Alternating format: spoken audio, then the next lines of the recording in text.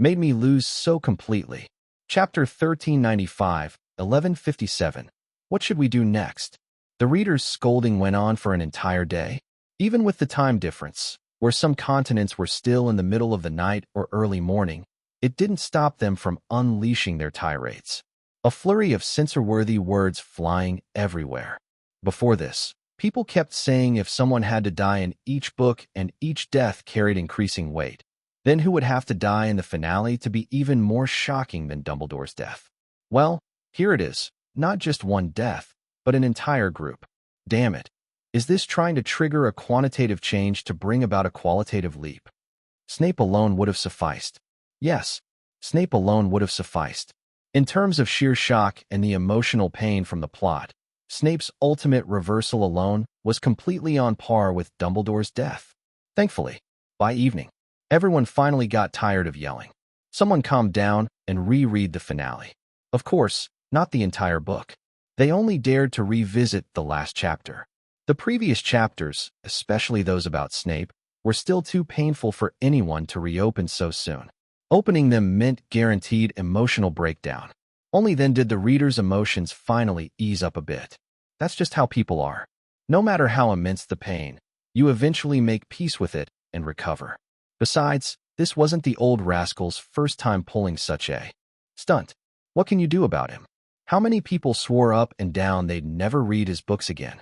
Yet in the end, anyone who vowed that still inevitably fell back into his traps. When calmer minds prevailed, the comment sections became a lot less frantic. Although these deaths involved different characters, each one carried a unique significance. The most absurd death was Cedric's, the saddest was Dobby's, the most regrettable was Fred's, the most overlooked were Lupin and Tonks, the simplest was Voldemort's, the one that hurt Harry the most was Sirius's, the one that seemed the most pointless was Snape's, and the most glorious was Headmaster Dumbledore's. Honestly, the ending isn't that bad. That line, "Everything is good," which was hyped during Silver Blue Book's marketing campaign, ended up being the last sentence in the novel. It wasn't exactly misleading. Chu Kuang, the old rascal, has the audacity to kill off all the characters you love, only to casually toss in a line about how everything is good. And yet somehow you can't help but grudgingly admit that Harry Potter and his friends indeed found happiness, while the previous generation paid the ultimate price but ushered in the light for this one. Although when I first read Everything is Good, I didn't feel even remotely good myself. Regarding Snape, I can only sigh and say, who says a hero has to stand in the light to be one? As I watch the characters I cherish die one after another, maybe it's because my threshold for tears is high, but while deeply shaken inside, I didn't shed a tear. Oddly enough, when Voldemort turned to dust, something within me crumbled. My dad asked, "Why are you crying?" I'm not. Voldemort died. Peace returned to the world. The Harry Potter series is over. I'm very happy. I massaged the book's remaining pages gently with my fingers and finally cried aloud. I can't bring myself to re-watch the scene of Snape looking into Harry's eyes ever again. At least the 19 years later epilogue genuinely healed me. It gave hope that those who survived would live higher, better lives, making the sacrifices of those who came before worthwhile and meaningful. Indeed, the entire book was painfully heart-wrenching, yet the last chapter had a warmth to it. Harry and Ginny had 3 children. Hermione and Ron found their happily ever after. The survivors truly embraced the light after the darkness. And then the next day arrived. The sales of the Harry Potter series surged again, especially the final installment, Harry Potter and the Deathly Hallows, which had readers breaking down bookstore doors to buy it. What's more, this novel's monthly sales went straight to the top spot on Blue Star's charts, overwhelming the entire book market's competition. Even if there were already spoilers everywhere online, even if these buyers already knew the ending, the readers were still unwavering. This kind of sales performance was undoubtedly a slap in the face to some of the so-called experts. Experts who claimed Dumbledore's death was too tragic and readers wouldn't want to continue the series? Not a chance. Because it was the finale. Because it was the Harry Potter series they had stayed loyal to for 6 volumes. How could they not give it a proper farewell?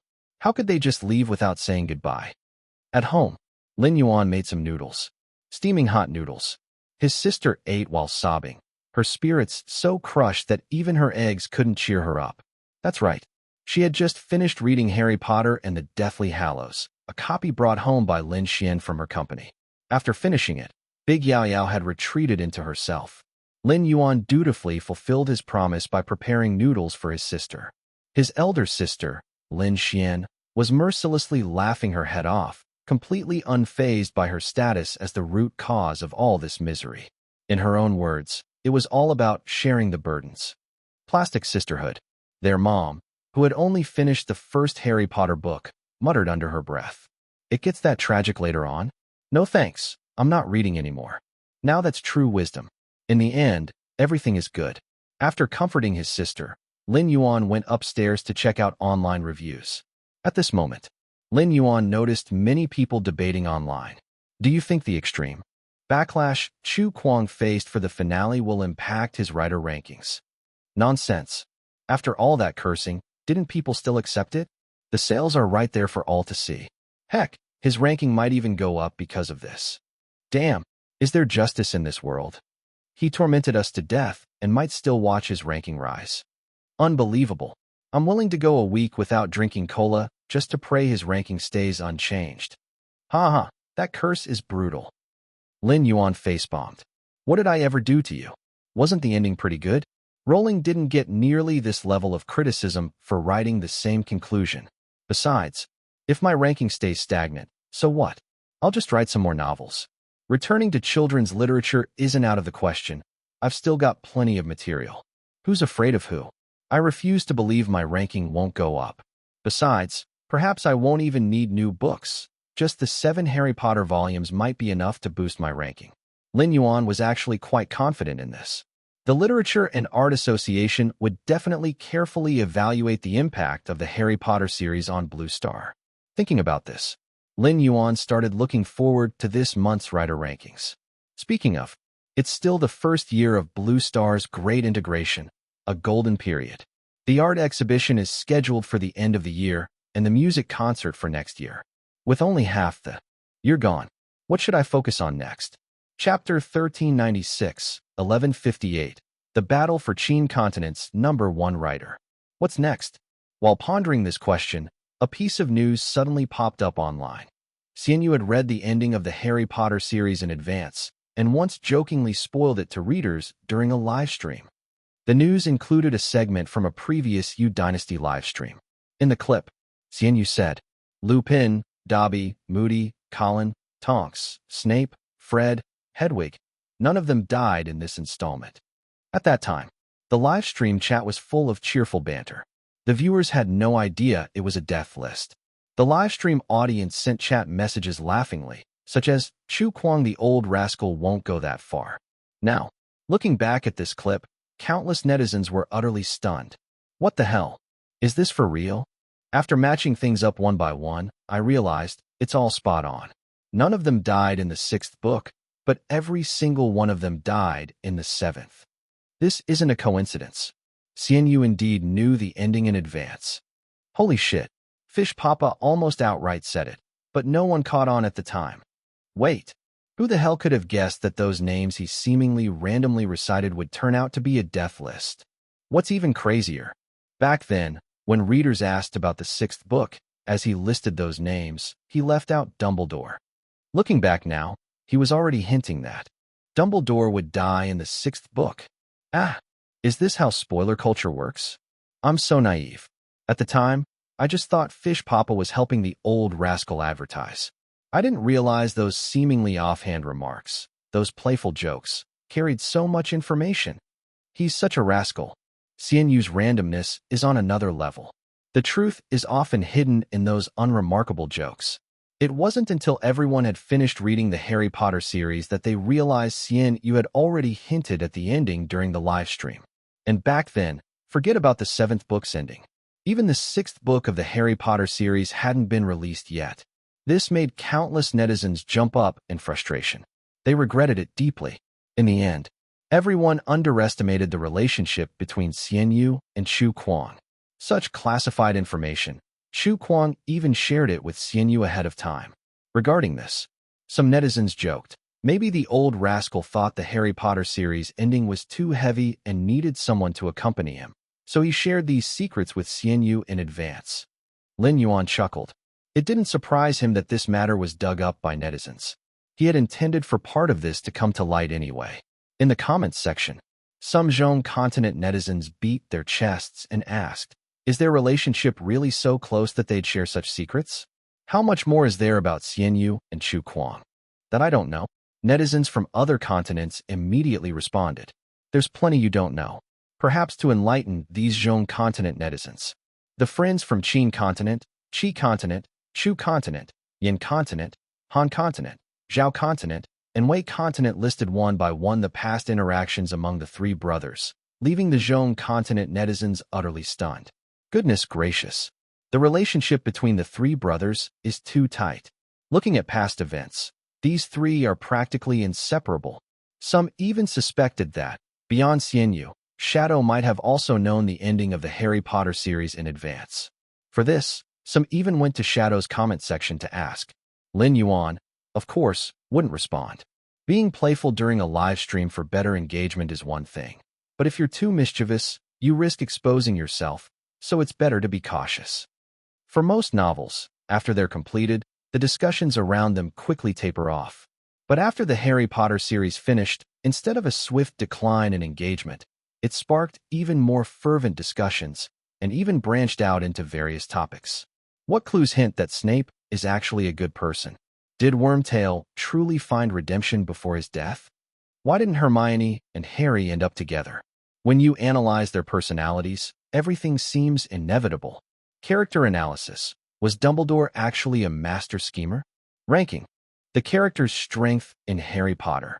Popularity poll of Harry Potter characters. Guess who's number one? Was there ever a moment when you hated Harry Potter? Prove you've read the Harry Potter series in one sentence. The most comprehensive exploration of the Harry Potter series. In the days that followed, related topics became too numerous to count. Readers with different opinions frequently quarreled passionately over the topics surrounding the Harry Potter series. This was the analysis craze. Many successful novels receive similar treatment after their completion, but the analysis frenzy surrounding Harry Potter lasted longer than anyone had anticipated. Even as the end of the month drew near, debates remained intense. Harry Potter fans obsessively examined every detail of the novel. The industry was shocked. Media outlets boldly speculated. The Harry Potter series has enduring influence. Will Chu Kuang's writer ranking rise again? Might there be changes in the top 20 rankings by month's end? If Chu Kuang's ranking rises again, he might become the top author in Qin continent. Will Lu Yang, ranked 11th in the Blue Star author rankings, be surpassed by Chu Kuang? Chu Kuang advances aggressively. Can Lu Yang hold his rank? Is Lu Yang feeling nervous and anxious right now? The battle for the top author in Qin continent is about to commence. In Qin continent, Lu Yang, ranked 11th in the Blue Star author rankings, stared blankly at the news, his mood unbearably heavy. Is Lu Yang feeling nervous and anxious right now? No shit. He's overwhelmingly nervous and anxious. Lu Yang isn't a saint. He hasn't reached the level of detachment where he'd remain indifferent as his ranking teeters on the edge. Yet Lu Yang felt a bitterness he couldn't express. Even though he had announced his retirement, the ranking pressure had spurred him to decide to return to the literary world. In Lu Yang's mind, even though Chu Kuang was just one rank below him, he shouldn't pose an immediate threat. By the time Chu Kuang actually threatened his ranking, he figured he'd have completed his new book. It would be a simple matter to counter Chu Kuang's threat by releasing the new book. Lu Yang had full confidence in his work. But Lu Yang hadn't anticipated that Chu Kuang would be so fierce. Before Lu Yang had even finished his new book, let alone announced his comeback, Chu Kuang had already completed the Harry Potter series. Nearly 3 million words of content. That massive work.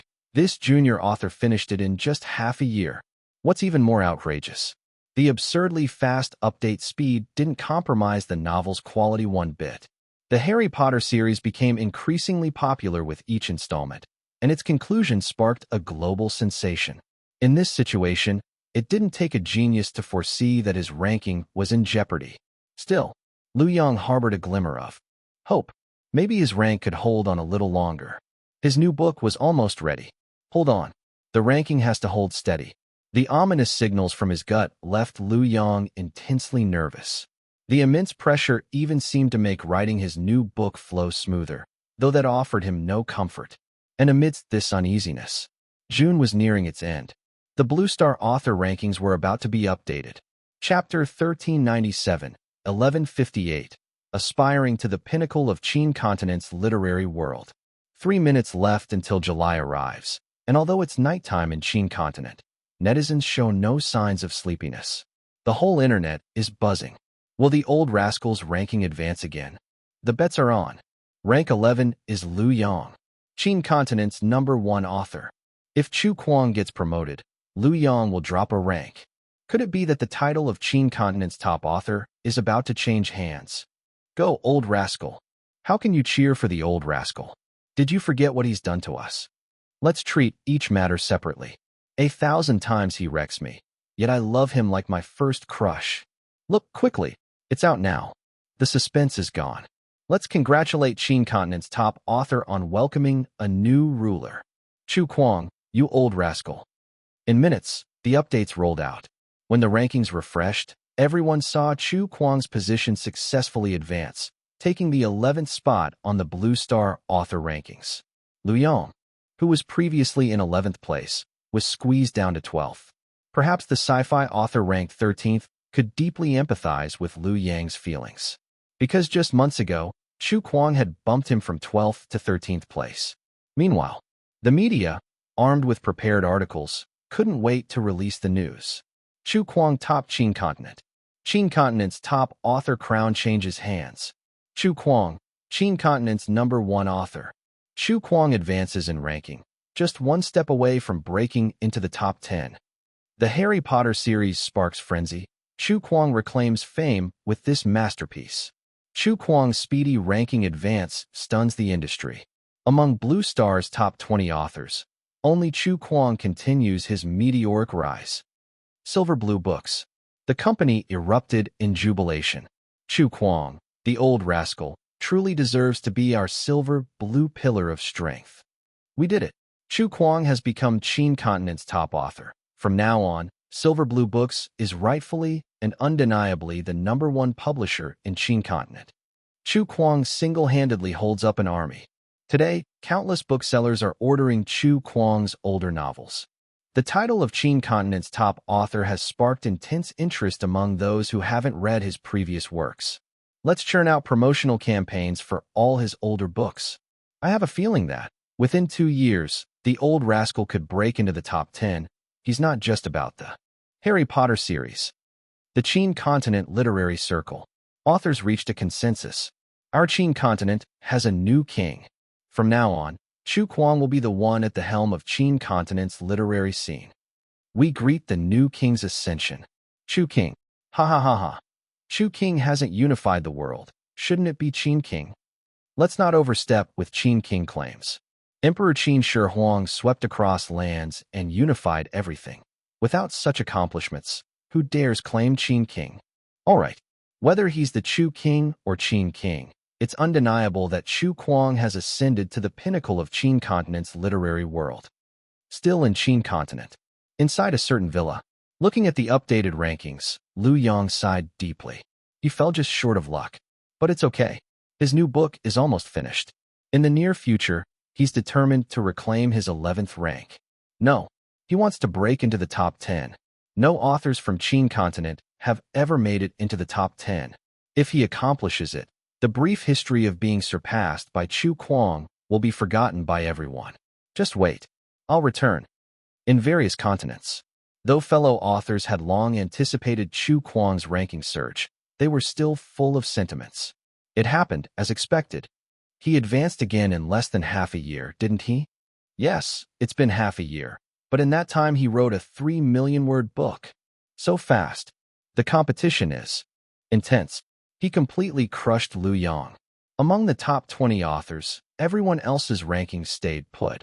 Only he kept climbing, knocking down everyone ahead of him one by one. This guy is bound to break into the top 10 eventually. No doubt about it. Given his energy for writing, while others finish one book, He's likely completed 2 or 3. Amidst the amazement, many Blue Star authors sent congratulatory messages through their accounts, showing goodwill towards Chu Kuang. Chu Kuang is like a whirlwind in the literary world. With the storm he has kicked up, he has already taken down 2 of Blue Star's top authors in succession. The future seems boundlessly bright for him. In the literary scene, many have considered forging ties with him. Zhong Continent. Several authors in the top 10 rankings had a private chat group. While it was usually quiet, today was exceptionally lively. He's climbed another rank. He's officially gotten a ticket to challenge the top 10. Old Su's position looks precarious. Haha. This is just the beginning. He's only reached rank 11. There's no telling if he can hold steady there. True. I talked with Lin Yuan last night. His new book is almost done. He shared some sneak peeks, and it looks pretty sharp. Let them duke it out. Old Su, am the gatekeeper of the top 10. Every rank in the top 10 may seem close, but advancing even one position is exponentially more challenging. Chu Kuang is like a catfish. He's stirring up the waters of Blue Star's entire literary world. At home, Lin Yuan received congratulations from Jin Mu and the chairman, and his family was thrilled as well. Rank 11 on Blue Star, rank 1 in Qin Continent. Lin Yuan's friend is truly impressive. Absolutely. Chu Kuang has always been our Silver Blue Book's uncrowned king, sustaining the performance of multiple departments. Brother, keep up the hard work. I've been working hard all along. Woof. Here, have some canned food. Lin Yuan successfully bribed Antarctica, who might have leaked secrets. Besides Jin Mu and the chairman, Antarctica also knew his secret. After all, Lin Yuan didn't avoid Antarctica while writing. With Antarctica appeased, his sister suddenly added with anticipation. Currently, the most important rankings are authors and painting. Chu Kuang rose a rank on the author list, but the painting rankings remain the same. However, I saw rumors online that the Blue Star film rankings will soon be out. As one of Blue Star's officially recognized artistic categories, aside from music, Lin Yuan has made a good number of movies. There's a chance he might rank, maybe even secure a decent spot. Film rankings? One of the most important artistic classifications. Over the years, Blue Star has always discussed the 10 great arts: literature, music, film, painting, calligraphy, sculpture, theater, dance, architecture, and games. Of course, this is just a popular belief. The inclusion of games and calligraphy is often debated, especially games, which are a recently added category that the Literature and Art Association may not acknowledge. Still, film ranks as one of the major artistic categories that the Literature and Art Association undoubtedly recognizes.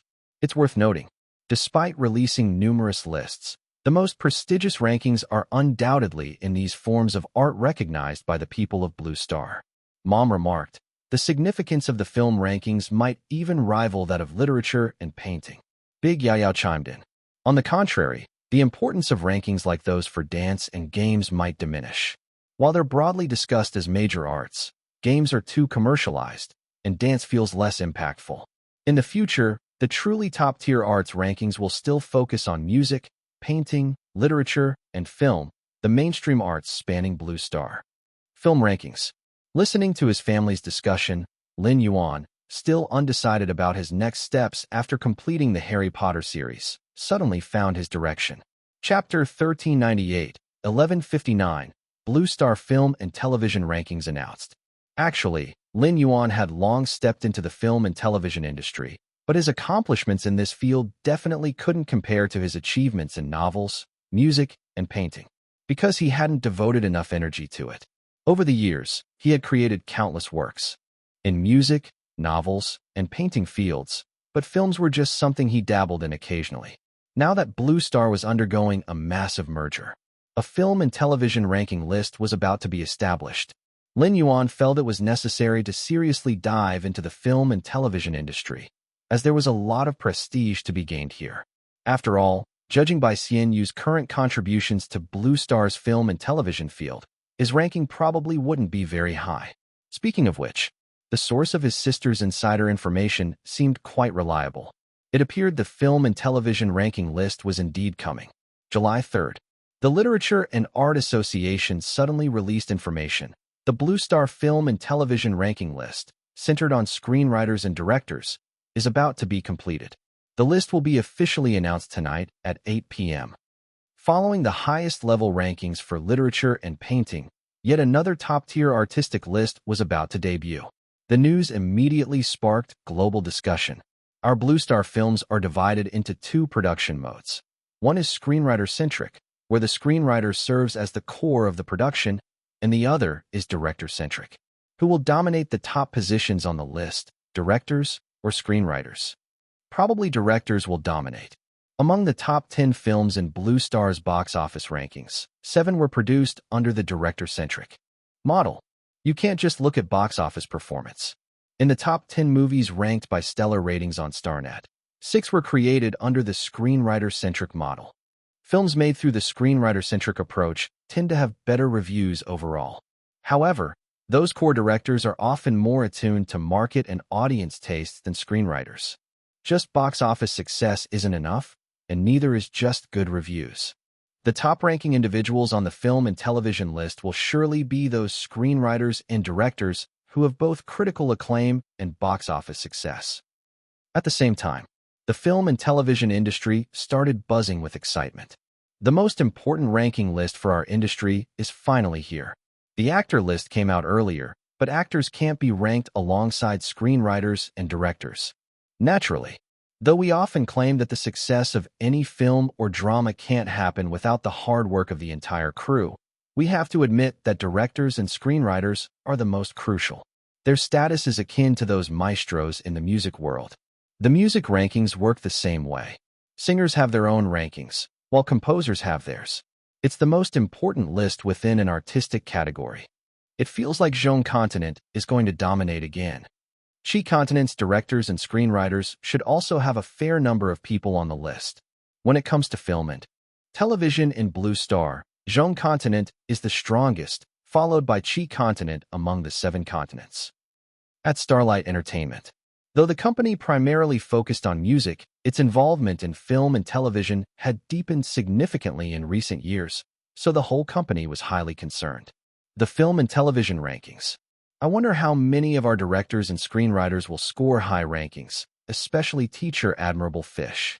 Indeed, Teacher Admirable Fish's talents as a screenwriter are truly impressive, but they've been overshadowed by his accomplishments in music. Teacher Admirable Fish is definitely making the top 100. Our tastes have been spoiled by Chu Kwang and Shadow, though. I can't help but feel like the top 100 isn't that big of a deal. Try thinking from another perspective. Blue Star has 8 continents. Even if each continent selects its 10 strongest film and television experts, you'd already have the top 80 spots on the ranking list. Exactly. Making the top 100 means you're among the most outstanding personalities of your continent. It's no small feat, actually. I think Teacher Admirable Fish might even break into the top 50. Saying top 100 feels overly conservative. By the way, Shadow will probably make it onto the list too. Shadow is an animation director now, and animation directors are still directors. Lin Yuan saw the discussions in the company group chat and couldn't help but feel moved. Indeed. Almost forgot. Shadow was also a director. Shadow's ranking might not even be low. Although Shadow had only produced one animated film, WALL-E, he had directed plenty of animated shorts. The question was how much weight those animations carried on the ranking list. Lin Yuan started to feel a sense of anticipation. And with that anticipation, PM arrived. The Literature and Art Association officially released the film and television ranking list.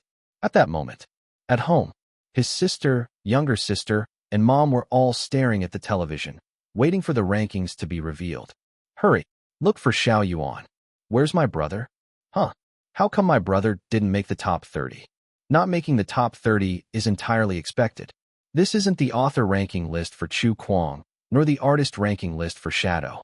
Xiao Yuan's film and television works, while successful in Qin Continent, honestly aren't at a global top-tier level. True, if it were the music rankings, now that would be a different story. With music rankings, he'd be in the top 10 without a doubt. Antarctica, what are you doing?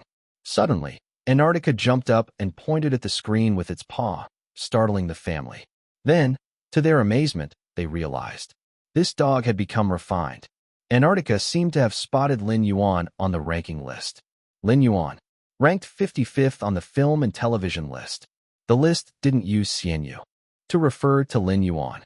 Lin Yuan's real name appeared on the ranking list. The family burst into laughter. Lin Yuan ranked 55th. This ranking was nothing to scoff at. Mom, just a little more, and he'd be in the top 50. Sister, top 50 in Blue Star would already put him in the top 10 in Qin continent. Little sister, within the top 100, doesn't my brother have the least number of film and television works? Antarctica wagged its tail. Lin Yuan simply smiled softly. This ranking wasn't far from what he had expected. It seemed the Literature and Art Association had accounted for the weight of TV scripts as well. Keep in mind, Lin Yuan had not only written some movie scripts, but had also adapted quite a few TV scripts. Take Journey to the West, for instance. Though the original novel was written by Chu Kuang, the screenplay used for the series was Lin Yuan's work, and the entire production crew had operated under his guidance to complete the filming. Of course, Lin Yuan's movie scripts also had a few outstanding pieces. The one with the most impact was undoubtedly The Truman Show. Following that were Life of Pi and Hachiko. Commercial films also featured, notably Spider-Man. Earlier works included The Tuner as the foundation. With such a foundation, being ranked in the top 50 was already quite respectable. Even if these scripts had been produced on Earth, Lin Yuan wouldn't necessarily rank high, especially compared to someone like Cameron or Spielberg. Top-level individuals in any field could feel superhuman. On Blue Star, with even more advanced special effects technology, the number of talents comparable to Spielberg and Cameron was greater than on Earth, making rankings harder to shake. Good. There's plenty of room for growth with a ranking of 55 on the film and television list. With that thought, Lin Yuan continued scanning the list and eventually spotted Shadow at rank 108. Impressive. It must have been thanks to those animated works. After all, Shadow had only produced one animated film, WALL-E. Lin Yuan suddenly grew curious. If his three aliases had their achievements merged together, what would his ranking look like if his identity were exposed? Chapter 1399, 1160, Kung Fu. And when the rankings were released, various parties quickly responded. Zhong continent. As expected, most of the top spots are occupied by our directors and screenwriters. After all, the headquarters of Blue Star's 5 major film industries are located in Zhong continent. The tail end of the rankings is just a bunch of second-rate outsiders fighting amongst themselves. I hardly know many directors and screenwriters from other continents, but a few who made it into the top 30 might be worth checking out in the future. Qi continent. Film Hall. Although we're known as the Film Hall, it's still clear that we're significantly behind Zhong continent. It's not bad, though. Our continent has 3 big names in the top 10, far surpassing the other continents apart from Zhong continent. Indeed, the top of the rankings is dominated by individuals from Zhong continent and Qi continent. Directors and screenwriters from Qin, Chu, Yan, Han, Zhao, and Wei continents mostly rank lower, but each continent remains optimistic. It's okay. The initial rankings are just temporary. Look at Chu Kuang. He was ranked 13th half a year ago, and now he's climbed to 11th. Maybe he'll break into the top 10 someday. Qin continent. Many frown in concern. It seems the situation isn't looking too good. Out of the top 100 names, only 6 are from Qin continent. Is our film industry really that underdeveloped? It's not just us in Qin continent. Other continents are also facing challenges. Most of the top 100 are from Zhong continent and Qi continent. Fish Papa is ranked 55th on the overall list. Fish Papa may be 55th overall, but he's ranked 3rd in our Qin continent film circle. That high. I think many of us underestimated Fish Papa's films. I thought he'd be ranked around 80 at best. Because Fish Papa is so successful in music, people tend to forget he's also a core screenwriter.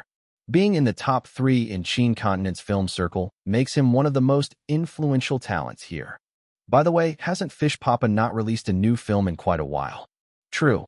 Looks like it's coming soon. All the continents must have ambitions about their rankings. The Blue Star film market is bound to get lively. Maybe even see a clash of titans. Discussion continued into the night. The next morning, Lin Yuan arrived at Starlight. Oh well, Zhou came to his office first thing. The rankings are out. Judging by the reactions to this list, you're now one of the three giants in Qin continent's film industry. Lin Yuan hadn't expected to rank 55th overall and still make it into Qin continent's top 3, which showed just how lacking Qin continent's film scene was. OL Zhou chuckled. Let's talk business. The movie Kung Fu is complete, and the company plans to arrange its release soon. What do you think about a launch next month? I'll need to discuss exact timings with the major cinemas first.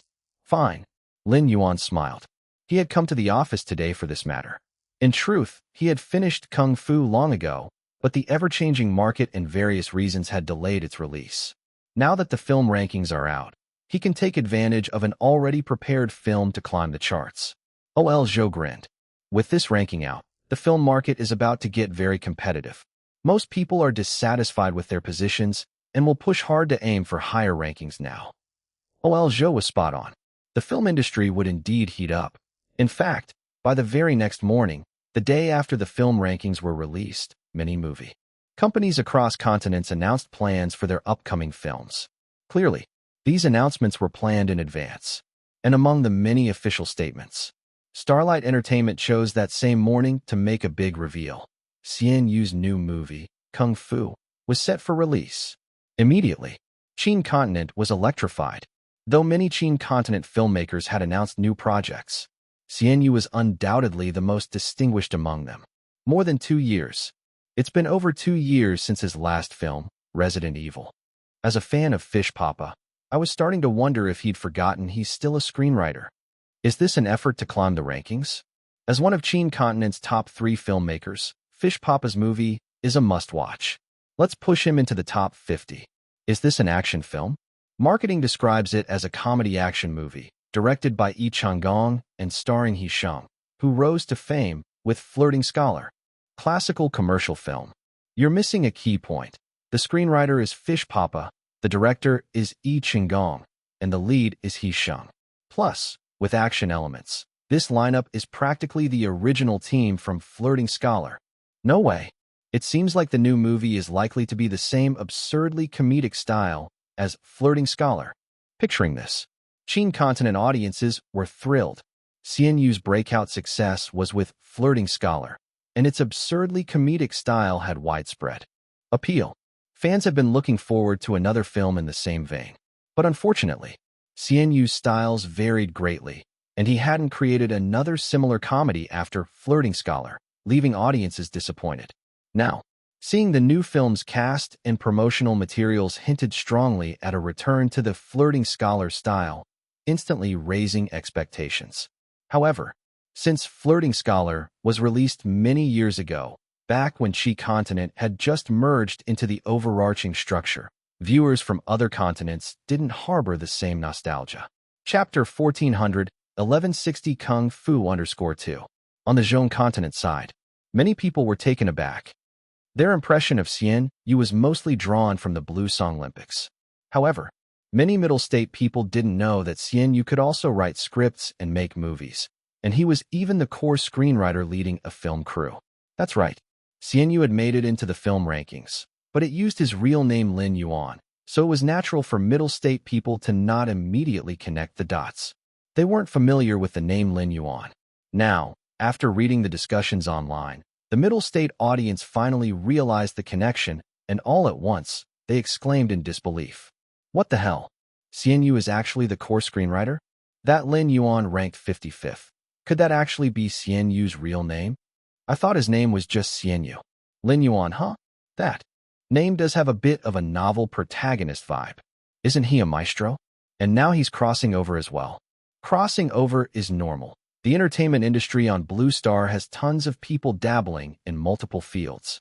What's absurd is that this guy managed to break into the Blue Star film rankings at 55th place. In Qin continent, he's even ranked in the top 3. How can a maestro also achieve this much success in filmmaking? It's one thing to excel in your primary profession, but even in a side hustle, to do so well, ranked 55th globally, that can definitely be called a huge success, right? Wait a second, this might actually be a great opportunity. Didn't Xian Yu shine brightly during the Blue Song Olympics? Our middle state people haven't won a single match in any head-to-head competition with Xian Yu. Perhaps we can turn the tables through films. Wow, a curveball to save the middle state. No issues here. The middle state's film industry dominates globally. We can definitely reclaim our losses from the Blue Song Olympics with this. Destroy CNU. The middle state audience got excited. It wouldn't be an exaggeration to say that defeating CNU had become an obsession for the middle state audience. Even Abigail lost to CNU during the Blue Song Olympics. Many middle state people still couldn't get over it. To make matters worse, CNU hadn't released any new work recently, leaving middle state composers with no chance for revenge since the unification. Now, the opportunity had come. Although this was about films and not music, considering how middle state musicians were thoroughly overshadowed by CNU in the Blue Song Olympics, exacting a bit of interest through films shouldn't be too much to ask, right? With this thought, middle state netizens were howling in excitement. The middle state was ready to use films to teach CNU a lesson. Who first suggested this idea no longer mattered. The point was, once the idea was introduced, it received overwhelming support and approval from countless middle state people. From Qin, Qi, Chu, Yin, Han, Zhao, and Wei. Audiences from other continents, observing this situation, couldn't help but be amused. Wow, CNU's aggro level among middle state people is just off the charts. How much does the middle state want to defeat him? I can kind of understand, though. The Blue Olympics lasted more than half a month, and middle state musicians clashed with CNU so many times but didn't win a single round. Even Abigail lost to him. No wonder they're so frustrated. Yeah, even though the middle state claimed the most gold medals at the Blue Song Olympics and middle state music undeniably deserves its reputation as unbeatable, every encounter with CNU ended in abject defeat. The dignity of their music industry was utterly trampled. Who wouldn't be mad? Especially since middle state people are so proud. To be fair, they do have the right to be proud. They dominate the top 100 of the film rankings, even though the population sizes of the continents aren't that different. CNU really got unlucky. He just wanted to mess around with a side project. How did it turn out this tough? The middle state film scene will definitely take this seriously. That wasn't wrong. The middle state film industry indeed took it seriously. In fact, upon hearing that CNU's new movie was about to be released, many middle state filmmakers became energized. Noon that day, in a certain middle state filmmakers group chat, when's CNU's new movie coming out? Next month. Releasing in August? If only it were earlier. I'm already releasing mine at the end of this month. Ha ha ha, lucky me. My film happens to come out next month, too. Stay out of it, pal. You're ranked 63rd, not even above CNU. August still belongs to Director Liu. Isn't it overkill to use Director Liu for this? His ranking is 38th on the film charts. Too bad I only release in September. Damn it, me too in September. I'm tempted to adjust my release date now. Talk is cheap. Why don't you actually change it then? No way, I'm not changing it. Even though I want to teach CNU a lesson, Director Liu's release in July shields us anyway. We should avoid clashing with such a behemoth. Director Liu really lucked out this time. With this momentum, he can totally avenge middle state's loss at the Blue Song Olympics and rake in soaring box office numbers. The entertainment industry loves to band together for support. Just like how the Celestial Dynasty has cliques like the Beijing Circle, Hong Kong Circle, Shanghai Circle, and Northwest Circle.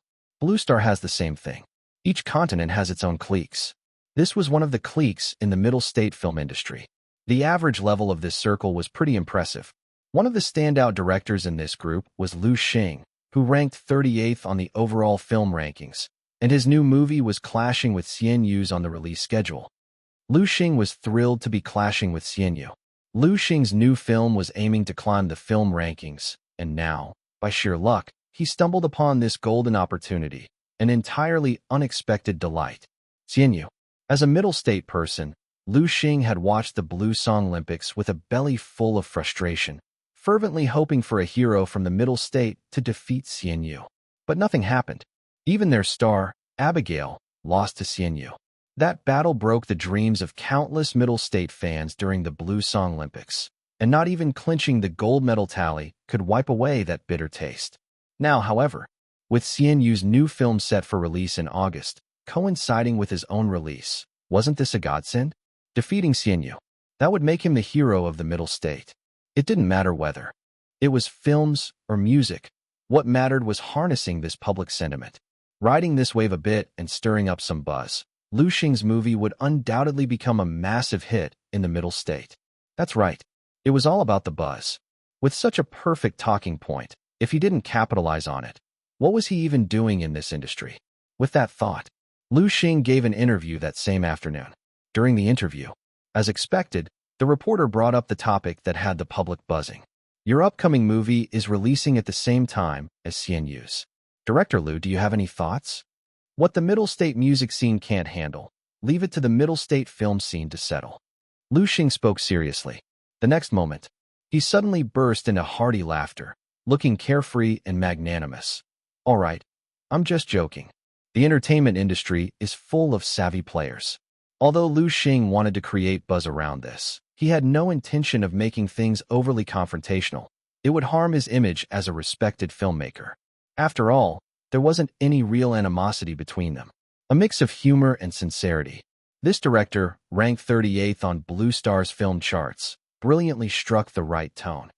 Personally, I really appreciate CNU's music, so I'm quite looking forward to communicating with him through movies next month.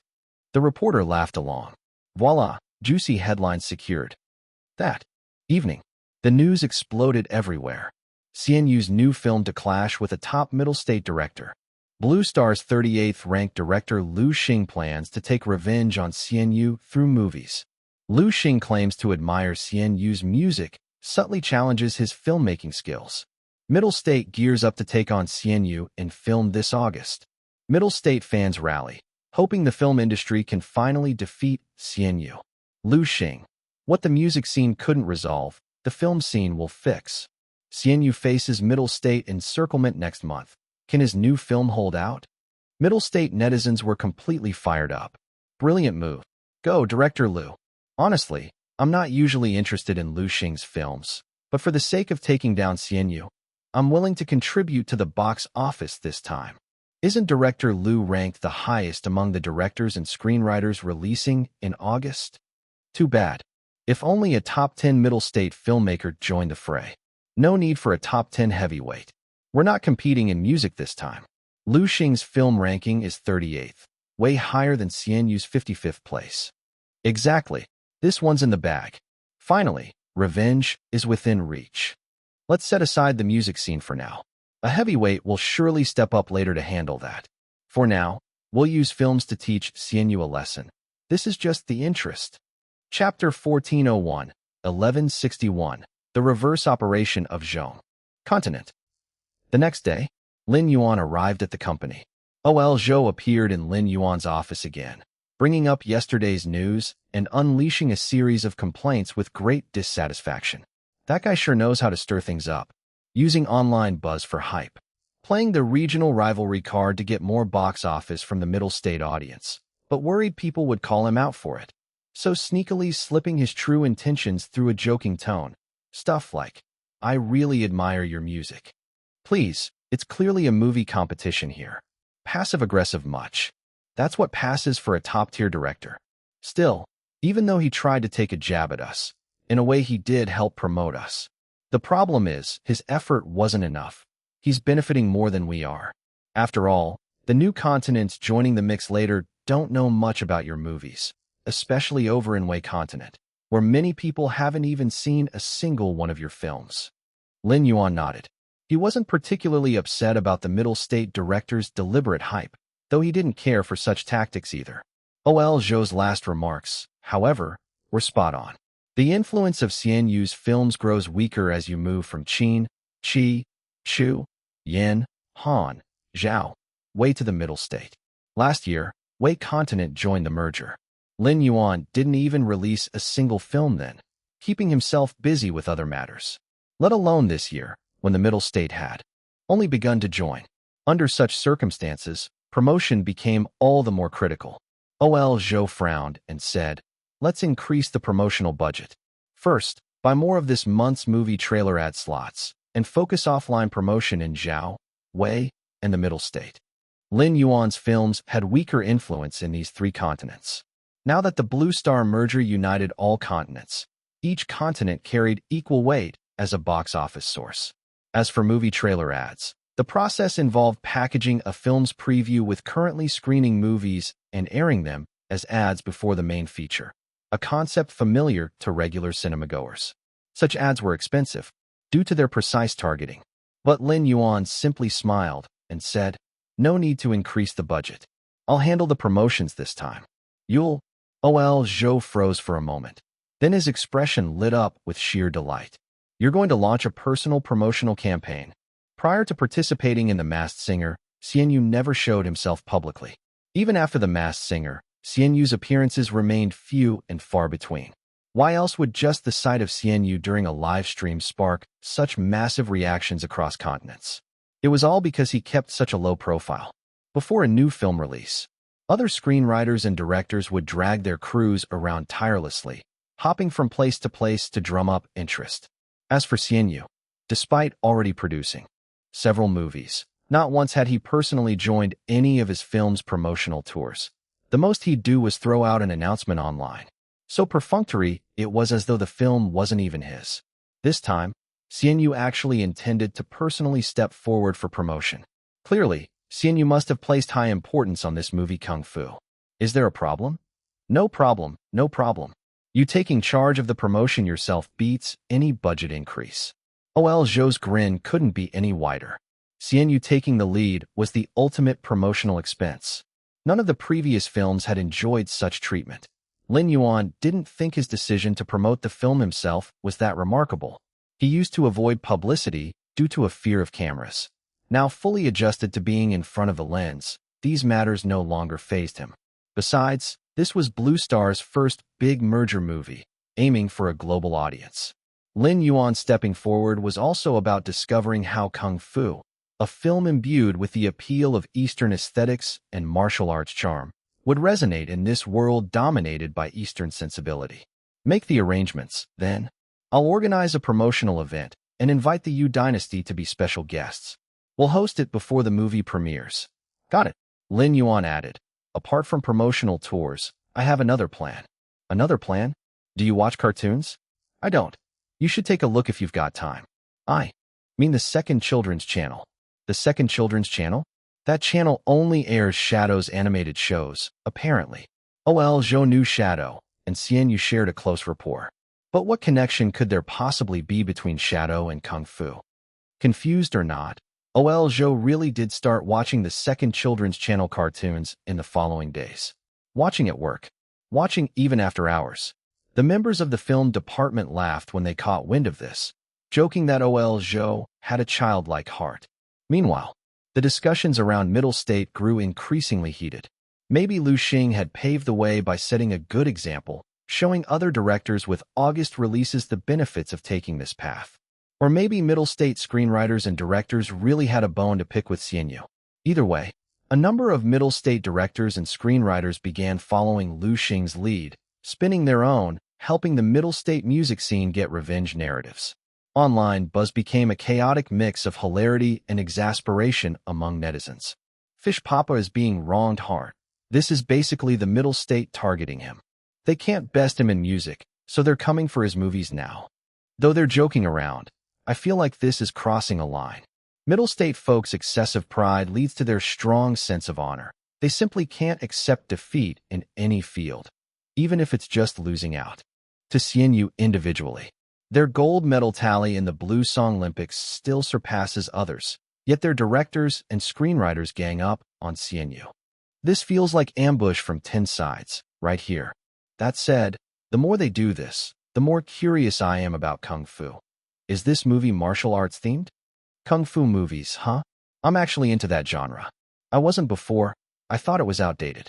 But then I watched Chu Kuang's The Legend of the Condor Heroes trilogy, and my interest was rekindled. Of all those Middle State directors and screenwriters hyping their films, I can't recall a single title. Meanwhile, Kung Fu is burned into my brain. Fish Papa may look like the underdog here, but he's actually crushing it. Haha, that seems to be the case. This reverse publicity is genius. Those Middle State filmmakers inadvertently pushed Fish Papa's new movie into everyone's consciousness. On that note, have any of you considered what happens if Fish Papa actually wins this? If he wins, it'll be a total jackpot. No one knows the Literature and Art Association's film ranking criteria, but to emerge victorious under attack by so many middle state directors, Fish Papa's ranking would skyrocket for sure. It's easy to say, but it's far from simple. The movie ranking list has just come out. Though many big names haven't stepped up yet, initial promotional activity indicates fierce competition in August. Continents buzzed wildly by stumbling into this chaotic clash stirred up by middle state directors and screenwriters. Kung Fu ended up receiving a significant indirect promotional boost. OL Zhou couldn't stop laughing, no longer annoyed as before. OL Zhou even entertained the thought of expressing his gratitude to the middle state filmmakers for their unintentional selflessness, saving Starlight some advertising costs. For now, he shelved the matter. The cartoon started playing. Days of Lin Yuan urging OL Zhou to watch had pushed him to the verge of obsession, yet he still couldn't see any connection between these cartoons and Kung Fu. Nevertheless, the cartoons were pretty entertaining. OL Zhou had been watching them non-stop for days, almost as though he'd truly rediscovered a childlike spirit within himself. That evening, OL Zhou was once again glued to the second children's channel. The previous night, a show called The Little Tiger Returns had just wrapped up. He wondered about the next show in the lineup. Eager curiosity mixed with inexplicable anticipation. Soon, the next show began airing. Wait, what? Sitting in front of the TV, OL Zhou's eyes widened dramatically. The show following The Little Tiger Returns turned out to be something called Hisheng's Adventures. What in the world? Hisheng's Adventures. Hisheng was the male lead in Kung Fu. Why is his name showing up in an animated series? Could this be why Lin Yuan had told him to pay attention to the second children's channel cartoons? But it was only a name, like some coincidental overlap. Probably wouldn't really drum up promotions for Kung Fu, right? Meanwhile, back at home, Lin Yuan couldn't help curling into a peculiar smile. Sorry about this, Jackie Chan, borrowing your animated show for a bit. Chapter 1402, 1162. Hisheng's Adventure, Breaking the Dimensional Barrier. Blue Star's second children's channel. The new animation Hisheng's Adventures is currently airing. OL Zhou stared at the TV screen, watching it motionlessly. The new animation is quite interesting. The protagonist, named Hisheng, is an archaeologist. He, along with several colleagues, ventures into a Bavarian castle. Despite its age, the castle is riddled with countless traps and hidden mechanisms, making it impossible to guard against. Daddy, Xiaoyu. The characters in the animation appeared one by one, and the plot became increasingly thrilling and intense, utterly captivating. As he continued watching, OL Zhou's expression gradually grew strange. Although it's a cartoon, and the male protagonist Hisheng is just a caricature, why does he look so much like actor Hisheng?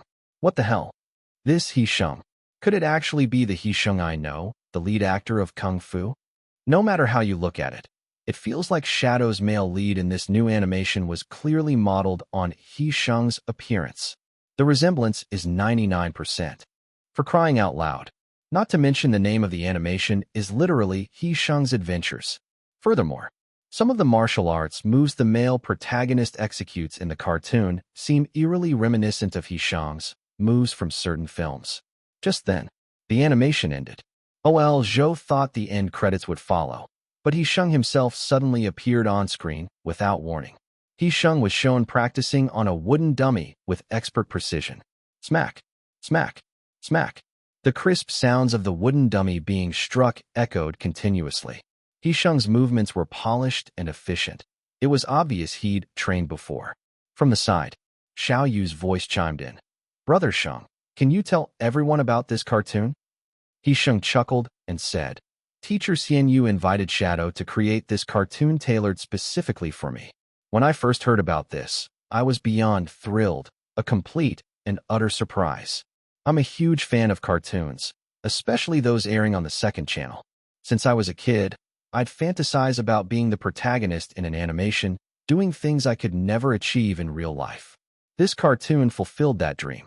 I love cartoons. Damn, it's confirmed. It really was based on Hisheng's likeness. OL Zhou, though a film guy, also knew a thing or two about animation. After all, his company had an animation department. However, in OL Zhou's mind, He truly never considered that animation could be done this way. Brilliant. OL Zhou was elated. So this is why Xian Yu wanted me to watch the cartoon. Why didn't he just explain earlier? Had me foolishly binge-watching cartoons for days on end. And He Sheng too. He never mentioned this to me. But, gotta hand it to him. Xian Yu's idea is absolutely genius. Shadow's skill in animation is outright unparalleled. The plot was incredibly engaging. OL Zhou was completely hooked. At the same time, it carried a striking freshness. No one's ever done an animated show like this before. These two, one providing the concept, the other handling execution, actually created Blue Star's very first animation with a real-life celebrity as its protagonist. As things stand, Kung Fu is about to hit theaters. At this critical juncture, He Sheng gains such a mighty boost. No doubt this will be excellent for Kung Fu's box office sales. Blue Star's second children's channel has a massive viewership. OL Zhou noticed this cartoon, and other viewers certainly did too. After the show ended, even while it was still broadcasting, the internet had already lit up with discussions. When the animation concluded, countless people from Qin, Qi, Chu, Yan, Han, Zhao, Wei, and Zhong continents were buzzing online. Have you watched the second channel's cartoon? He Sheng's Adventures. Haha, this animation's absolutely brilliant. They actually used movie star He Sheng's likeness for a cartoon. What a move. I'm from Middle State, and don't know who He Sheng is, but the cartoon is undoubtedly fun. I'm hooked. He Sheng is an actor from Qin continent. Super talented. You're explaining it wrong. Here's how to do it. He Sheng is the lead in Kung Fu. Kung Fu? The movie Xian Yu's set to release in August? So he's the lead in Kung Fu. Maybe it's the cartoon effect, but his image feels so approachable. Might have to check him out in theaters. Huh. Judging by your typing skills, you're all adults. How do you know about this cartoon? Haha. A lot of adults watch the second channel too. The plot setup is great, and He Sheng as the lead brings such strong novelty. When he appeared in person at the end, I almost didn't process it. Felt like the dimensional wall shattered. Apparently, He Sheng said the concept was Xian Yu's idea, Shadow directed it, and Shadow probably wrote the script too. This collab is absolutely stunning. Amid the discussions, breaking news popped up. Xian Yu x Shadow collaboration. Blue Star's first animation featuring a celebrity protagonist is born. He Sheng's Adventures. Kung Fu's lead actor He Sheng becomes a cartoon character. Xian Yu and Shadow team up to break the dimensional wall. Second channel's new animation receives rave reviews again.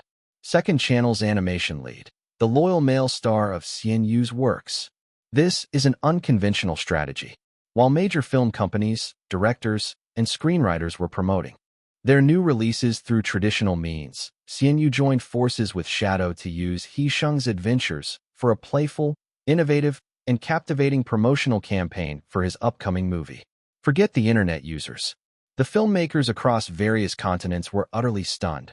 What kind of promo even is this? Ingenious move. A freaking cartoon. Shocking me for a year. 3D breaking into 2D. Who could have thought of this promotional approach? Even if they did, it's no easy task. The key is that Xian Yu found Shadow. This guy's knack for animation is out of this world. Even the big five in cartoons can't hold a candle to him. The biggest challenge facing Kung Fu just got solved. Exactly. Previously, He Sheng's fame was mostly limited to Qin, Qi, Chu, and a few other continents. Like many actors, He Sheng's influence outside his home continent was pretty limited. When the lead actor isn't well known, it's hard to break into the market. Audiences feel a sense of unfamiliarity. Considering Blue Star's recent global merger, all continental cinema now targets worldwide audiences.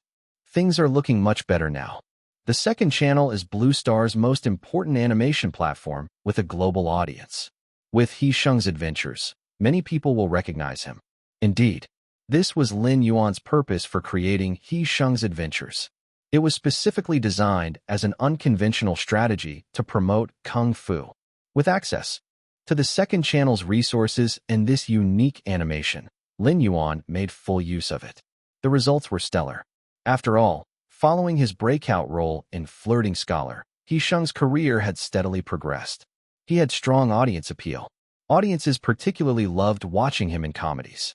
Starlight Entertainment had been actively supporting him.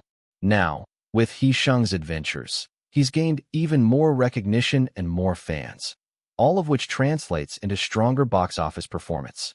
And at this moment, no one could have predicted that Lin Yuan's promotional campaign was really just getting started. Chapter 1403, 1164. Xian Yu broadly distributes hero invitations. Zhong Continent. Many directors and screenwriters targeting Xian Yu and Kung Fu Hustle were dumbfounded. They had finally come to a realization. Wait, something's not right. Everyone banded together to take down Xian Yu. But it seems like this didn't really help promote our own movies. In fact, Kung Fu Hustle got an indirect boost in publicity instead. Did we all just assist him? That's not even the worst of it. How did he end up launching an animated series too? Blue Star's second children's channel, with an audience spread across all 8 continents of Blue Star. Xian Yu's new movie's lead actor got another massive exposure through He Sheng's adventures. The audience is now head over heels, and this has sparked considerable interest in the movie itself. This move cost us big time. The animation will definitely continue promoting Kung Fu Hustle. This type of promotion method is unheard of, yet its impact is clear as day. We can't keep letting this happen. The film industry knows all too well the importance of publicity. Why else do production teams go all out in marketing whenever a movie is about to be released? For the sake of publicity, they'll resort to sensationalism, even throw some dirt on themselves, like an actor being accused of diva behavior, or rumors of the leads falling for each other during filming, or alleged conflicts among cast members during production. Exactly. No matter if the scandal carries some self-deprecating intent. When it comes to marketing, some production teams have no limits, because only effective promotion can capture the audience's attention before the movie is even released. This highlights the significance of spreading the word. It might also be considered a form of marketing.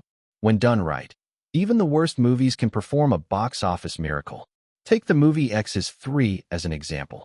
The movie itself was mediocre, but it raked in an incredible box office revenue, all thanks to clever marketing. Back then, the buzz was. Some couples got into physical fights at cinemas after watching X's 3, prompting emergency medics to intervene.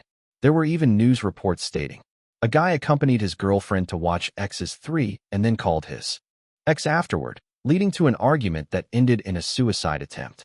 Outrageous, right? It's the kind of drama everyone loves to see. Ultimately, the marketing intended to plant viral messages among the audience. Watching this movie might lead to fights, rekindled feelings about exes, or even reconciliation. The more curious the audience became, the more they wanted to know if the movie truly possessed such magic power capable of making couples turn on each other, or engage in all-out brawls over their exes. Whether these incidents were real or not became irrelevant. The production team might have merely capitalized on coincidence and steered public perception accordingly. In any case, the movie blew up. Of course, the film also owes its success to its musical contributions, like Decent, or Break Up As It Comes, among others. The lyrics and compositions were remarkable, ranking as top-tier songs. These elements combined with the movie's decent quality brought an unexpected surge in box office numbers.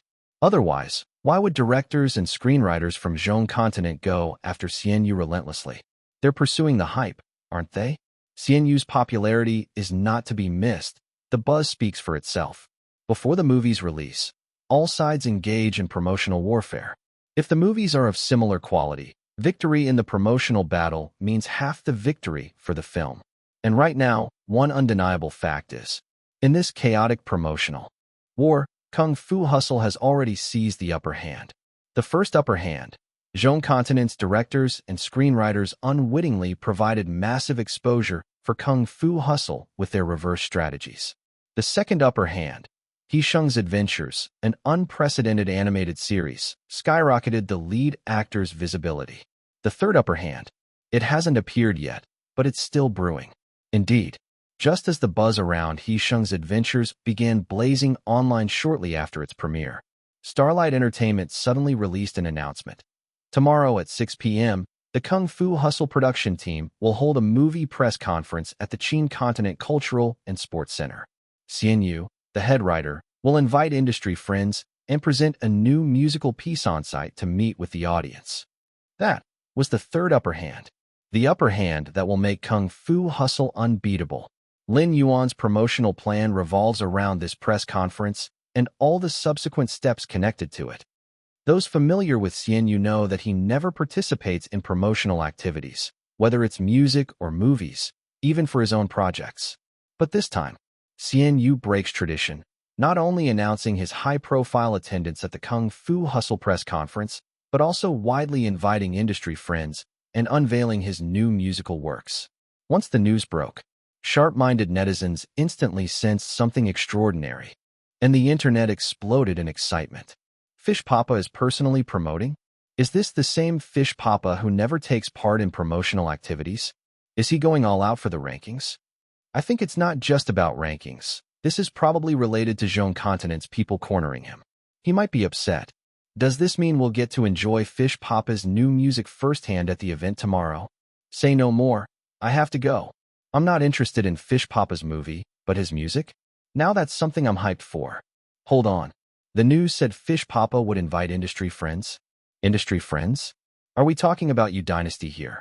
Not just U Dynasty. Father Yang and the others are definitely considered Fish Papa's friends too. PFT. You mean?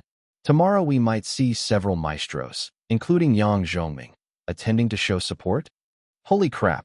I'm taking a day off tomorrow to go to the press conference. My boss can't stop me. Chapter 1404, 1164. Xian Yu issues a hero's invitation _2. Wait, why is Xian Yu's movie press conference being held at the Cultural Center? I just realized the Cultural Center? Movie press conference? A venue for tens of thousands? You need a lot of confidence to dare hold a press conference in such a place. Aren't they afraid it will be too empty and awkward if not enough people show up? On the other side, Starlight sent out several invitation letters signed by Xian Yu himself. This grand.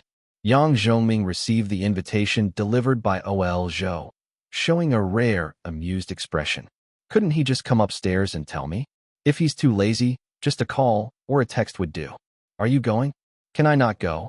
Then you have to inform Xian Yu. I meant, can I really not go? Ol Zhou. The language is truly profound.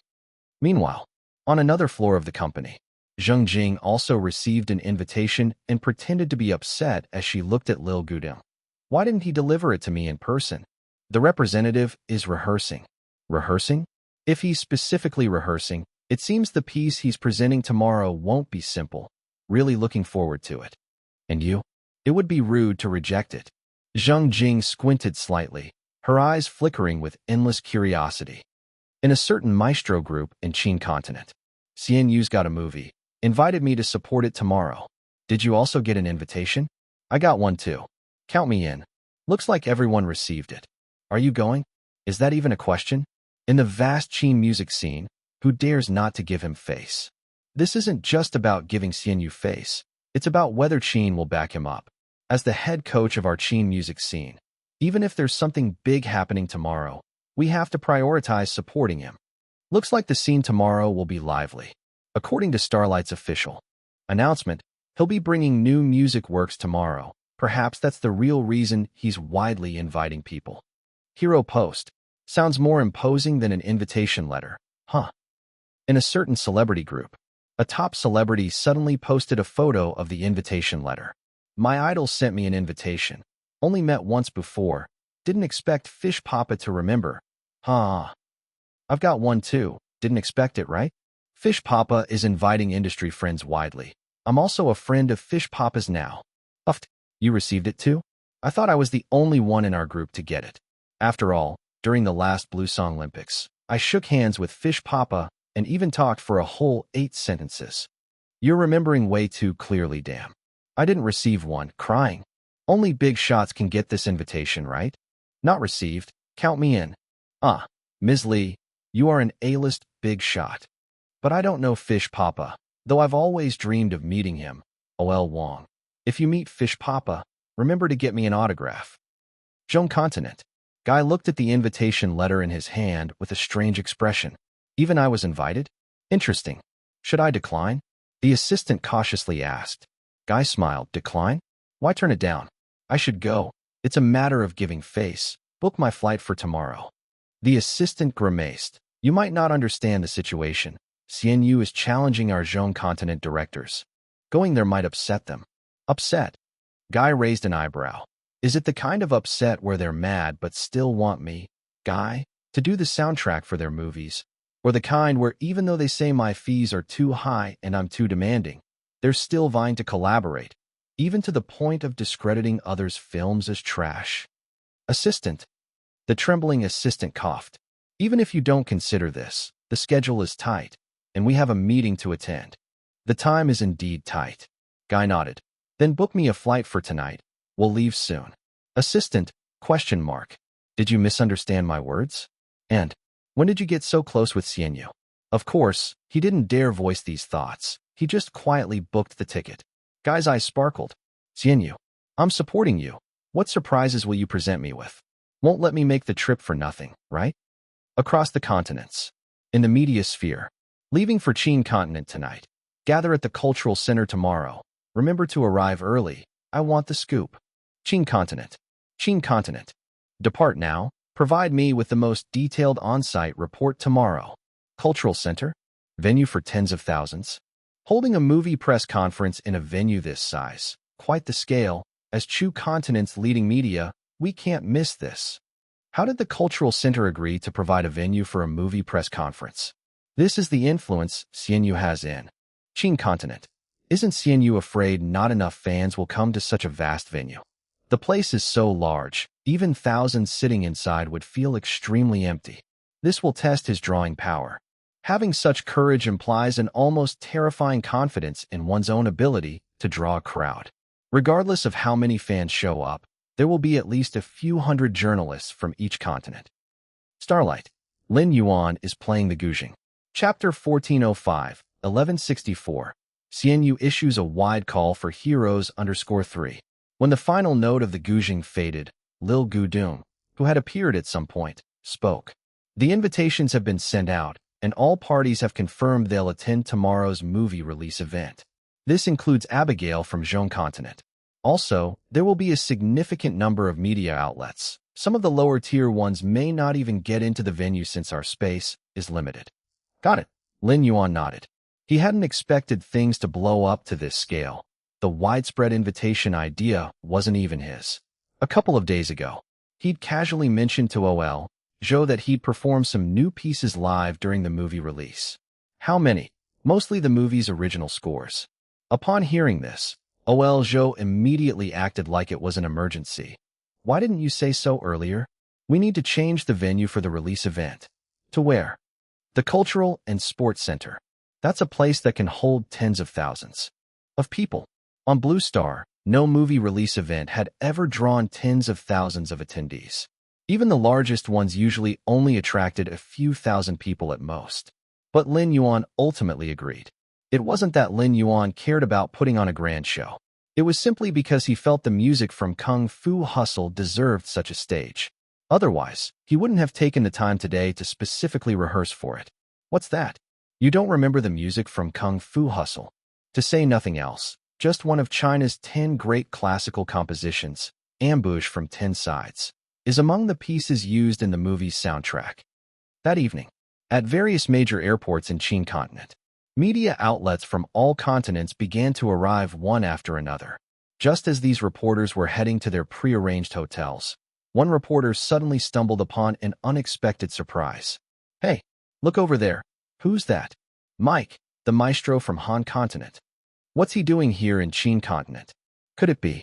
Lin Yuan invited him to the movie release event. Probably just a coincidence. Wait, is that Ping Hu over there? Ping Hu? The top-tier king of singing from Wei continent? The guy who brought home a world championship gold medal for Wei continent. He's here in Qin continent too? The airport tonight is getting lively. Rare chance to run into these mega celebrities. Let's see if we can get an impromptu interview. Holy crap, another big shot. Water Rhyme, the diva from Qi continent.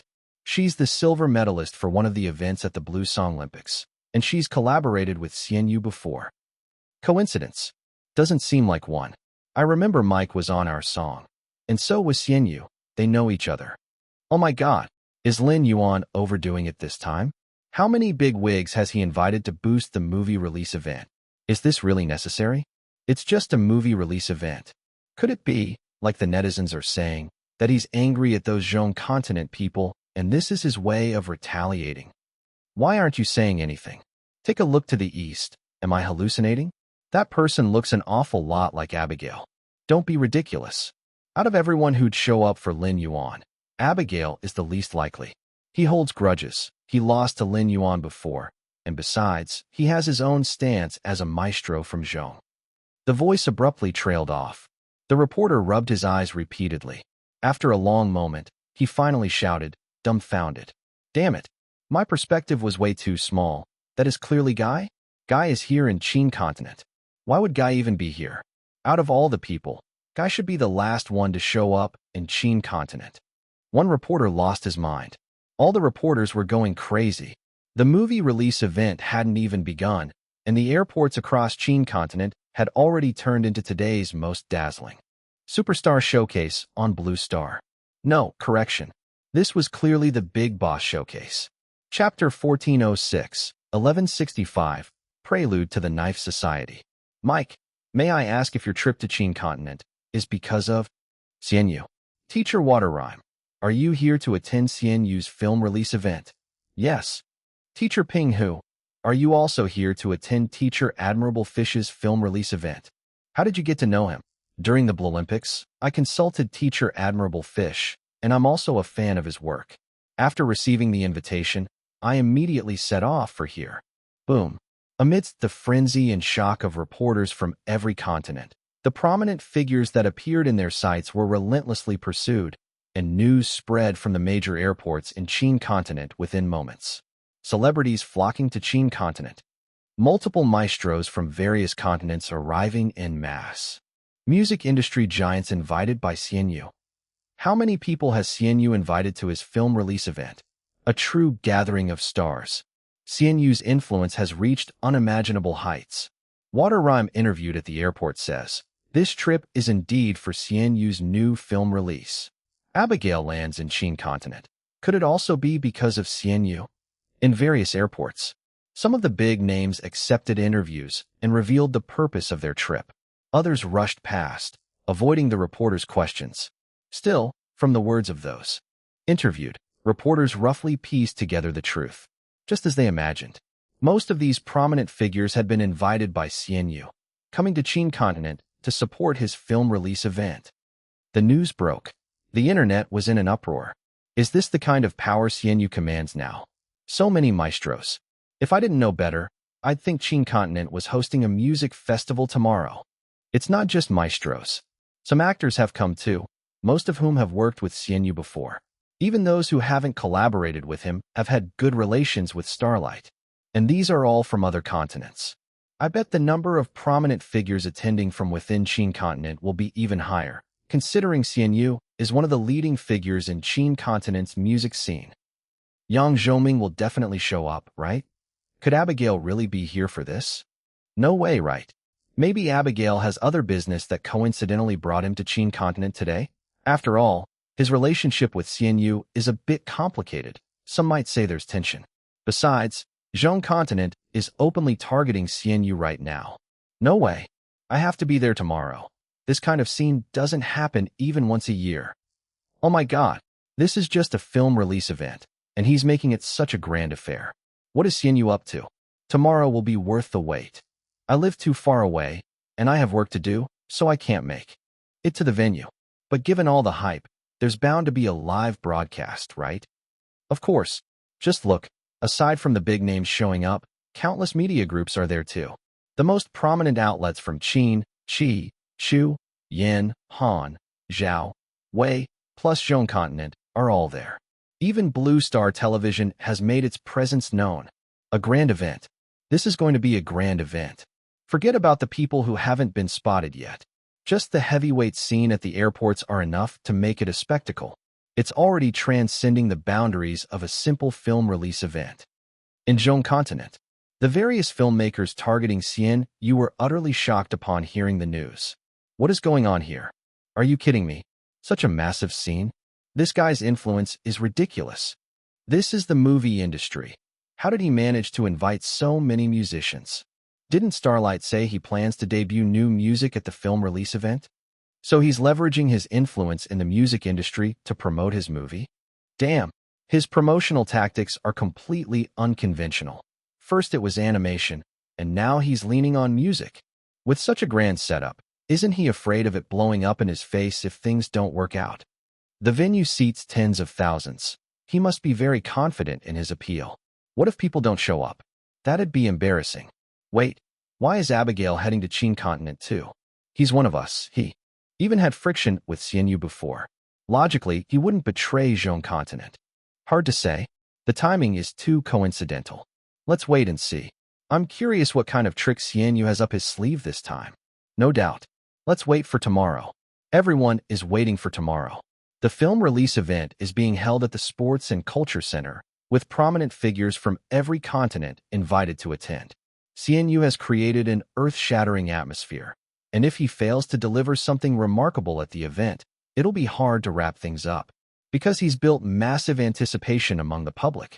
And as everyone waited, several major video platforms announced that at 6 p.m. tomorrow, they would simultaneously live-stream the premiere of the movie Kung Fu Hustle. The next day, p.m., OL Zhou and a group of Starlight executives were on their way to the Sports and Culture Center.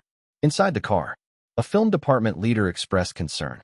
While having such a big lineup can be great for promoting the movie, choosing the Sports and Culture Center as the venue feels risky, doesn't it? Exactly. The venue is enormous. It can hold 40,000 people. Shouldn't we arrange for a few audience members to fill up empty seats?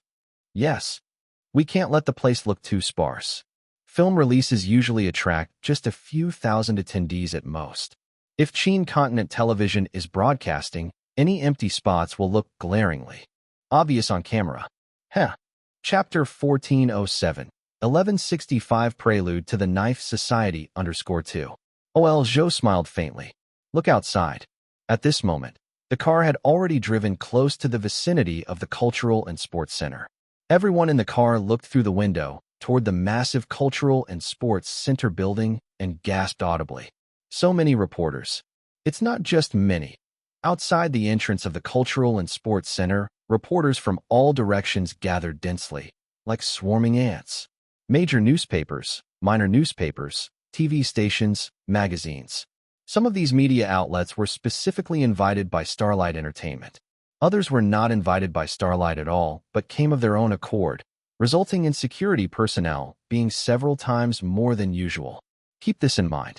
It's only 5 o'clock right now, and this is just the beginning.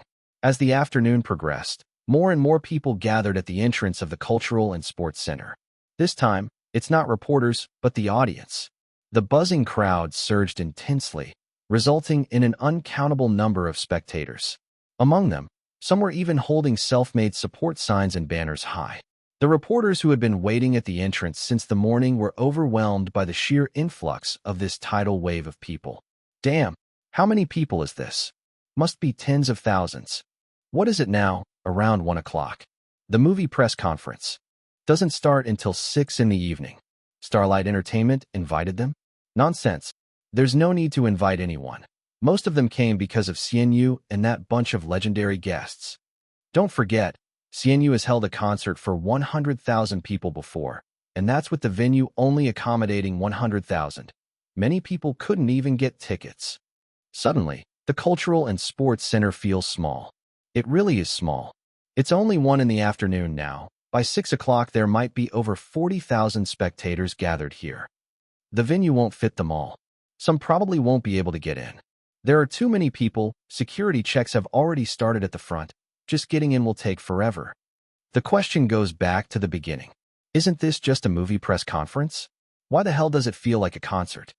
Fine. Whether it's a concert or not, all doubts about the Cultural and Sports Center being unable to fill were dispelled. By 5 in the afternoon, those guests invited for the movie press conference had already started walking the hundreds-meter-long red carpet outside the entrance. Security guards lined the 2 sides of the barricades. The reporters, armed with long lenses and short cameras, were visibly thrilled, frantically snapping away with their cameras and camcorders pointed at these individuals. The audience lingering at the entrance let out waves of screams. It's Oelzo. Chi. Continent's maestro. Chu Continent sent 3 maestros too. Far more than just 3, there's plenty behind them. Wei Continent sent quite a few too. Every continent is here. And it's not just maestros from every continent. Kings and queens of singing, even best actors and actresses. Incredible. This isn't a movie press conference. It's a music gala, isn't it? Wait a moment. Is that Abigail? Holy sh*t, he really came? Even though Middle State directors were ganging up on Xianyu, Abigail, a Middle State native who even lost to Xianyu during the Blue Song Olympics, actually still showed up to support Xianyu. Huh. Beside Abigail is Yang Zhongming. Oh my god, they're arriving together, chatting and laughing. What's going on? Wasn't there buzz about Abigail and Father Yang not getting along? Yes, Abigail came. And he came with Yang Zhongming. The sight of these 2 top-tier maestros appearing side by side on camera is like straight-up murder. The endless flash of cameras made countless people's eyes hurt. On both sides of the road, the crowd roared like waves crashing onto the shore. Abigail and Yang Zhongming both smiled, waving to the crowd and even coordinating to snap a photo together, creating one of those rare moments to live for. After the photo was taken, the 2 continued walking. Abigail leaned closer to Yang Zhongming's ear and said, "Still keeping it under wraps? Come on, tell me with such fanfare, there has to be something surprising, right?" "I honestly have no idea," Yang Zhongming replied. "But Xianyu has been thoroughly preparing these past few days and seems to have some new works to unveil today." "No kidding," Abigail rolled his eyes. "Otherwise, why would I be here?" Yang Zhongming chuckled. Indeed, there wasn't any complicated reason. Abigail was willing to show up simply to hear Xianyu's new music. As for the rumored tension between Abigail and himself, it wasn't as bad as people made it out to be. Musically, there had been competition, but that competition didn't affect their private relationship. They both simply couldn't be bothered to clarify things to the public. Today, the timing was just right. The 2 conveniently coordinated a few side-by-side photos, dispelling some of the gossip in the process. Finally, all the big shots entered, and the venue was already packed with spectators by then. Elsewhere, several major streaming platforms on Blue Star had already begun broadcasting live. The comment sections were blowing up. The press conference is about to start. Every big shot is sitting in the front rows. Father Yang and Abigail actually arrived together? This is what influence looks like. Oh my god, there are dozens of maestros from Qin continent here. Maestros from every continent are here. It's just Middle State lacking some. Abigail is here though. With his quality, he single-handedly overwhelms thousands. Xianyu's version of the Blue Song Olympics? Chapter 1408, 1165, Prelude to the Knife Society _3. It truly feels like a small-scale Blue Song Olympics. After the Blue Song Olympics, Fish Papa now has disciples around the world and friends across the continents. Starlight said Fish Papa is going to release a new work, probably related to a movie, right? The host is on stage. Oh wow, it's Qin Continent's top host, and Hong. The host for the Kung Fu Hustle movie premiere is in Hong. And Hong is already Qin Continent's #1 host, and he even enjoys significant fame globally. Facing the attention of 40,000 spectators, and Hong remains calm, though he feels a bit nervous inside. After all, there are too many big shots in the audience. Welcome everyone to the Kung Fu Hustle movie premiere. And now let's warmly welcome guests from all continents. Rumble. 40,000 people applauded, the applause surging like a tide. And Hong smiled and said, "This is the most grand movie premiere I have ever hosted. I just saw teacher Yang Zhongming, teacher Abigail from the Zhong continent, plus maestros, kings and queens of singing, even emperors and queens of acting from various continents." The audience laughed along. When had anyone ever seen such a scene at a movie premiere? After a 5-minute opening speech, and Hong moved on to the first major topic of today. Let's give another round of warm applause to welcome the main creators of Kung Fu Hustle on stage. The applause was once again enthusiastic. The director and actors of the Kung Fu Hustle film crew took the stage together. Someone in the audience shouted Xianyu's name, but Xianyu did not appear with the crew. And Hong smiled and said, "Teacher Admirable Fish is preparing for the performance later. After all, Everyone has come from afar, and teacher Admirable Fish also hopes to welcome everyone with the utmost sincerity. Let's first introduce the creators of Kung Fu Hustle. Producer O.L. Zhou. Director Yi Qinggong. The leading actor He Sheng, along with supporting actors and other key personnel of the film crew. After discussing the behind-the-scenes stories of the film's creation, and Hong moved on to the second major topic, which is also today's most important theme. I believe everyone is eagerly anticipating, right? Faced with eyes full of expectation, and Hong smiled again. Next, let's enjoy the performance brought to you by teacher Admirable Fish. With these words, the audience's enthusiasm was completely ignited. The maestros in the audience also raised their heads. Suddenly, the stage lighting changed. From the back of the stage, director Yi Qinggong solemnly started the countdown. 3, 2, 1, start. As the countdown ended, the powerful sound of a suona suddenly rang out, with an overwhelming momentum that instantly pushed the atmosphere of the premiere to its peak. At this moment, countless people felt their skin tingle. The maestros turned pale. While many still didn't know what this tune was, a few lines suddenly appeared on the large screen at the center of the stage. Work, The Small Knife Society Suite. Composer, Xian Yu.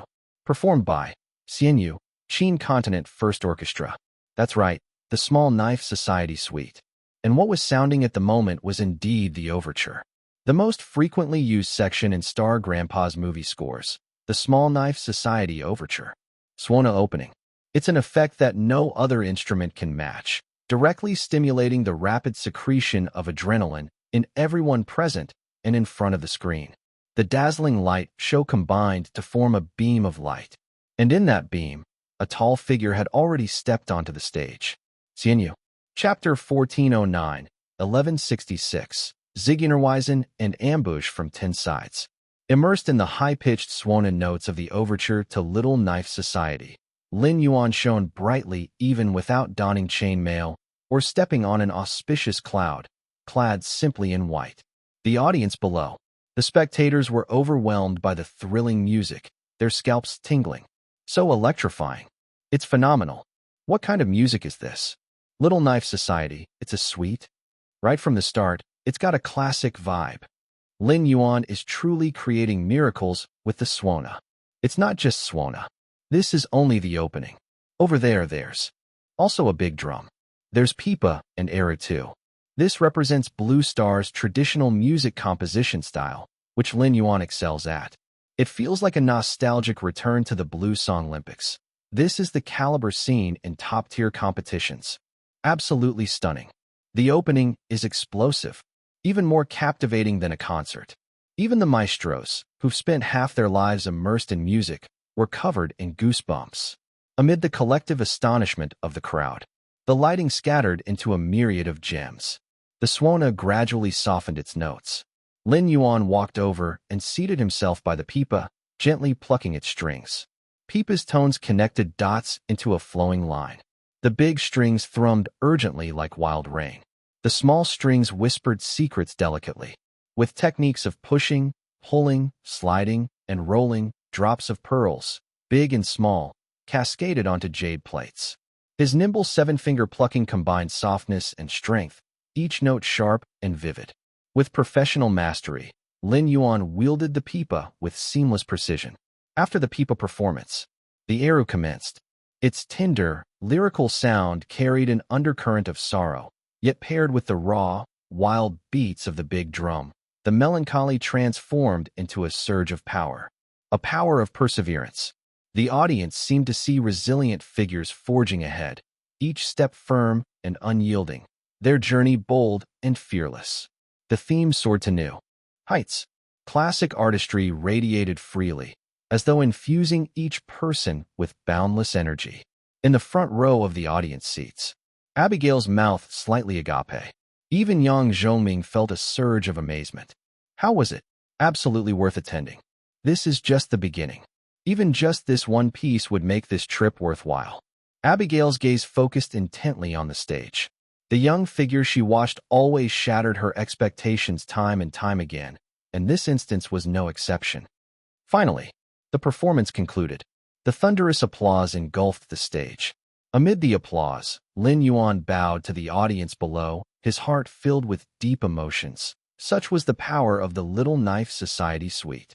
Back on Earth, the music from iconic films like Dragon Inn, The Deer and the Cauldron, Forbidden City Cop, The Great Saint Returns, Once Upon a Time in China, all featured related compositions, truly golden scores. Several minutes passed.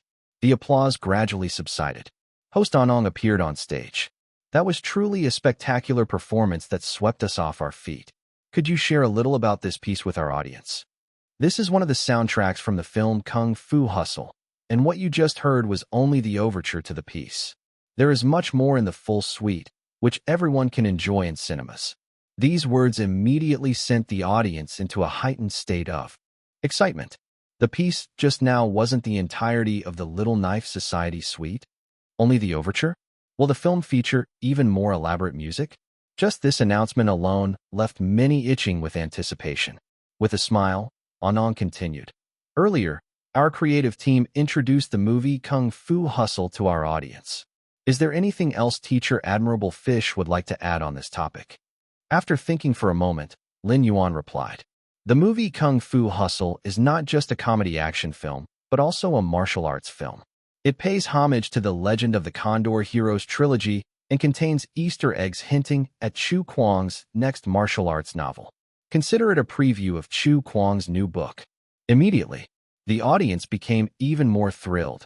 Online viewers watching the live stream were overcome with excitement, their eyes gleaming red. What? Chu Kuang, the old rascal. Easter eggs for Chu Kuang's new book. Homage to the Legend of the Condor Heroes trilogy? Does this mean the old rascal is going to keep writing martial arts novels? Ha ha ha. This movie even ties in with the Condor Heroes trilogy. Looks like I absolutely have to watch it. What's the Condor Heroes trilogy? You must be from Zhong Continent or Wei Continent. Chu Kuang's Legend of the Condor Heroes trilogy is a martial arts classic. Highly recommended. I love this kind of crossover, even if not for hearing the rest of the suite. Solely for Chu Kuang's Condor Heroes trilogy and the new martial arts book, I'll have to check out this film. Brandishing Chu Kuang's flag certainly proved effective. Sensing the excitement of the live audience, An Hong's smile deepened. We all know a film requires a significant amount of music. Besides Little Knife Society, is there anything else Teacher Admirable Fish can share in advance with everyone? Of course. Looking forward to Teacher Admirable Fish's performance. Anong offered a slight smile and gracefully retreated, leaving the stage open again. This was all part of the pre-planned sequence. Performance. Audience interaction. Followed by another performance. As the stage lights dimmed once more. When the stage radiated brilliance anew, the audience saw Lin Yuan now holding a violin, accompanied by an entire orchestra beside him. Violin? Was Lin Yuan about to perform on the violin? Many maestros in the crowd instantly turned their attention to Yang Zhongming. After all, who didn't know that Yang Zhongming was the maestro most skilled in composing for the violin? Is this your work? Abigail asked with some curiosity. Yang Zhongming shook his head, no. As he spoke, curiosity flickered in Yang Zhongming's eyes. Although he knew Lin Yuan was proficient with multiple instruments, Yang Zhongming had not yet heard him play the violin. At that moment, the giant screen on stage began to display the details of the new piece. Chapter 1410 to 1166. Zigeunerweisen and the Ambush from 10 Sides _2. Work, The Song of the Wanderer. Composer, Xianyu. Performance, Xianyu, Qin Continent Symphony Orchestra. Lin Yuan suddenly pulled the bow with force, and the orchestra played together. The lively and passionate melody instantly invigorated everyone present, and those in front of their screens. Violin solo piece, The Song of the Wanderer. This piece has a nickname, Gypsy Airs, the masterpiece of Spanish violinist and composer Pablo de Sarasate, an immortal classic among violin solos. It was used as soundtrack in the movie Kung Fu, complementing it perfectly. And now, Lin Yuan's performance made this timeless violin masterpiece resound across Blue Star. The powerful orchestral tutti paused. The lead violin played a melody full of sadness. This section was short, merely the prelude to the entire composition, with Lin Yuan wholly engrossed, as the lighting turned scattered and dreamlike. Moderato, C minor. gradually transitioning to adagio. A new melody, beautiful and melancholic. Variations and repetitions, unfolding with technical skill. Light harmonics and Lin Yuan's splendid left-hand pizzicato enriched the thematic nuance. The orchestra accompanied leisurely, but was always overshadowed by the delicate melody of the violin's theme. The atmosphere of sorrow grew increasingly intense. As this mood approached the brink of solidification, Lin Yuan's movements accelerated once more. Allegro. The orchestra reclaimed dominance.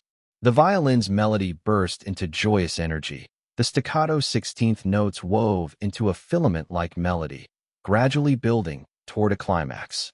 Finally, like lightning, the performance concluded brimming with vitality, Lin Yuan's hands suspended in midair, as if frozen in time. At the scene, the audience was surprisingly silent. Many could not fully understand, but they felt deeply shaken, soul-stirring. That was the unanimous sentiment toward this piece. The sorrowful undertones interwoven with the challenging, profound violin techniques created fireworks of unparalleled splendor. Its brilliance was distinct from the Knife Society, yet the overwhelming impact was strikingly similar. At this moment, everyone's hearts raced and soared. Moments later, as if finally snapping out of a trance, the crowd erupted into thunderous applause. Within the applause, Abigail gave Yang Zhoming a profound look. "You're old." Between the words, a storm surged in Abigail's heart. The audience listened for excitement, but the maestros listened for professionalism and artistry. Xian Yu's The Song of the Wanderer was absolutely a work that achieved the pinnacle of both professionalism and artistry. In terms of quality, the level of this composition's creation had already reached equal footing with Yang Zhoming. Beside them, Zheng Jing quietly shifted positions next to Yang Zhoming and another maestro. Teasing. It's time for the violin prince to be replaced. Yang Zhoming was once hailed in the industry as the violin prince. But given Yang Zhoming's current age, it was clear he could no longer serve as any prince. At least it won't fall into outsider hands. Yang Zhoming replied indifferently, yet his face showed not a hint of irritation, though inwardly, his emotions surged like tumultuous waves. In front of the screen, after hearing this, The Song of the Wanderer, the comment section exploded once again. "Xian Yu is unbeatable. The last time I was shaken by a violin performance was during the Blue Song Olympics, when Father Yang performed his piece. This one I'm absolutely floored by. A classic, another classic. Undoubtedly, this piece, like Father Yang's at the Blue Song Olympics, can easily serve as one of the quintessential violin repertoire pieces. It's safe to say the other continents lost fair and square. Even if Father Yang hadn't participated at the time, Xian Yu's piece alone could have secured the violin championship for Qin continent. Is this Fish Papa's first time composing for the violin? His first violin piece, and it's already at a godly level. I wonder if there's any instrument in this world that can outwit Xian Yu? On stage, the second round of interaction began, and Hong marveled. "This is one of the best violin pieces I've ever heard." Lin Yuan shook his head and replied, "The performance was a bit lacking." He wasn't being modest. It was simply that his skill level was professional grade. If the Blue Song Olympics champion, a master-level violinist, had performed this piece, the effect would undoubtedly be better. And Hong was both amused and exasperated. "You're calling your performance lacking?" Lin Yuan said, "It's only professional grade." And Hong was entirely convinced. The audience broke into laughter. Uft. 666, 6666. Still the same familiar speaking style. What does only professional grade even mean? So professional grade has become unremarkable now. Achieving professional grade implies being a dedicated violinist by profession. In Fish Papa's eyes, anyone below master level seems to be a rookie, including himself. Professional grade violinists are crying in the restroom. Is this piece also in the Kung Fu soundtrack? On stage, and Hong posed that very question. Lin Yuan nodded. This is also part of the Kung Fu soundtrack. And Hong exaggeratedly remarked, "Isn't your movie soundtrack lineup a bit too over the top? Are there even more impressive works?" Lin Yuan replied, "We'll see." After a few minutes of interaction, Lin Yuan returned to the instrument before him. This time, his instrument of choice was still the pipa, and the information on the large screen was updated once again. Work, ambush from 10 sides. Composer, Xianyu. Performance, Xianyu. The venue fell silent once more. The maestros in the audience focused even more intently. 2 consecutive classic masterpieces had already whetted everyone's appetite. Could the piece selected for the third performance offer an even greater surprise? The answer was revealed. A surprise, of course, was on its way. Lin Yuan dived straight into the new performance. Chapter 1411, 1166, Zigeunerweisen and Ambush from 10 Sides _3. As one of China's 10 great classical compositions, Ambush from 10 Sides employs the traditional Chinese large-scale suite structure, with different musicians presenting different versions. However, the melody remains unified. Lin Yuan has his own version. When his fingers began plucking the strings, the audience seemed to hear the sound of armor scraping against each other. 2 words appeared on the big screen. Formation. Gradually, the words on the screen changed along with the melody of the music, progressing sequentially from the initial formation. Martial selection. Troop arrangement. Ambush. Convergence. Battle. Victory or defeat. Each phrase seemed to follow the trajectory of the music, with the murderous atmosphere of the battlefield rushing straight at the audience. Iron horses and golden spears. The sound of battle shook the heavens. The atmosphere of war was magnified to its fullest extent, with the pipas simulating the tones of ancient wind instruments, resembling the resonant harmony of pipes and flutes during a military parade. An army, disciplined and grand, marched forward, coming closer with imposing strides. The rhythm was tightly controlled, alternating between tension and release. During the ambush section, the music carried a mood of suspense and horror, as if under the cover of nightfall, hidden forces sprang forth from all directions, shrouded in eerie chill. Lin Yuan's hand speed quickened continuously. The melody moved upwards and downwards, following a sequence of progression. When the tension reached its peak, everything erupted abruptly. The sound of the pipa transformed into the chaotic symphony of fierce combat, with its infectious power amplified to the ultimate climax. Who emerged victorious? No one seemed to know. The music did not provide an answer. Lin Yuan's performance concluded at its most climactic moment, similar to the handling in Zigeunerweisen. But while the latter left people spellbound, this time it left the audience feeling restless and unsatiated. Lin Yuan did not realize that, as he performed, the expressions of the audience had visibly shifted. Meanwhile, the densely packed live comments on the screen had unknowingly dwindled. Immersed, engrossed, the livestream camera alternated between giving close-ups of Lin Yuan's hands, zooming out to capture his entire figure, and occasionally focusing on the audience and the maestros below. Within the frame, the mouths of the maestros from all continents had fallen agape and couldn't close. Some even stood up, quickly realizing it was inappropriate, only to sit back down hastily. Their swaying postures resembled emotions being pulled by invisible strings woven by the music. Abigail leaned forward. The brilliance in his eyes exploded dramatically, unable to suppress his surging emotions anymore. He seemed to hear the ultimate culmination of the pipa's artistry. Beside him, Yang Zhongming's body trembled lightly, his gaze fixed on the stage, as though the entire world had been reduced to the lone, youthful figure on it. Sublime, glorious, silent. After the final note dropped, the venue fell into a silence even longer than after Zigeunerweisen had been performed. Because this time, not just the maestros, every person present felt the profound expression and artistic conception of this piece. It was the livestream viewers who broke the silence first.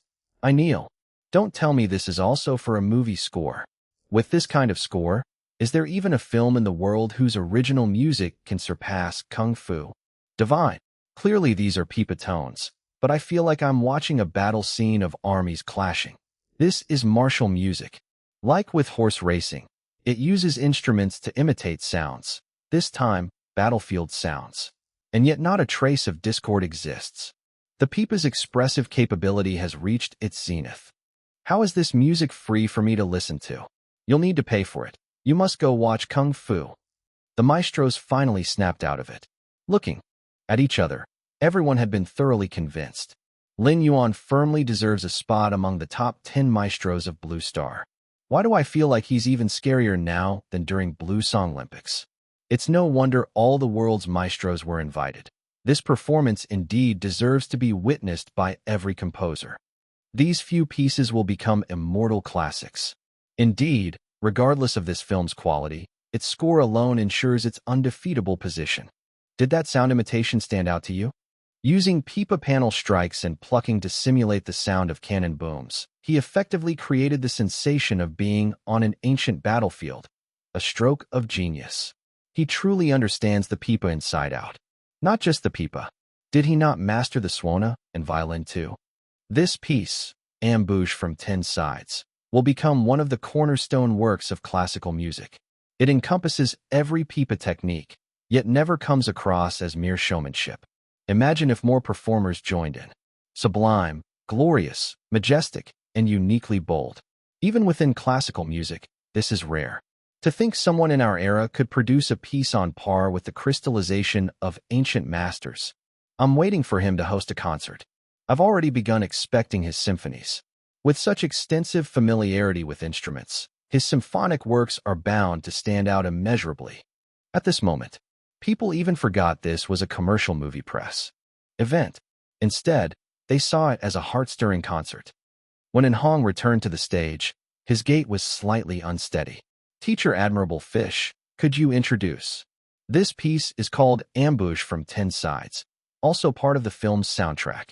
I'd like to ask on behalf of everyone, how many more mesmerizing pieces are there in the movie Kung Fu? Quite a few. Lin Yuan certainly couldn't perform them all, so he chose 3 representative compositions. The purpose was threefold. The first was, of course, to promote the movie Kung Fu. The second was to pave the way for Xian Yu's music rankings.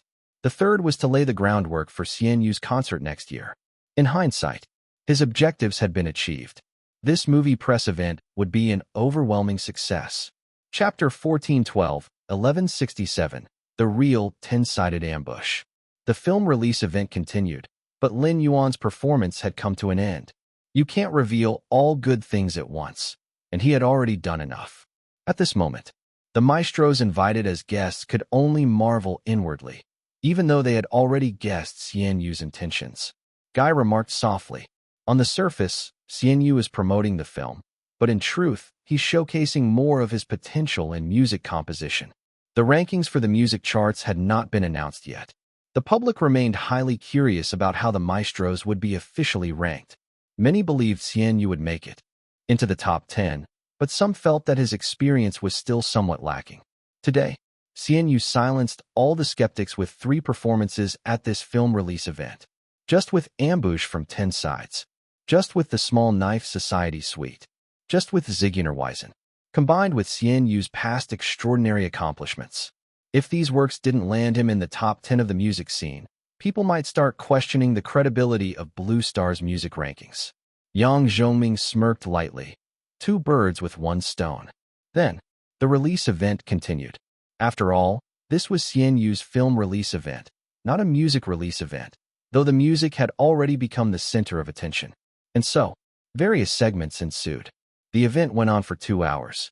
During the interlude, singers from the Yu dynasty took turns performing a few songs. It wasn't until 9:30 in the evening that one of the largest film release events in Blue Star's history officially ended. As the crowd dispersed, various guests were approached by reporters for interviews. Led by Yang Zhongming and Guy, the maestros were particularly swarmed by reporters from all continents. A reporter asked, "How would you all evaluate the work The Small Knife Society? This piece is very fitting as ballet theater music, especially the opening section of the Small Knife Society overture. The suona is one of the best instruments to stir human emotions, but the other 2 pieces are even more remarkable." The speaker was Lu Sheng. Lu Sheng's musical stature at the event ranked just below Yang Zhongming and Guy among the maestros. Can you elaborate on that? OL Yang would have the most authority to speak on this. Zheng Jing glanced at Yang Zhongming and grinned teasingly. Yang Zhongming didn't decline and addressed the question with a rare smile. Blue Star has plenty of violin pieces worth listening to. However, truly top-tier masterpieces in the violin repertoire are few and far between. You know what a representative masterpiece means, don't you? Of course, everyone understood. The meaning of a representative masterpiece is a few landmark works that people would instantly associate with a given instrument. For instance, when thinking of symphonies, even those unfamiliar with classical music would immediately think of the Fate Symphony. Yang Zhongming's smile faded slightly. His expression turned serious. CNU's Zigeunerweisen is qualified to be one of the representative masterpieces for the violin. Even among the world's entire violin repertoire, this piece would firmly place in the top 20. If we're only considering Blue Star's contemporary violin works, it would undoubtedly rank in the top 10. Contemporary top 10? Reporters couldn't help but look at Guy. However, Guy nodded in agreement to Yang Zhongming's statement. O.L. Yang's violin mastery is unparalleled. This is undisputed within the music scene. Even in Zhong continent, no one refutes this fact. Whenever we talk about violins, we inevitably think of O.L. Yang's representative works. But I think O.L. Yang will have competition in the future. The level of violin composition CNU has displayed seems close to rivaling O.L. Yang's. The on-site reporters were stunned. Those outside the professional circle might not grasp the specifics as clearly, but knew that Zigeunerweisen was extraordinary. What Yang Zhongming and Guy had said, however, gave the reporters an even more straightforward understanding of just how excellent this piece was. A reporter quickly followed up. What about Ambush from 10 Sides? Guy responded. If Zigeunerweisen could become one of the violin's representative masterpieces, then Ambush from 10 Sides is undoubtedly one of Blue Star's representative pipa masterpieces. In the future, when anyone discusses pipa music, this piece will be impossible to avoid. This composition is already qualified to rank among the top 5 pipa works in Blue Star's history. Mind you, I'm not saying contemporary works, I mean all pipa pieces since ancient times. It still ranks in the top 5. The reporters were speechless. This was an even loftier evaluation. Top 5 pipa works in Blue Star's history. Today, CNU had produced 2 compositions that seemed to define the pinnacle of their respective instruments. In their shock, some reporters attempted to find dissenting opinions among other maestros, but what they discovered left them even more astonished. Every maestro present nodded in agreement. This was a collective acknowledgement of Yang Zhongming and Guy's opinions. Meanwhile, in the livestream chatroom, viewers from all continents who had just seen the interview were floored. Holy shit, the evaluation is so high. Zigeunerweisen apparently ranks in the top 20 of Blue Star's violin repertoire, and for contemporary works, it securely enters the top 10. And Ambush from 10 Sides is even crazier. Considering all pipa works from ancient times until now, this piece ranks among the top 5. That's insane. Is this proven, or just promotional hype? Guy and Father Yang aren't the types to exaggerate for promotion, let alone engage in mutual flattery. Plus, so many maestros on-site agreed, and we've heard the pieces ourselves. Don't they absolutely live up to the hype? Absolutely mind-blowing. Chapter 1413, 1167. The true ambush on all 10 sides _2. Damn, I've lost big here. If I'd known, I would have taken time off to attend in person. Even at a top-level maestro's concert, you wouldn't necessarily hear compositions of this caliber. The maestros really know their stuff. I've listened for ages, but aside from feeling it's stunning and enjoyable, I can't articulate why exactly. As long as it's thrilling to listen to, that's all that matters. From now on, violin players won't be able to avoid Zigeunerweisen. As for Ambush from 10 Sides, it's bound to become a must-learn piece for all pipa performers on Blue Star. But Fish Papa mentioned there are many other scores in the film, too. This is practically forcing me to buy a movie ticket. Fine, I'll buy one. Even if the film turns out mediocre, just for these scores alone, the ticket price is totally worth it. Bye. Everyone who watched the movie press conference developed an intense interest in Kung Fu Hustle. Soon after, the news came out. At the movie press conference, CNU personally performed 3 new compositions. Yang Zhongming praises CNU's violin composition Zigeunerweisen as one of the top 10 contemporary works. Abigail comments, CNU's Ambush from 10 Sides might rank in the top 5 pipa pieces in Blue Star history. CNU's new composition, The Knife Society, wins acclaim across all maestros. CNU scores big success at the movie press conference. Pipa and violin.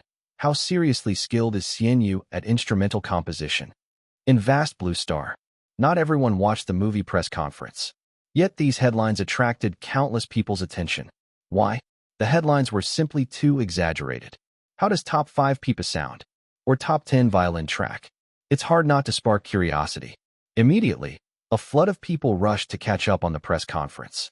And after hearing the compositions, everyone was conquered by the masterful quality of the 3 pieces. In the violin field, professional violinists went crazy. Did you all listen to CNU's Zigeunerweisen? Yes. So breathtaking. Young Daddy's evaluation wasn't exaggerated. This track is definitely making it to the top 10 contemporary list without a hitch. I've already started practicing it. I'm contacting Starlight to negotiate for the rights now. Planning to perform it at your next concert? It has to be performed. What violinist wouldn't want to try out such a masterpiece? I'm sure I'll play it better than CNU. Come on, you're the Blue Song Olympics world champion violinist with master-level skills. Even so, if Fish Papa doesn't grant the rights, I can't perform it even if I want to. Haha. To be fair, Fish Papa is skilled. Definitely at professional level. But compared to Young Daddy, he's still a bit lacking. That's for sure. In Blue Star's violin domain, Yang Zhongming is nothing short of a legend. In the Pipa field, over here, it's an earthquake-level reaction. Guy wasn't exaggerating. This ambush from 10 sides is absolutely in Blue Star's top 5 Pipa compositions. CNU is unstoppable. I knew he could play the Pipa, but I didn't expect him to excel at it to this extent. If the music chart only ranked Pipa, CNU is easily in Blue Star's top 3. Many of his compositions on other instruments could also rank top 3, like his Eru pieces. Why not throw in the Suona? 2. After hearing The Knife Society, I can't shake the feeling. No one in Blue Star understands the Suona better than CNU. I don't care about other instruments. All I know is that globally, every Pipa player will eventually perform Ambush from 10 sides. Anyone who doesn't play it would be embarrassed to claim they play the Pipa. If CNU isn't on the top 10 list for the music chart, I'll be the first to object. Naturally, the prestige of Pipa, Eru, and other traditional instruments guarantees that. And at this moment, the movie press conference's influence fully fermented. After watching the press conference, I'm definitely seeing this film. I'm most excited about the film's soundtrack, but I'm also pretty curious about its plot. Fish Papa mentioned the movie is linked with Old Rascals, The Legend of the Condor Heroes. He said there's also an Easter egg related to Old Rascals' new wuxia novel in it. Seriously, is there any reason not to buy tickets? Speaking of which, I think I finally understand why the Pipa track is titled Ambush from 10 Sides. Isn't Zhong Continent's assault on CNU just a real-life ambush from 10 sides? What a fitting ambush from 10 sides. I'm even starting to suspect CNU wrote Ambush from 10 Sides based on this exact experience. That theory feels really close to the truth. Ah, it's out. The movie release date is here. Amid the shouts, Starlight officially announced the news. CNU's new film Kung Fu Hustle will premiere on August 8th. Swish, swish, swish. Audience anticipation was through the roof. In Zhong Continent's film industry, the directors and screenwriters who had been targeting CNU fell into deep panic. What had originally been a good August release window suddenly became a death zone. The film creators who were once relieved to release their works alongside CNU were now desperately trying to reschedule. It's not a matter of lacking confidence in their movies. It's just that Kung Fu Hustle's marketing is too good. It's already half won. Faced with the marketing juggernaut of Kung Fu Hustle, Blue Star's 38th ranked director, Lu Xing, was already at the end of his rope. Lu Xing's movie is called Imperial City. At this moment, the Imperial City production team's main group chat was in chaos. This is terrible. CNU's promotional impact is godlike. Using scores to promote a movie isn't a new idea, but he's done it better than anyone ever has. The problem is, our film also features maestro-composed scores. It's not the same, completely different level. CNU is among Blue Star's top 10 maestros. Everyone acknowledges this, even though the rankings aren't officially out. Our maestro doesn't compare at all. Unless you can wrangle someone like Yang Zhongming or Abigail Level for custom soundtracks, we simply can't afford that kind of budget. Their movie is already a hit before release. We might get crushed by it. Wait a minute. I have an idea. What is it? Change the release date. Absolutely not. We can't let marketing dictate everything. Our movie's quality speaks for itself. Good music doesn't guarantee success. Lu Xing chimes in. When a deputy director floated the idea of shifting the release date, Lu Xing went ballistic. To retreat and avoid Xian Yu would be humiliating. Where would his dignity go? Yet, the deputy director tagged Lu Xing and explained, "Hear me out. Kung Fu Hustle is scheduled for August 8th, right? What if we release on August 7th instead? No matter how strong their marketing is, we'll snatch the lead by premiering ahead of them." Oh, Lu Xing's eyes lit up. The deputy director continued. Moreover, we could form an alliance with other major Zhong continent directors to amplify the hype. We can invite them to our premiere for cross-promotion. Then we'll help advertise their films when it's their turn to release. It's mutually beneficial. Brilliant idea. Lu Xing didn't like stepping back, but he could accept this approach. Perhaps it would be the best counter to Kung Fu Hustle's blitzkrieg marketing. Someone raised concerns. Will they agree to this? Lu Xing laughed. They definitely will. We're now insects on the same thread. If we don't unite, Xian Yu's movie campaign will overwhelm everyone. Besides, I've been in Zhong continent's film circles for years. They'll give me face. Worst case scenario, we offer some resources as incentives. Lu Xing was right. August's release window had Zhong continent filmmakers rattled by Xian Yu. No one dared face him alone. The only choice was a united front. That very night, Lu Xing and his company announced that their new film Imperial City would now release on August 7th. At the same time, several Zhong continent directors, screenwriters, and actors with films premiering in August reposted the announcement, combining their efforts to promote. It was clear, Lu Xing gained the most from this. Other Zhong continent directors and screenwriters might not benefit much, but to combat the storm of Kung Fu Hustle, while giving face to Lu Xing, Zhong continent collectively went all in. The battle was on the verge of eruption. This was truly an ambush from 10 sides. Chapter 1414, 1168, Imperial City PK. August 7th. Just one day left until the premiere of Kung Fu Hustle. Blue Star's 38th ranked director from Zhong continent, Lu Xing, hosted the premiere event today. In an instant, the world's eyes were watching. Although Lu Xing's promotional efforts weren't as extensive as Xian Yu's, his reputation as the highest-ranked director of the August release slots carried weight. His latest film, Imperial City, a multi-million-dollar spectacle, had garnered countless endorsements from Zhong continent celebrities, making audience expectations sky-high. Especially in Zhong continent, countless movie fans eagerly entered the theaters. These days, so many people in the Zhong continent film industry have been recommending Imperial City that my anticipation is off the charts. Lu Xing's films are always impressive. After all, he's ranked 38th on Blue Star's film charts. Do you think Imperial City can outperform Xian Yu's movie? Of course it can. Don't be fooled by Xian Yu's extensive marketing. At the end of the day, quality matters most in cinema. Promotion merely affects the initial box office. Qing continent. Online discussions were lively. A clever move from Lu Xing, releasing his film one day before Kung Fu Hustle, aiming to seize an early lead. I'm choosing Kung Fu Hustle. That may be so, but many people in Qing continent are heading out to watch Imperial City today as well. After all, Lu Xing is a big-name director from Zhong continent. No need to turn this into a regional rivalry. There'll also be considerable support for Kung Fu Hustle from Zhong continent when it premieres. With promotions this strong, I feel Kung Fu Hustle will still put up a good fight. Qi continent. This is truly turning into a head-to-head battle. Kung Fu Hustle ramped up its marketing efforts to the max, yet Zhong continent has countered with a strong offensive. Lu Xing's films are nearly guaranteed hits.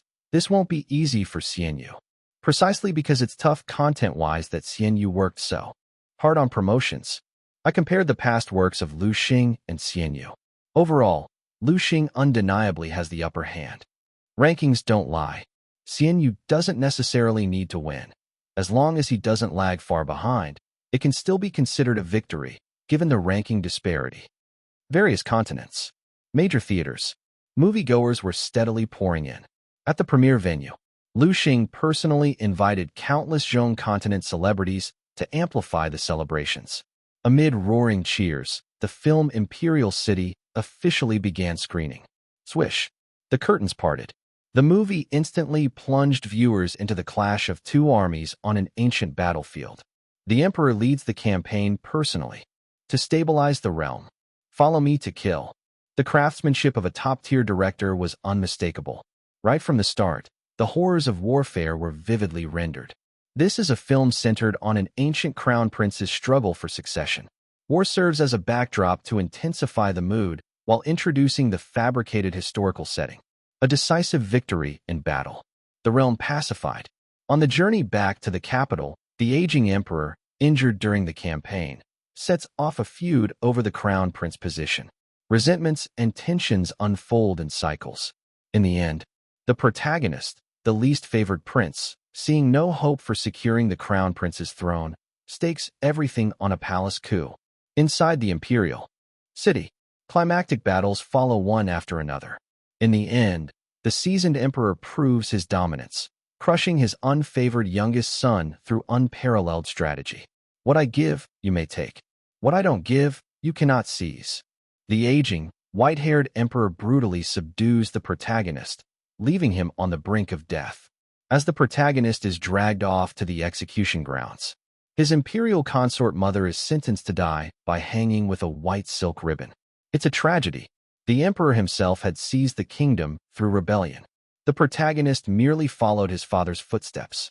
A cyclical fate. The difference is, the protagonist dies, and the eldest prince ascends the throne. Suddenly, the final shot. The second prince gazes fiercely with wolf-like ambition. The screen cuts to black.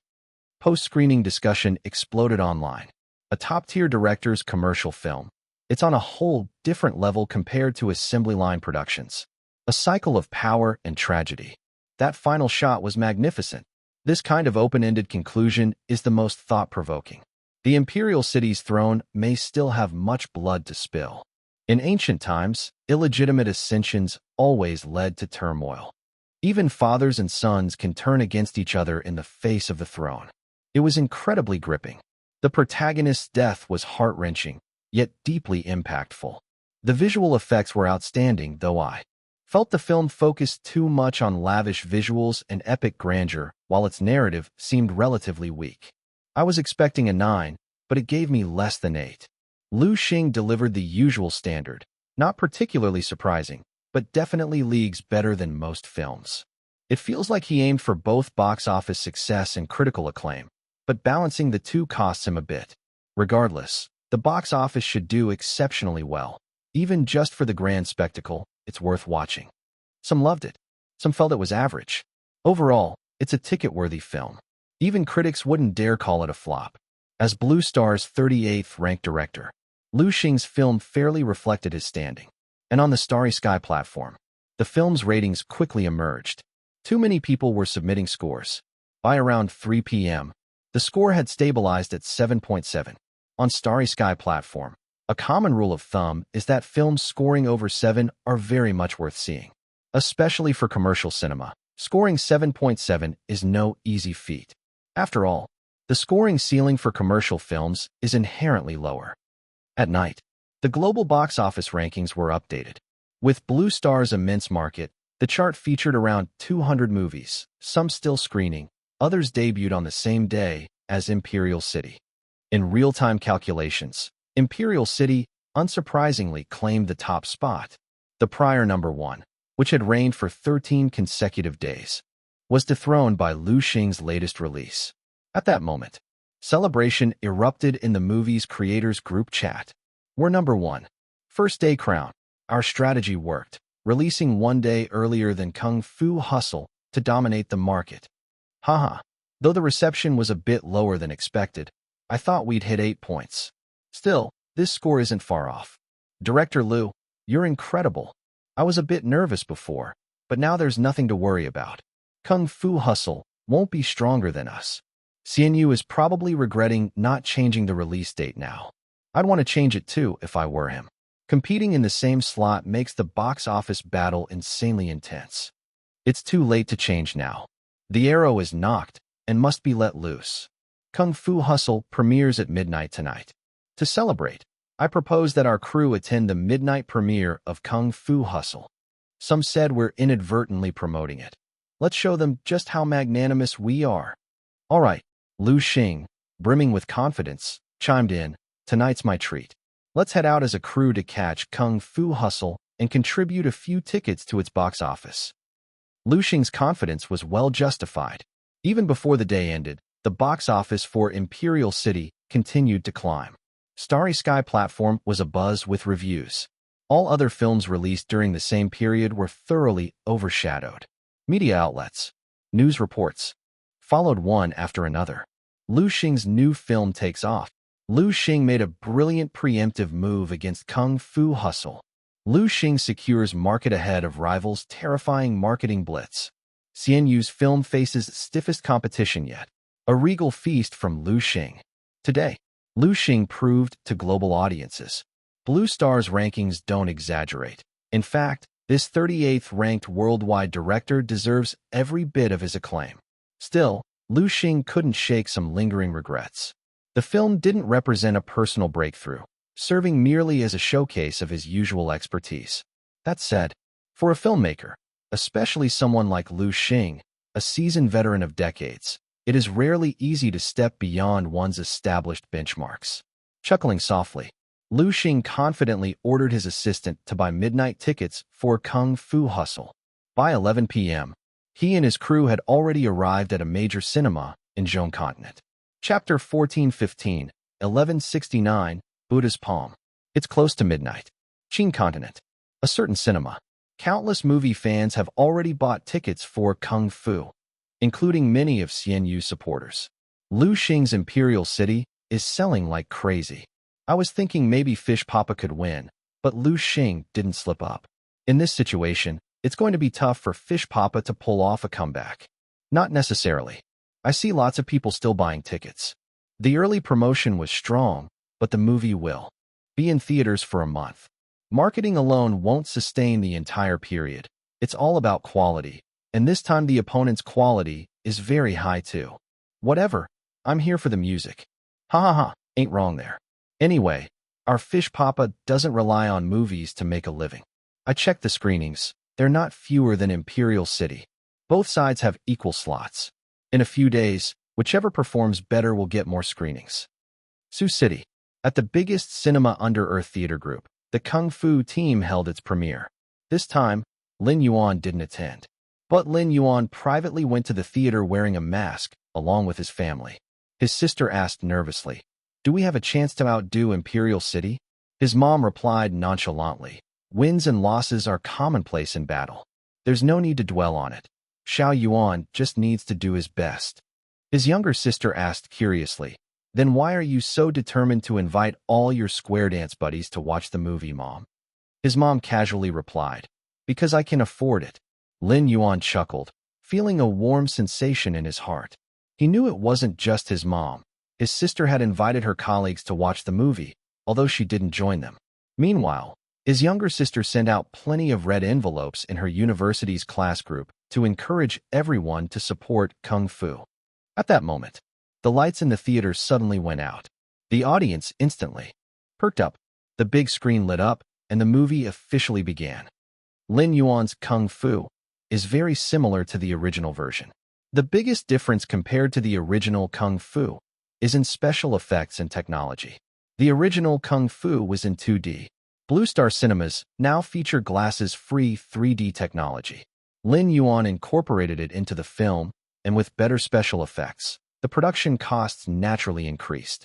But the benefit of this was the immersive experience shot up dramatically. On the big screen, in slightly dim colors, a police station. Sounds of smashing filled the air, accompanied by painful screams. In the next instant, director Yi Qinggong makes his entrance. The room erupted in a collective gasp of surprise. Clearly, no one expected Yi Qinggong, the director of the movie, to personally act in it. Who else? Yi Qinggong's acting left people stunned. Clearly just a director, Yet he perfectly portrays a swaggering, arrogant character.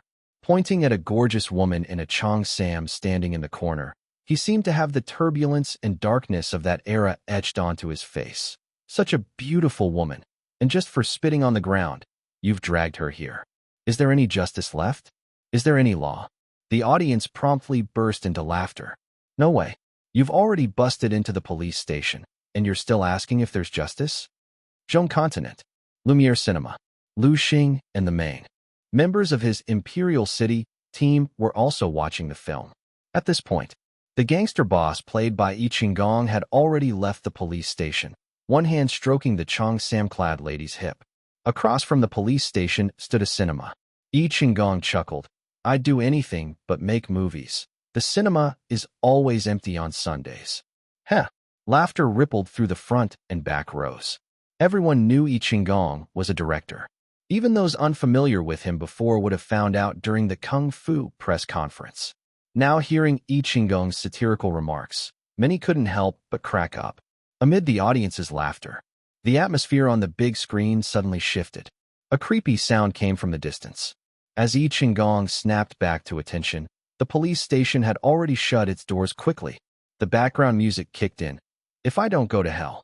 The oppressive tension of an impending storm started to build, accompanied by the emergence of a group of Axe gang members clad in black suits.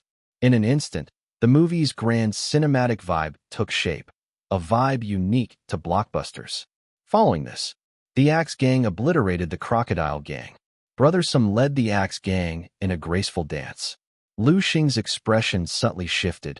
The soundtrack was indeed brilliant. But beyond the music, the pacing of the plot was remarkable, so effective that Lu Xing felt a strange sense of foreboding. Kowloon walled city. Jiang Bao shouted at the top of his lungs. Landlady, why is there no water? Following Jiang Bao's line, the landlady made her first appearance, revealing her sharp, scathing personality. The landlord appeared too, and around the film's 13th minute, He Sheng, who played the protagonist, made his entrance. Normally, by conventional movie standards, introducing the main character so late would seem like a pacing issue. But in Kung Fu, this notion seemed irrelevant. By the time He Sheng showed up, many didn't even realize that 13 minutes of the movie had already elapsed. At this moment, He Sheng, accompanied by a fatty, pretended to be members of the Axe gang, trying to extort protection fees. This led to a clash between the two sides. According to the rules of the underworld, fight one-on-one. 5 foot tall and a half-inch short, that's you. Admit you're short. The old man with glasses being all cocky. Not you, uncle. I mean that little punk over there. I've tolerated you for a long time. Come on. None of you look human. The duel's off for today. The cinema erupted in laughter for the first time. In Kowloon walled city, this bunch either towered like giants or sported muscles like buffed-up bulls. Even the farmer Annie could throw He Sheng into a coughing fit with one punch. Chapter 1416, 1169, Buddha's Palm _2. A cinema in Qin Continent. Lin Yuan was surrounded by laughter. Ha ha ha. Oh my god, this is too funny. This Kowloon walled city is just packed with weirdos. Zhang Bao is genius. His bum cheeks are literally showing. This movie is excellent. Every supporting character is so distinct, and the landlord couple is simply brilliant. Next to Lin Yuan, his mom, sister, and younger sister were laughing too. Fatty, who came to collect protection money with He Sheng, actually fell asleep while getting his hair cut. You could say, from the moment the protagonist appeared, the laughs never stopped. The camera shifts again. The Axe gang makes another appearance. He Sheng's firecracker accidentally lands on the head of a small leader from the Axe gang, sparking yet another comedic moment. The showdown begins. Kowloon walled city is full of hidden masters. 3 middle-aged men, who were previously meek and bullied by the landlady, suddenly reveal themselves to be martial arts experts. Brothersome's underlings charge forward. Everyone holds their breath. 3, 5, 10. A whole swarm. The Axe gang, introduced at the start of the movie as an unbeatable force, is annihilated by the 3 martial arts masters from Kowloon walled city. Iron wire fist. 12 kicking techniques.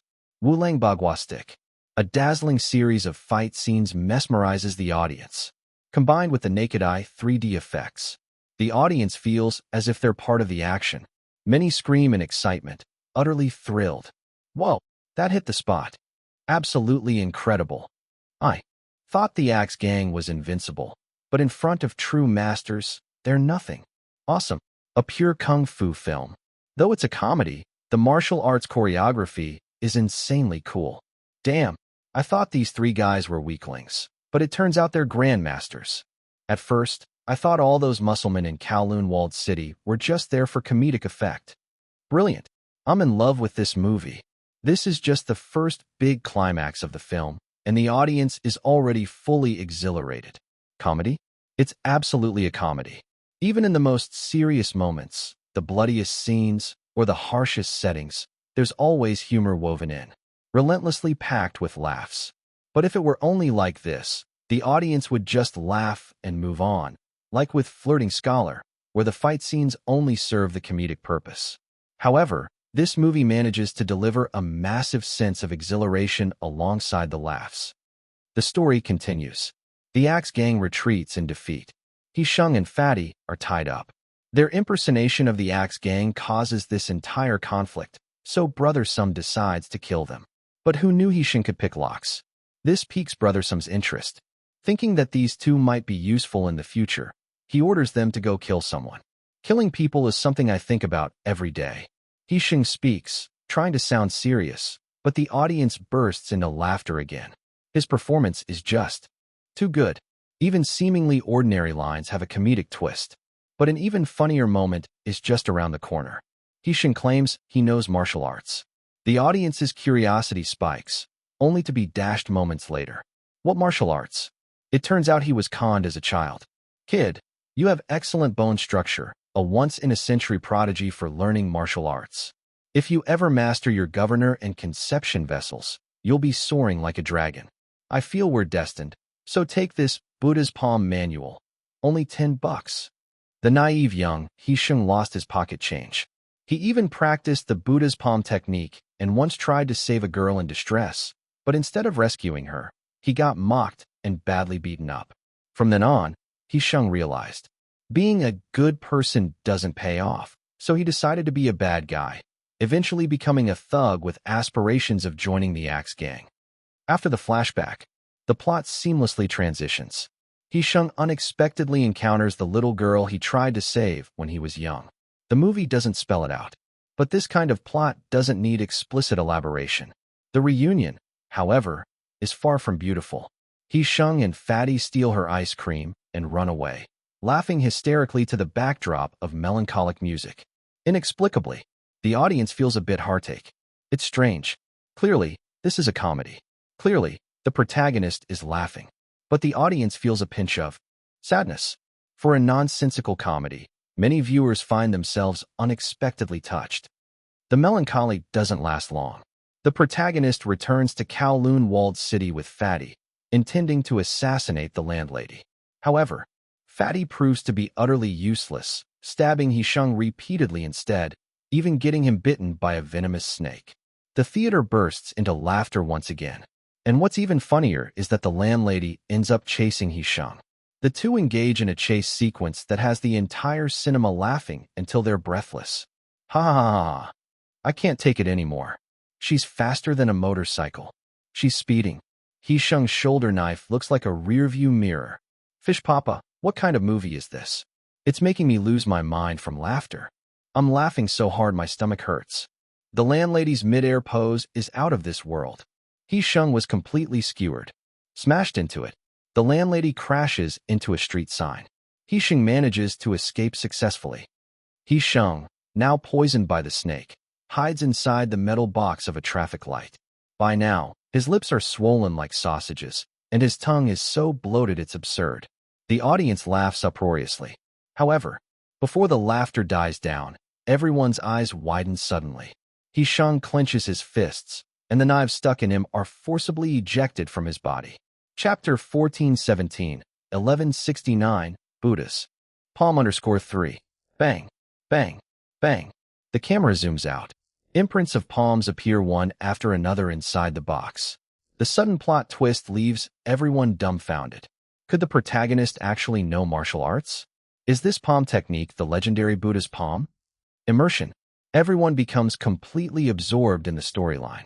Inside Kowloon walled city, the three great masters got driven out by the landlady, only to encounter the experts hired by the Axe Gang. As the saying goes, a melody that's heart-wrenching. Where in the world can one find a soulmate? The music Guzheng Fong begins to play. To the melody of a Guzheng, two blind men face off against the three great masters of Kowloon walled city. The three great masters, already exceedingly powerful, are still beaten half to death by the blind duo.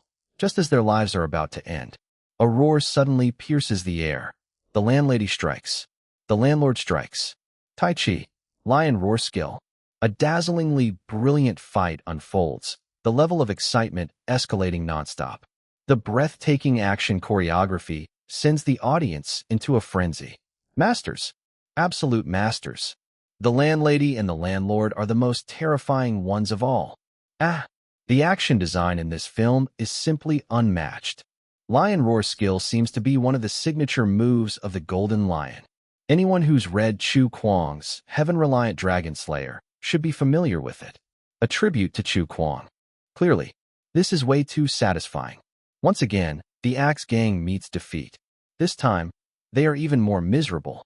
Brother Sum is trembling all over with fear, accidentally sets his hair on fire while smoking. Inside the theater, a chorus of cheers and laughter erupts. And the line spoken by Gue, one of the three great masters, before he dies, directed at the landlord and landlady, leaves everyone torn between wanting to laugh and cry. With great power comes great responsibility. Even on his deathbed, he doesn't forget to pay homage to Xian Yu's early film Spider-Man and its iconic line. The story continues. The Axe Gang hires yet another expert. The Beast. Among all martial skills under heaven, speed reigns supreme. The Beast's entrance is even more dominating than that of the blind duo, despite his appearance being utterly unfit for a master. Within the intense contrast, Brother Sum is killed by the Beast. Afterward, the Beast finds the landlord and landlady, immediately delivering a classic line. I just want to kill the two of you, or be killed by the two of you. The names of the landlord and landlady are bluntly revealed by the Beast. Yanghua, Little Dragon Maiden. This is none other than the infamous male and female leads of Chu Kuang's The Return of the Condor Heroes. Thus, the scope escalates yet again. A terrifying and frenzied fight unfolds. This time, the landlord and landlady are utterly defeated by the Beast, forced to flee with the hopelessly remorseful protagonist, He Sheng. Although He Sheng has already been beaten to the brink of death, barely clinging to life. Finally, the film reaches its climax.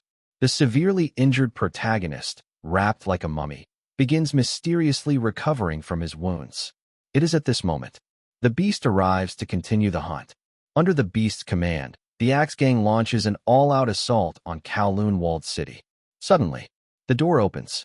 He Sheng, previously disheveled, emerges dressed entirely in white, effortlessly avoiding attacks. Whoosh! The sky is filled with Axe Gang members. They've all been knocked airborne by He Sheng. Despite being surrounded by countless adversaries, none can land a blow on He Sheng. The Beast makes his move. Toad skill. This is yet another homage to Chu Kuang's The Legend of the Condor Heroes, as Toad skill is the signature move of Ouyang Feng. However, throughout the movie, the underlying narrative threads converge. Husband, do you remember the heaven-descending palm strike? It's the long-lost Buddha's palm. That's right, Buddha's palm. He Sheng truly knows Buddha's palm. The arrogant, nearly invincible Beast is struck down, left sprawled on the ground, as horrifying palm imprints form in the earth around him. He admits defeat. He Sheng withdraws his palm stance in an instant. The Beast suddenly rises to launch a sneak attack, yet as he charges at He Sheng, the latter merely raises his palm again. Boom! The wall 100 meters away shatters. The Beast stands motionless in shock. What palm technique is this? He Sheng replies casually, as though stating a mundane fact. Wanna learn? I'll teach you. Tears stream down the Beast's face as he kneels. I've lost. The movie begins its wrap-up. The Mute Girl. The myriad characters woven into the storyline. Scene by scene, the epilogue provides closure. Throughout this, the entire theater is so silent you could hear a pin drop. 1 second, 2 seconds, 3 seconds. Everyone stares at the final credits with mouths agape. Director, main cast, supporting cast, lighting, art design. Finally, screenwriter. Lin Yuan's name looms large, dominating the entire screen. Suddenly, a viewer in the front row jumps up and roars. Amazing! Immediately after, other viewers begin standing up one after another. Their mother leaps up too, face brimming with excitement. Brilliantly done. The younger sister rises to applaud. The older sister rises to applaud. The entire cinema erupts into a frenzy of cheers. In the very front row, the production team's eyes are glinting with redness. Jeune Continent. Lumiere Cinema. Just like the theater Lin Yuan is in. Silence. Then an explosion of sound. The thunderous applause shakes the ears of the production crew for Imperial City, leaving Lu Xing staring blankly at the screen in utter disbelief. At this moment, the director, ranked 38th on Blue Star, is thoroughly captivated by Kung Fu. Within the same crew, the showrunner opens his mouth wide in astonishment. The assistant director's eyes bulge out wider than eggs. Everyone in the crew is completely unable to extricate themselves from this overwhelming shock. Comedy, action, rhythm, emotion, flawless. As far as commercial films go, this is a nearly impeccable masterpiece. It even transcends the boundaries of popcorn cinema, carrying layers of profound meaning. For some inexplicable reason, the group recalls the movie's accompaniment, Ambush from 10 Sides. Just like Lin Yuan's promotional material suggested, the film contains an abundance of remarkable music compositions, yet Ambush from 10 Sides remains the most unforgettable. Ambush from 10 Sides? This Ambush from 10 Sides, aimed at Lin Yuan by Jeune Continent, is utterly obliterated by a single Buddha's palm from Kung Fu. I've lost. The beast's final words unexpectedly echo repeatedly in Lu Xing's mind, turning his complexion ashen. Chapter 1418, 1170, extremely high rating. Qi Continent. Some cinema. The audience stared blankly at the screen. I never thought that, apart from Jeune Continent and our Qi Continent, Qin Continent could also produce a movie like this. Lin Yuan's ranking is too low. This ranking is definitely going to rise. This movie is going to blow up big time. Besides being hilarious, the action scenes kept escalating and becoming more intense, and the Buddha's palm at the climax was the ultimate high point. The build-up was exceptionally well done. Who would have thought the protagonist would actually know Buddha's palm? The scene where He Sheng prepares for battle, wrapped in bandages by the landlord and landlady, and then the bandages shatter amidst the imagery of transforming into a butterfly. That's a memory I'll never forget in this lifetime. Qi Continent. Outside a cinema. Bro, where are you going? To watch it again? Come on, it's so late already. One viewing wasn't enough. I missed a lot of key moments. There should be another time slot later. I'll catch it. Forget it. I'll join you.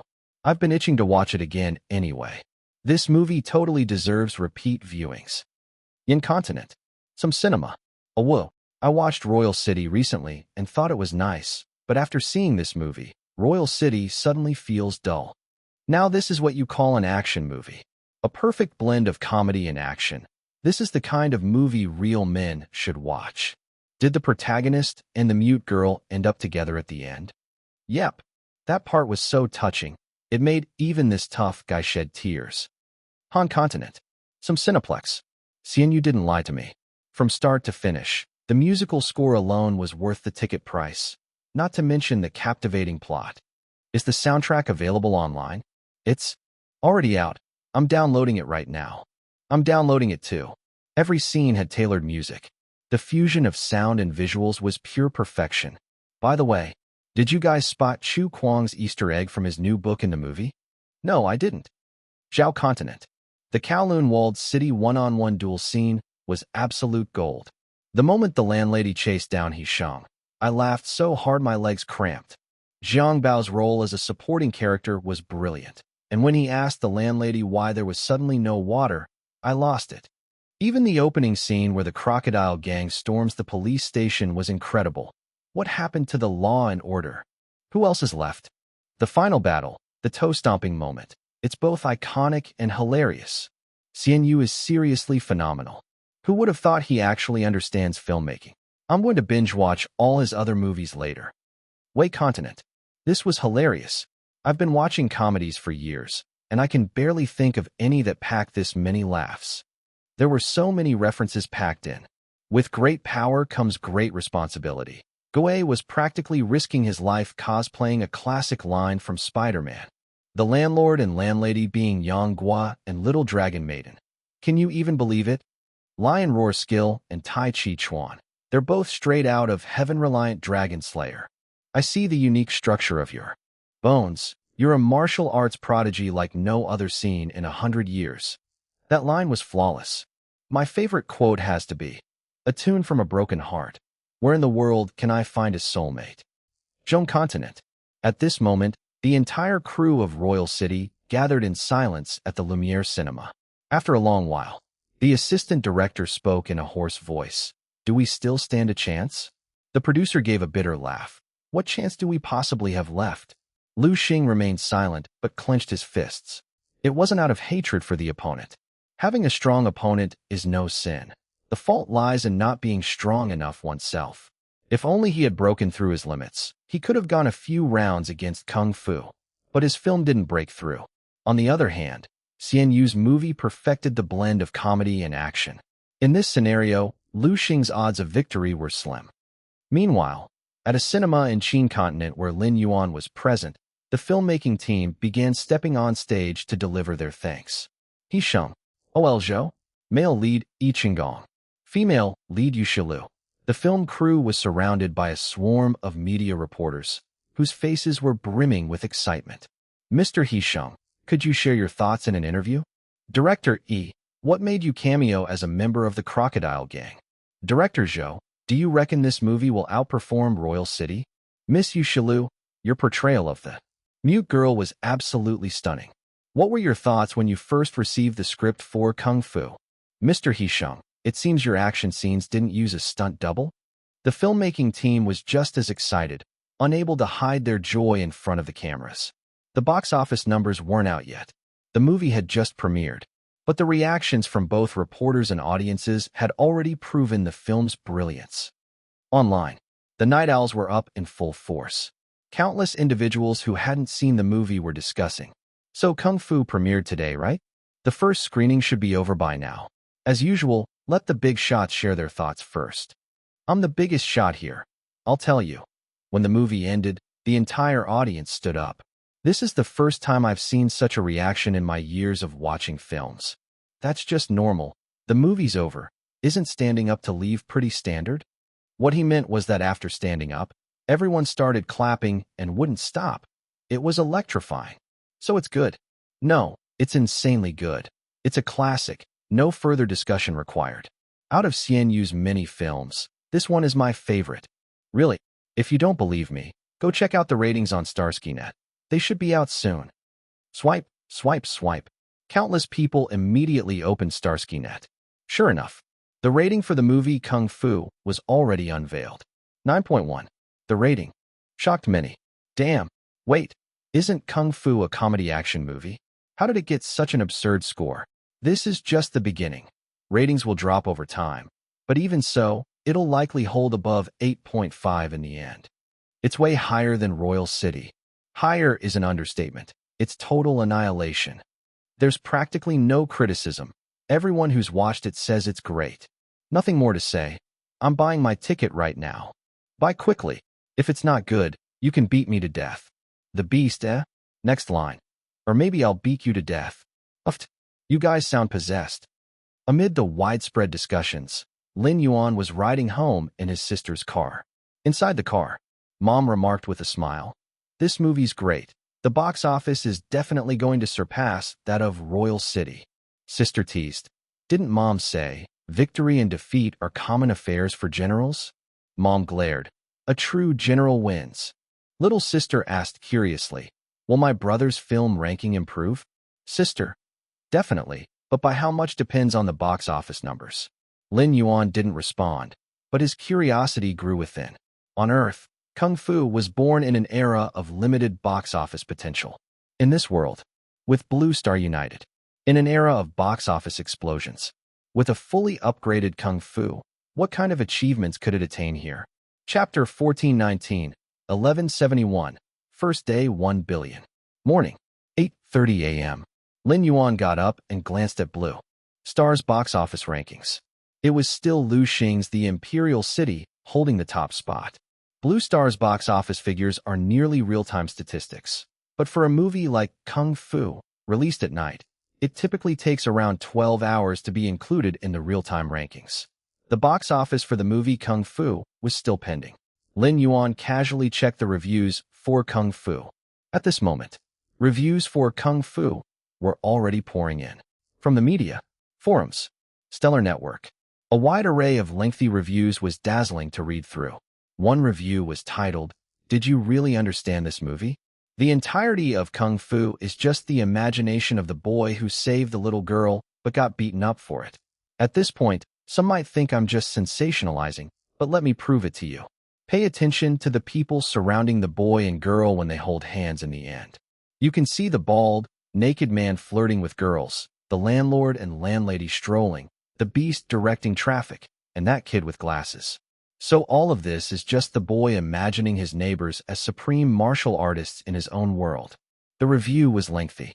This reviewer attempted to substantiate their argument from multiple angles, leaving Lin Yuan slightly dumbfounded as he read. As for Kung Fu, there were similar interpretations in his past life. However, the comments section was divided into two camps on this theory. Some thought it was terrifying upon deeper reflection, while others considered it far-fetched. In the end, the reviewer was countered with one sentence. The reviewer's perspective is novel, but it overlooks a major flaw. Xian Yu wasn't portraying the boy's imagination, but showing that the once-renowned martial artists, those so-called heroes of the martial world, had moved past their grudges and found happiness. For example, the couple from the Return of the Condor heroes started living as ordinary people, the beast ended up directing traffic, and so on. The strongest evidence? None of the characters who died appeared in the end. Skipping past this, Lin Yuan read a few more reviews. These reviewers used every trick in the book to deconstruct Kung Fu from various angles. Some analyses even left Lin Yuan stunned, thinking they sounded pretty convincing. Among these numerous reviews, Lin Yuan noticed that many were curious about the Easter egg related to Chu Kuang's new book. Where's the promised Easter egg? There are indeed many tributes to Chu Kuang. But where is the hidden clue to his new book? Could it be Buddha's palm? Are you suggesting that the new book is connected to Buddha's palm? You're quite close to the truth. What do you mean? I'm not certain whether it's tied to Buddha's palm, but it's definitely connected to those martial skills secret manuals. Huh. The old man who gives the protagonist a secret manual at the end shows up again, tricking kids out of their pocket money. Maybe he really does have some genuine skills. After all, he pulls out several secret manuals in the end. I snapped a photo. Take a look. The user posted an image. In the picture were the martial skills secret manuals that the old man revealed at the end. From left to right, 6 Meridian Divine Swords, 18 Dragons Subduing Palms, 9 Yang Divine Skill, 1 Yang Finger, Duga 9 Swords. Netizens were stunned.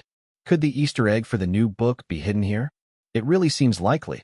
18 Dragon Subduing Palms is a signature skill from the Legend of the Condor heroes. This is a very important clue. And 9 Yang Divine Skill from the Heaven Sword and Dragon Saber too. Even Duga 9 Swords seems to hold a hint. Don't forget that the Return of the Condor heroes featured a character named Duga Chiobai. Could this martial skill be connected to him? What's 6 Meridian Divine Swords then? And I've never even heard of 1 Yang Finger. I get it. These martial skills might be the content of Chu Kuang's next martial arts novel. Holy crap, this is 80 to 90% accurate. Case closed. There are some real geniuses among the internet users. I noticed that scene too, but didn't think much about it. Lin Yuan laughed. With netizens being this sharp, Ian wouldn't even need to step in to analyze things for them. Stretching lazily, Lin Yuan got up, washed up, and began waiting for the real-time box office stats. Starlight, Film Department, OL Zhou, and others were also waiting for the real-time box office stats. Even though they knew the stats wouldn't be updated until noon, They kept refreshing the rankings. Why isn't it out yet? Haste makes waste. Bring that hot tofu over. I'll show you if I can eat it or not. Ha ha ha. Don't worry, the box office won't be low. We should surpass the Imperial City in 3 days with our strong word of mouth. 3 days? Isn't that a bit exaggerated? Lu Xing's The Imperial City has been out a day earlier than us and already hit 500 million in box office. It's not a full day, more like 10-something hours. What time is it? How many times are you going to ask? 9 o'clock. Box office stats usually update at noon. Online. Fans across the continents were also eagerly awaiting Kung Fu's real-time box office stats. I wonder how much it made. For such an amazing movie, the box office can't be bad. Exactly. I just checked the ticketing app. Every cinema around me is sold out for Kung Fu. I'm going to watch it this afternoon. I managed to snag tickets for a morning screening, and it truly lives up to its reputation. It's freaking fantastic. Huh. Look quick. The box office is out. Usually, it updates at noon. It's only 10 o'clock now. How much did Kung Fu make? See for yourself. What are you, trying to act all mysterious? Holy crap, this box office is insane. On the real-time box office leaderboard, the Imperial City still topped the list. Thanks to being released a day earlier and this morning's numbers, its total box office had reached 530 million. Yet, Kung Fu was already sitting in second place. Its box office stood at 330 million. This stunned countless people. Boom. The media went wild. After 10 hours, Kung Fu rakes in 330 million at the box office. Kung Fu versus the Imperial City. Is Lu Xing in danger? Will the Imperial City lose its #1 real-time box office spot? CNU's new film stuns with box office performance. CNU's new film earns both critical acclaim and box office success. With 14 hours remaining today, Kung Fu is already heading toward 400 million. At home, even Lin Yuan was shocked. It had already hit 330 million. This is now officially the highest first-day box office of all his movies. And it was only just past 10 o'clock. As the media said, there were still 14 hours left in the day. How much more would Kung Fu rake in during the next 14 hours? Even Lin Yuan didn't dare to speculate. Not to mention, prime movie-going hours aren't in the morning or even late at night. It's in the evening. That's when office workers get off work. The perfect time to gather friends and head to the cinema. Lin Yuan thought the main reason this box office performance was exceeding expectations had to do with Blue Star's great unification. The global market was now interconnected, with Qin, Qi, Shu, Yan, Han, Zhao, and Wei all being natural box office powerhouses. The numbers were bound to be higher than ever before. What's that? Surpassing the Imperial City? That was merely a matter of time. At least, the Imperial City didn't achieve such a monstrous start on its first day. Lin Yuan's family was also thrilled, with his mom heading straight to the kitchen, saying she'd make a feast to celebrate. At the Starlight Film Department, the moment the box office figures came out, everyone went crazy. It's a hit. An absolute smash. This is Starlight's highest box office film ever. We're soaring. Our Starlight Film Department is officially soaring. CNU is incredible. Who said it would take 3 days to surpass the Imperial City? It won't take 3 days. We'll surpass the Imperial City today. There are still 14 hours left today. No way they can hold up. Of course they couldn't. By 3 p.m. that afternoon, the real-time box office rankings were updated. First place, Kung Fu, 680 million. Second place, the Imperial City, 620 million. Even with Lu Xing's one-day head start, he had completely lost his advantage as Kung Fu overtook him in just over 10 hours. By comparison, the Imperial City's box office growth was sluggish. And what was even scarier, when the clock struck midnight and the first day officially ended, Kung Fu's total box office had surpassed 1 billion. First day, 1 billion. Chapter 1420, 1172 Takeoff. A first-day box office surpassing 1 billion is not a common achievement. Even on Blue Star, where the market is far crazier than Earth, a movie breaking 1 billion on its opening day can undoubtedly be considered a blockbuster for the season. Faced with such a situation, major cinema chains reacted swiftly. Cinemas across various continents quickly increased the subsequent screenings for Kung Fu Hustle. Lu Xing's movie Imperial City was the first to be affected by the adjustment in scheduling. There's nothing that can be done. After all, Imperial City received equal screening slots as Kung Fu Hustle but couldn't deliver comparable results. You can't just sit holding up a prime slot without delivering results, right? Naturally, they needed to make space for Kung Fu Hustle. It's real. It's cruel. That's how cinema chains operate. Cinemas need to make money too, especially with the costs involved in advanced tech like naked eye 3D screenings. Of course, Imperial City wasn't the only film impacted. Other movies released during the same season were also affected to varying extents.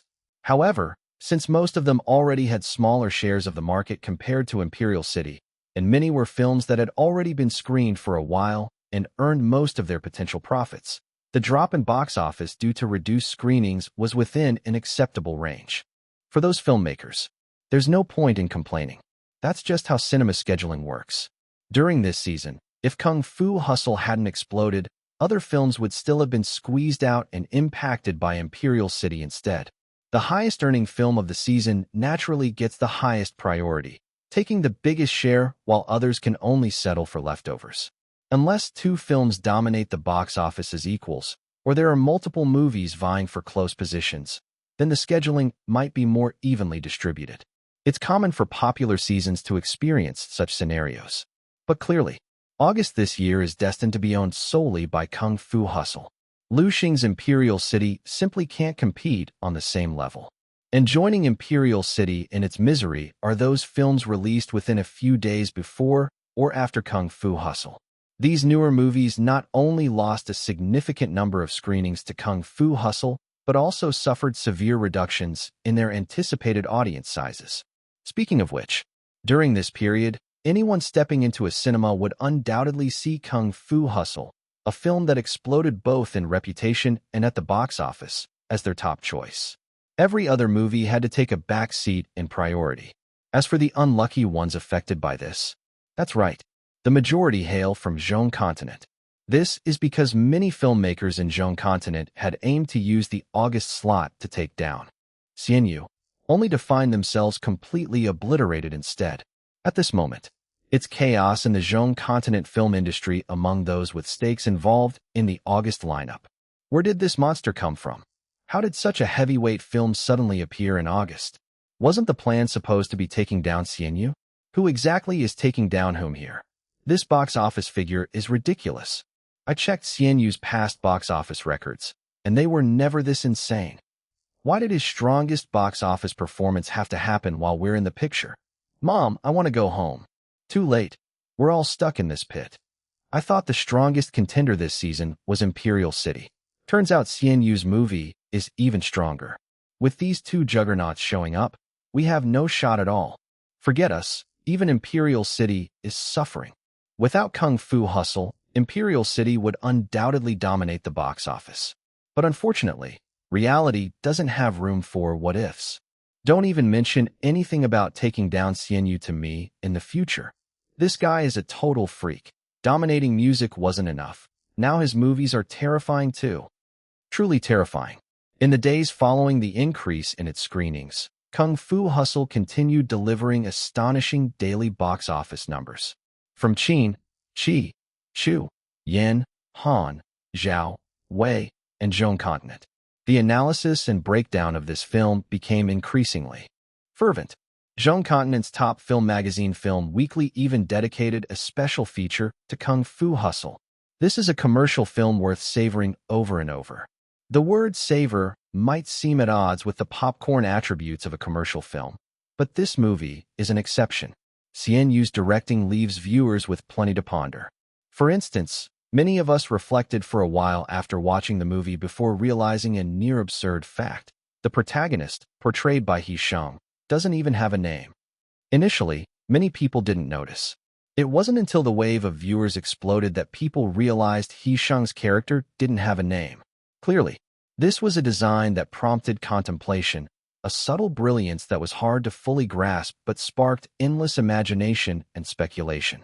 The discussions and speculations triggered by this became one of the movie's most talked about topics. Meanwhile, as the box office soared across online platforms, reactions from audiences on various continents kept pouring in. Movies are just Lin Yuan's side hustle. Most of his energy goes into music. If he didn't pursue music and instead devoted himself fully to filmmaking, I can't even fathom what heights he could reach. Could he make it into Blue Star's top 10 filmmakers? Top 10 might be a stretch, but he'd definitely land in the top 20 without a doubt. With this level of buzz, what do you all think Kung Fu Hustle's final box office numbers will be? Depends on its staying power. If it runs out of steam, 5 to 6 billion max. If it has staying power, just extend the distribution period and it'll be unstoppable. Judging from the past few days, this movie shows absolutely no signs of losing momentum. Indeed, it'll be in theaters for quite a while. Instead of guessing that, how about predicting how much this boosts Lin Yuan's overall ranking? I bet he'll leap forward by a lot. After all, this time he did so well, balancing action with comedy seamlessly. Plus the soundtrack was completely flawless. It'll still depend on box office numbers though. Let's wait and see the box office figures at the end of the month for Kung Fu Hustle. By the end of the month, viewers from all continents intensely tracked how much the movie would pull in. 1 week, 2 weeks, 3 weeks. For 3 consecutive weeks, Kung Fu Hustle held the global box office crown, achieving the monumental feat of 3 straight weeks on top. August 31st. At midnight, the box office numbers for Kung Fu Hustle had reached 7.7 billion. Audiences were stunned. Media outlets were stunned. The industry was stunned. Confronted with the current real-time box office figures of Kung Fu Hustle, even Lin Yuan himself was shocked. These numbers were simply too overwhelming, a trajectory that could place it as the highest-grossing film across the entire Celestial dynasty. Of course, Blue Star isn't Earth. We can't look at these two planets with the same lens. Earth's most outrageous movie, Avatar, grossed nearly $3 billion globally. Using the conversion rates of that time into Chinese yuan, that's about 18 billion. Lin Yuan specifically researched Blue Star's box office rankings. The best-performing movie on Blue Star had approximately 30 billion in box office revenue.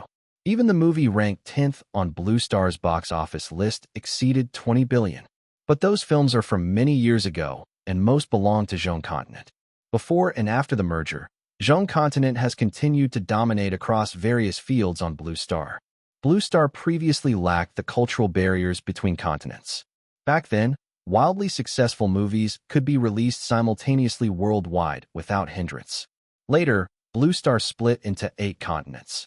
Each region imposed cultural barriers, making it far more challenging for foreign films to cross into new territories with restrictive import taxes, regulations, and complexities that drastically diminished box office potential. Governments across continents prioritized supporting their own industries, even at the expense of profits. Now Blue Star has merged back together. The market has returned to the era before Blue Star's 8-continent split, enabling movies to be globally released without restrictions.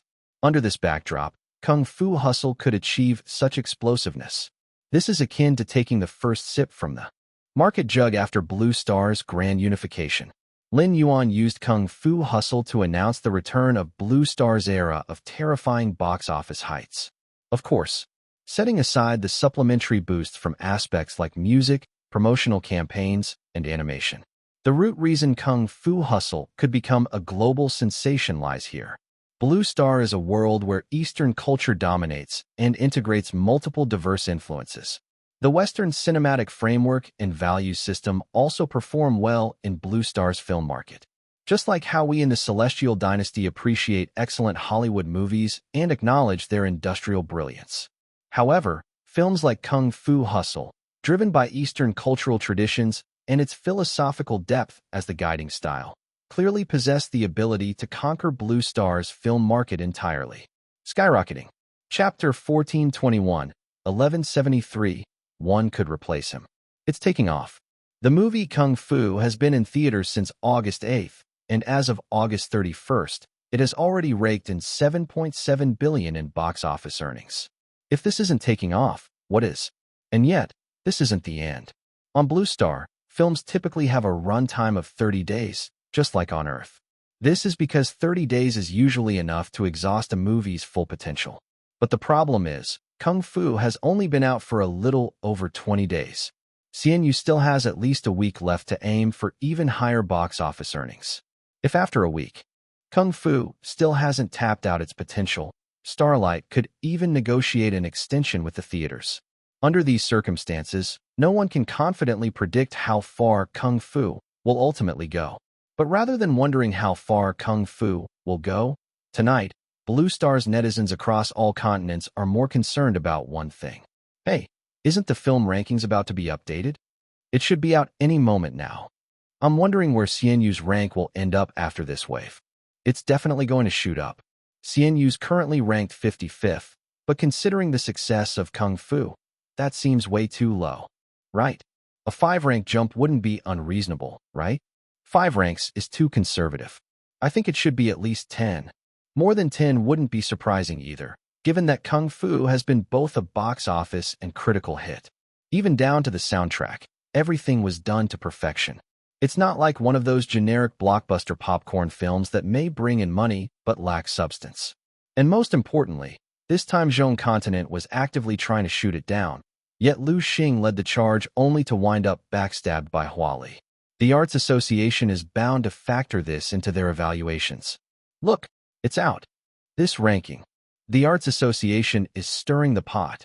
Is this a total replacement? The drama factor is off the charts. As a netizen exclaimed, the Blue Star film rankings were updated. CNU is now ranked 38th.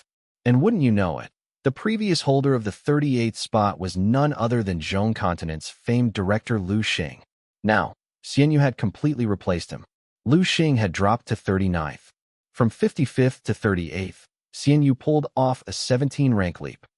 In the film industry, directors ranked between 55th and 38th broke down collectively. A few who knew each other gathered to vent their frustrations. Damn, that leap is just insane. I thought he might jump 10 spots at most. But how does he jump 17 at once? Damn it, it's gotta be because he crushed Imperial City and a group of Zhong Continent's big-shot directors. Double experience points. Double experience points my ass. You think this is a video game? Isn't the Arts Association rigging this? The rise is way too extreme. I'm tempted to file a protest. OL Lu, say something. It's all your fault, Lu Xing. You brought a group of Zhong Continent directors and screenwriters to throw themselves at him, feeding him until he's this fat. Exactly. This is freaking outrageous. 10 ranks would have been more reasonable. But 17. Outrageous my ass. Just look at the major streaming platforms, like Penguin Video. I admit Imperial City couldn't match theirs, but at the end of the day, CNU's foundation is just too solid.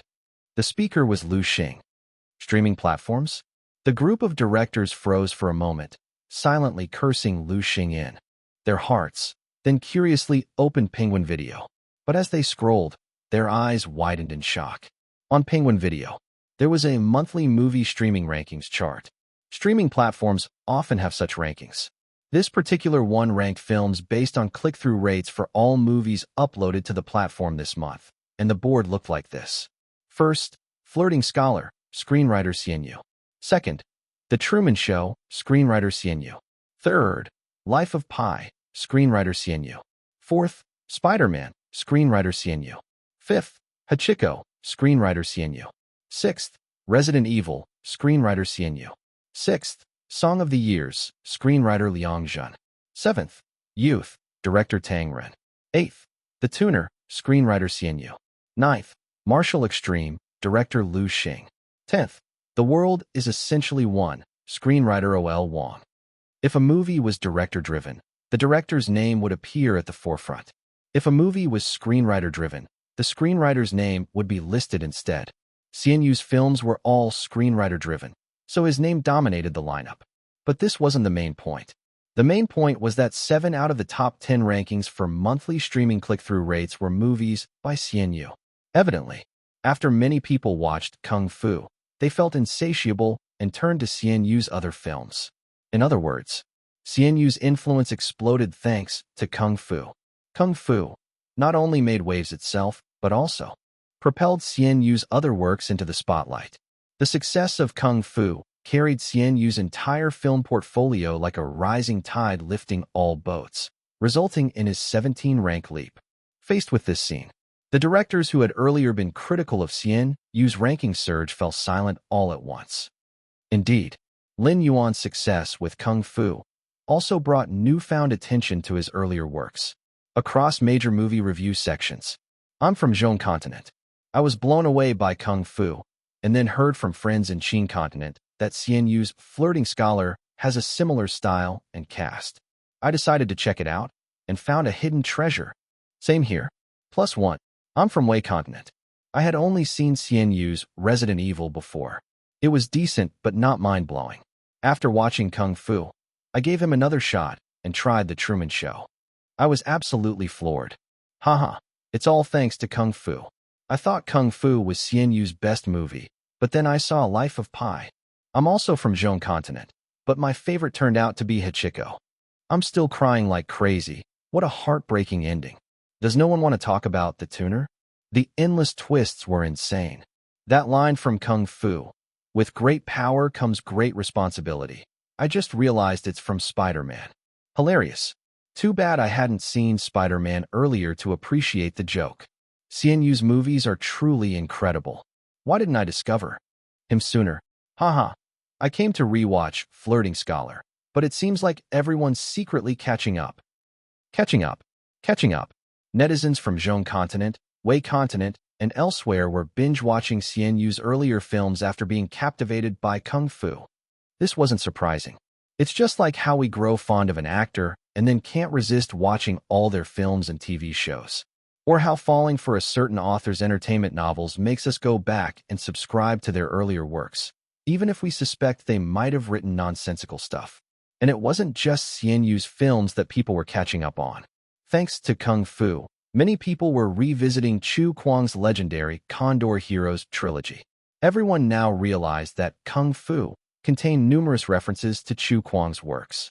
This directly resulted in the Condor Heroes trilogy experiencing a massive sales spike in Zhong Continent and Wei Continent. As people from other continents had already read Chu Kuang's trilogy during its peak popularity, only these two continents had missed out. Of course, the trilogy boom wasn't solely because of Kung Fu. The success of the Harry Potter series was a major factor as well. Many people who fell in love with Chu Kuang's writing through Harry Potter naturally gravitated toward Condor Heroes after the buzz around Kung Fu. Additionally, there were rumors of Easter eggs hinting at Chu Kuang's new book within Kung Fu. With all the hype swirling, the Condor Heroes trilogy naturally caught fire. Following its popularity surge, the trilogy received outstanding reviews. The only issue was that the return of the Condor Heroes left many Zhong and Wei people emotionally wrecked. They cursed Chu Kuang while enduring Yang Gua and Little Dragon Maiden's heartbreaking story. No wonder this guy's reputation is so rotten. No wonder Harry Potter was so brutal. Turns out, everything he writes loves to torture his readers. What a rascal. Ripple effects. Layer upon layer. Even Lin Yuan hadn't expected Kung Fu to tie in Xian Yu's older movies with Chu Kuang's novels. But this was undoubtedly a good thing.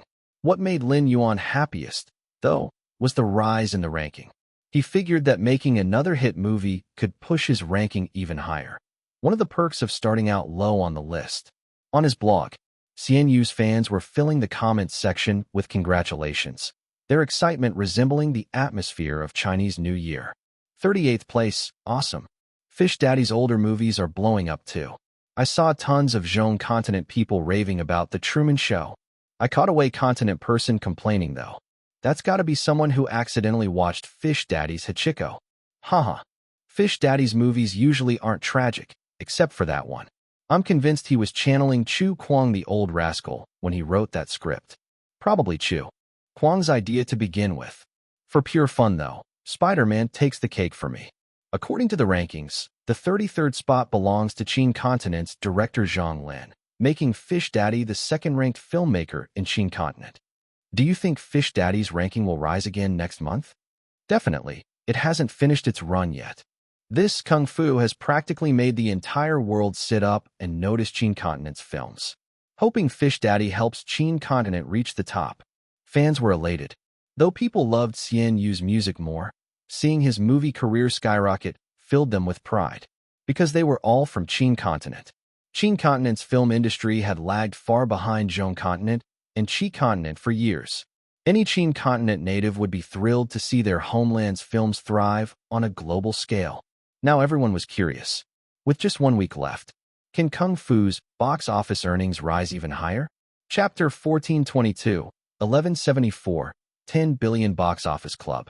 8 billion, 8.3 billion, 8.5 billion, 8.7 billion, 8.9 billion. This is the 4th week of Kung Fu Hustle being in theaters. Luck's been on our side. Though September is here, we didn't run into any new blockbusters. We barely managed to clinch the weekly box office champion again. For consecutive wins. Zhong continent. Today, how is it still increasing? It's already dropped, but having this kind of growth in the 4th week is indeed a bit outrageous. This thing is heading towards 9 billion. The global continents rejoined. The market has changed indeed. The market has changed, and the pie has grown, but you need the strength to swallow it whole. That's true. The market merged back in January. Though the overall box office has indeed increased greatly, no one saw Kung Fu Hustle blowing up to this extent before. Qin continent. Another day. Good news, good news. The box office of Kung Fu Hustle from Qin continent has surpassed 9 billion. A bit of a pity it's slow to rise now. Indeed, after breaking 9 billion, it only climbs less than 1 billion a day. The further it goes, the harder it gets. I really want to see Kung Fu Hustle break 10 billion. That's it. I've decided to watch it a second time to support Fish Papa. Count me in. I'll join too. It's time for fans to step up. Qi continent. Many people are watching the real-time box office rankings. Finally, it's run out of steam. Today, Kung Fu Hustle only did 30 million in sales, surpassed by many new films. Screenings are already scarce. The initial weeks had the strongest scheduling, but with diminishing returns afterwards, schedules will inevitably be adjusted downward. Hope for reaching 10 billion seems slim. Unless there's an extension. An extension would at least need to be a month, but doing so might end up being an unprofitable promotional move. Let's see if Starlight decides to extend. Chu continent. Many people were suddenly stunned. Today, it seems to have risen against the trend. I remember yesterday, it was 30 million. Today, it exceeded 40 million. Maybe it could make 50 million today. What's going on? Did Starlight ramp up the promotion? It seems to be the fans' voluntary support. Yes, no one expected it. Just as Kung Fu Hustle seemed to be faltering in its box office run, Xian Yu's fans surprisingly started to rally each other. Where are the Fish Papa fans? Anyone free, go watch Kung Fu Hustle. I've watched it 5 times already. Bowing to the 5-watch veterans. For Fish Papa, for 10 billion at the box office, for Qin continent cinema. I watched 3 times too. Oddly enough, normally I'd be sick after 3 viewings, but with Fish Papa's Kung Fu Hustle, I still found it utterly enthralling after the 3rd time. Boost it up. I'm not a Xian Yu fan, but for the sake of Qin continent films, I'm in for this wave. Starlight. Film department. OL Zhou looked at the box office trend with intense eyes. It seems we might hit 100 billion. Not much time is left. Some cinemas are preparing to take it off the schedule. Should we extend? If we extend, we'll need to subsidize the theaters. For Teacher Admirable Fish, and for our company, a bit of subsidy to hit 100 billion at the box office isn't bad at all. Most importantly, we are now second in Qin continent's film history, just a tiny bit away from surpassing Zhang Lin's representative work in box office. Surpass Zhang Lin, and Xian Yu would become the top box office filmmaker in Qin continent. Zhang Lin's box office record seems to be 97 billion. All right, let's extend by a week. Xian Yu's fans are all supporting us. We can't let everyone's efforts go to waste. Worst case scenario, we'll directly book the whole cinema ourselves in the end. Weekend. Starlight launched the extension strategy. The movie Kung Fu Hustle stayed in theaters for an additional week. Although screenings were minimal, more and more people started to pitch in. Where are He Sheng's fans? Go for it. This is Brother Sheng's first film with the potential to reach the 10 billion mark. Even Starlight initiated the extension. Are Lulu's fans here? Go for it. Fish Papa's fans are giving it their all. How can we Sheng fans stand by? Although our numbers don't match Fish Papa's fans, everyone adds a little strength. All right, watch another showing. I'll bring my friends to watch it together. Those on the righteous path get more help. When many movies are hitting key box office milestones, they often receive various supports. And Kung Fu Hustle, in its push for 10 billion, also received help. Many Chin people lent their support because Kung Fu Hustle was about to break Chin continent's highest box office record. The last week, in the extended week, billions in box office revenue were entirely topped up by the fans and Chin continent locals, even though these people had already provided support before. Thrilling. 97.3 billion. Surpassed Zhang Lin's highest grossing film. Keep the grit up. Surpassing director Zhang Lin is not our goal. Our goal is Kung Fu Hustle reaching 100 billion. Only 100 billion feels fulfilling. Zhang Lin's peak masterpiece was called The Great Unity. Back when Blue Star hadn't been divided into 8 continents, The Great Unity earned 97 billion at the box office. Like Xian Yu's Kung Fu Hustle, it was a movie acclaimed both in revenue and reputation. That year, the Chin people fiercely supported, also eager to buoy Zhang Lin into the 10 billion club, but unfortunately, they fell short by a bit. And at this moment, Xian Yu's Kung Fu Hustle succeeded. He surpassed Zhang Lin's masterpiece, becoming Chin continent's box office #1. Finally, on the last day of the extension week, the box office of the film Kung Fu Hustle already reached 990 million. Go for it. Long live Fish Papa. Just one step away from a billion at the box office. Maybe I'll be that #1 billion. A historic moment for Chin continent is about to come. We can't collapse at the end. Darn it. I'll buy out a showing. I'll also buy out a showing. Big spender. It's not about big spenders or not. Other movies do this at the final box office push. Just go all out in the last few hours. Look fast. Real-time box office. 100 billion. We're at 100 billion at the box office. 100 billion at the box office. The exact figure is 100 billion, 430 million. Who knows how many big spenders secured private screenings to pump up the box office for Kung Fu Hustle at the last moment. At this point, the movie Kung Fu Hustle officially concluded its theatrical run, and Chin continent's first film to break 100 billion at the box office was born. It was Kung Fu Hustle. Xian Yu's Kung Fu Hustle. This is also the first film to break 100 billion at the box office since Blue Star's reenactment of global merging. At this moment, even Lin Yuan was somewhat touched, because Lin Yuan knew, if it weren't for all those supporting at the end, Kung Fu Hustle might have topped at around over 8 billion. The final tens of billions were from fan support, Chin folks powered purely by love. They had actually already watched the film, some even more than once, yet they continued to buy tickets and rush to the cinema. They were doing it not only for themselves, but for the rise of Chin continent cinema. At this moment, Lin Yuan stared intently at the box office numbers of Kung Fu Hustle. Meanwhile, on the blog, Chin continent director Zhang Lin suddenly posted an update. Congratulations to Xian Yu. Congratulations to Kung Fu Hustle, the box office leader of Chin continent. He also included a picture. In that picture, he was wearing the custom costume from back when he made The World is Essentially One. Then, he smiled while holding up a Kung Fu Hustle poster.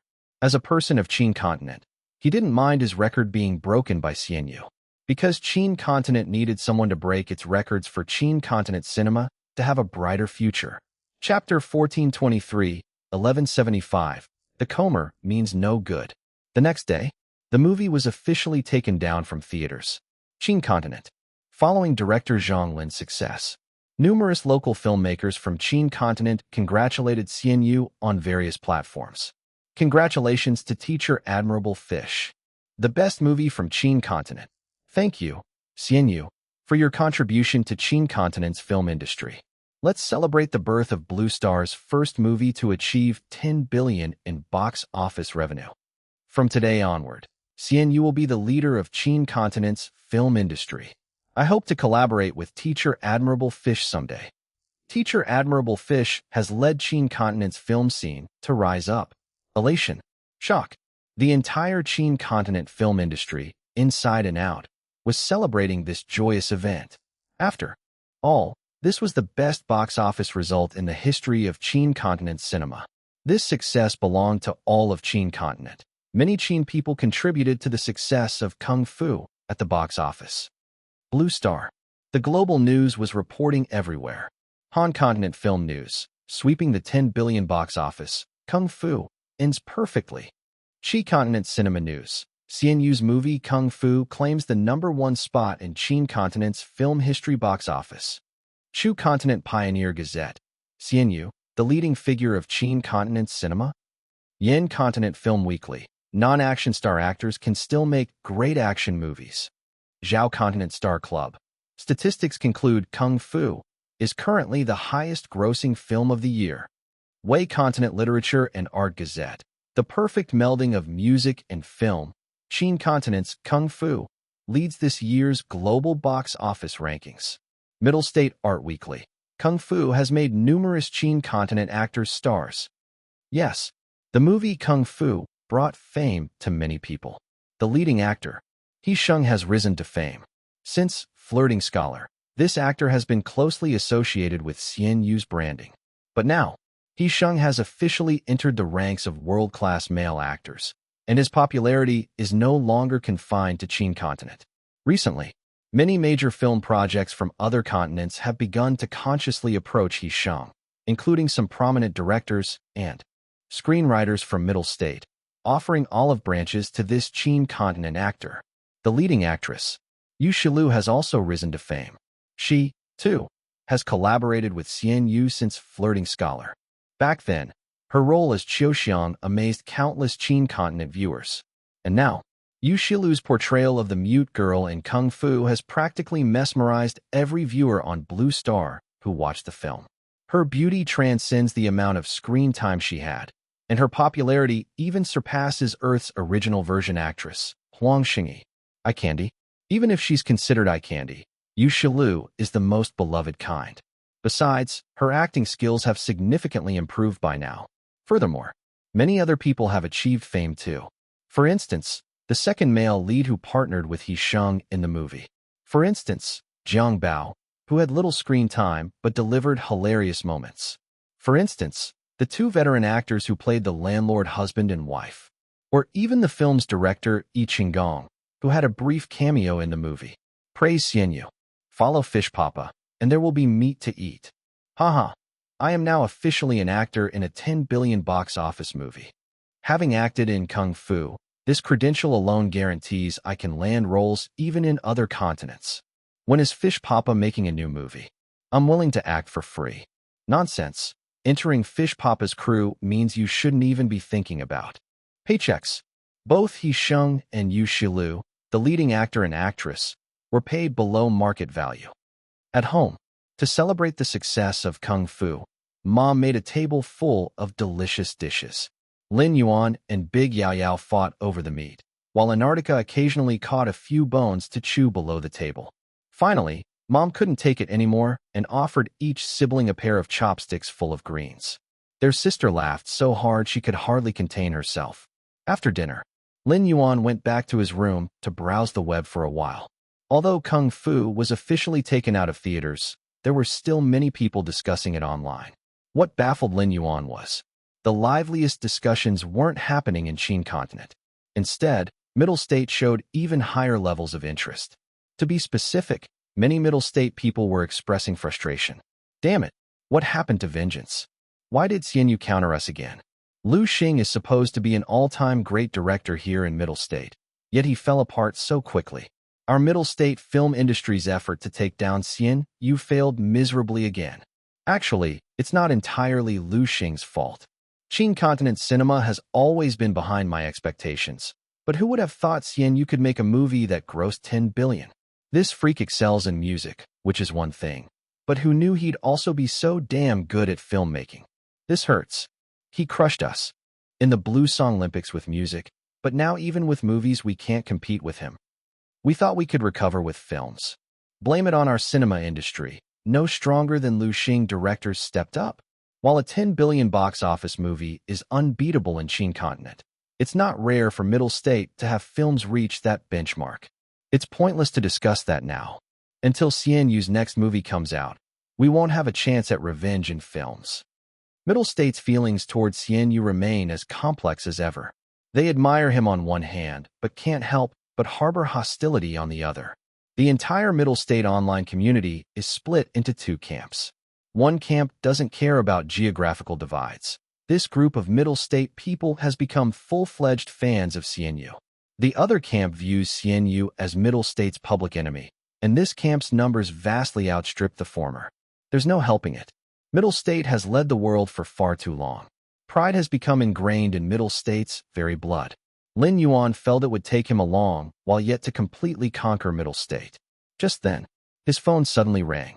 As soon as Lin Yuan answered, he heard Jin Mu's concerned voice over the line. Have you seen the news? Liu Yang is publishing a new book.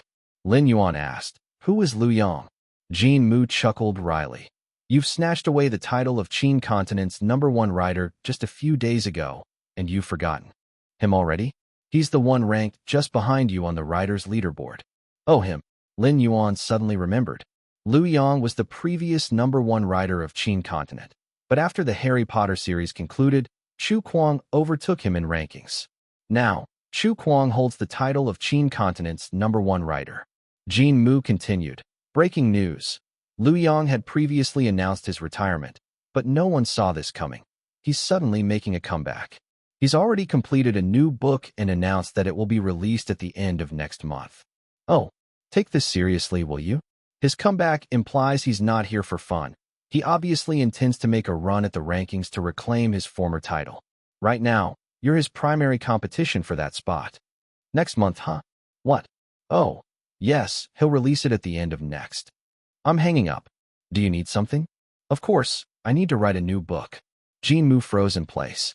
Meanwhile, Lin Yuan had already hung up the phone and quickly opened a document on his computer, typing decisively on the keyboard.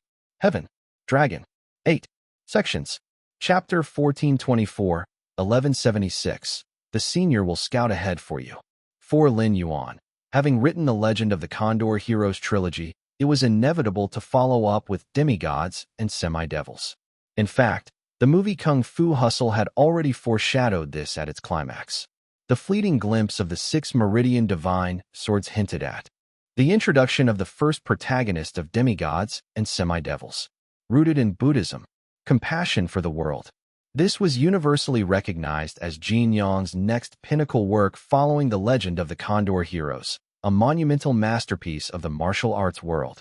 Indeed, even though the Legend of the Condor Heroes trilogy was already deemed an extraordinary piece of martial arts literature, it merely established Jin Yang's position as the alliance hierarch of the martial world. However, Elder Jin, despite his unrivaled standing thanks to the trilogy, still faced disapproval and resistance from certain conservative and traditional literati, unable to truly step into the literary hall of fame. Until one day, he wrote Demigods and Semi-Devils. This was the novel that elevated Jin Yang beyond merely being the so-called martial world alliance hierarch. It was this novel that silenced the stubborn traditionalists for the first time, forcing them to recognize the literary merit of Jin Yang's work. That day, Elder Jin ascended to the realm of earthly immortals. Ahem, got carried away. Anyway, it was from this novel Demigods and Semi-Devils that Jin Yang truly became known as the master in people's hearts. Meanwhile, Chu Kuang was now embarking on this same path of becoming a martial arts master. A glint of blue, a steel sword flickered and thrust toward the left shoulder of an older man. The young swordsman didn't wait for the strike to land. His wrist twisted, the blade slanted, and the sword edge sliced toward the man's right neck. In the very first chapter, Duan Yu makes his dazzling entrance. The handsome and elegant Prince of Dali, strolling leisurely through mountains and valleys, accidentally encounters Zhong Ling, the girl with the mink, during a moment of peril. A dashing gentleman and a beautiful maiden. The standard configuration for protagonists. Lin Yuan believes readers of the beginning chapters would undoubtedly assume Duan Yu is the main character of the story. Well, they'd be right, to a certain extent. But the readers would definitely not foresee this book having 3 protagonists. Duan Yu, Chao Feng, Su Bamboo. The prince, the hero, the monk. Three protagonists, entirely distinct in identity, experience, and even gender, yet each commanded their own stage. Each intertwined, yet juxtaposed, layered yet seamlessly connected. This structure and method of character portrayal pioneered a new path for martial arts novels in storytelling and character development, while also showcasing Elder Jin's terrifying mastery. Based on just this alone, demigods and semi-devils could stand tall as a monumental achievement in martial arts literature. Of course, multi-protagonist storytelling wasn't Lin Yuan's invention. Numerous martial arts authors had experimented with multiple protagonists before, but sadly, none of those works could compare to this demigods and semi-devils, even including the much-discussed dual dragons and twin beauties. Strangely enough, demigods and semi-devils even dedicated 2 chapters to Zhuang Juxian. Some people have therefore called Zhuang Juxian the 4th protagonist of demigods and semi-devils. Looking at the full text of demigods and semi-devils, it's approximately 1.5 million words. Lin Yuan completing it in just 1 month is a bit tight, but fortunately, there are still more than 40 days until the end of next month. As a powerhouse writer, penning 30 to 40,000 words a day wouldn't be a problem. As for whether this novel could secure its ranking, or even allow him to climb higher on the author rankings, Lin Yuan didn't know either. You only find out if you fight. While Lin Yuan was diving into Tianlong, Liu Yang suddenly shocked the literary scene of Qin continent by announcing his comeback with a new book. The man is back. The novel world of Qin continent was stunned. He clearly declared his retirement, and now Master Liu has gone for a sneak attack, even penning a completely finished book? Call him Master Liu. This move from Master Liu is aimed right at Chu Kuang, isn't it? Chu Kuang sitting in the top writer's throne of Qin continent may have made Master Liu restless, so his sudden announcement about his new book seems like an attempt to catch the old rascal off guard. This is going to be entertaining. Let's sit back and watch the drama unfold. They're both from our Qin continent anyway. If you were to ask who among the writers ranked lower than Chu Kuang has the potential to topple the old rascal, it could only be Master Liu. Chu Kuang, watch out. Master Liu isn't your average writer. Otherwise, he wouldn't have ranked 11th in the first edition of the author rankings, just 1 step away from the top 10. Liu Yang is often referred to as Master Liu. The nickname comes from his prominent work titled Master, which earned him widespread recognition alongside his literary accomplishments. Meanwhile, the netizens of Qin continent also grew excited. Master Liu is here, clearly looking to reclaim his ranking. Chu Kuang just barely warmed the 11th throne, and Master Liu already can't stay put. Hilarious. The mouths of writers are deceivers. Master Liu even said he'd retired, yet his so-called retirement just meant secretly working on a new book. Looks like there's about to be a Qin continent civil war on Blue Star's author rankings list. As a citizen of Qin continent, I support neither side and oppose neither. Whoever succeeds, it's still an honor for Qin continent.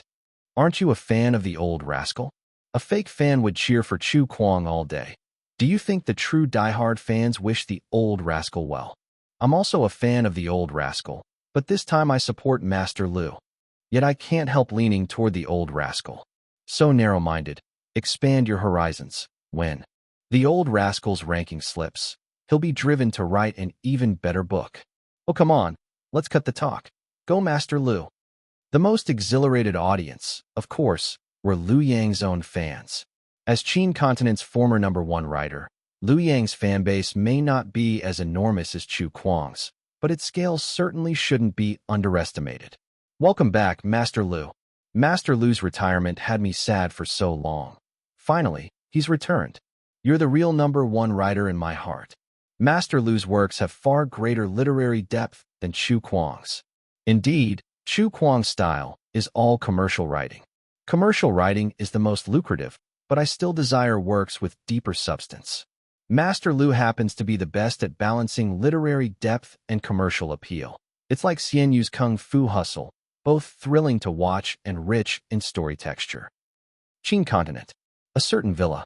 Liu Yang smiled. Everyone still remembers him. The effectiveness of this comeback spectacle brought Liu Yang great satisfaction. The only thing that made Lu Yang feel both amused and helpless was the number of Chu Kuang fans leaving comments on his social platforms, cheering him on to thoroughly crush Chu Kuang. What kinds of people are these? Is Chu Kuang that intolerable to them? A writer who could face such fierce fan betrayals. Perhaps only Chu Kuang on all of Blue Star would fit that bill. What a pity. Who says he's competing with Chu Kuang? So petty. Your perspectives are way too small. This time, my goal is the top 10. I've already been number 11. Qin Continent boasts a billion-dollar film now. It's time for our novels to produce someone to break into the top 10. As for taking down Chu Kuang, that would just be incidental. If possible, Lu Yang actually wished for Chu Kuang to rank high, as long as he doesn't rank higher than me. After all, there's no bad blood between us. Moreover, Chu Kuang is also a writer from Qin Continent. Promising junior. This senior will go ahead and explore the mountaintop that belongs to the top 10 on your behalf. Just a perfect chance for me to experience what it's like to overlook all other mountains. This was Xian Yu's poem. Master Lu appreciated it deeply. Xian Yu's poem, it was truly well written. In terms of literary prowess, although Chu Kuang was Xian Yu's close friend, his innate talent was a bit lacking by comparison. Chapter 1425, 1176, Backstab. Not only the Qin continent. The news of Lu Yang's comeback has also spread to other continents. It's just that Lu Yang's fame is the greatest in the Qin continent, so the response there has been the swiftest and most intense. But after all, he's a major figure near the summit of the Blue Star Writer rankings. The news of Lu Yang's imminent comeback and new book has quickly caused an uproar across other continents, especially when readers in various continents have learned the backstory and noticed Lu Yang and Chu Kuang's ambiguous ranking rivalry. Netizens in those continents suddenly seemed to be injected with adrenaline. Well, damn. The old rascal has finally met a worthy opponent. Ha ha ha. All this time, the old rascal has been messing up everyone else's butthole, and now someone has finally set their sights on his. What a coincidence, huh? And it just so happens that this person is one of the folks the old rascal humiliated not long ago. Hit back. Hit back. I love watching these showdowns between Blue Star's top-tier writers. I've read Lu Yang's novels, and this guy is unbelievably formidable. No weaker than Chu Kuang at all. Of course not. His initial rank was higher than the old rascal's anyway. It was only because he didn't release any books when the old rascal dropped the Harry Potter series that his ranking slipped one spot. Meanwhile, netizens in Zhong Continent were even more fired up than those abroad. Each one as excited as if they'd won the lottery. The heavens finally opened their eyes. At last, someone stepping up to punish the old rascal. The Harry Potter series finale nearly gave me a heart attack. I still haven't recovered. I've been dreaming of the day I could gift Chu Kuang a taste of my hometown's unique specialties. Hometown specialties? Chu Kuang probably doesn't lack those. Support Master Lu. Support Master Lu. Go, Master Lu. You must stand up for us. We're just saying in the writer rankings battle, Master Lu has to pin Chu Kuang, the old rascal, to the ground. The Literature and Art Association isn't fair. Just with that broken ending to the Harry Potter series, how does it justify Chu Kuang, the old rascal, jumping to 11th place? Today, our Master Lu will act on behalf of the heavens. Buffed. I've realized that Chu Kuang's fans are ironically the most intense. If you're so mad, don't read his books next time, huh? That's not quite right. We still have to read them. Let's keep matters separate. No time to explain. Hop on the bandwagon, brothers. Let's go cheer for Master Lu. The global literary world. All the writers were dumbfounded. Even those in the top 10 rankings were flabbergasted. What's going on here? Everyone is rallying in support of Lu Yang. Just how much do Chu Kuang's fans hate him? This is professional-grade backstabbing. I bet even Lu Yang himself is confused. What does it mean to be so-called universally anticipated and to have united momentum? Chu Kuang has got to be the most resented author by readers in the entire world. Unbelievable. I'm dying of laughter here. Every other writer's ranking battles involve their respective fan bases, but for him, it's all spies and traitors. Chu Kuang's new book hasn't even been released, and this situation might really end with Lu Yang surpassing him. Unless Lu Yang fumbles, which is unlikely for a top-ranked Blue Star author. At home, Lin Yuan wrote 40,000 words in one go, finishing in a single breath. Satisfied with his work, Lin Yuan lay on his bed with a smile and started browsing online discussions about Liu Yang's new book. The more he looked, the more Lin Yuan's smile disappeared. Where are my fans? Where did all my fans go? I have so many fans worldwide. Where are they? Why are so many people rooting for Liu Yang to take me down? This isn't right. It wasn't until he checked the comments section of his blog that Lin Yuan understood the situation. His fans had always been there. They just weren't rooting for him. They were actually supporting Liu Yang. Lin Yuan even spotted a loyal fan recruiting others in the comments section. Brothers, hurry and support Master Liu. Let this old rascal taste what it means to face the treachery of others. This fan was a regular. Lin Yuan often saw them occupying top comments in his posts. But Lin Yuan never imagined that this very person would backstab him. Is this necessary? It's just that the Harry Potter series finale was a bit of a downer, right? I'm guilty. Fine. Let the law punish me. But why are all of you so keen to stab me in the back? Delete the comment. Silence him. No, better not silence him. Still, that comment has to go. Lin Yuan sat bolt upright, hit delete with a single stroke, and removed that top comment, sneering afterward. Think you'll see my ranking drop? Not happening. When his new book is released, mine will be ready too. Lin Yuan had only deleted a comment, unaware that many eyes were on him. As soon as he took action, he was busted. Uffed. The top comment got deleted? Ha ha ha ha. He's panicking. He's totally panicking.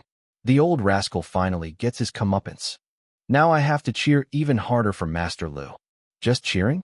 Isn't anyone contributing to Master Liu's book sales? What are you talking about? I'm just a student with limited cash. My allowance is reserved for the old rascal's new book. The old rascal's new book is still far off. For now, I'm just waiting for his ranking to drop. Lin Yuan continued lurking online. When he saw someone say they were saving up their allowance to buy his new book, he was unexpectedly touched. Am I being reverse PUA'd by readers? Even though they're shouting about supporting Master Liu, I'm actually moved? That must be because everyone is eagerly anticipating the new book and can't wait anymore. With that thought in mind, Lin Yuan quickly posted an update.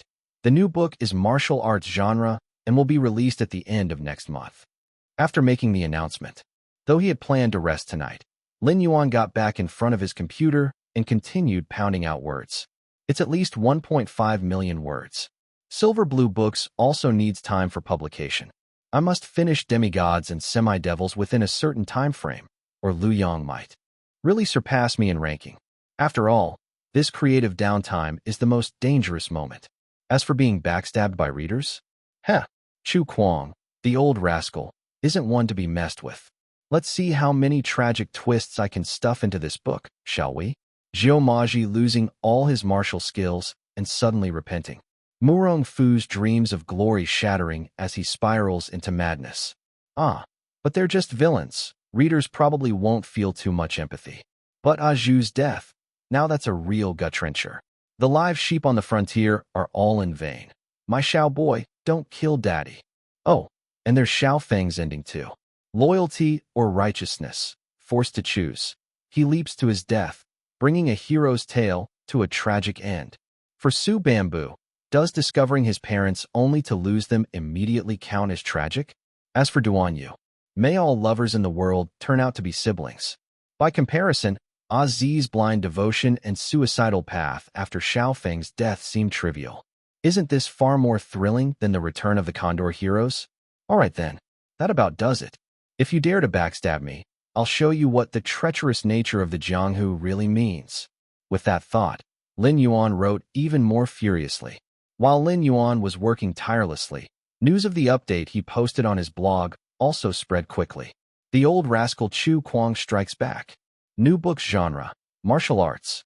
Release date, end of next month. The continents of Qin, Qi, Chu, Yan, Han, Zhao, Wei, and Zhong. Indeed, the entire world were shaken. Chapter 1426, 1178, Martial Arts Craze. On the global internet, Chu Kuang is releasing a new book at the end of next month. Looks like Liu Yang's plans have fallen through. He probably wanted to catch that old rascal off guard during his creative downtime. But who would expect the old rascal to act so fast with his new book?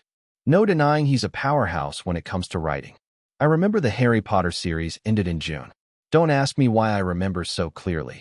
It's been barely 3 months to the day. This makes things even more exciting. If Master Lu hadn't suddenly jumped in, I honestly don't think the old rascal's new book would have come out so quickly. After wrapping up such a long series, he'd definitely deserve a good break. Break? Nah, keep working overtime. The new book is wuxia. Not exactly surprising, since the Easter egg at the end of Kung Fu already hinted at the genre. But can wuxia really compete with Liu Yang? From what I recall, people in Wei Continent haven't read much of Chu Kuang's wuxia.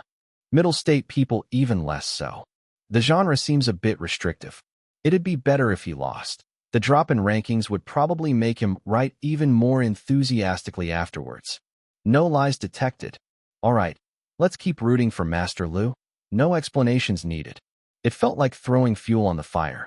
As soon as news of the new book broke, the situation escalated from Liu Yang's sudden attack to an epic showdown between two top-tier writers. This battle was tied to the title of Qin Continent's #1 author. The rivalry between these top-tier authors became even livelier.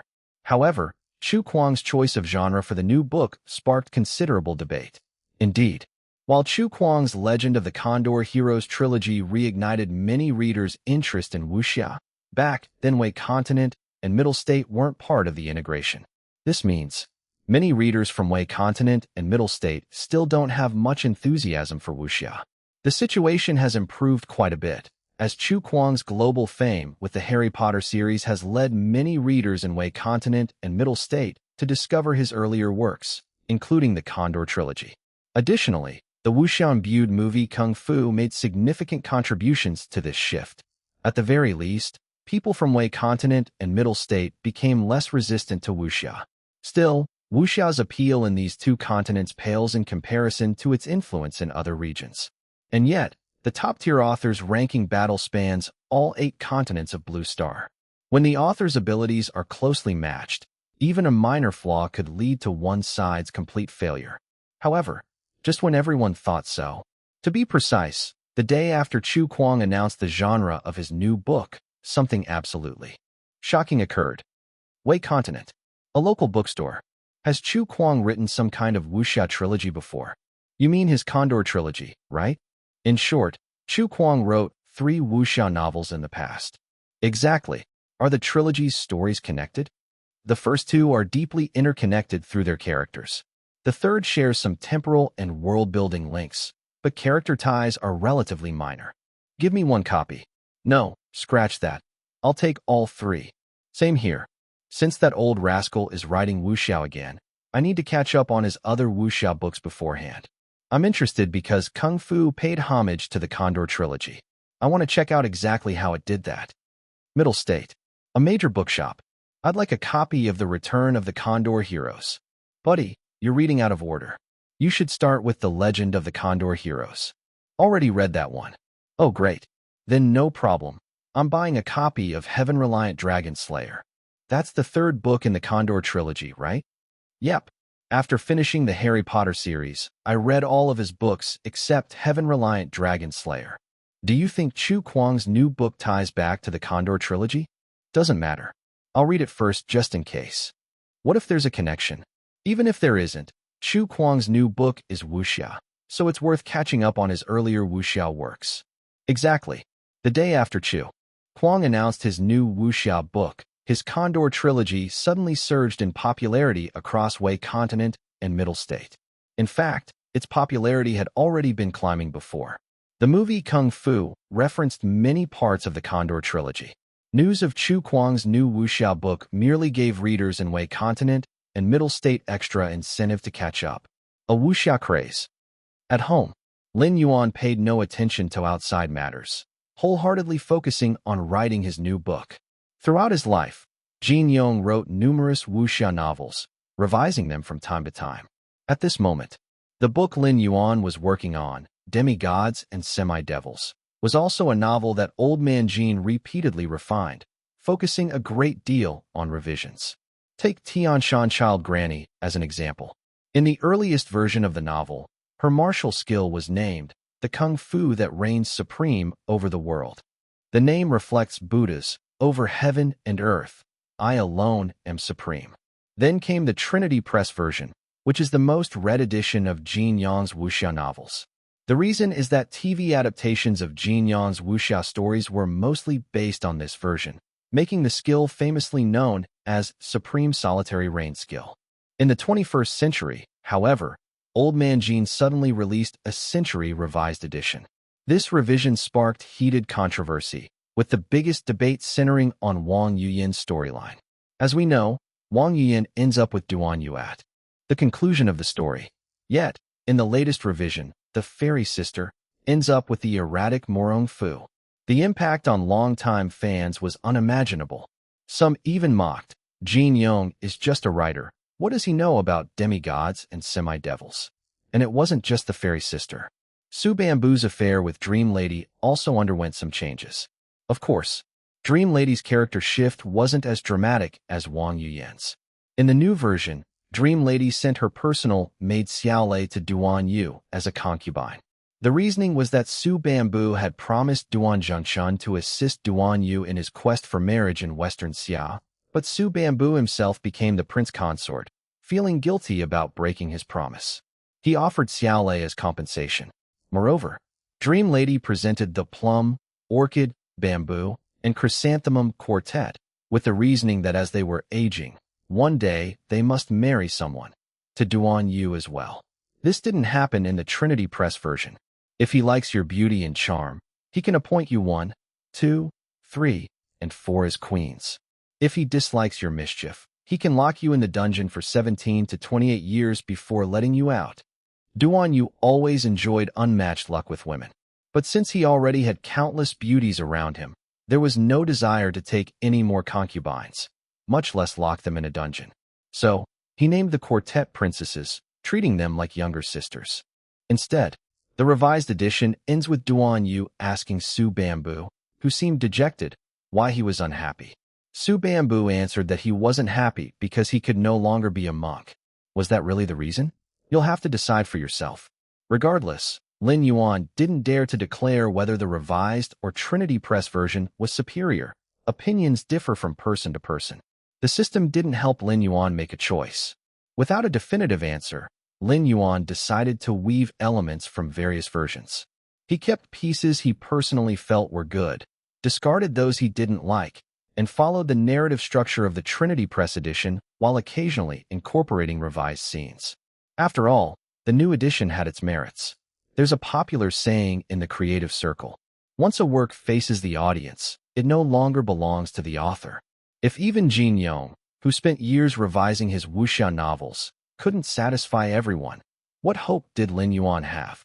Chapter 1427, 1178, Preparing for Release. Clack, clack, clack. Tap, tap, tap. The sound of keyboard typing filled the room. This was the 10th day after Chu Kuang announced the release of his new book to the public. During these 10 days, Lin Yuan had barely left his house, let alone shown his face at the company. He had been staying home, writing tirelessly, at least 50,000 words a day, like a workhorse in a production brigade.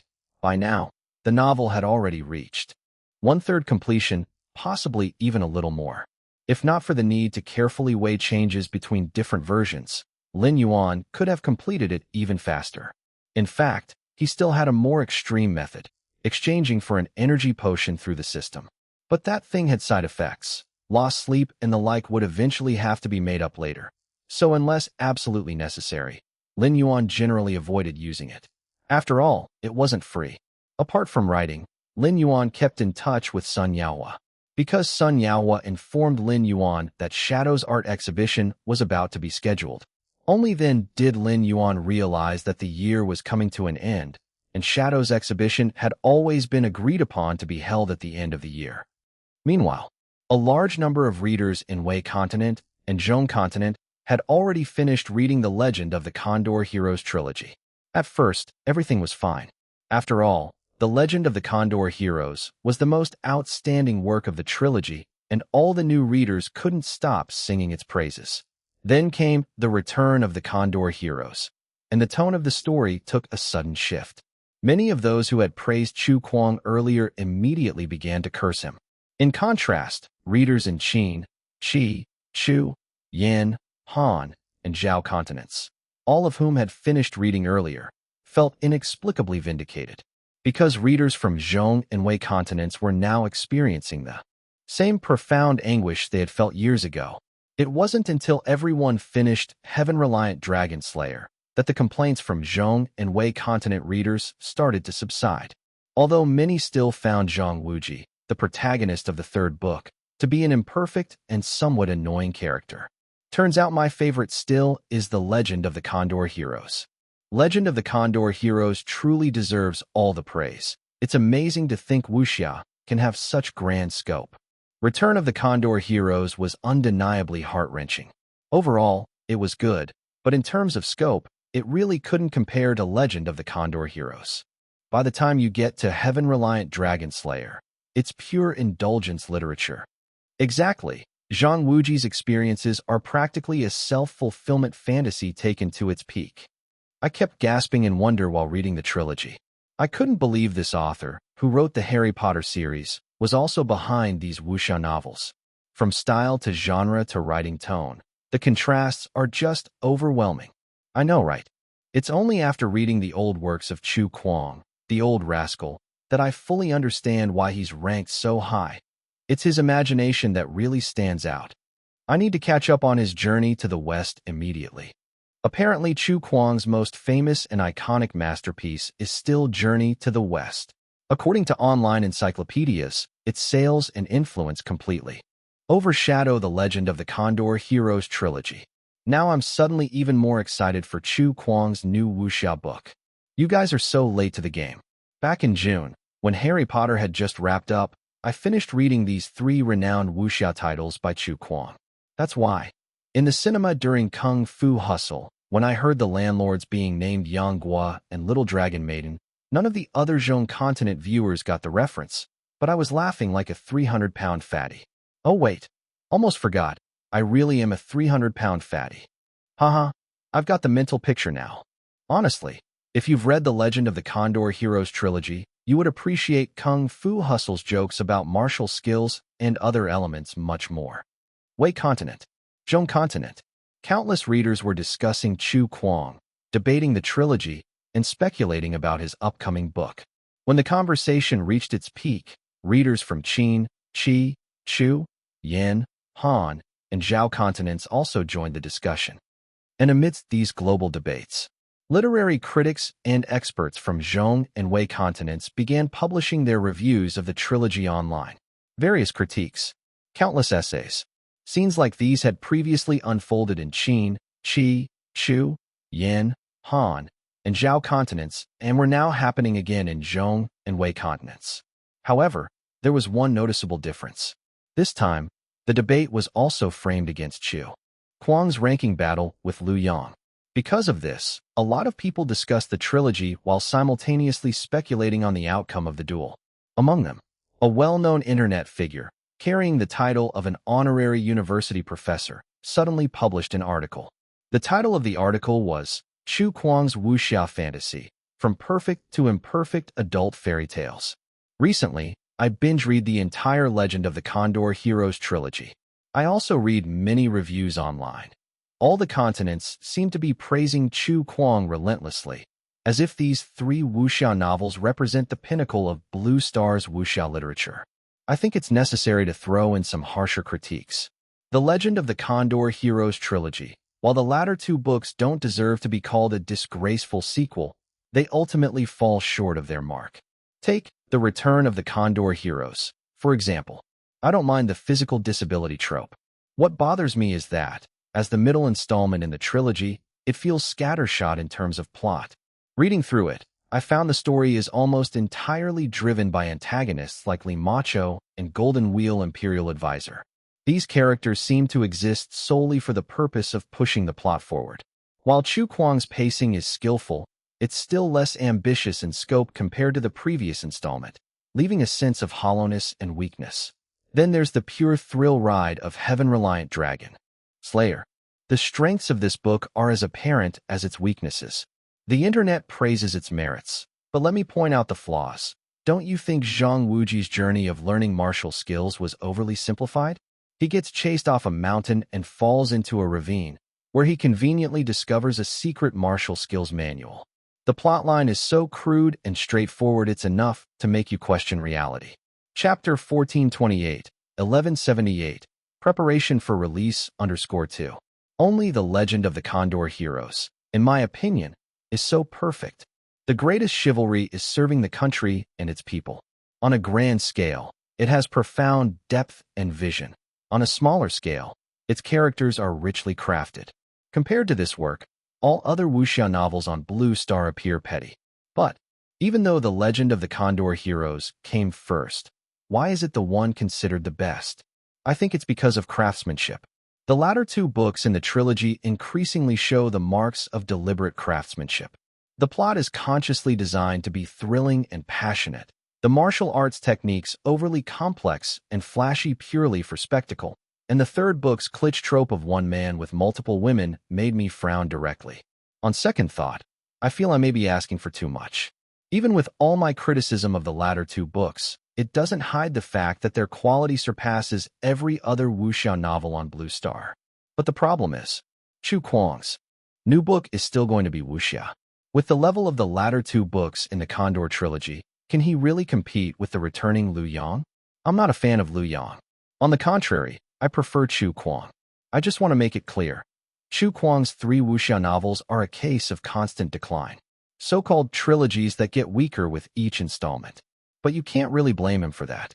Because from the moment Chu Kuang wrote The Legend of the Condor Heroes, he was already standing at the peak of wuxia. Everything afterward was a downward journey. The Legend of the Condor Heroes, as a perfect masterpiece, truly cannot be surpassed. I'm just puzzled why Chu Kuang's new book is still wuxia. As far as I know, he is also skilled in unexpected genres. Having already explored all the splendors of the wuxia world from its peak, wouldn't switching to another genre be more appealing? After all, at the level of the latter two books in his trilogy, it's genuinely difficult for him to face Lin Yuan, who is in his prime. Unless he grows wings and soars from the mountaintop of wuxia into the sky beyond. But then, it wouldn't be wuxia anymore. Such fantastical things are impossible to happen, though.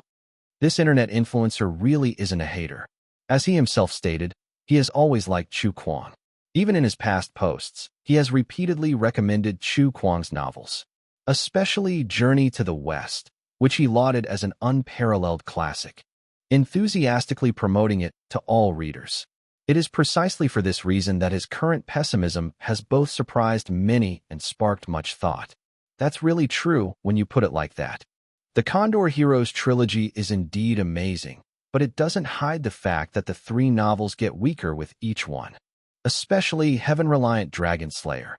You can feel that Chu Kuang has completely perfected his craft in wuxia creation, but there aren't many plot points that leave you deeply moved or shaken. On the contrary, the first two parts have many memorable moments. So is the old rascal going to lose? Don't joke around. I've been a fan of the old rascal for years. He's never lost a confrontation. That's your bias talking. What level were Chu Kuang's previous opponents? And what level is his opponent now? Now that you mention it, I'm not so sure anymore. But why am I inexplicably looking forward to it? Ha ha, all of you are black fans. The old rascal doesn't even have normal fans. Makes a lot of sense. I've followed the blogger, but I still want to see Chu Kuang's new wuxia book. Count me in too. Probably because even if Chu Kuang's next wuxia novel isn't his personal best, we all know no one else on Blue Star can write wuxia better than he can. Exactly. The old rascal's lowest standard for wuxia is the highest standard for wuxia on Blue Star. You could say that he is both the maker and breaker of wuxia. It's like how the old rascal probably won't be able to surpass the Harry Potter series in children's literature. A single book ends up writing an entire category to its limit. Wuxia is the same. It's just that since Chu Kuang continues writing, we'll keep reading and keep roasting him. It seems this article resonated with many people. Because after completing the Condor Heroes trilogy, readers from both Wei continent and Zhong continent had similar feelings. Even early readers from the 6 continents of Qin, Qi, Chu, Yan, Han, and Zhao have expressed similar sentiments. After writing The Legend of the Condor Heroes, Chu Kuang went on to create The Return of the Condor Heroes, and then Heaven-Reliant Dragon Slayer. The latter two are considered supplements to the trilogy. But unfortunately, The Legend of the Condor Heroes had already reached the peak of form and technique in wuxia. So while the other two works are classics, they clearly fail to surpass the first. There were countless comments, and in the end, the article went completely viral. It was shared widely across major forums, and even Lin Yuan, who scarcely had time to go online amid writing, came across this essay by accident. Lin Yuan's first reaction was, "This internet celebrity makes so much sense." After all, it's widely acknowledged that Elder Jin's Condor trilogy rankings are led by The Legend of the Condor Heroes. However, upon reading the last few lines of the article, Lin Yuan couldn't help but smile. The Condor Heroes is the peak of wuxia. To stand even higher, one would have to grow wings and soar into the sky beyond wuxia. What a flag to raise. Back when Jin Yong finished the Condor trilogy, the outside world probably thought the same thing. But those people ultimately underestimated the upper limits of a true wuxia master, much as Blue Star now thinks they've seen the end of wuxia after The Legend of the Condor Heroes. Speaking of which, the Condor trilogy deteriorates with each installment. In that context, without any additional information, most people would likely never guess that Jin Yong could later produce something even beyond perfect scores. Keep in mind, when the Celestial Dynasty discusses which of Jin Yong's works is the most classic, three titles usually come to mind first. One is The Smiling, Proud Wanderer. One is The Deer and the Cauldron. One is Demigods and Semi-Devils. The Smiling, Proud Wanderer is a work of freedom and political commentary. The Deer and the Cauldron is an anti-wuxia masterpiece born of philosophical elevation. Demigods and Semi-Devils is a magnificent epic rooted in Buddhism with boundless compassion. Arguments among Jin Yong's fans over which of these three is superior have raged endlessly. In such rankings, The Legend of the Condor Heroes doesn't even make it into the top 3. It can only sit as an alternate in 4th place. But in Lin Yuan's heart, the number 1 wuxia novel is Demigods and Semi-Devils. Of course, Lin Yuan also loves The Deer and the Cauldron, but that novel is a Qing-era ponytail drama. For well-known reasons, Lin Yuan does not like the Qing dynasty. The Qing Empire is long dead. If Lin Yuan were to write The Deer and the Cauldron in the future, there is absolutely no doubt the dynasty's background would be so dramatically altered it would be unrecognizable.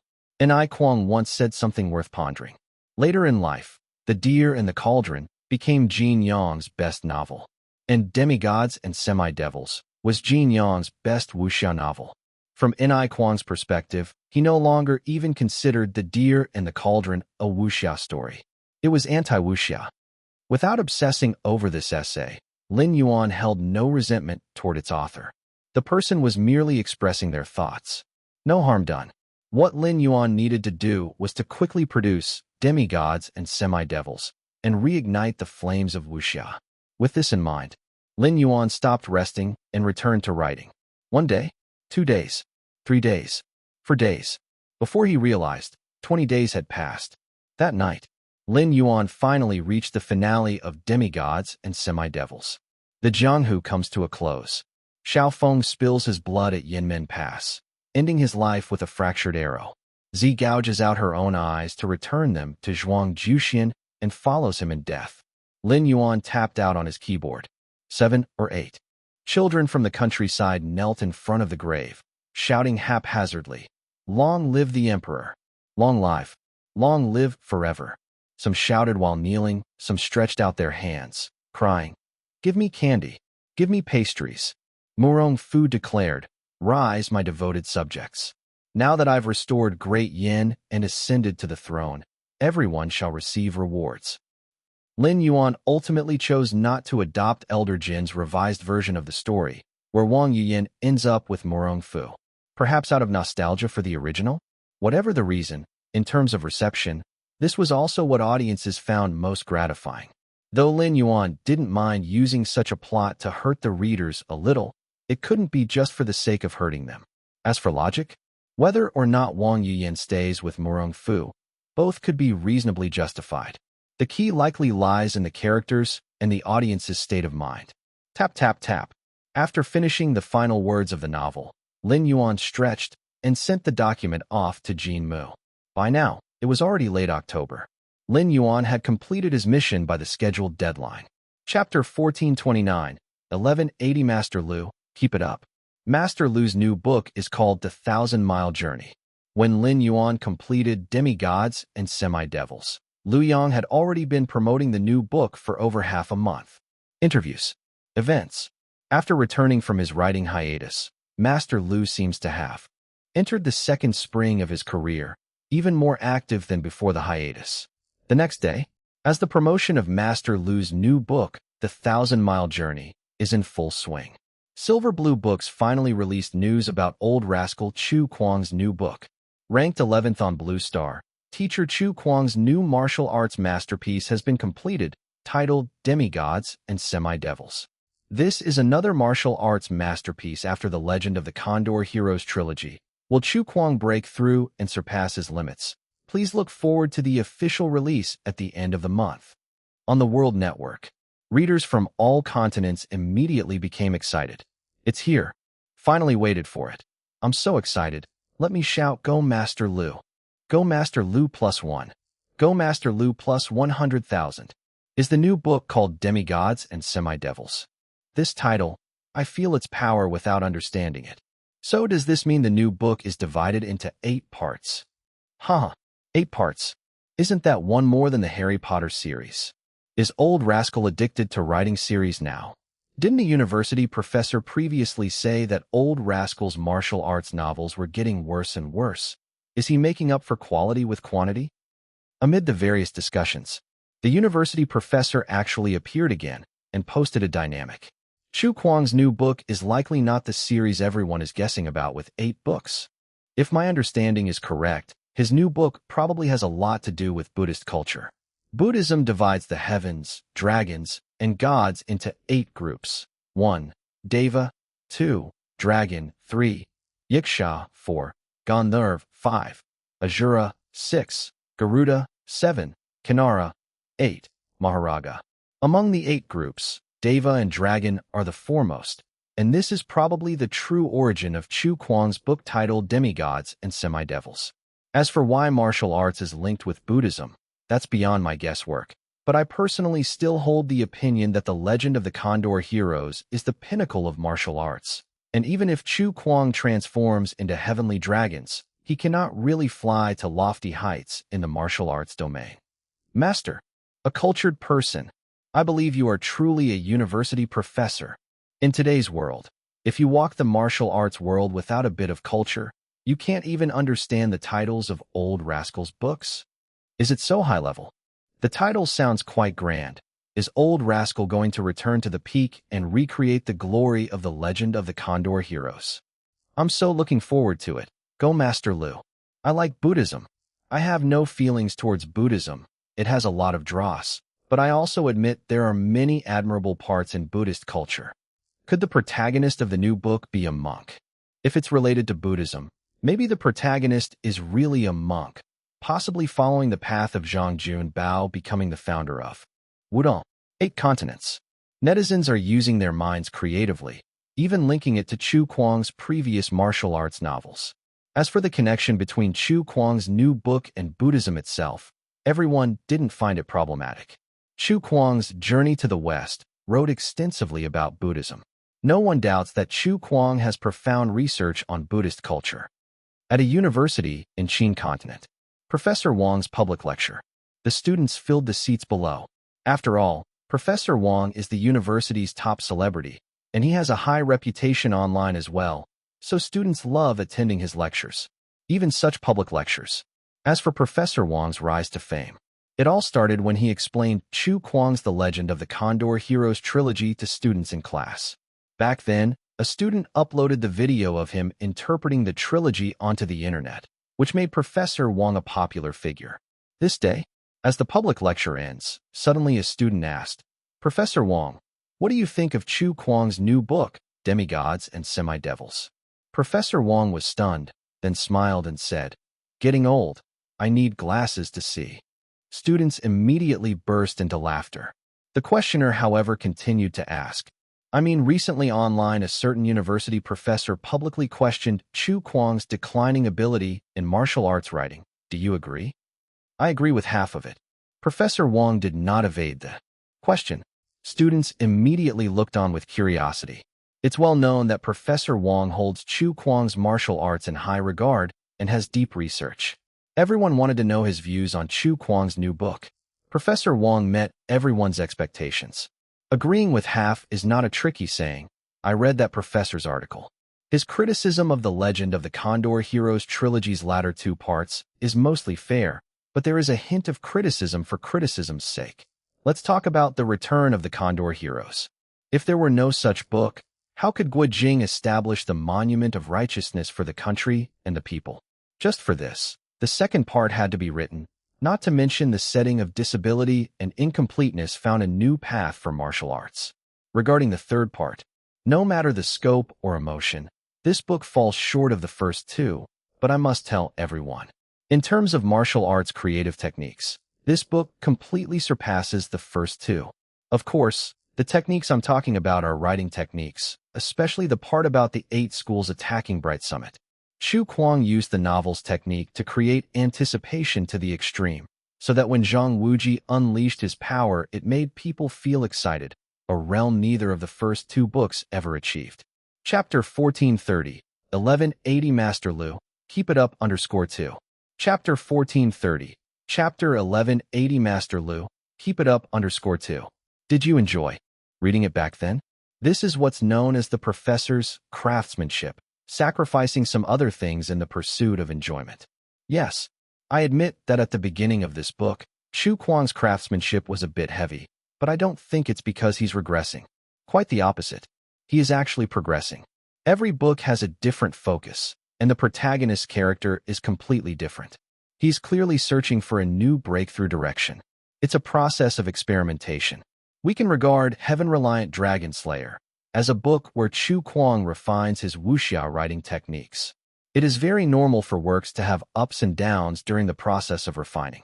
And now, the structure of wuxia he has mastered, the emotions of wuxia he has written thoroughly, the techniques of wuxia he has perfected. Under such circumstances, this new book titled Demigods and Semi-Devils is undoubtedly a work that the public anticipates. Because I've always believed in my heart, if The Legend of the Condor Heroes is the sky of blue stars wuxia, then the one qualified to break this sky can only be Chu Kuang, and only Chu Kuang. Before the next open lecture, Demigods and Semi-Devils will be released. I'll give you a small recommendation. I hope everyone will take a look at Chu Kuang's new book, as there might be questions on my final exam about it. Of course, before that, I'll also have a good chat with you about this book. Class dismissed. Unlike another internet-famous professor, Professor Wang is clearly supporting Demigods and Semi-Devils. However, that student became a sinner, inexplicably adding one more assignment for the students to complete. That said, even without this assignment, given Chu Kuang's influence among young people, regardless of the reason, everyone would inevitably check out this wuxia new book titled Demigods and Semi-Devils. Is it, as advertised, a breakthrough? Or as someone online said, getting worse? The undeniable fact is, even if many people really think Chu Kuang's new wuxia book is hard to break through the shackles of The Legend of the Condor Heroes, everyone will still buy it. This everyone includes all the major booksellers on Blue Star. Painful lessons don't need to be enumerated one by one, nor is a market survey required. All major booksellers on Blue Star have ordered large quantities of Chu Kuang's new book from Silver Blue Books. This led to the publishing work being extremely stressful. Fortunately, over the years, Silver Blue Books has increased its publishing scale. Besides their own, the printing factories in collaboration with each continent have proliferated, fully capable of supplying the markets across Blue Star's continents. In terms of scale, Silver Blue Books is already the leader in the publishing industry of Qin continent. Even globally, Silver Blue Books is a large publishing company that ranks at the forefront. 1 day, 2 days, 3 days, 100,000 copies, 1 million copies, 10 million copies. In the second half of October, Silver Blue Books worked day and night to meet the order KPIs of various large booksellers. Until the 30th, nearly 20 million fresh copies of Demigods and Semi-Devils, smelling of fresh ink, rolled off the press. Qing Continent, Qi Continent, Chu Continent, Yin Continent, Han Continent, Zhao Continent, Wei Continent, Zhong Continent. All major booksellers on Blue Star dispatched numerous large trucks emblazoned with their brand logos overnight to strictly confidential pickup points, escorted by a large number of security personnel accompanied by police dogs, to finally transport the latest release of Demigods and Semi-Devils to the warehouses of bookstores across the continent. Release on the 31st. Stock delivery tonight. This is the treatment for Chu Kuang's new book. By comparison, although Liu Yang's ranking as an author is similar to Chu Kuang, also releasing a book at the end of the month on the 31st, the initial publication volume is actually only about half that of Chu Kuang's new book. No way around it. An author's ranking isn't the same as market appeal, just like a director or scriptwriter's ranking can't be completely equated with box office results. When it comes to novel sales, Chu Kuang is not intimidated by anyone. The next day, November arrives. Huge queues appear in front of every major bookstore, so large that they even shock the booksellers, even though many of them had already predicted that the bookstore thresholds would be broken down today. They certainly predicted today's boom. Because today, two of Blue Star's top authors are releasing books. One is Chu Kuang, and the other is Liu Yang. Either of them releasing a book could cause a massive stir, let alone both releasing books on the same day. And in Zhong Continent, the same morning, in front of New Cathay Bookstore, the crowd jostles, the line blocking the entrance of the building across the street so solidly that the security guards at the building entrance were pulling their hair in frustration, and the crowd was noisy and chaotic. Stop pushing. Someone's cutting in, damn it. I'm getting squeezed to bits. Hurry, it's opening soon. Go Master Lu forever. Are you also a fan of Master Lu? Yeah. Me too. Master Lu is the best. Are there no fans of Chu Kuang here? Ask anyone here if they support that old rascal Chu Kuang. Are you a fan of Chu Kuang? No. Are you? I'm a diehard fan of Master Lu, thanks. Damn, Master Lu truly popular. Looks like this showdown, Master Lu is going to win. Master Lu will definitely win, okay? Can a commercial writer like Chu Kuang compare to Master Lu? In the queue, Liu Yang's fans laughed excitedly, truly popular, as the massive line was mostly supporting Master Lu. Asking around, only a few said they were fans of Chu Kuang. Seems Chu Kuang's fans aren't as many as imagined. Master Lu clearly has more appeal. Whoosh. The bookstore doors opened. Business hours begin. The densely packed crowd rushed in, some shouting, "Go Master Lu," while running, obviously the most fervent fan type. Inside the bookstore, the staff was on high alert, maintaining order. Even though some had worked there for many years, they'd rarely seen scenes like this. And on the shelves, Chu Kuang's new wuxia book, Demigods and Semi-Devils, was placed on a row to the left. Master Lu's comeback book, The 1,000-Mile Journey, was placed on a row to the left. The fan who first rushed in cheering, "Go Master Lu," sped towards the left shelf, saying, "Get me a copy of Demigods and Semi-Devils." Me too. Same here. Get me Demigods and Semi-Devils. Master Lu is invincible. I'll check out this Demigods and Semi-Devils. What the hell? Are you guys mistaken? What? Liu Yang's new book is The 1,000-Mile Journey. This Demigods and Semi-Devils wuxia is written by Chu Kuang. Then there's nothing wrong. Didn't you just say you support Master Lu? Yeah. Go Master Lu. Right. These 10 copies of Demigods and Semi-Devils are all bought by me.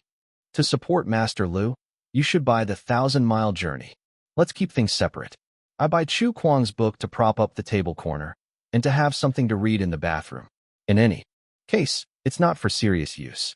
Supporting Master Lu has no problem. I've been supporting him online for a month. Damn, what's going on? Liu Yang's fans were dumbfounded. In the queue, everyone said they supported Master Lu, but once inside the bookstore, they almost all bought Demigods and Semi-Devils. Were you even supporting at all? Just shouting slogans without buying books. The loudest shouter was the most outrageous, buying 10 copies of Demigods and Semi-Devils alone. What? to eat for meals. These folks are all fans of Chu Kuang. What kind of person is Chu Kuang to have so many insincere fans? No, mustn't let Master Lu's momentum weaken. Outraged, Liu Yang's fans raised their voices, loudly shouting, "Get the 1,000-mile journey." Unfortunately, the difference in numbers seemed quite vast. These voices were quickly drowned out by the successive cries of demigods and semi-devils. More bizarrely, even after buying demigods and semi-devils, some of these people still kept chanting, "Go Master Lu," or something like that. That demeanor, that tone, that sincerity, if not for the fact that they all held copies of demigods and semi-devils, they really did look like die-hard fans of Master Lu. Chapter 1431, 1181, Great Might Tianlong. A bookstore. Liu Yang covertly observed the sales situation of two novels. What frustrated Liu Yang was his own, The 1,000-Mile Journey, was selling well, but compared to Chu Kuang's wuxia novel, it was clearly lacking some appeal. What nearly made Liu Yang cough up blood was he also encountered fans of Chu Kuang shouting support Liu Yang while purchasing demigods and semi-devils. Crazy people. You said you were supporting me? Feels like you're only supporting me with words? Shouting so fiercely, yet all they bought was demigods and semi-devils. The fiercer the shouting, the more they bought. Such a trap. Such a total trap. Taking a deep breath, Liu Yang calmed himself. Chu Kuang's sales are indeed impressive, but the Blue Star author rankings take sales as just one reference point. What I need to compete on is reputation, and once my reputation rises, who says sales can't overtake his? That's right, reputation. Liu Yang sneakily bought 10 copies of The 1,000-Mile Journey before leaving alone. Soon after, the bookstore's first wave of sales frenzy ended. The number of book buyers finally wasn't as crazy as at the beginning. At the same time, readers who bought books went home and started reading immediately. The novel The 1,000-Mile Journey. Smooth writing, perfect pacing, profound content, interesting story, skillful technique. Liu Yang truly deserves to be the top writer on Blue Star, as readers only need a few chapters to see the outline of a fantastical and magnificent story, as if opening the door to a beautiful new world. Many were captivated. Forums across the continents. Master Lu indeed hasn't lost his touch. The first 3 chapters have me completely hooked. Is this the legendary golden 3 chapters? Feels like Teacher Liu Yang is even better than before his hiatus. No wonder the comeback. So powerful. The protagonist's lines are so classic. The visual sense of the story is very good too. More literary than before, although I love it. It feels unsuitable for binge reading. Good books need to be savored slowly.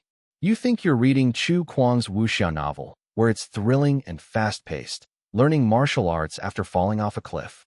It's Liu Yang's writing that really packs a punch. If Teacher Liu Yang ever retires, it would be a loss for Blue Star's literary world.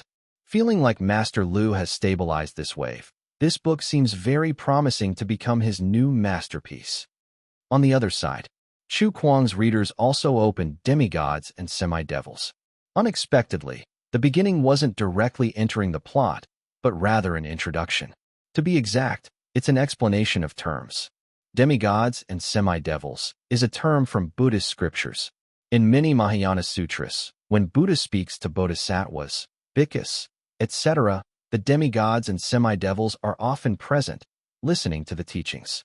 As in the Lotus Sutra, chapter of Devdatta, demigods and semi-devils, humans and non-humans, all remotely saw the dragon princess attain Buddhahood. As guessed by the popular professor, this novel is related to Buddhism, and at the end of the script, it briefly introduces the novel's background. The historical background of the Legend of the Condor Heroes trilogy is fictional, that is, the well-known Song dynasty. Similarly, the Dali Kingdom is fictional. It's a Buddhist country where emperors are devout followers of Buddhism. The southern emperor, Prince Zhengchun, mentioned early in the Legend of the Condor Heroes, was the emperor of the Dali Kingdom. The story of this book also occurs in the Song dynasty.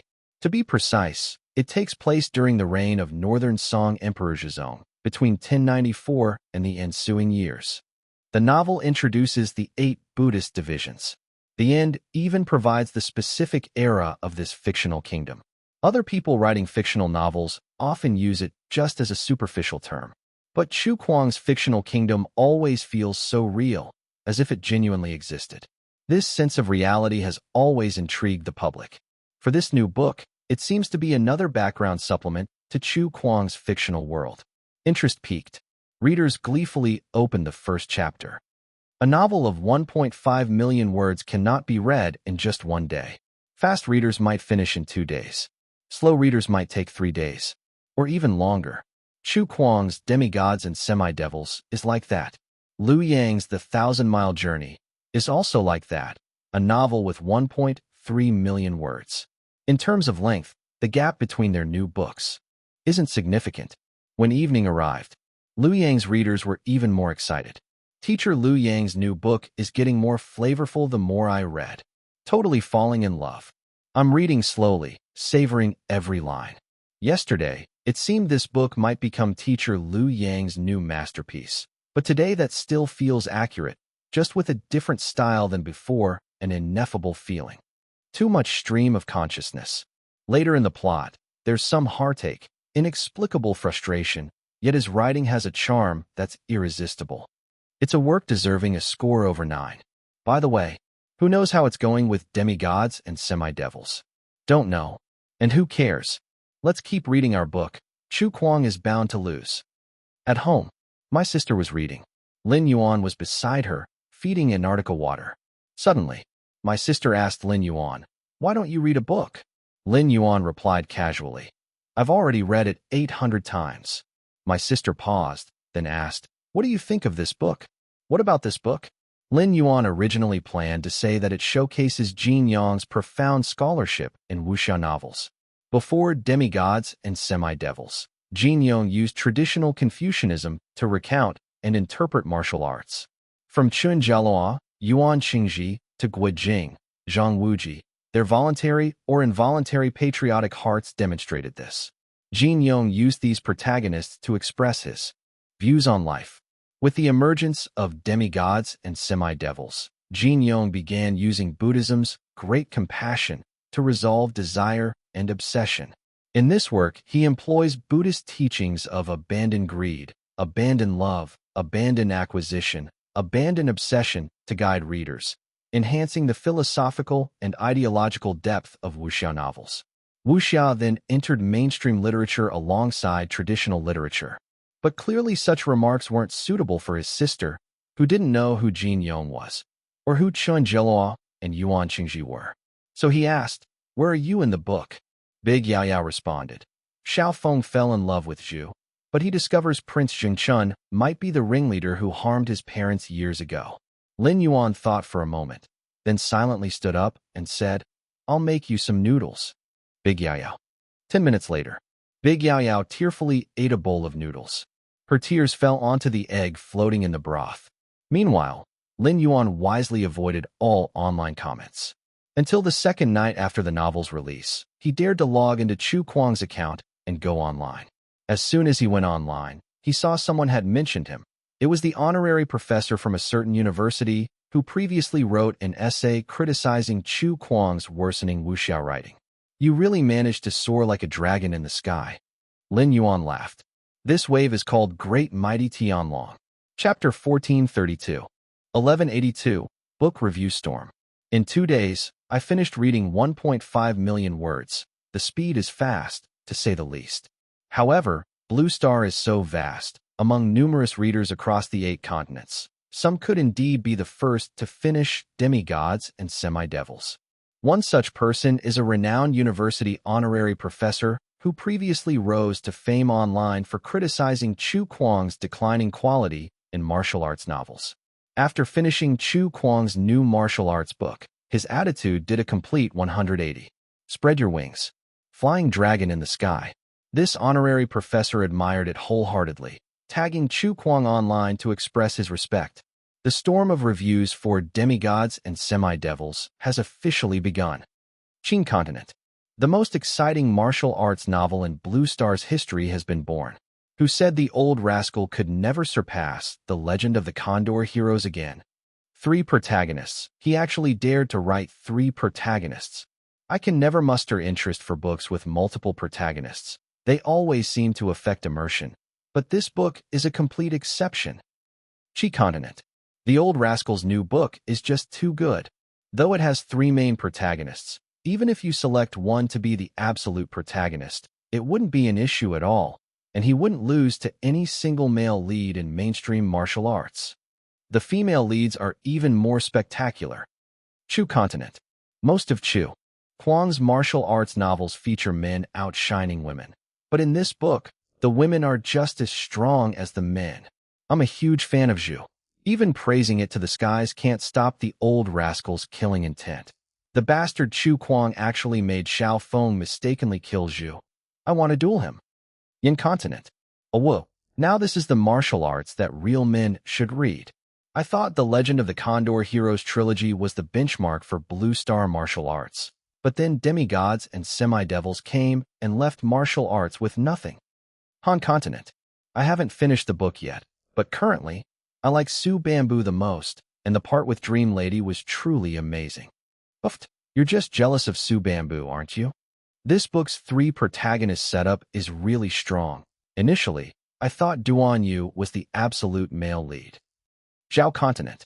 Chu Kuang's classical cultural accomplishments are vividly showcased in this book.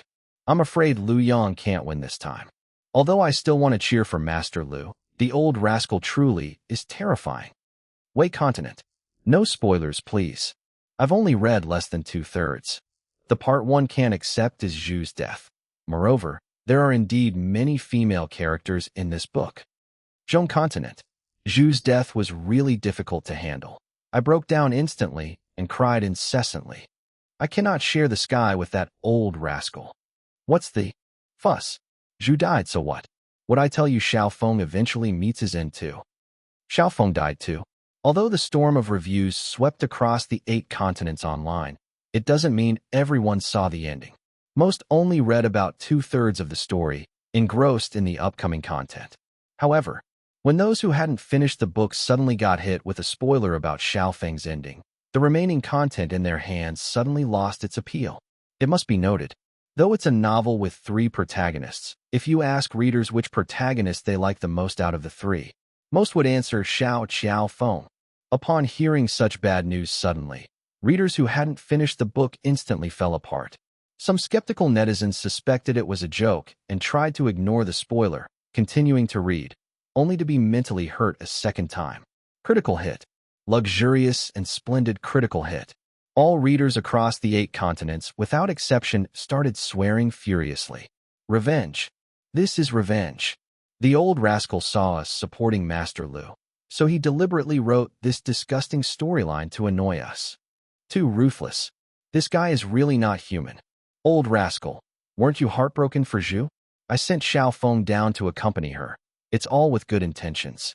Good intentions, huh? We supported Master Lu also with good intentions, for him to strive harder, yet this guy doesn't appreciate a good heart. By the way, the Harry Potter series barely counts as 3 protagonists too. Everyone begged him to sheath his sword, and he did, but who would have thought in the end he'd slash one of the new book's 3 protagonists, Xiao Feng, instead? Chu Kuang. Aren't there still 2 protagonists left? Stop mimicking the Old Rascal's tone. It's exactly something he'd say. I'm gonna throw up. If I ever read his books again, I'm a dog.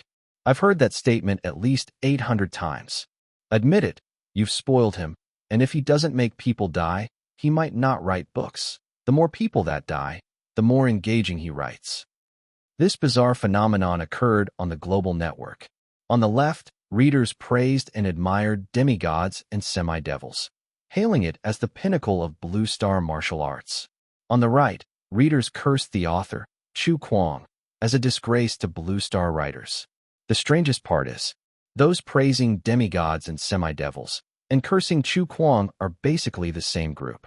Who doesn't know might indeed believe Master Lu is the author of demigods and semi-devils, while Chu Kuang is merely someone taking on Master Lu in a duel, only to be pinned down and rubbed into the ground. That said, it's not the first time such a phenomenon has occurred. After many of Chu Kuang's novels were completed, they received similar treatment. The book is good, everyone praises it. The author is not a good person, he deserves a good scolding. Chapter 1433, 1182. Book Review Storm. In the words of an old reader from Qin continent, what does Chu Kuang know about demigods and semi-devils? This guy is just a novelist. All right then. Despite the insults towards Chu Kuang, demigods and semi-devils on the Shinkong web has still been rated 9.3. The highest of the trilogy, The Legend of the Condor Heroes, currently only has a score of 9.1. And in the novel's commentary section, there are countless long and short reviews. Shinkong web novel page. Wuxia Demigods and Semi-Devils, short review section. Murong Fu is a descendant of a fallen royal family, pursuing the throne his whole life, treating Wang Yuyan like grass, while Duan Yu, the legitimate heir, loves beauty and would rather abandon the kingdom. What you pursue is exactly what I discard, illustrating the absurdity of life. In this grand book, hundreds of heroic figures, with Xiaofeng's emergence, all fade into the background. Duan Yu is probably the old rascal's most contemptible righteous love fool. Wang Yuyan is the female counterpart to match, and their pairing at the end is quite satisfying. The old rascal writing about Duan Yu has truly shocked my worldview.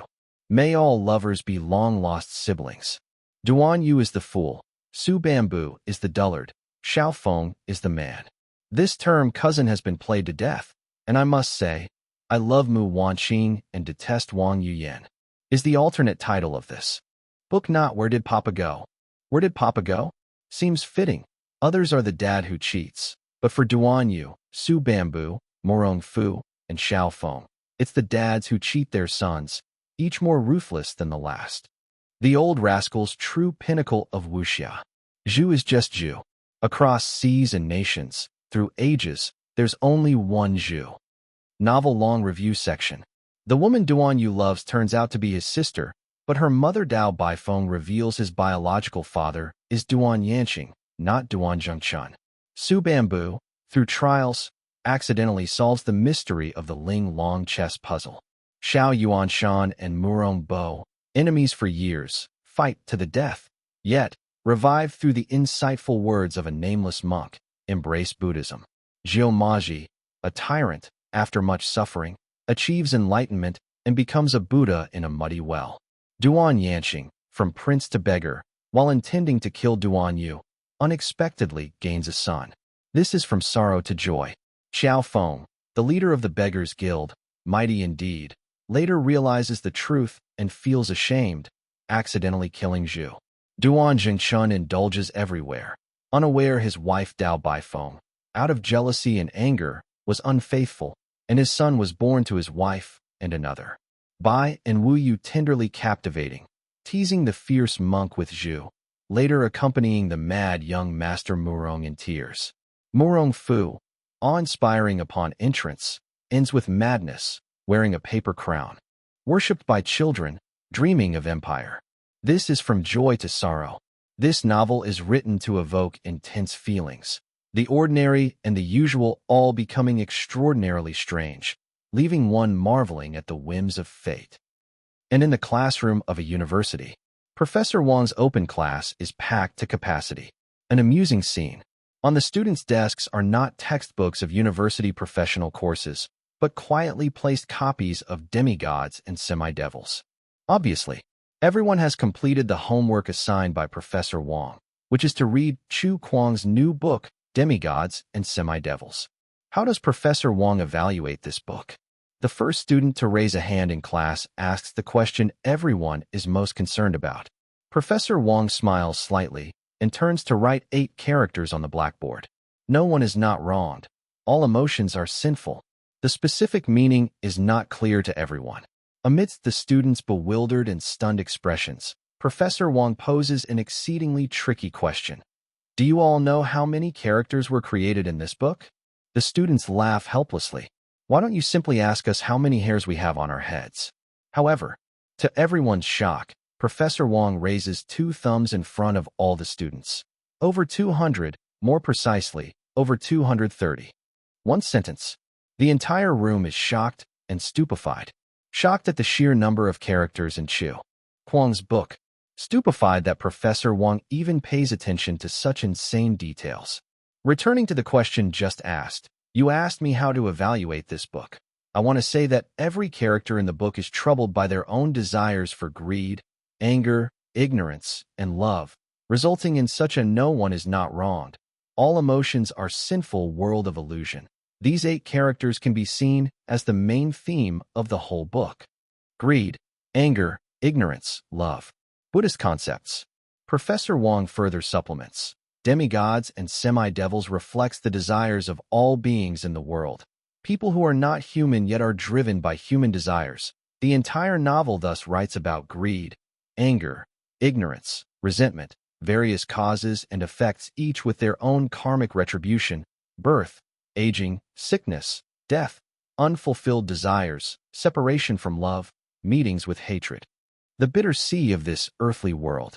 You and I are adrift within it. Through this explanation, the students ponder, vaguely touching upon the creative rules of demigods and semi-devils. Below, some silently recorded with cameras. Some wrote down notes. Someone raised a hand to ask again. Is Su Bamboo considered the winner in life? Not so. Professor Wang opened the conversation with Bao Butong's catchphrase. They say Su Bamboo has the best fate, having possessed the 200 years of inner strength of 3 masters from the carefree sect, married the princess of Western Xia, and became the leader of Holy Eagle Palace. Yet at the same time, he learned who his real parents were within the span of an hour and watched them commit suicide powerlessly. Actually, the most cruel aspect of fate is not whether it gives well or bad, but whether what fate gives you, you want it or not. Chapter 1434, 1182, Book Review Storm_3. Su Bamboo lived for more than 20 years, only wanting to be a monk in Shaolin Temple for the rest of his life, not wishing to become an unparalleled master drawn into martial world conflicts. Yet, first Z schemed and lured Su Bamboo into breaking the feasting precept, and then followed Tianshan Child Granny, forcing Su Bamboo to break the precepts of killing, lust, and others. Su Bamboo just wished to peacefully be a Shaolin monk, that's all. The students asked again, what about Duan Yu?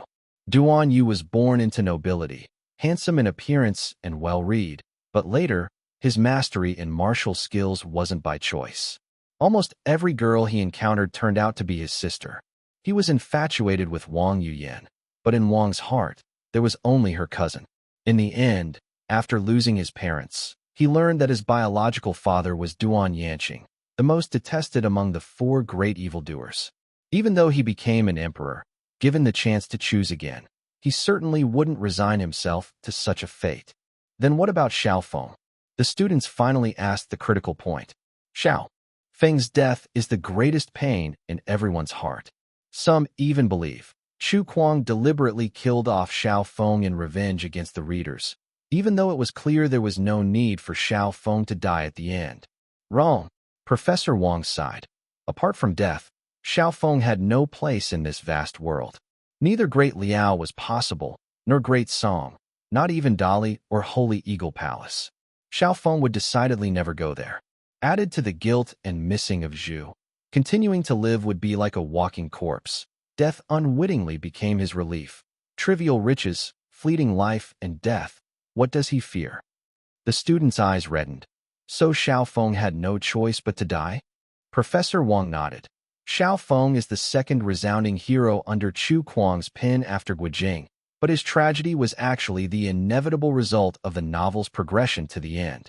As I said at the beginning, there is no injustice without passion, and all characters face their destined calamities, whether they are protagonists or not. Even for Zhuang Juxian, Morong Fu, and all the 300-plus diverse characters in the novel. This is the main theme of the novel's creation. The students sighed. What a pity for a generation of heroes.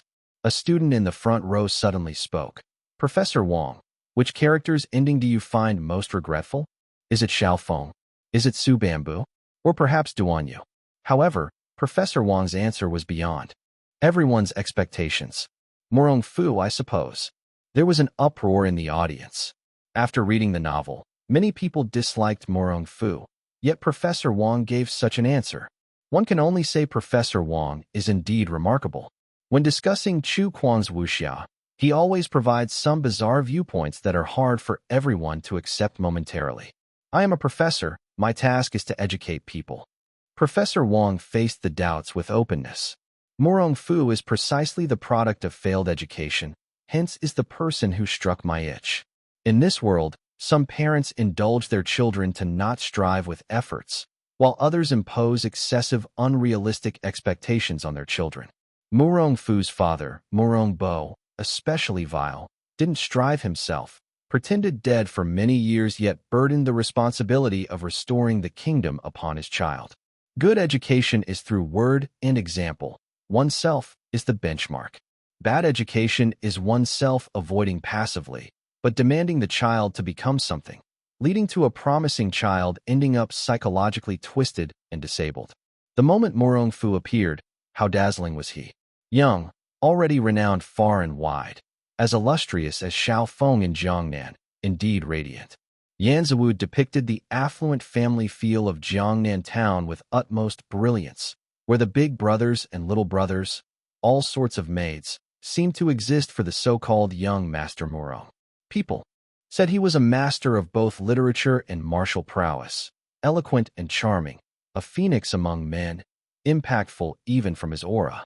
During the duel at Shaoshi Mountain, Morong Fu got defeated by Duan Yu's 6 Meridian Divine Swords, losing his armor and abandoning his gear, yet took advantage of Duan Yu's mercy, suddenly backstabbed, and then precisely caught by Xiao Feng, hurled and fell face first. Xiao Feng disparagingly remarked, "Xiao Feng, such a great man, shares fame with a guy like you.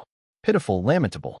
But if you consider it differently, if Morong Fu were this book's protagonist, smoothly accomplishing the dream of restoring the kingdom, without falling to darkness in the struggle, would you still dislike him so much?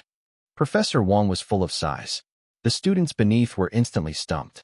Even those with hateful facets must have pitiable aspects.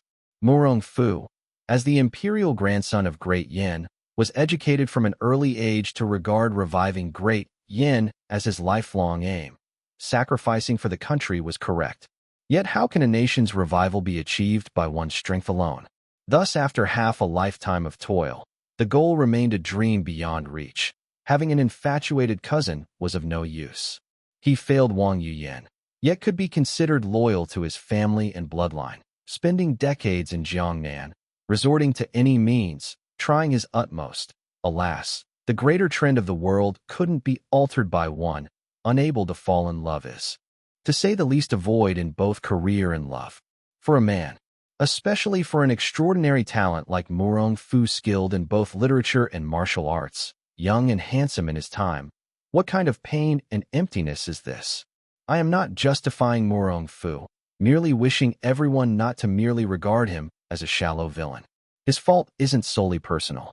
I even have a speculation possibly everyone can accept. I think if the stories in the book truly happen, if those people exist, Wang Yuyan might not necessarily abandon Morong Fu, supposing Duan Yu weren't one of the protagonists. I disagree.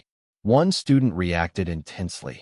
Neither Xiao Feng nor Su Bamboo received paternal education, yet they walked the path of uprightness. Chapter 1435, 1182, Book Review Storm_4. Really? Professor Wang shook his head. Both of them indeed lack a father. But don't forget that the ones who established the worldview and values for Xiao Feng and Su Bamboo were the Shaolin monks, the chivalrous beggars guild leader, and simple peasant couples, among others. Xiao Feng had moments of cruelty in his childhood, such as using a knife to kill the doctor who wronged him. Do you think if he hadn't made mistakes in his childhood and been guided, what kind of person would he have become when he grew up? None of us can say for sure about these things. The student fell silent. Professor Wang clearly had read Demigods and Semi-Devils thoroughly and expressed his opinions starting from the story itself, while the student couldn't find any plot points to refute him. Amidst the silence below, Professor Wang continued with his eloquent talk. A character somewhat similar to Morong Fu is Zhuang Juxian in the book. This character occupies 2 chapters later in the novel, and can be considered the hidden 4th main character of Demigods and Semi-Devils. Zhuang Juxian is pitiable because his father died early, so he lacked education later on, and unfortunately, a seed of hatred was planted. While mingling in the martial world, Zhuang Juxian met many disreputable people. But encountering Zhu, he fell into a state of first love. If he could let go a little, or had a sincere friend to advise him, perhaps he would have eventually matured. Just like us. Unfortunately, he never reached that moment of maturity, because the people he encountered did not genuinely care for him. We won't talk about others, even if Zhu showed just a bit of sincere treatment towards him. Even as a true friend, Zhuang Juxian might not have ended up following Zhu to his demise. On the surface, it seemed to talk about the novel. In fact, it was about education. Professor Wang's interpretation of demigods and semi-devils during the public lecture lasted for more than an hour. Excitedly discussing some parts, Professor Wang would slam the table in admiration. Talking about sad moments, Professor Wang would also somberly have reddened eyes. When he announced the class dismissal, applause echoed from below. The class successfully conquered all the students. Perhaps some people disagreed with certain parts of Professor Wang's opinions. However, overall, this class was the most thorough explanation of the novel online, from plot to theme to meaning. Professor Wang didn't miss a single detail while drawing parallels. Naturally, this video segment was also uploaded online. Professor Wang's interpretations of the Legend of the Condor Heroes trilogy had already made him a sensation, and his public lecture video being uploaded online naturally sparked immense curiosity, with the video view count rapidly rising. 2 hours later, the video view count remained high, and the comment section was filled with fervent discussion. Amazing lecture. Can I say Professor Wang knows demigods and semi-devils better than Chu Kuang without objections? Raising both hands in agreement. I almost went off on Murong Fu's segment, but after hearing it, I'm convinced. Most people think Murong Fu is a skilled fighter but lacks magnanimity, treacherous and unscrupulous in achieving his goals, unlike Xiaofeng's honesty. But if he were the protagonist and had different experiences, perhaps people wouldn't unanimously criticize him. Product of educational failure. That's a really insightful summary, but disliking Murong Fu is understandable. He ignores Wang Yuyan's passionate love and stubbornly wants to become the prince consort of Western Xia, disregarding Duan Yu's persuasion, making him a little villain. However, given the novel's theme of universal suffering, he could at least be considered a hero who met such a fate, which is truly lamentable. The segment on Zhuang Juxian was also well said. Compared to Murong Fu, Zhuang Juxian isn't annoying, just not very likable. In fact, Zhuang Juxian's view on love is reminiscent of our youthful years' dreams and recklessness in love. Similar to Duan Yu being a devoted admirer, the difference being Duan Yu is the protagonist. Wow, no wonder I don't like Duan Yu. Zhuang Juxian's friends are Quan Guanqing, master is Ding Chuanxiu, goddess is Zhu. Truly wasted the name Zhuang Juxian. Ultimately, it boils down to education issues. No, in the end, it all seems to be Chu Kuang's fault. Exactly. I was too hasty. Amidst the countless discussions, demigods and semi-devils is getting increasingly popular. Blog, Tribe, Blue Star's major online platforms. Discussions on demigods and semi-devils have dominated countless trending topics. Hashtag Dethoff Xiaofeng Hashtag Life Winner Su Bamboo Hashtag Blessed Ariel Loverswore Brothers and Sisters Hashtag I Will Not Share Theski with Chu Quang Gold Rascal Hashtag Throughout Hejizal Around the World The Reasonly One Zhu Topics like these are emerging endlessly. Media pages are also dominated by news of this book. Universal suffering. No one is without injustice. All love is sin. Xiaofeng's death. Chu Kuang once again elicits reader anger. Expert claims this is the Chu Kuang phenomenon. The book is hot, but the author suffers. Chu Kuang battles Master Lu. The outcome may already be within grasp. A new era of martial arts. Chu Kuang's new book surpasses the Legend of the Condor Heroes trilogy. Observing the diverse reactions to Chu Kuang's new book. Chu Kuang rides high. The Ascent of Blue Star's Martial Emperor. Chapter 1436, 1182, Tianlong Recap Poem. By this point, demigods and semi-devils has blown up completely. Some media outlets even bestowed the arrogant title Martial Emperor upon Chu Kuang. Yet, Blue Star wuxia writers couldn't help but respect it. Blue Star Wuxia can be said to have transitioned from the era of the Legend of the Condor heroes to the demigods and semi-devils era, and both these glorious wuxia eras were created by Chu Kuang. We can't defeat the trilogy of the Legend of the Condor heroes. We have even less hope with demigods and semi-devils. This book has so many characters, big and small, that leaves such a deep impression. It seems that Professor Wang's recent statement that the Condor trilogy seems to decline with each volume is actually Chu Kuang intentionally honing his skills, which is a valid claim. This is far beyond just a martial arts novel.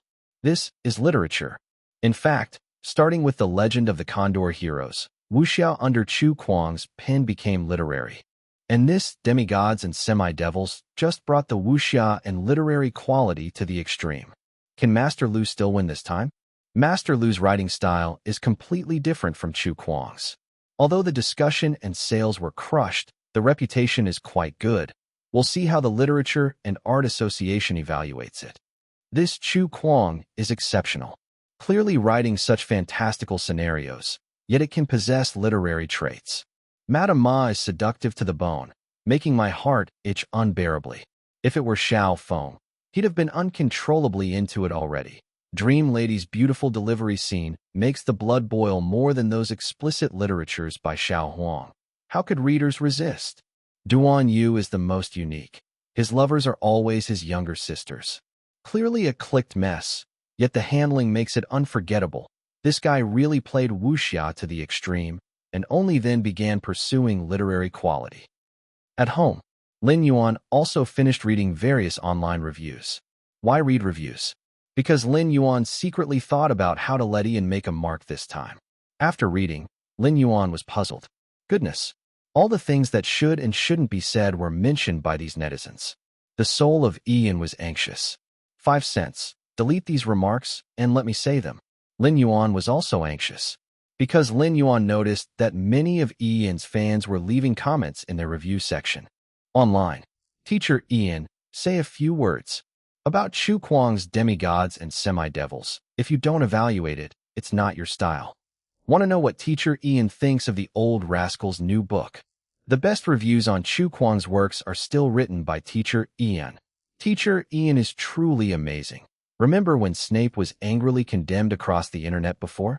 At that time, only Ian said Snape was a good person and the plot would reverse later, which proved she was right. The most understanding person of the old rascal Chu Kuang is none other than her. Indeed, previously, Teacher Ian's review on the return of the Condor heroes was incredibly brilliant. The phrase, encountering Yang Guo, one's life is doomed, was too classic, leading Chu Kuang to later use this sentence in titles, showing the influence of that comment. I suspect the old rascal secretly follows Ian. No one is innocent. Every sentiment is a sin. Feels like what Professor Wang said in that open class video, already very well. Does Teacher Ian have any greater insight? Fans started urging. After all, everyone knows Ian is Chu Kuang's diehard fan.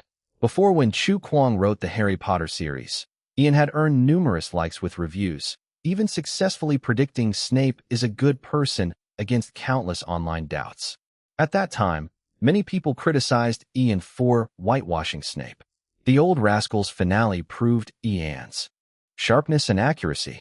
At that time, a bunch of people praised Ian as the great prophet, successfully attracting countless fans. Even people from several continents unfamiliar with Ian swiftly became acquainted with her. And now with Chu Kuang's demigods and semi-devils receiving such high public appraisal, Ian not saying something seems strange. No way. Must say something. Lin Yuan began racking his brains thinking about points not mentioned by the readers. Suddenly, Lin Yuan's eyes shone. He thought of a point. Swiftly logging on to Ian's blog, Lin Yuan posted this update. No one is innocent. Every sentiment is a sin. Professor Wang's review serves as the best annotation for this novel. I really have nothing more to say, so let's just share a little Easter egg with everyone. Try connecting the chapter titles of demigods and semi-devils together. Netizens finally saw Ian's update. However, this was not a review. Comment section. Many laughed. Teacher Ian reluctantly says, Professor Wang got the answer right. I have nothing to say. Ha ha ha. Hey, what's this little Easter egg? Connecting the titles of demigods and semi-devils together? Let me try connecting one. The titles of the first few chapters together are Blue-clad walking on perilous peaks, Jade wall glimmering moonlight bright, Galloping horse fragrance lingering, Cliff high and distant from people, subtle footsteps create intricate patterns, whose sun, whose courtyard, no regrets full of emotions, roaring tiger and dragon chant, changing nests for phoenixes, sword aura green smoke spans. Hiss.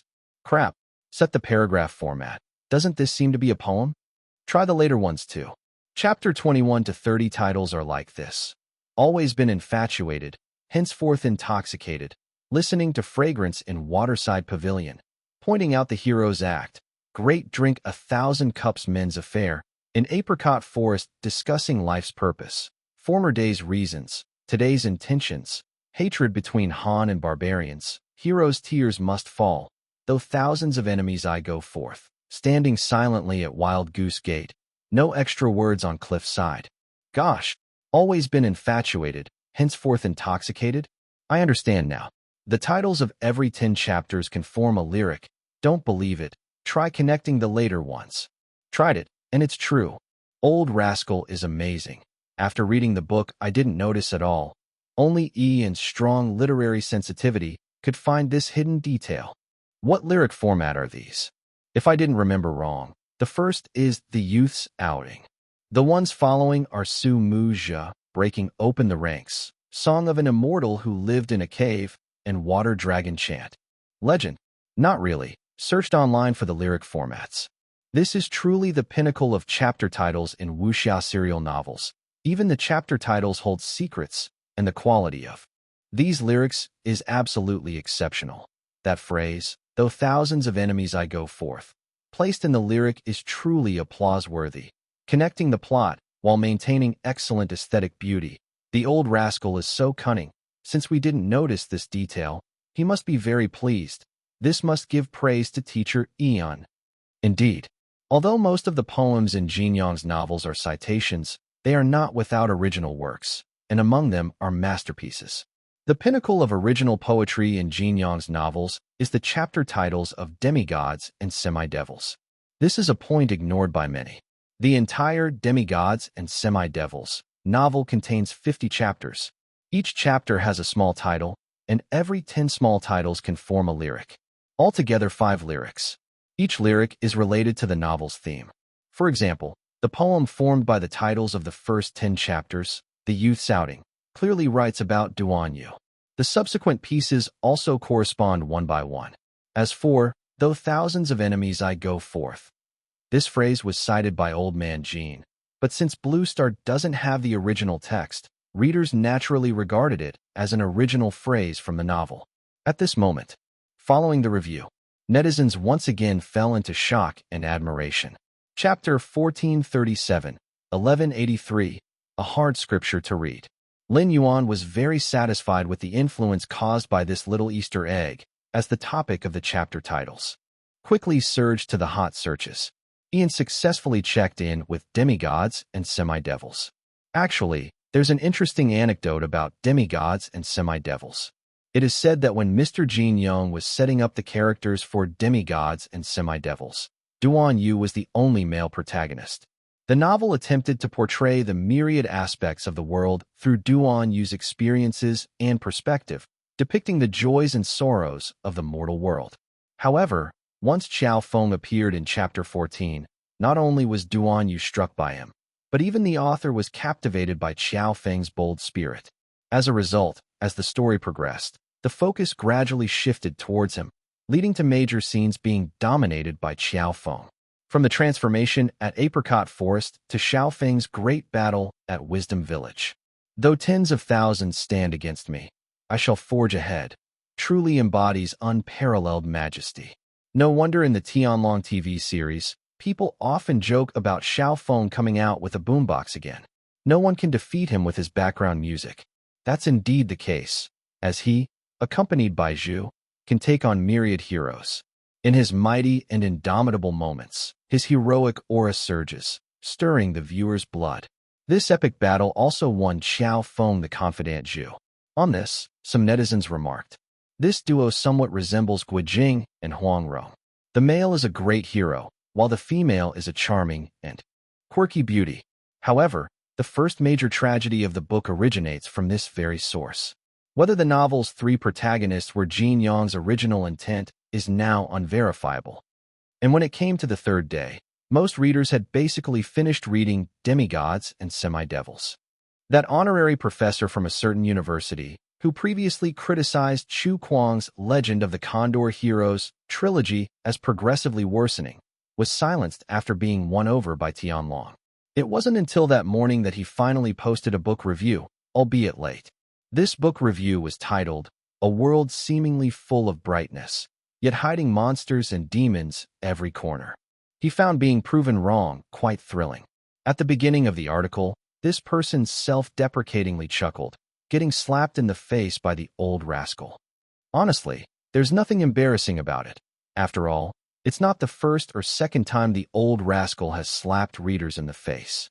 Though there's a bitterness in my heart, witnessing the birth of such a book is a genuinely delightful thing. Speaking of this book, Demigods and Semi-Devils, my conclusion is that this is Chu Kuang's and even Blue Star's best martial arts work, incomparable to the Legend of the Condor Heroes trilogy. As the title suggests, the world in the book is a bright realm, yet it's filled with hidden monsters and demons. It's indeed a breathtakingly beautiful, chaotic world. However, the characters, plot, and world are all shrouded in the immense transcendence of Buddhist philosophy behind them. Occasionally revealed in the text, it articulates the suffering of sentient beings, albeit helplessly, and once again showcases the compassion of pity for my fellow man with endless troubles. If one were to discuss the imagination of demigods and semi-devils, it can only be described as astonishing. However, there is one person who is worth mentioning. That would be the sweeping monk who appears only in the later stages of demigods and semi-devils. A similar character appears in Heaven-Reliant Dragon Slayer, who ultimately gave rise to Zhang Sanfeng and Guixiang, namely Master Yuan. The sweeping monk, like him, is a monk solely focused on cultivation, pursuing ultimate liberation. If there's any difference, Yuan learned unparalleled martial skills without understanding their essence, whereas the sweeping monk does so intentionally with a strategic foresight. Did Yuan participate in the duel atop Mount Hua? No. Did the sweeping monk ever aspire to dominate the martial world? No. The sweeping monk didn't even have the ambition to become the abbot of Shaolin, or else how could it be someone else's role? They have seen through all worldly achievements. They are merely phases of creation, existence, decay, and emptiness. And martial skills are only ancillary learnings on their path of cultivation, or perhaps just a detour, a node, but certainly not their ultimate goal. Why could the sweeping monk stand by while Xiao Yuanshan and Murong Bo stealthily learned martial skills from the library at Shaolin without intervening? Because, in his view, martial skills are a small path, and learning them without a mind seeking the truth has inherently limited achievements. Of course, this limitation is only significant for a peerless master like the sweeping monk. It wasn't until each of the two men achieved something and fought bitterly against each other that he came out to enlighten them, finally leading them to let go of their attachment to martial skills, to hatred, and to the kingdom, achieving complete enlightenment.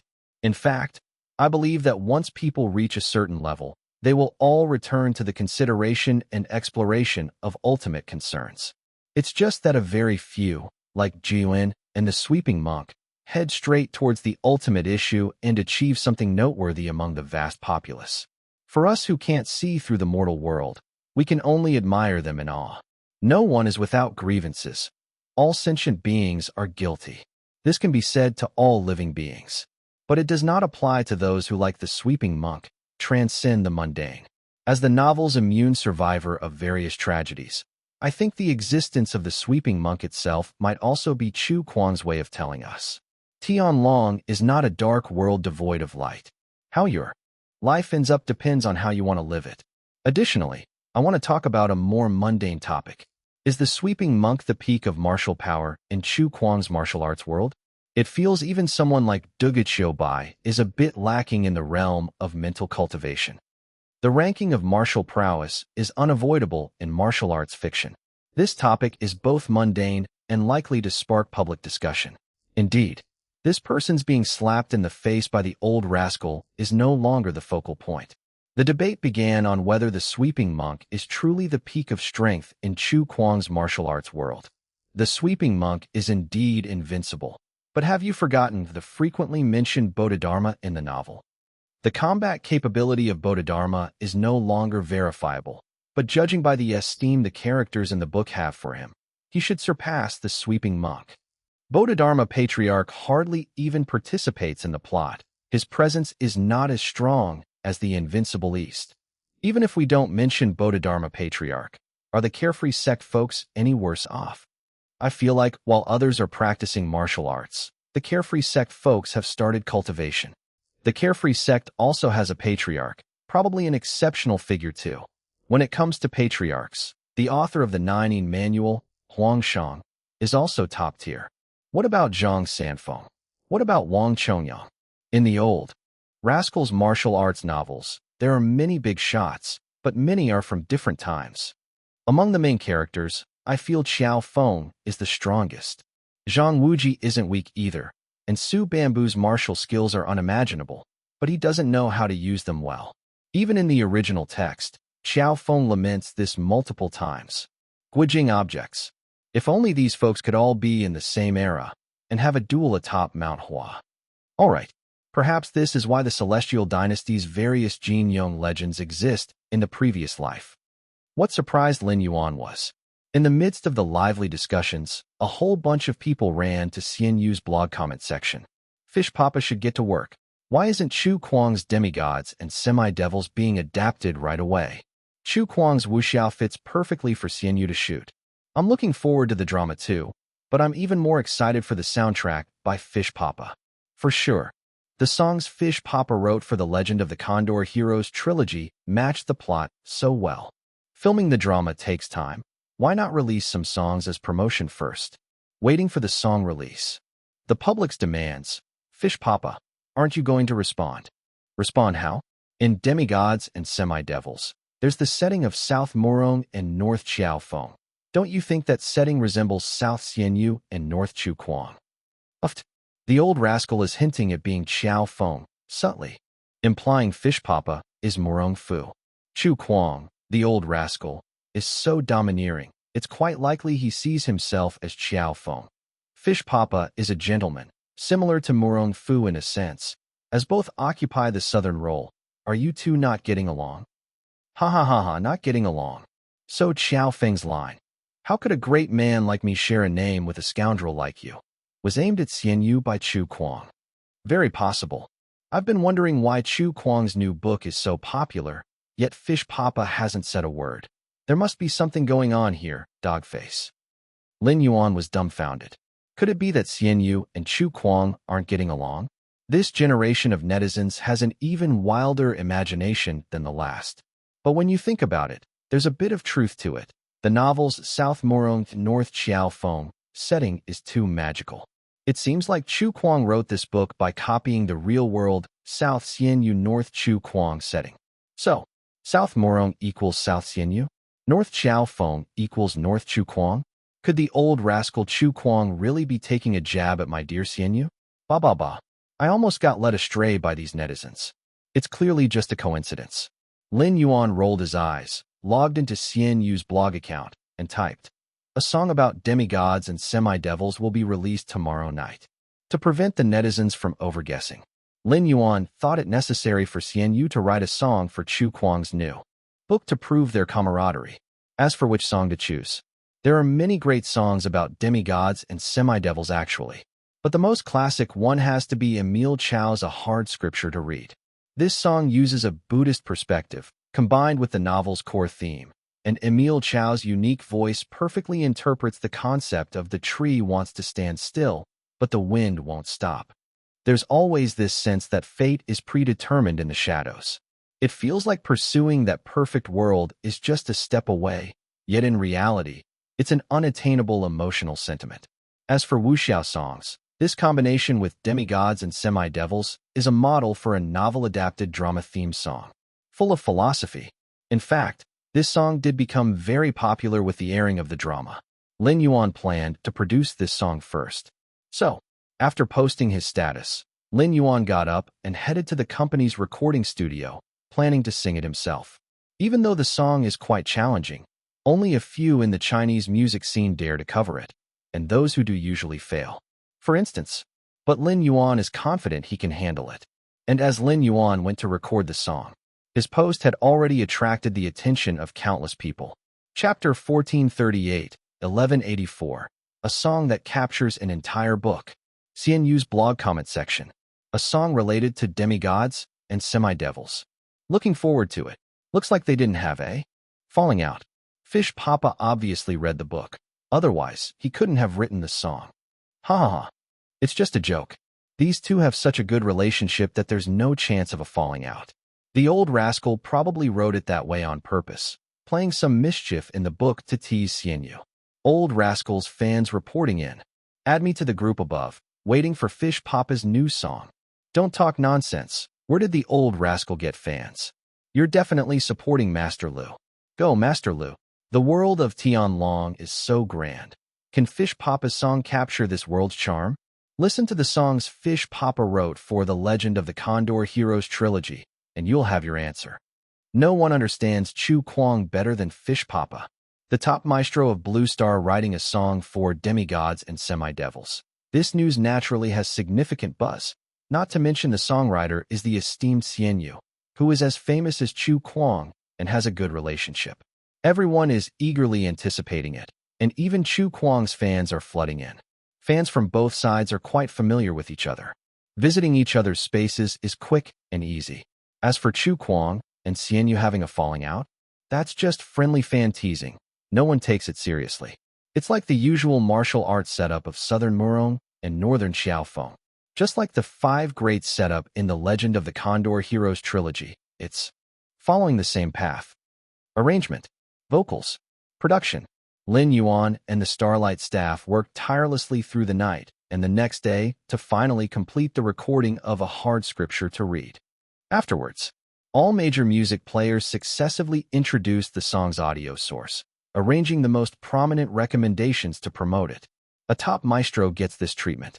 In the evening, Lin Yuan once again logged into CNU's account to update the promotional dynamic.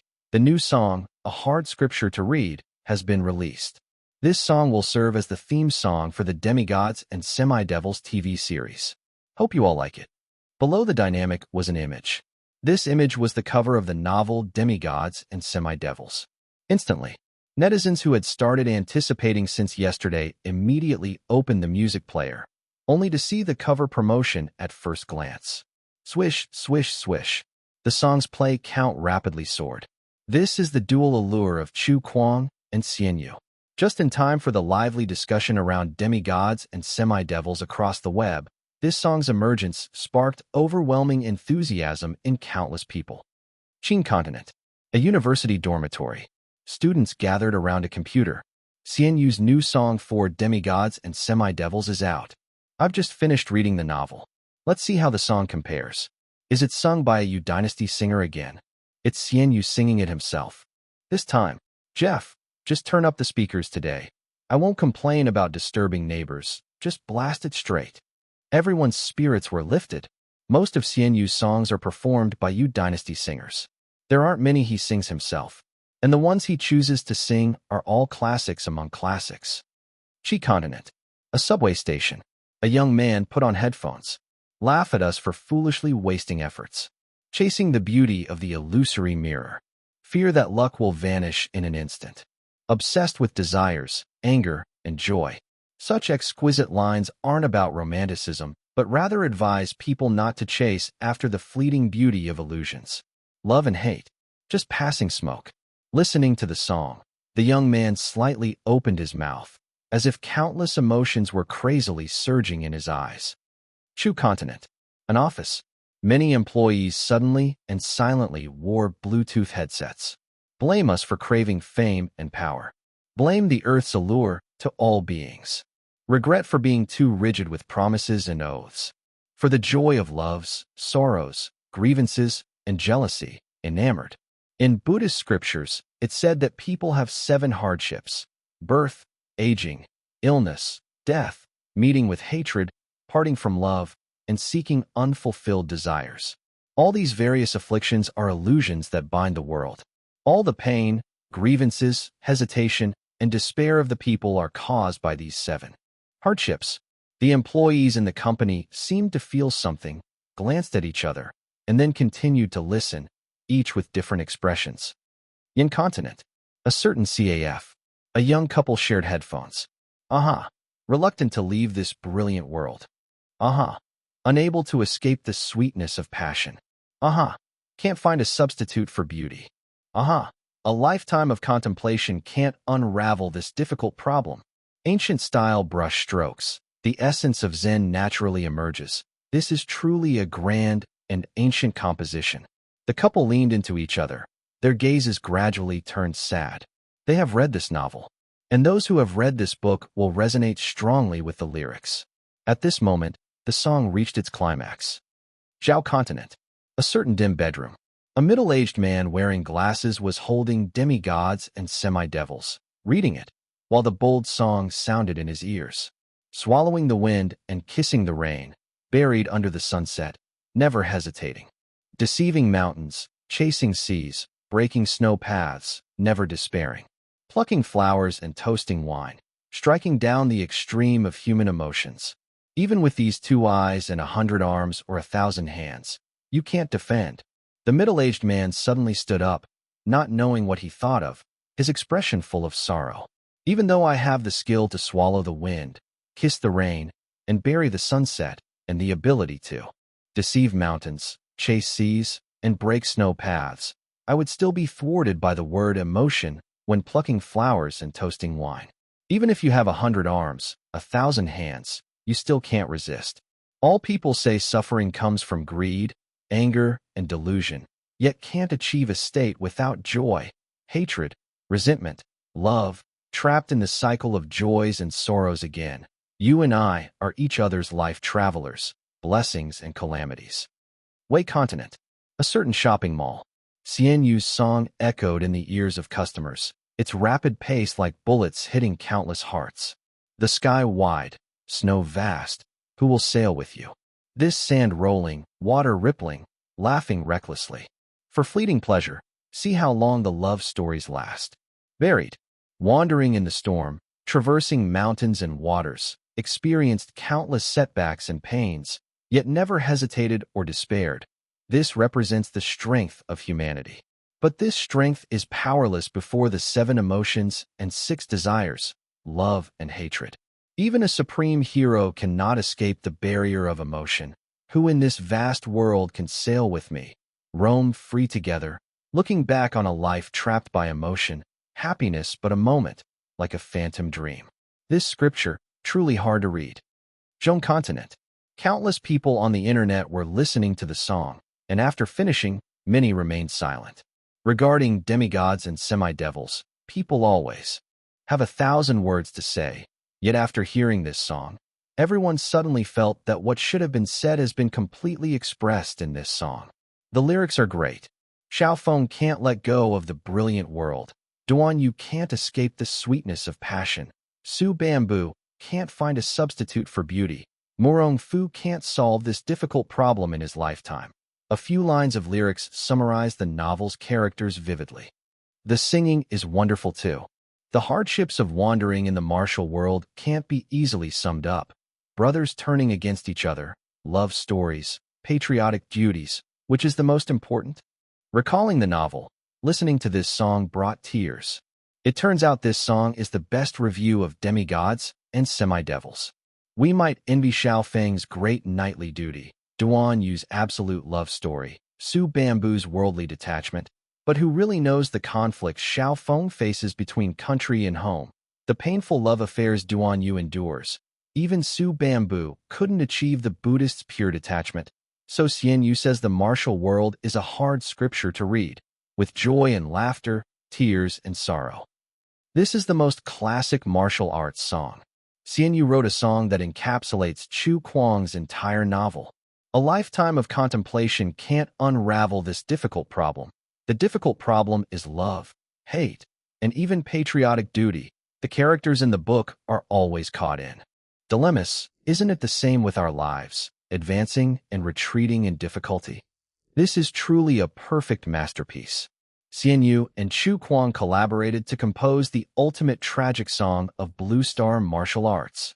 After listening to this song, fans across the continents of Blue Star were enthralled, even more than ordinary fans from the continents. Countless singers and composers from the industry sighed before this song. People thought the songs Xian Yu composed for the Legend of the Condor Heroes trilogy were already excellent, but they didn't expect he could write even better. Just like some netizens said, Xian Yu wrote a song that encapsulates demigods and semi-devils. Just like people never thought Chu Kuang could exceed his other 3 martial arts novels with demigods and semi-devils alone. The two, indeed brilliant. Chapter 1439, 1186, covers song accident scene. This evening, netizens from all continents were blown away by the song, a hard scripture to read. Who knows how many people on Blue Star will fall asleep to this song tonight? On major music players, comment sections for the song. Countless comments and messages are showering the song with praise. If Chu Kuang writes well, it's just Chu Kuang being awesome. If Xian Yu writes well, it's just Xian Yu being awesome. So damn awesome. The loneliness and helplessness of a hero, the desolation and struggles of life. Every different line of lyrics seems to correspond to a character, perfectly fitting without any awkwardness. The whole song flows seamlessly from lyrics to composition and then to performance. It's absolutely one of the best martial arts songs I've ever heard. I want to learn this song. Dude upstairs, give it up. I've already mastered the 18 dragons subduing palms, water walk, and 6 meridian divine swords. But this, a hard scripture to read. I've practiced so many times and only got one line right. I work in a clothing factory. While working overtime tonight, I played this song, and a slight smile appeared on my face because I knew the Employee of the Month award this month would be mine again. The foot pedal of my sewing machine was smoking. Just listened to the song in my bedroom and went out to the bathroom. Suddenly heard my dad also playing a hard scripture to read. I jumped up and unleashed a set of the 18 dragons subduing palms, breaking his chair, and then he countered with the 6 meridian divine swords. Is this a joke contest? You guys are all telling jokes. Let me tell a true story. Xiaofeng started at max level. Duan Yu got cheats halfway. Su Bamboo stole a max level account. Morong Fu spent money early on, got some recharge rewards, and went around being flashy, only caring about guilds, and never maxed out in the end. Only Zhou Maji was honestly leveling up by slashing monsters one by one. But because he bullied Duan Yu earlier, later Duan Yu took his revenge with cheats, lost his gear, deleted his account, and quit the server. Xiao Yuanshan and Murong Bo leveled up using a system bug, eventually cursing at each other in public chat and getting banned by the system admin sweeping monk. Yu Tanji picked up someone else's dropped epic gear, and Ding Chuanxiu scammed a good item from the guild leader in a big guild, then left to start his own small guild and became the boss. As for Wang Yuyan, she's just a quest-giving NPC. The guy upstairs typed a lot. Listen to him. It's just a novel about finding fathers, and Fish Papa wrote it so captivatingly. Xiaofeng found Xiao Yuanshan, Su Bamboo found Xuanzi, Morong Fu found Morong Bo, Duan Yu found Duan Yanqing. Chu Kuang the old rascal really knows how to spin a tale. These lyrics are a tongue twister. Most of Fish Papa's songs are widely covered by singers in the Blue Star music scene, but I feel like Fish Papa didn't leave any room for covers with this song. Reminds me of Fish Papa's I Surrendered. Just like this, a hard song to sing. Both are exciting to listen to, but trying to sing along is impossible because we're normal humans and can't hold our breath like a fish in water. Full difficulty, full quality, full performance. The song's explosive popularity was beyond many people's expectations. Some people in the comments section even matched the lyrics to specific characters. Even at home, Lin Yuan could hear his mom playing this song out loud, listening with rapt attention. Suddenly, his mom regrettably said, "What a pity." His sister was startled. "What's a pity?" His sister was indignant. "Is there something wrong with this song?" His mom smacked her lips. "This new song for my son sounds great everywhere. but it's a pity it doesn't suit being made into square dance music. The choreography would be a bit too difficult. Lin Yuan chuckled. You really dare to think big. Using this song for square dancing? Then he'd have to worry about his mom's waist. Didn't that guy in the comments say that listening to this song even made the sewing machine pedal smoke? As for the difficulty of singing this song, actually, in the Celestial Dynasty, there were indeed some people who tried to cover it. One must say, all the covers fell short compared to Emile Chow's version. However, Lin Yuan felt his version was also good. He's always been quite confident in his singing skills. Silver Blue Books. The Fantasy Department. The editors also finished listening to the song. The song's name probably comes from that saying. Every family has a scripture that's hard to read. This isn't just a hard scripture to read. This is a ridiculously hard song to sing. Going to karaoke tonight? I'm afraid it'll dirty my ears. The one who understands Chu Kuang the best has to be Xianyu. Southern Morong, Northern Xiaofeng. This part made me laugh so hard when I read it. Sometimes they're quite good at outsmarting each other, and the old rascal's an expert at veiled sarcasm. I'm just waiting to see who dares to cover this song. Look online. The Yu Dynasty people are covering it. No doubt about it. The singers of the Yu Dynasty indeed covered it, each rushing to release their own cover video. Zhao Yingge sang a couple of lines in the chorus and then shouted, "That's enough for me." Sun Yaohua sang the first line and quipped, "Could the representative give us covers a little chance?" Chen Jiyu, how do you even breathe in this song? Jiang Kuei, I can definitely do it. I'm not quite there. I'm a failure. Xiao Fan also joined. Hey folks, tune in. I'm doing a live cover of a hard scripture to read. You're my little apple. Wei Haoyan, forget it. Most dazzling ethnic style suits me more. Alright then. Actually, if the Yu Dynasty folks practiced a bit, they could handle this song, since they're all world champions. But it was obvious. The Yu Dynasty folks chose the playstyle with the most bullet comments simultaneously. However, the Yu Dynasty's covers were intentional, essentially being a wave of internal competition about who could flatter better, and netizens were used to it. Anyone who's seen Fish Walking with You knows the Yu Dynasty members are professional bootlickers.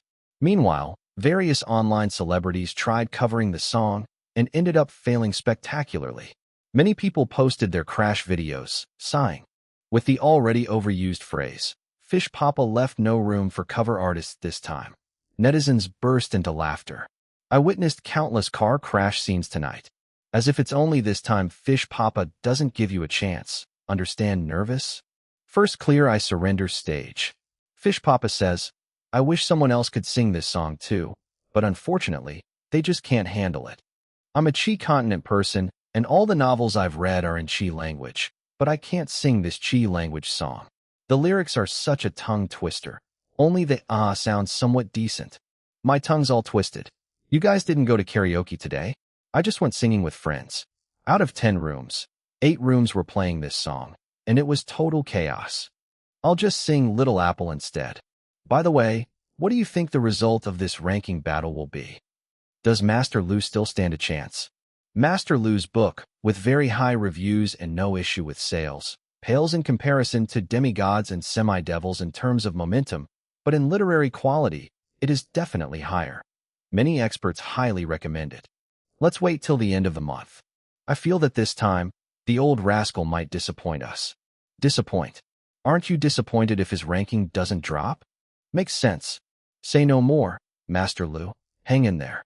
The changes in the Blue Star Riders rankings are still unknown, but fans of Chu Kuang are tirelessly rooting for Master Lu with pure and earnest dedication. Chapter 1440, 1187. I'll outwork you to death. In the coming days, demigods and semi-devils soared farther and farther from plot to significance, broadening the boundaries of discussion continually, until everyone even talked about the novel's background. Song Dynasty. The old rascal used 4 wuxia novels to basically perfect this dynasty. Everything seems so real. He even wrote out the details of cultural background from that era. It feels similar to our Blue Star's official history in some places, but mostly different. That's truly impressive. Suddenly want to see the old rascal write more stories from the Song Dynasty. The 4 wuxia novels all mention the Song Dynasty's court, kind of looking forward to the old rascal writing a book with the Song dynasty as the main subject. Fantasy settings are common, but this level of fantasy like the old rascals is unheard of. Great Song, Great Liao, Great Jin, Dali, Mongolia, all sorts of nation-level power struggles really make people very interested. Everyone should be imagining the Great Song's Han ethnicity. Chu Kuang, for the sake of these wuxia novels, literally created an extremely complete historical background. The sense of immersion is so strong. It feels like our Blue Star really had such a historical period in the Song dynasty. The background of the Legend of the Condor Heroes trilogy is set in the Song dynasty. The new book, Demigods and Semi-Devils, is still set in the Song dynasty. This has stirred intense interest in the Song dynasty among countless readers. Some even called out, hoping Chu Kuang could continue perfecting the Song dynasty, perhaps even writing a novel specifically about the Song dynasty. At home, Lin Yuan naturally saw these discussions.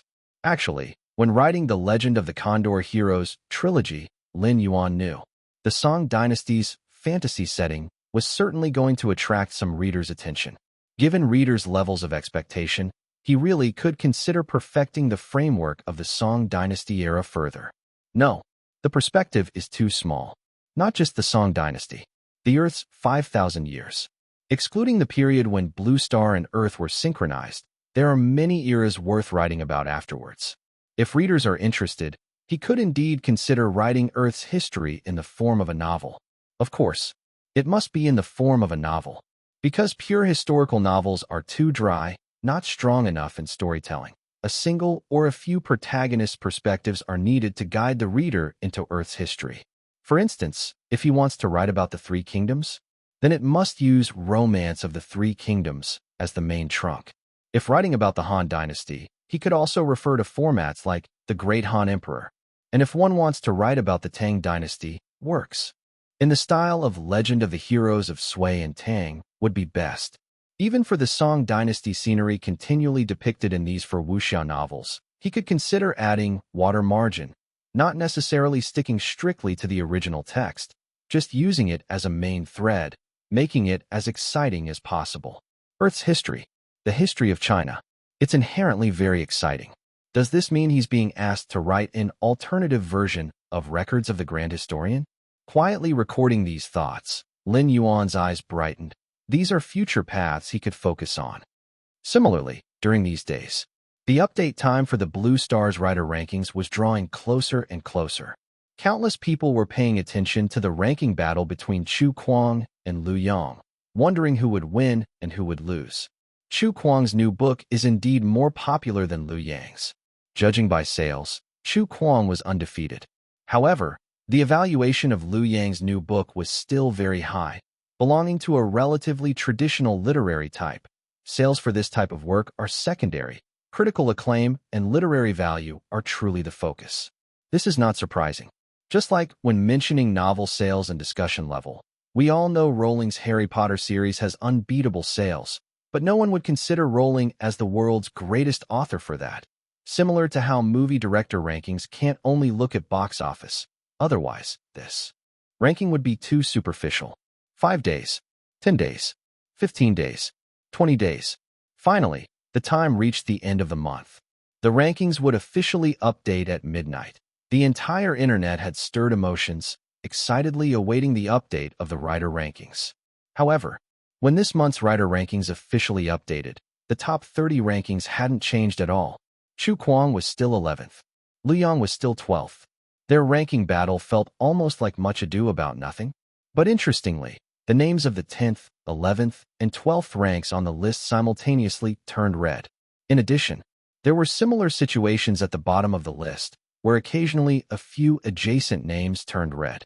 Beside the list, the Literature and Art Association used red bold font to make the following note.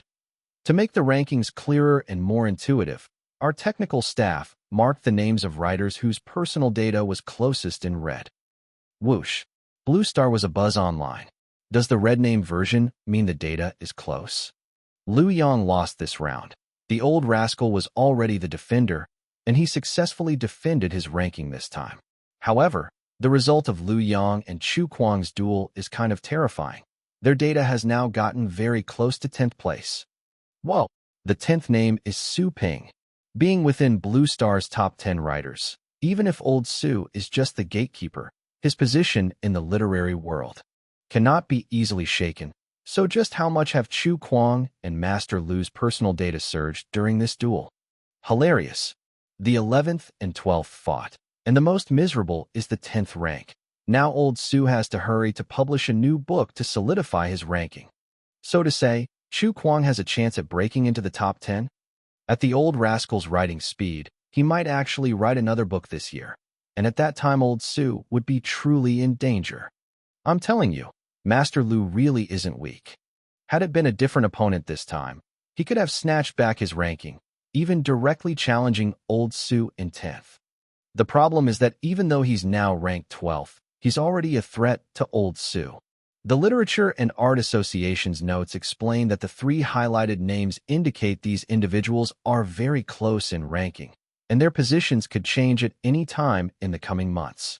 What was supposed to be a Qin continent internal battle ended up with Zhong continent's old Su suffering the bad luck. Chu Kuang and Master Lu are both aiming for the top 10. The Blue Star Writers Circle.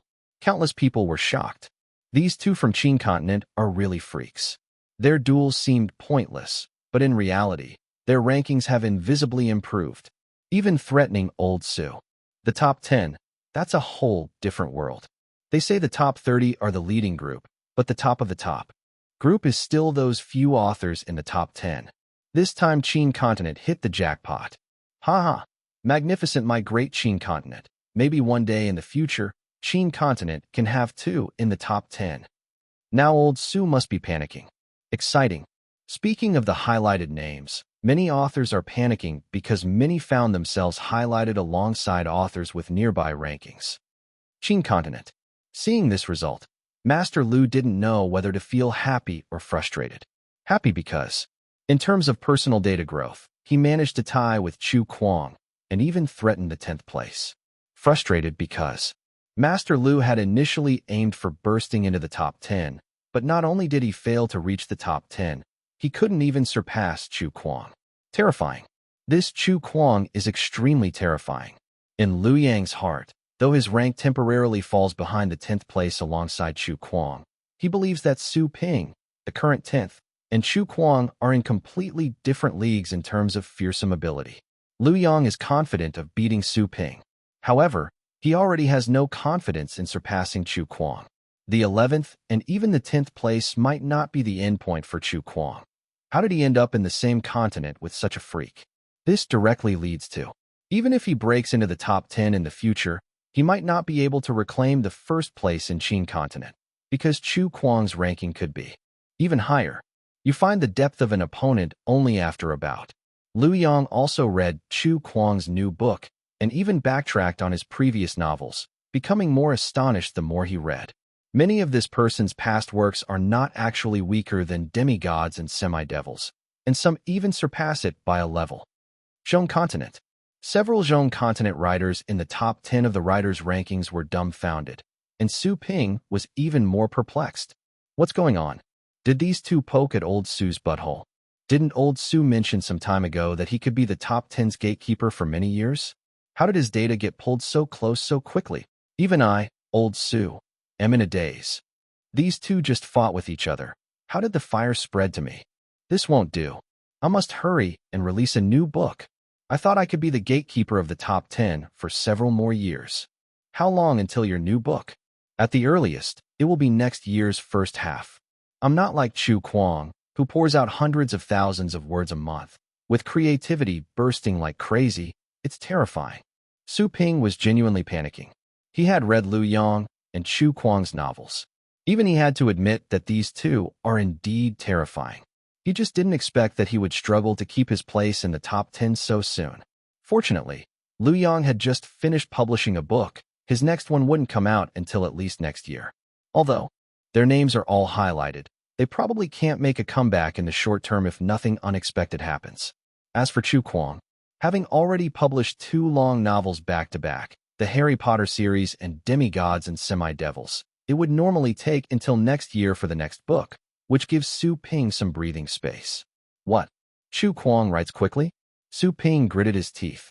Even if Chu Kuang's writing speed is fast, can he really produce another new book in just 1 or 2 months? At home, Lin Yuan was still awake. He also saw the rankings. The result surprised Lin Yuan.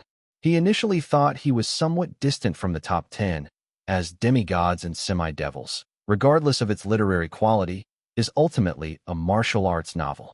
Unexpectedly, this round sharply closed the gap between him and the top 10 gatekeeper. Ah yes, this is Blue Star. Oriental culture holds the home ground advantage. Jin Yang's martial arts novels have a limited impact on the West on Earth, but in Blue Star, where Oriental culture is mainstream, they can sweep across the continents. Thus, his data surged. Since the rankings are so close, as someone with a mild case of obsessive-compulsive disorder, Lin Yuan felt it necessary to publish a new book within the year to try and push Chu Kuang into the top 10 by the last update of the year's rankings. No fear of short time. He can write short stories. Writing short stories doesn't take much effort. If a short story can succeed, its influence is actually on par with some long novels and can attract global attention. Decide and act. Even at midnight, Lin Yuan decisively got up to cultivate, and as the Literature and Art Association's goal was achieved, he even mockingly quipped, "Watch how I outpace you all." Chapter 1441, 1188, The Devotion of Suspect X. The next day, news is exploding. The media is very excited. Writer rankings updated early December 1st. Su Ping, Chu Kuang, and Liu Yang's rivalry. Blue Star's writer list suddenly revamped. Red names indicate close data. Chu Kuang and Liu Yang may burst into the top 10. Su Ping, the top 10 gatekeeper.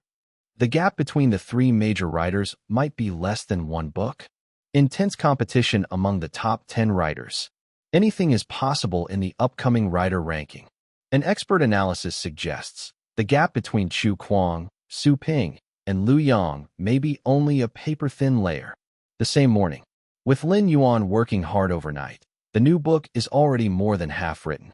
As for what the new book is about, he actually thought about it for around 20 minutes last night, feeling that choosing a work is even more tiring than writing the book itself, because of the time constraints. Firstly, it must be a short story. Secondly, the genre type. Lin Yuan needs to pick a genre that can quickly become popular in the shortest time. After heavy filtering, Lin Yuan narrowed down the options to science fiction, detective, and fairy tale genres. These three are the most suitable for short stories. However, the choice space for fairy tales is minimal. Because Lin Yuan has already pretty much written all the best fairy tales from Earth, the available inventory is dwindling, so he eliminated this option first. But there is a large choice space for detective and science fiction. However, Chu Kuang's achievements in the science fiction field are somewhat lacking. Conversely, Lin Yuan has a highly popular fan base in detective genres across the continents. Not to mention the later hugely popular The Adventures of Sherlock Holmes, which even caused reader riots. Just Chu Kuang's early detective novel, The Adventures of Poirot, also sparked a sales frenzy with its phenomenal reception. So writing detective stories is the optimal solution. After all, Lin Yuan's goal is to quickly rise, and the reader base for detective stories gives a definite advantage over writing science fiction. As for which short detective novel to write, this question is clearly much simpler. Lin Yuan directly chose The Devotion of Suspect X. This is the best medium-length detective novel in Higashino Kigo's career. The whole book is roughly 150,000 words, and Lin Yuan cranked out 80,000 words last night, specially trading with the system for an energy potion. Otherwise, he wouldn't be able to stay lively after staying up all night. The remaining 80,000 words, Lin Yuan plans to complete them tonight. Continue using the energy potion to withstand the fatigue. Everyone says Chu Kuang writes extremely fast, but that's just his normal speed. To make it into the top 10 by the end of the month, Lin Yuan rarely goes all out. Zhong Continent. Su Ping, currently ranked 10th on the Blue Star's writer list, woke up early. Su Ping doesn't even remember the last time he got up so early. But there's no other option. The ranking on the writer list is critically endangered. He must outright Chu Kuang and Liu Yang. Otherwise, this gatekeeping role will be replaced. Initially planned to publish the book in April next year. Su Ping opened his computer to work. If I don't slack off, I can probably finish this work by February next year. Before then, neither Chu Kuang nor Lin Yuan can publish a new book earlier. Chu Kuang just finished writing 2 books. Lin Yuan is a bit older. Although I'm also around Liu Yang's age, the fact is my book is already more than halfway written. My completion speed will certainly be faster. If worse comes to worst, I can consider publishing half of it first, but this has drawbacks. A new book is better read in one go. So let's compete. I refuse to believe you can't be outwritten. Su Ping started typing away furiously. His typing speed is extremely fast, specifically practiced when he was younger. Being able to reach the 10th place on Blue Star's writer list is partly due to his typing speed. Writing quickly is a significant advantage for a writer, although not faster than Chu Kuang. But this time I'll be the early bird. No, only the early bird gets the worm. I bet right now Chu Kuang is enjoying the lingering joy brought by demigods and semi-devils in bed, maybe even fantasizing about writing a new book to surpass my ranking. Qing continent. Liu Yang also got up early to work. I'm older now, my writing speed is slower, not like the young ones like Chu Kuang. Indeed, I've just finished a book, but what does that matter? The 1,000-mile journey is a long work. Who says my new book must be long as well? Writing a short story quickly isn't an option? Neither Chu Kuang nor Su Ping would expect that during my period of not writing, besides secretly working on a long novel, I was also accumulating ideas for a short story, just waiting to complete the 1,000-mile journey before starting. This idea will definitely be a hit. Liu Yang is very confident. This short story is approximately 80,000 words. Liu Yang now needs to refine the idea, integrate thoughts, and can complete it in a short period. How short? A month? That should be about right. Now Liu Yang also wants to give it a go. He is indeed no match for Chu Kuang. Under normal circumstances, perhaps rankings will forever be suppressed by Chu Kuang. However, this opportunity must not be missed. Liu Yang can absolutely take advantage when Chu Kuang and Su Ping are not paying attention. Sneakily outright them, and temporarily enjoy being in the top 10.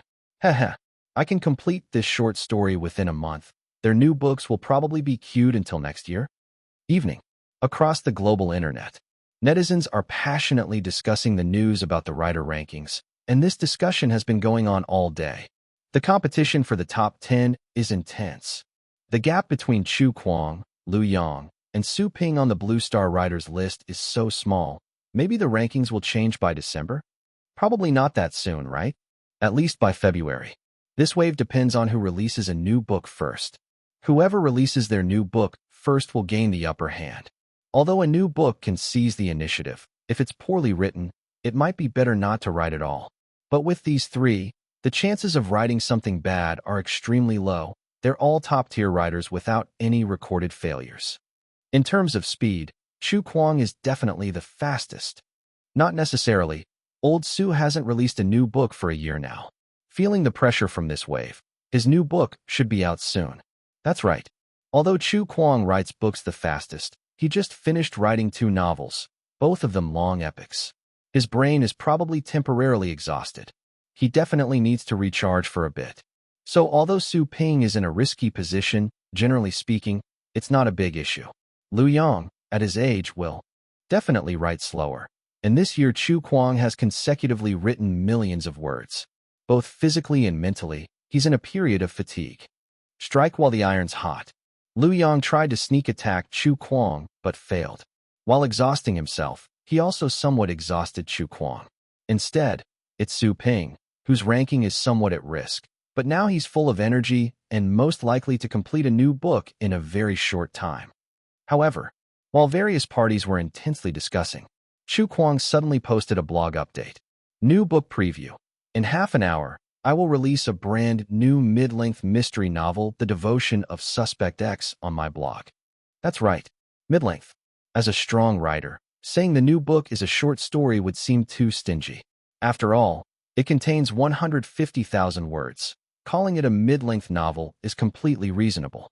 Some even dare claim a long novel with just 15,000 words. I'm Chu Kuang, never short in length. As for why release a preview? Because Lin Yuan's just a few thousand words away from finishing this book. stopped by the restroom midway, happened to use the preview to generate some buzz. Lin Yuan just didn't know how much shock this news caused to the outside world. Comment section. Am I seeing things? Did the old rascal say he's releasing his new book in half an hour?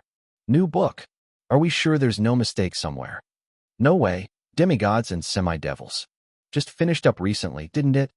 And the new book's actually mid-length? Mid-length usually has at least 100,000 words, right? Online. Check out Chu Kuang's blog. He said the new book will be released in half an hour. What? Don't joke internationally. Even if he's a strong writer, he can't be that fast. Whoa, it's true. He said it directly on his blog. Damn, how does this freak write books so fast? And he's even planning to upload this one directly online. Zhong Continent. Su Ping was typing when suddenly his phone rang. It was a fellow writer friend calling. He answered. The person on the other end of the line yelled, "Old Su, your butthole's in danger." Su Ping's eyes widened. What the hell do you want to do to me? The person paused for a moment. What nonsense. It's not me, but Chu Kuang who's interested in your butthole. His new book will be launched in half an hour. Su Ping was absolutely stunned. Chu Kuang's new book will be released in half an hour? No way. Hadn't he just pinned 2 books in a row? Doesn't he need to lie down and have a good rest? This is madness. I put in so much effort, yet I'm still not as fast as him. The rankings came out last night, and this guy finishes his new book tonight. Does this guy write without needing sleep, rest, or even to engage his brain in thought? Qing Continent. Liu Yang was in high spirits. He'd been deep in thought since the morning, and now he had roughly outlined his idea for a new short story. It was time to officially start writing. Before picking up the pen, Liu Yang looked at his phone to check the time, and suddenly noticed a notification on his blog account. Suddenly, Liu Yang was dumbfounded. Chu Kuang has already written his new book. What kind of ridiculous notification is this? Isn't this just to make a fool of me? He's seen fast writers before, but Liu Yang had never seen anyone write this fast. Just a few months ago, he finished the Harry Potter series, then quickly pinned demigods and semi-devils to compete with me. Then, I wanted to seize the moment while he and Su Ping were distracted and quickly write a short story I'd long had in mind to raid the ranks again. Then he tells me he's already finished a mid-length novel. This isn't a strong writer. It's a goddamn monster. At this moment, Liu Yang was shocked. Su Ping was also shocked. Readers worldwide were astonished by Chu Kuang's writing efficiency. Chapter 1442, 1189. Telling you who the killer is right from the start. At home, Lin Yuan, who had just sent out a preview, was quickly tapping on the keyboard, writing the last few thousand words of the novel. 5 minutes, 10 minutes, 15 minutes. The hands that could let Xian Yu master various instruments and turn Chu Kuang into a strong code writer finally finished the last waltz on the keyboard, as if this moment froze for a few seconds. All right, in plain words, the new book, The Devotion of Suspect X, is finished. Previously mentioned, the original author of the novel is Higashino Kigo. In fact, this person has another notable work called Journey Under the Midnight Sun. In comparison, works like After School are less famous, although this novel is also remarkably excellent. On the contrary, the novel, The Miracles of the Namiya General Store, which follows a warm and healing style, is known by many due to its domestic adaptation. In short, this author should be the most familiar detective novelist to Celestial Dynasty's readers after Conan Doyle and Agatha. Although Higashino Kigo is not just a detective novelist, but has also dabbled in many non-detective themes and achieved considerable success, like the aforementioned The Miracles of the Namiya General Store. This is somewhat similar to Chu Kuang. However, this is almost a standard for top-tier writers. Actually, there are more similarities between them. Chu Kuang is the king of volumes among the top writers of Blue Star. Higashino Kigo happens to be the king of volumes in the neon literary world. His position is a prolific writer, the super prolific kind. Normal writers basically publish one book every 1 or 2 years, but Higashino Kigo can write several in 1 year. In his most prolific year, he wrote as many as 5 novels in just 12 months. Yet the quality was never low. Indeed, quality is very important. The rankings of Chu Kuang, Master Liu, and Su Ping are indeed very close, but the existing pattern cannot be changed just by casually writing a book. whether it's short or long novels. If any of the three wanted to outdo the others, besides writing fast, the quality of the work must be good. Without quality, speed is meaningless. So, is the quality of The Devotion of Suspect X good enough? This novel is amazing, ranked number 1. Top 10 Classic Detective Novels, ranked number 1. Weekly Literary Detective Novels Top 10, ranked number 1. Higashino Kigo's masterpiece was the only one in the history of neon literature to win the annual championship of the 3 major novel rankings. Annual sales first place. A splendid chart-topping masterpiece. Quality is certainly not an issue. It should be noted that these are not any casual rankings, but a reading trend for the year's best-selling novels. Besides, The Devotion of Suspect X, also won the highest literary award in Neon, the Naoki Prize, and the Classic Detective Novel Grand Prize. At the award ceremony, the Naoki Prize gave the following comment on The Devotion of Suspect X. He wrote the deception to its extreme. In a sense, detective novels are about deception and revelation. Otherwise, why would detective writers be so extreme as to specialize in narrative trickery? Writing deception to the extreme. This is the highest praise for detective novels. This is why Lin Yuan decided to write The Devotion of Suspect X, and is confident. And while Lin Yuan was contemplating, half an hour quickly passed. Lin Yuan's new book was successfully uploaded and published under Chu Kuang's blog account, ready for its first intimate contact with Blue Star readers. Novel released. Countless comments from netizens in the comments section were exclaiming, "It's out! Chu Kuang really wrote a new book." This is certainly not a novella. The word count is about 150,000, equivalent to a short novel. Has Chu Kuang become a refined typewriter spirit? Feeling sorry for Master Lu and Su Ping. Why did they get entangled with the volume king? The new book came out so fast. Is the old rascal sure he can maintain the quality? Not likely. I think it is very much worth looking forward to. The old rascal's detective novels, except for those with narrative trickery, are all pretty good. I happen to like his narrative trickery the most. Detective novels. It's time for everyone to guess the killer again. In the discussion, netizens clicked on the novel one by one. Qing Continent. Upon seeing the news of Chu Kuang's new book about to be published, Master Lu could no longer write, feeling all sorts of restless emotions. Staring at the blog's interface, seeing Chu Kuang's novel released, Master Lu also clicked in with red eyes. Want to break into the top 10? I'll see what you've written. Although our rankings are close, it doesn't mean you can take down Su Ping with just anything. Such a short time. Without polishing and careful research, can you really produce a good work? Even if you, like me, have been preparing your ideas for a long time, it shouldn't be this fast. It doesn't make sense. Coincidentally, in a room in Zhong Continent, Su Ping's head was buzzing, also unable to peacefully type, choosing to open The Devotion of Suspect X as well. This is a mystery novel. Mystery requires precision and design. In terms of creative difficulty, it's extremely complex. If Chu Kuang were writing a mid-to-short story in martial arts, Su Ping might still barely understand. But mystery is different. Such speed. The quality will surely be affected. If there's no quality, what's the use of writing fast? Meanwhile, countless peers in the writer's circle were also shocked by the sudden news of Chu Kuang's new book. Damn, he actually wrote it. Is he trying to break into the top 10 before the year ends? That's too much of a stretch, right? And it's quite lengthy, this tentacle monster. Let's quickly see what level this volume king has written. I think this book might not be simple. Why? Because mystery is Chu Kuang's most proficient field, even surpassing martial arts. At this moment, reading begins. The text of the novel appeared before countless people on Blue Star. At 7:35 in the morning, Stone God left the apartment as usual. Though it was already March, the wind blowing in. His face remained quite cold. He buried his chin in his scarf and stepped out. The novel's background is in Chu Continent. This can be told from the style of the character names in the novel. The opening story is not complicated. The first chapter describes a middle-aged man named Stone God, who deliberately takes a long route to buy lunchboxes at a shop every day on his way to work. Because Stone God has a crush on the shop's female clerk, who is also his neighbor, Hanaka Yasuko. Stone God is an ordinary high school teacher. while Hanaka Yasuko is a bar hostess who had been divorced twice, living with her daughter. That night, her ex-husband Togashi suddenly showed up to harass Hanaka Yasuko, seeking money. Hanaka Yasuko had no choice but to give him money, as calling the police wouldn't help in such matters.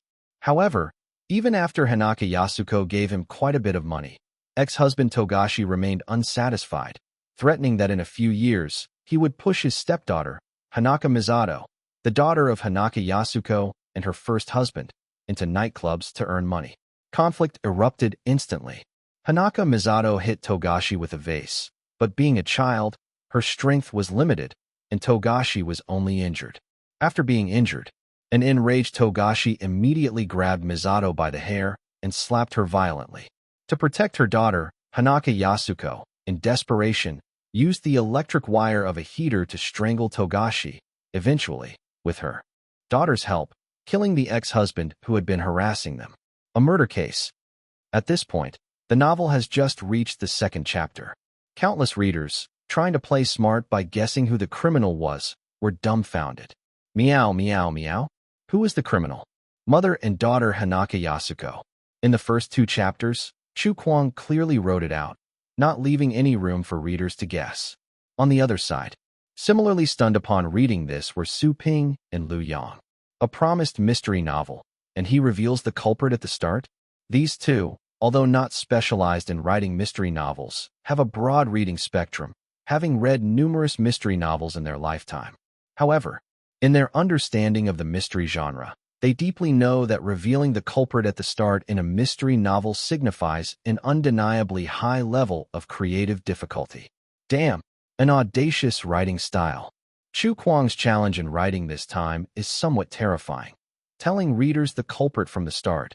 How is any reasoning supposed to happen? Amazing. This old rascal's thinking process for writing books is entirely different from normal people. Isn't Poirot and Holmes usually slowly investigating, allowing readers insight into the identity of the criminal based on various information along with the protagonist? Could there be more murder cases later? Let's leave murder cases aside. I feel Togashi deserved death for harassing his ex-wife for money after divorce. Truly despicable. Indeed. I really want to know how this mystery novel plans to proceed with the mystery. After all, the clues are clear, and the criminal is easy to pinpoint.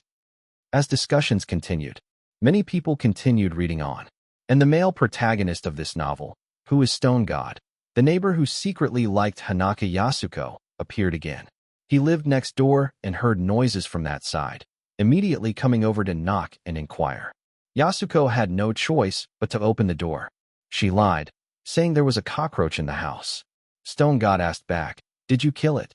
Reading up to this point, readers inexplicably felt a chill in their hearts. Stone God's words seemed to have an underlying meaning. Could he have discovered something? Did you exterminate the cockroach? Stone God added a sentence, with a bit of a hint of covering up. Hanaka Yasuko barely managed to fool him, yet soon Stone God knocked on the door again. I was wondering if you had decided on whether to call the police.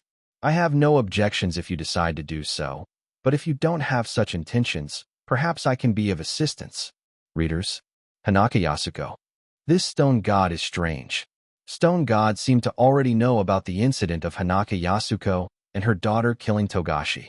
Yet, this middle-aged high school teacher, who seemed plain when he appeared and didn't even have the courage to converse with Hanaka Yasuko, now had an incredibly calm expression, and then, with one sentence, instantly floored all the readers. Women alone cannot handle a corpse. Chapter 1443, 1190, Good, Evil, and Human Nature. At the beginning, Stone God's timid demeanor suddenly shifts, transforming from an ordinary high school teacher into a high-intelligence monster with a powerful punch. Living next door. Despite not being present, Stone God could deduce the murder case from a pair of shoes and Hanaka Yasuko's reaction, even assertively claiming the murder wasn't done by Yasuko alone, but with her daughter, Misato. And now, Stone God plans to use reverse reasoning to help Hanaka Yasuko and her daughter create an alibi, enabling them to smoothly escape blame from the police. Damn, awesome. Initially thought he was truly an ordinary high school teacher, but now it seems this Stone God is absolutely extraordinary. He's a wolf. When Stone God knocked on the door, he was already wearing gloves, clearly intending not to leave fingerprints. It seems he's long decided to help Hanaka Yasuko and her daughter dispose of the body. Dashing. The motive is clear. Stone God is doing it for love. As the first chapter of the novel stated, he liked Hanaka Yasuko very much indeed. So this isn't about deducing the killer this time? Let's see how Stone God helps Hanaka Yasuko and her daughter solve this problem using reverse reasoning next. Chu Kwang is amazing. This book has absorbed me with just 2 chapters of plot. Qing Continent. Liu Yang felt an inexplicable anxiety, even though he had just read up to the 3rd chapter of the novel. So the upcoming plot should showcase the clash between the police and the criminals? Seems he guessed correctly. The story indeed shifts to the police perspective. Togashi's body was discovered outside. More and more diverse characters gradually make their appearances. The most highlighted character is named Tang Chuanxue, a physics professor at a renowned university in Chu Continent, and even the police often consult him, showing how formidable this person is. Through Tang Chuanxue's introduction, Stone God's identity gets uncovered. Turns out Stone God was a math genius during his university years, and even now, Tang Chuanxue, a physics professor at a prestigious university, highly praises Stone God's mathematical brilliance. Such a genius. Why is he now so downcast? It turns out Stone God's parents were plagued by illness, leading to extremely poor family conditions. Despite struggling in family life, even working while studying, Stone God still couldn't make ends meet for the family of 3 and thus lost the qualification to pursue further studies. Here's where the novel's background comes in. The background is set many years ago by Chu Kwang, when Blue Star was relatively backward, and lacking money meant having to give up education, unlike now with various supports available. Not to mention Stone God was labeled as a freak, utterly incapable of handling interpersonal relationships. In conclusion, due to bad luck and systemic issues in the field of mathematics combined with real-world hardships, Stone God appears so downtrodden now. An intellectual showdown between Tang Chuanxue and Stone God?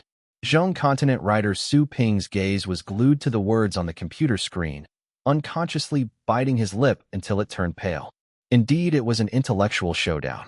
Tang Chuanxue originally had no interest in the police's consulted case, but became enthusiastic upon knowing Stone God was involved, even arranging a meeting with Stone God. At the start of the meeting, Tang Chuanxue presented a mathematical conjecture that even some internationally renowned mathematicians found complicated to test Stone God. However, Stone God solved it in merely 6 hours, showcasing his genius in mathematics openly. But mathematics seems not equivalent to reasoning. Or perhaps a mathematical genius like Stone God doesn't seem to possess matching criminal skills. Even though he skillfully helped Hanaka Yasuko hide the body and divert attention, the police gradually found some loopholes. Is it going to unravel? Just when Su Ping had this thought, the plot took a turn, and Hanaka Yasuko managed to evade murder suspicion by relying on the alibi. Stone God is formidable. Tang Chuanxue is formidable. There. Confrontation is definitely brain-teasing. The police no longer suspect Hanaka Yasuko, yet Tang Chuanxue insists on some of his suspicions. At this moment, despite racking his brain, Su Ping still couldn't figure out how Stone God accomplished all the arrangements and directed the situation toward this development. The key is the alibi. What method did Stone God use to create the alibi for Hanaka and her daughter? Police investigation reveals. Hanaka Yasuko and her daughter went from school to ramen shop, cinema, karaoke, and finally home, leaving a message for Yuan Zi on the home phone. The timeline is unassailable. However, the first 2 chapters of the novel clearly pointed out that Togashi died at the hands of this mother and daughter that night. This timeline definitely has issues. There is indeed a problem with the timeline, but no one understands where the problem lies. However, the following plot catches everyone by surprise. Stone God actually turned himself in. He took all the blame upon himself. Moreover, he even designed his motive for the crime to perfection, making it impossible for the police to overturn his statements. What's going on? Why did Stone God suddenly turn himself in? And his charges are completely valid with corresponding evidence. Did he really intend to kill Togashi long ago? Can't fathom it.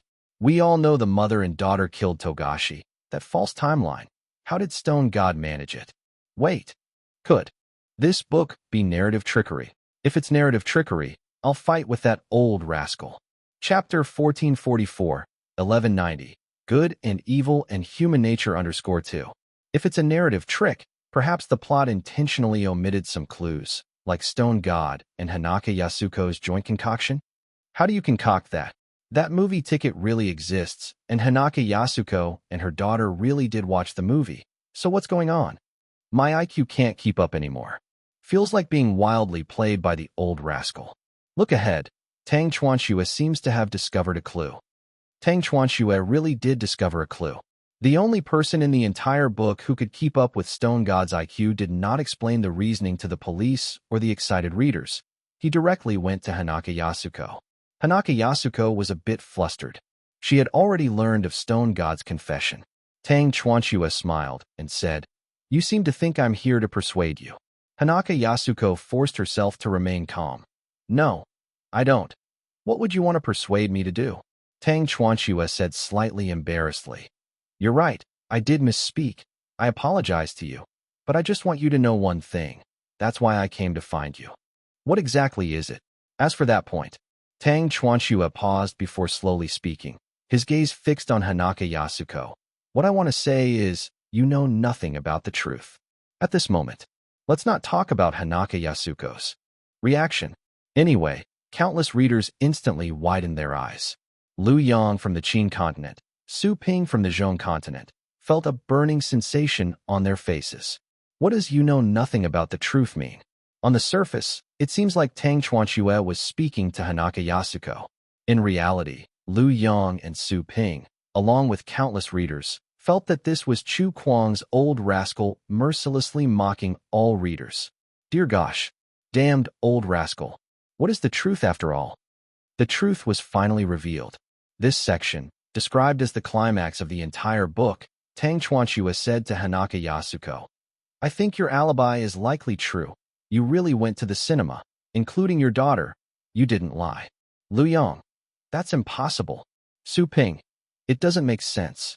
The Hanaka Yasuko in the book was completely baffled until Tang Chuanxue continued. "But you must be wondering why you don't need to lie? Why is the police investigation so lax? Because Stone God had long arranged so that when facing inquiries from investigators, all you need to do is speak the truth. No matter how the police press step by step, he's arranged so they can't convict you. As for how he arranged it, I guess you have no idea. You only know that Stone God seemed to have used some clever blindfolding method, but you're not clear about the actual content. Am I right?" Hanaka Yasuko froze. Tang Chuanxue continued in Holmes plus Poirot mode. "He made great sacrifices to protect you and your daughter, sacrifices unimaginable to ordinary people like you and me. I think, since the incident happened, he's probably prepared for the worst, determined to take the blame for you at that time, as all his plans were designed based on that premise. Conversely, only that premise must never fall apart. But that premise is so brutal that anyone would shrink away. Stone God himself knew this too. So, to ensure he couldn't retreat when crunch time came, he cut off his own escape route in advance. At the same time, that's precisely the most astonishing blindfolding method of this operation." Hanaka Yasuko began to tremble. Tang Chuanxue finally revealed Stone God's scheme. The true killer behind the body found in the old Edo River was indeed Stone God. Because that body was never Togashi killed by Hanaka mother and daughter. Tang Chuanxue looked at this woman in front of him with a complex gaze. "It seems you finally understand my point. Yes, Stone God committed another murder to protect you. And that was on March 10th, the day after Togashi Shinji was killed. Togashi died on March 9th. On March 10th, Stone God killed a homeless man whose tracks could never be traced, disguising him as Togashi's body, successfully misleading the police. What is a homeless man? The so-called homeless man is one who disappears suddenly without causing any concern. Even other homeless men won't find it strange because someone among them always suddenly disappears. No one would report it. Because they have no family or friends, Stone God himself didn't even know the name of the homeless man he killed. The timeline certainly has no problem either. After all, Hanaka Yasuko's alibi was actually about March 10th. She just had to tell the truth about what she did that day since there was nothing to hide. Anyway, Togashi was already dead the day before. Stone God killed the homeless man, blurred all the clues, and then deliberately led the police to suspect Hanaka Yasuko and her daughter, making them gradually believe that the body was Togashi. Not to mention Stone God's deliberate 3 clues left to prove that was the body they wanted, making the entire arrangement flawlessly calculated. Crash. Luyang froze. Su Ping froze. Countless readers speculating about the plot and discussing the reasons simultaneously froze, as if their brains were struck by a storm, unable to tell whether they felt shocked, moved, or afraid. Incredible. We all knew there was an issue with the timeline, but none of us could have imagined that the root cause was Stone God killing someone else to impersonate Togashi's body to confuse the police. Chapter 1445, 1190 Good and Evil and Human Nature _3. Hanaka Yasuko never liked him. But to protect that woman, he's willing to kill another person. A cruel and cold-blooded method, filled with bloody obsession. What kind of devilish love is this? The most terrifying thing about Stone God is that to ensure absolute success, he went and confessed to top the crime. Now the police have identified Stone God as the one who killed Togashi. Even if someone later discovers the real Togashi's body, it won't be exposed. No one would think that was actually Togashi's real body, because the Togashi case is already closed, unless Stone God himself appeals to overturn the case. Devotion. No wonder the book is titled The Devotion of Suspect X. This is using his own life to love this woman. Why? Even though the truth is now clear, the only thing I can't comprehend in this story is why Stone God would love Hanaka Yasuko so much, even at the cost of his life. This is a death sentence. Of course, there's a reason why. However, Chu Kwang clearly won't let the logic of the truth become blurred. The following plot is Stone God's memory. That day, feeling hopeless about life and the future, Stone God wanted to commit suicide. But Hanaka Yasuko and her daughter suddenly moved in, knocked on the door to greet their neighbor. Stone God opened the door. The mother and daughter greeted Stone God with smiles. Yasuko's eyes were full of longing for life. Even if the plot doesn't explicitly state it, everyone knew that perhaps Hanaka Yasuko and her daughter thought they would completely get rid of Togashi and live a happy life of normal people. Just such a simple reason. That smile instantly struck Stone God. Stone God suddenly didn't want to die anymore. He once said, "Sunday is the happiest day. As long as you open the window, you can hear the voices of 2 people. This is the beginning of love." But is this really love? Or is Stone God's devotion merely a way to repay gratitude? Maybe some things, even readers with a godlike perspective can't discern, yet such an ending obviously isn't the most cruel. At the end of the novel, Hanaka Misato committed suicide. After learning the truth from Tang Chuan, Yasuko's mood was turbulent and heavy, but to ensure Stone God's efforts weren't in vain and for her daughter's happiness, she decided to continue living with guilt. However, her daughter's suicide news crushed her.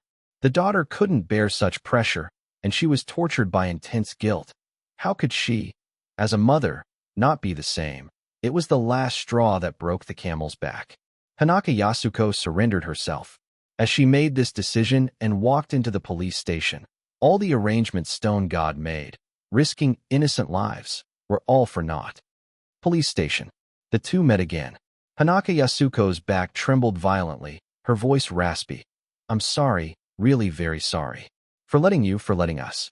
For someone like me. What nonsense are you saying? What are you saying? Foolish talk. You're talking nonsense." Stone God's voice was like muttering a chant. "How can only we be happy? That's impossible. I must atone too, I must. Accept punishment. I want to accept punishment with Mr. Stone God. All I can do is only this. All I can do for you is only this. Sorry. Yasuko supported herself with both hands, head against the floor.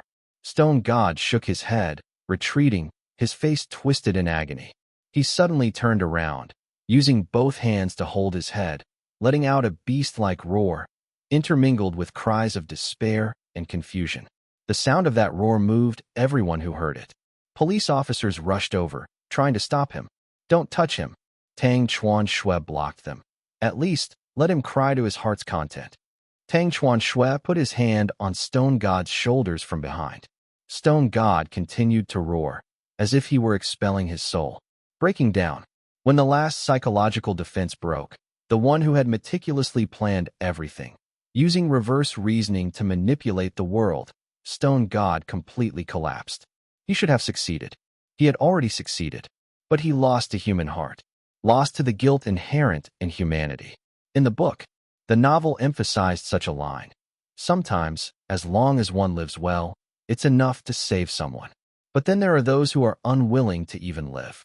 But whose fault is this? Togashi or Hanaka Yasuko? Or Stone God, who liked pursuing extreme logic, supposed to be a great mathematician? Qin continent. After being dazed for a long time, Liu Yang suddenly sighed. The design of the ending as. The answer makes this mystery novel show its greatest charm. By laying foreshadowing throughout the novel regarding characters and the timing and location of events, even using some guiding techniques, readers formed preconceived impressions, bringing huge impact and surprise when the mystery is unraveled. That's the most successful aspect of this novel. Unlike pure literature, this mystery novel, besides its storytelling, also carries unexpectedness and the rationality of its layout. But is this narrative trickery? Chuan's narrative trickery-solving mystery genre? Chu Kuang guided readers to the time trap, which corresponded to some characteristics of narrative trickery.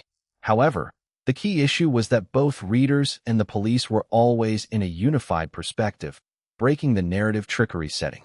This isn't narrative trickery. Readers had the opportunity to guess the truth. Whether or not it's narrative trickery doesn't matter now. What's truly important is the ultimate plot twist in the last few chapters of the novel, bringing such a powerful shock. Is this a novel hurriedly written by Chu Kuang? Chapter 1446, 1190. Good, Evil, and Human Nature _4. If this is a novel he wrote in a short time to vie for ranking, then the degree of fear this person induces might be beyond what I previously imagined. Perhaps he is not weaker than Xianyu. It's reasonable that Xianyu from the south and Chu Kuang from the north can be equally famous, isn't this? Kind of plot setting a type of talent? Zhong continent. Su Ping gave a bitter smile. Many novels on Blue Star are starkly black and white, celebrating justice and condemning evil, or putting law and emotion in opposition. However, Chu Kuang's novel lies in the middle ground of these two. Jingzi, who willingly took the blame for her daughter's sake. Tang Chuan, who was torn between the law and friendship. Stone God, who broke the law for the sake of pure love in his heart. The emotions or motivations of these characters cannot be aligned with traditional justice, yet after reading the novel, it is hard for readers to make a clear definition. Are they good or are they evil? Perhaps this is no longer the focus of attention. The complex feelings of heartbreak, sympathy, and regret, intertwined, are the first reactions readers have after the plot's probing. The detective is not entirely the embodiment of justice. The criminal is not necessarily the epitome of evil. Everyone possesses human weaknesses and vacillates between legal justice and moral emotions. The characters are reflections of complex human nature within a chaotic social value system. Perhaps this is the frightening aspect of Chu Kuang. In his writing, the key to solving the mystery goes beyond scientific reasoning and lies in the observation of human nature. This is the space for thought that detective fiction leaves to the reader beyond the mystery. As a reader, Su Ping once believed he already knew the answer to the mystery. So in the following content, it should just be a battle of wits between the police and the criminal. Yet he didn't realize that he had already fallen into Chu Kuang's trap. When the real solution is revealed, when the true meaning of the term devotion is clarified, Su Ping knew he had lost. The position of the 10th on the Blue Star Writers list is probably going to change. Novel comment section. The focus of discussion became how Stone God, in order to protect the murderous Jingzi, did not hesitate to sacrifice himself and create an elaborately knitted time trick, ultimately confessing to the crime for love by taking the blame. I feel blocked in my heart after reading it. Stone God continues to howl, as if about to spit out his soul. This final sentence makes one want to cry. This is detective fiction, not a tragic story, but Chu Kuang's writing inherently has the ability to make readers feel heartbroken. He's always been like this, making it hard for people to find peace. I feel like I was cruelly fooled by the old rascal after reading it. This writing is not narrative trickery. The story itself is the most shocking. The flawless stone god used his unparalleled mind to formulate an impeccable plan. After drawing a trick that baffled everyone, including the readers, with his own power, he still failed at the last step coinciding with the origin. Jingzi confessed, and I broke down with Stone God. I think Jingzi's final decision to confess can be reduced to the word conscience, so there's no need to feel regret over the ending. I cannot like Jingzi. Jingzi's final actions were a fatal blow to Stone God. She was the only one who felt guilt-free. If she sincerely appreciated Stone God's sacrifice, she should repay him. And the only way to repay is to give Stone God's sacrifice meaning. Stone God's love was bloody and heavy. What marked me most wasn't Stone God's love, but his rebellion against loneliness.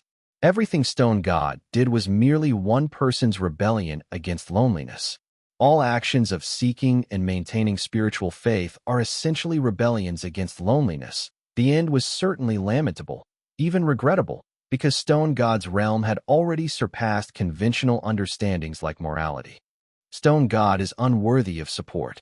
Stone God, though a genius indeed, evokes sympathy with his experiences, yet to protect a girl, he unhesitatingly killed innocent people, making one loathe him, an obsessed and self-indulgent simp, no more. I won't accept any attempt to whitewash Stone God. Jingzi's confessional act completely and thoroughly erased everything Stone God did. From this perspective, Jingzi was selfish, and Tang Chuanxue, who considered the issue with his value system and told the truth to Jingzi because he felt a friend's death was unworthy, was also selfish. Indeed, good and evil are irrevocably tangled. This is the devotion of Suspect X. And regardless of which side the readers stand on, they cannot erase the fact that there is widespread acknowledgement of this novel. In fact, even those who vehemently criticize the novel's characters, like Stone God, Jingzi, or the ever-defeated Tang Chuanxue, harbored deep love for the novel itself. That day, the devotion of Suspect X made waves. Chapter 1447, 1191. I love you. It has nothing to do with you. Because the novel is serialized on a blog, bypassing the publishing process, readers don't need to spend time and money to buy a physical copy at a bookstore. They can read The Devotion of Suspect X, simply by clicking into Chu Kuang's blog, which is why this book quickly became popular. After all, the traffic to Chu Kuang's blog has always been astonishing. Readers from every continent of Blue Star who were moved by the novel shared and discussed it widely on social platforms. Under such a trend, The Devotion of Suspect X hashtag easily soared into the hot searches. And not just readers. Some writers on Blue Star, after reading this novel, also joined the conversation. Because Chu Kuang not only shocked readers, but also amazed many writers on Blue Star, especially fellow mystery writers. Chu Continent. Mystery writer Carter expressed on a public platform. This is a perfect blend of mystery novel and romance. Every character in the novel did what they believed right in their hearts, yet the saddest ones turned out to be the readers. Chu Kuang's romantic theme in the mystery novel is, there is no case that cannot be solved, only people that cannot be forgotten. At the same time, Chu Kuang also uses this book to remind everyone that he can write not only martial arts and children's literature, but is also adept at mystery writing. However, this book is more about exploring human nature than mystery. The end of logic is not the utopia of reason and order, but the love I devote my life to. I personally find the moral dilemma thrown to Yasuko and Stone God at the end to be the most remarkable part. The pain of not being able to atone cannot be calculated or measured by Stone God's mathematics in terms of the possible choices Yasuko might make. Meanwhile, Lin Yuan, who was defeated bitterly in a literary duel with Chu Kuang before, also expressed. The novel gives detailed descriptions of the living conditions and states in the communal areas of the homeless. This part may seem redundant, but is actually necessary. The homeless are abandoned by society, without jobs or housing. Even in their gathering places, there is little unity or mutual help and care. So, when the homeless disappear, no one notices, or even if they notice, no one cares. It is precisely using this aspect that Stone God decided to target the homeless with no aftermath. In the entire case, this unfortunate homeless man did not establish any substantial important relationships with anyone. His link to the case and Stone God choosing him was merely because no one cared about his disappearance. Throughout the process, the homeless man was completely innocent, a total sacrifice. However, what's even more tragic is, his death and his harm do not receive justice from anyone in such a vast society claiming to be civilized and governed by law. And what is most surprising is, a certain female writer ranked among the top 10 on Blue Star's writer list also read this book and posted this comment on her personal platform. It's not just about the homeless issue. In the devotion of Suspect X, Yasuko and her daughter are weak groups. Though Yasuko is already divorced from Togashi, the idle and shameless Togashi still persists in pestering Yasuko and her daughter. But before any actual criminal actions occur, the law obviously cannot protect Yasuko and her daughter, who should relieve Yasuko and her daughter's pain. Here, the novel deliberately or inadvertently brings up the sharp issues of weak women in society. This is the reflection brought to us by the novel. I don't write mysteries, yet I am keenly fond of this genre. Chu Kuang's book is highly recommended for everyone to read. In contrast, short story writer Shinjiro Wei, this old rascal Chu Kuang's diehard fan, was simpler and more straightforward. Chu Kuang is the best. The ending gave me goosebumps all over. How much must you love someone to be able to completely abandon yourself, your life, reputation, beloved mathematics, and all the unknown beauties life has yet to offer? Is it merely devotion? When you think that person has reached the extreme, you surprisingly realize that what he offers far exceeds what you see. Indeed, hard to hold back those surging emotions.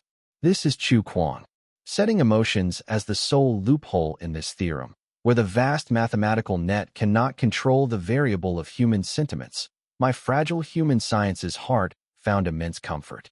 Whoosh, whoosh, whoosh. The comments from Blue Star's famous writers pushed the novel's popularity to an even higher point. The endorsement of renowned writers holds much more weight than ordinary netizens, big names on social media, or even professional book reviewers. Both those who have read the book and those who haven't were influenced by the recommendations. Chu Kuang is awesome. Even Brittany is recommending it. Brittany is ranked among the top 10 writers on Blue Star. Her ranking is much higher than Su Ping. Long Guang also recommended it. Chu Kuang had mocked him with a narrative trickery mystery novel before. Shinjiro Wei is indeed still that diehard fan. Even Carter recommended it. Though Carter's ranking isn't higher than Chu Kuang's, he is considered a mystery god in our Chu continent. I haven't read it yet, but got influenced by this group of top writers' recommendations. Hurry up and read. Already started reading, feeling a bit excited. If so many writers recommend it, this book must be extremely amazing.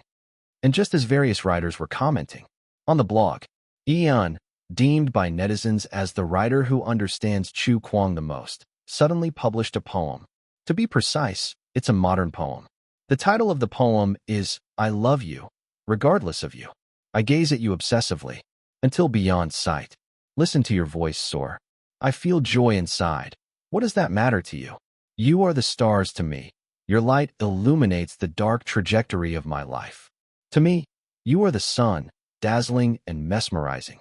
I treat you well. What does that matter to you? You are my secretly worshipped deity, offering you my sincere trust, building an altar for you in my heart. I love you, regardless of you. Please allow me to ask for nothing, just to imagine you in this incense winding up moment. I suffer for this. It is not your fault. Even if this leads to my death, you need not care. I love you, regardless of you. In previous generations, these words have long been overused in various sentimental literature and once were used by countless people as a QQ signature, as it is Goethe's famous saying. However, someone later studied and stated, the true origin of these words should be from a certain famous German female writer, and Goethe merely quoted them in a certain romantic affair to flirt. Regardless of the origin, the reason why this phrase could rise to fame is that it resonates with countless people's emotions, though most people are deceiving themselves. Now, this poem appears on Blue Star. Even though Ian did not explicitly link this modern poem to the devotion of Suspect X, upon seeing it, netizens quickly connected it to Chu Kuang's novel. I Love You, Regardless of You. Isn't this perfectly depicting Stone God's true portrayal? Chapter 1448, 1192, The Shadow Art Exhibition is coming. The man behind Ian is, of course, Lin Yuan. Readers across the continents are incredibly astute these days. If Ian, this small, transparent figure, acts a bit slowly, he will be overwhelmed by all sorts of critiques, without even a chance for Chu Kuang, the old rascal, to fill in any gaps. It's a rare opportunity to increase his presence with a bang. Lin Yuan is definitely going to pull Ian along to fully showcase their talent. While various writers were commenting and interpreting the content of the novel The Devotion of Suspect X, Ian actually used a high-quality modern poem as a form of book review, standing out like a crane among chickens. The traffic diversion was very successful. The comments section blew up quickly. This poem is definitely about Stone God. Teacher Ian's literary talent is too high. I Love You has nothing to do with you. It's practically the golden line of the year, but this is based on the other party not liking you, so it always feels especially sad when reading it. Got a new signature for my circle of friends. Ian deserves to be the writer who understands Chu Kuang the best. This poem feels so profound. Read it, and the Stone God automatically comes to mind. Ian's talent is truly unparalleled. Suddenly remembered back when Ian reviewed Xian Yu's movie Life of Pi. They said a heart of a fierce tiger sniffs the roses, also accurately capturing the protagonist's inner journey in a nutshell. Xian Yu is good at classical poetry. Ian seems to be at their best with modern poetry. As a quote-generating machine, Ian's famous quotes in The Legend of Wukong are numerous. Even looking back still gets the blood pumping. I'm a fan. In the future, when the old rascal releases any books, I will definitely look at Ian's reviews. They are always so fair and beautifully written. Not limited to just Qin, Qi, Chu, Yan, Han, Zhao, and Wei. Even netizens of Zhong continent have developed a positive impression of Ian because of his several reviews of Chu Kuang's works. Because Ian's reviews are unique. Reading Ian's comments feels like rereading the book anew, even gaining some entirely different or more profound insights. At home, Lin Yuan smiled. Ian has successfully clocked in. Lin Yuan is very pleased with the effect. Based on the impact caused after the release of The Devotion of Suspect X, it seems there's little issue with Chu Kuang breaking into the top 10 writers. December has arrived. Unless Master Lu or Teacher Su can short-term write works of equal quality to roll over themselves and make the old rascal fail. However, the likelihood is low. If worst comes to worst, I can always write another short story. Of course, this is just a short story for Chu Kuang. In the old rascal's concept, their so-called short story would at least be considered a novella or even a novel for others. Just like for ordinary authors, 1,000 words are considered a big chapter. But for a certain eagle, 1,000 words often aren't even considered half a chapter. The novel is finished. Next is hosting the art exhibition. Lin Yuan's eyes slightly flickered. A while back, Sun Yaohua had already called Lin Yuan. Shadow's first art exhibition is set at the Central State Art Exhibition Hall. This is the highest-level venue for art exhibitions on Blue Star. Only the top 50 painters on Blue Star are eligible to host exhibitions here. Shadow obviously has this qualification. The specific date is set for December 20th. However, most painters personally attend to greet the visitors. Shadow's situation obviously isn't suitable for appearing. Lin Yuan plans to leave it to the museum's staff to handle reception. As for which specific works to exhibit at the gallery, Lin Yuan has already prepared everything, currently stored in the Shadow studio. Previously mentioned was Lin Yuan's habit of painting in his spare time. Lin Yuan would keep the works he felt were performed well. Works he felt didn't come out well, he would usually choose to destroy it well. Just like how everyone likes to destroy their own black history. If Lin Yuan felt he couldn't paint it well, there was no need for it to exist. Even so, Lin Yuan has currently also accumulated and preserved around 100 paintings. There's typically no strict requirement for how many pieces a painter must show in a personal exhibition. However, a few dozen is generally the minimum baseline. Lin Yuan felt a few dozen was too few, so he prepared a total of 100 pieces, almost bringing out all his stock. These 100 pieces all follow the traditional route. The so-called traditional route refers to Chinese painting on earth. The classification of Chinese painting can be generally discussed from two perspectives. By technique, it can be divided into freehand and meticulous brushwork. The former uses broad and concise strokes to portray the object's form and spirit, to express the author's artistic conception. The latter requires meticulous, detailed, and careful techniques to depict the object, simply put, focusing a bit more on realism. By content, it can be divided into landscapes, birds and flowers, figures, etc. Further, you can subdivide these major categories into minor categories in schools. For example, by the materials used and methods of expression, it can be subdivided into ink wash, heavy color, light crimson, meticulous, brushwork, freehand, white line drawing, etc. The first 99 pieces Lin Yuan prepared could cover all types of Chinese painting. These paintings are rightly masterpieces, worthy of Lin Yuan's skills acquired from the system. As for what the 100th painting is, it is naturally Lin Yuan's Painting Soul series, which he is reluctant to take out easily. After all, this is Shadow's first lifetime exhibition. Bringing out a Painting Soul level piece to establish presence is not excessive. Lin Yuan even considered taking out 2 Painting Soul series pieces to set the scene, but on second thought, felt it unnecessary. This one piece is enough to shock every participant in the exhibition. This new Painting Soul series is 33 centimeters by 502 centimeters. By size, it's undoubtedly an extremely rare large painting, consistent with Lin Yuan's previous Painting Soul works. As for the content of this painting, one must mention the top 10 handed-down masterpieces of Chinese art. China's top 10 masterpieces are called the Monument of Oriental Art History, a great work of Chinese civilization, a flowing history, a silent symphony that carries the unique artistic temperament of the old Oriental nation, recording with color the long history of 5,000 years of China and stretches over the beautiful rivers and mountains. For instance, along the river during the Qingming festival is one of them. And among the top 10 masterpieces, there is another work called 1,000 Miles of Rivers and Mountains. It is a color-on-silk painting by Wang Shimeng of the Northern Song Dynasty, currently kept in the Palace Museum, with dimensions very close to the former, belonging to the typical type of freehand painting. Lin Yuan's Painting Soul series, this time, is the Blue Star version of 1,000 Miles of Rivers and Mountains. Also a freehand painting, prioritizing artistic conception over the depiction of the scene's specifics.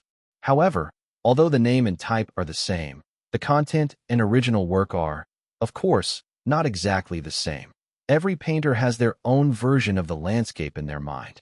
Yet in the painting's approach, the two indeed maintain a considerable degree of consistency, all sharing the majestic theme of heaven and earth's mountains, rivers, and great rivers. With the metaphysical artistic conception added by the Painting Soul series, this painting is considered Shadow's most satisfying work to date. Look, scenery is picturesque. Chapter 1449, 1193, Sending to the Exhibition. The next morning, Central State Art Exhibition Hall. Curator Ling Feng stood at the entrance of the exhibition hall, glancing at the time on his phone occasionally, his expression showing uncontrollable excitement. Excited, of course, because soon a total of 100 paintings will be transported to the exhibition hall he manages, allowing him to set up the exhibition in advance. Actually, 100 paintings are few, especially for an exhibition hall. As the top exhibition institution of Blue Star, the Central State Exhibition Hall can casually host an art exhibition, possibly arranging hundreds or even thousands of paintings. But the problem is, these 100 paintings are from Shadow. When the majority of contemporary Blue Star artists hold exhibitions, Ling Feng wouldn't personally greet them, let alone wait half an hour in the cold wind. Being able to send a personal secretary for reception is already very courteous. This is Ling Feng's pride and confidence as the head of a top exhibition hall. But Shadow is different. In the contemporary painting world, only Shadow's paintings can make Ling Feng wait half an hour in the cold wind. Because Ling Feng, with the help of some wealthy friends, had personally admired 5 pieces of the Painted Soul series at the Yu Dynasty Hotel. Painted Soul series. Those are works that deeply shocked Ling Feng, the person in charge of the Central State Art Exhibition Hall, who has seen almost all top paintings in the world. Ling Feng still remembers his mood that day. At that time, Ling Feng stood in front of those few Painted Soul series, feeling as small as a speck of dust, with the only thought in his mind being, if only I could own these 5. No, just owning one would be enough. For this, even exchanging with several paintings collected over the years at home would be no problem. Unfortunately, Ling Feng can access higher levels and knows that Shadow's Painted Soul series is a legendary artwork that countless top Blue Star billionaires can barely obtain. No doubt, legendary. Shadow's paintings are legendary in the billionaire circle. In numerous casual chats, these billionaires passionately discuss their admiration and longing for Shadow's Painted Soul series. These aren't just ordinary billionaires. Some of the top figures among them are quite powerful across continents, being influential individuals. Hence, when Ling Feng learned that Shadow would hold an exhibition at the Central State Exhibition Hall, he was so delighted he almost passed out and agreed immediately. And today, Shadow will send someone to transport 100 paintings to his exhibition hall. How could Ling Feng, so obsessed with the Painted Soul series, still dare to sit calmly in his office? The question is whether among these 100 paintings for exhibition, there will be the awe-inspiring Painted Soul series. This is Ling Feng's biggest concern. Having the Painted Soul series and not having it are two different concepts. And there have always been rumors in the community that even Shadow can hardly create works of the Painted Soul series. Of course, Ling Feng believes in such sayings, but he feels that as Shadow's premier exhibition, the Painted Soul series should definitely be showcased. Otherwise, it would be too regrettable. Besides, if something is merely difficult to create, it doesn't mean it's impossible. Thinking about this, Ling Feng's heart became even more excited, and his body trembled slightly.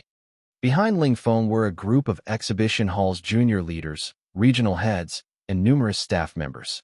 At this time, the staff were somewhat bewildered. Everyone knew about Shadow's art exhibition. Shadow's paintings would arrive today, but why would the curator personally receive them? Last month, when Blue Star's top artist, ranked 12th in the painting list, sent paintings over for an exhibition, the curator seemed to have sent only a personal secretary to receive them. Shadow's ranking isn't even higher than that person's. Why has the curator started trembling? It must be the weather being too cold. Everyone feels quite chilly. But since the curator is standing here, they definitely wouldn't dare to go inside to warm up. Suddenly, the sound of vehicles came from the front. Ling Feng suddenly raised his head, along with the staff behind him, looking towards 2 slowly arriving cars. The cars stopped at the entrance. Several people stepped out from the first vehicle.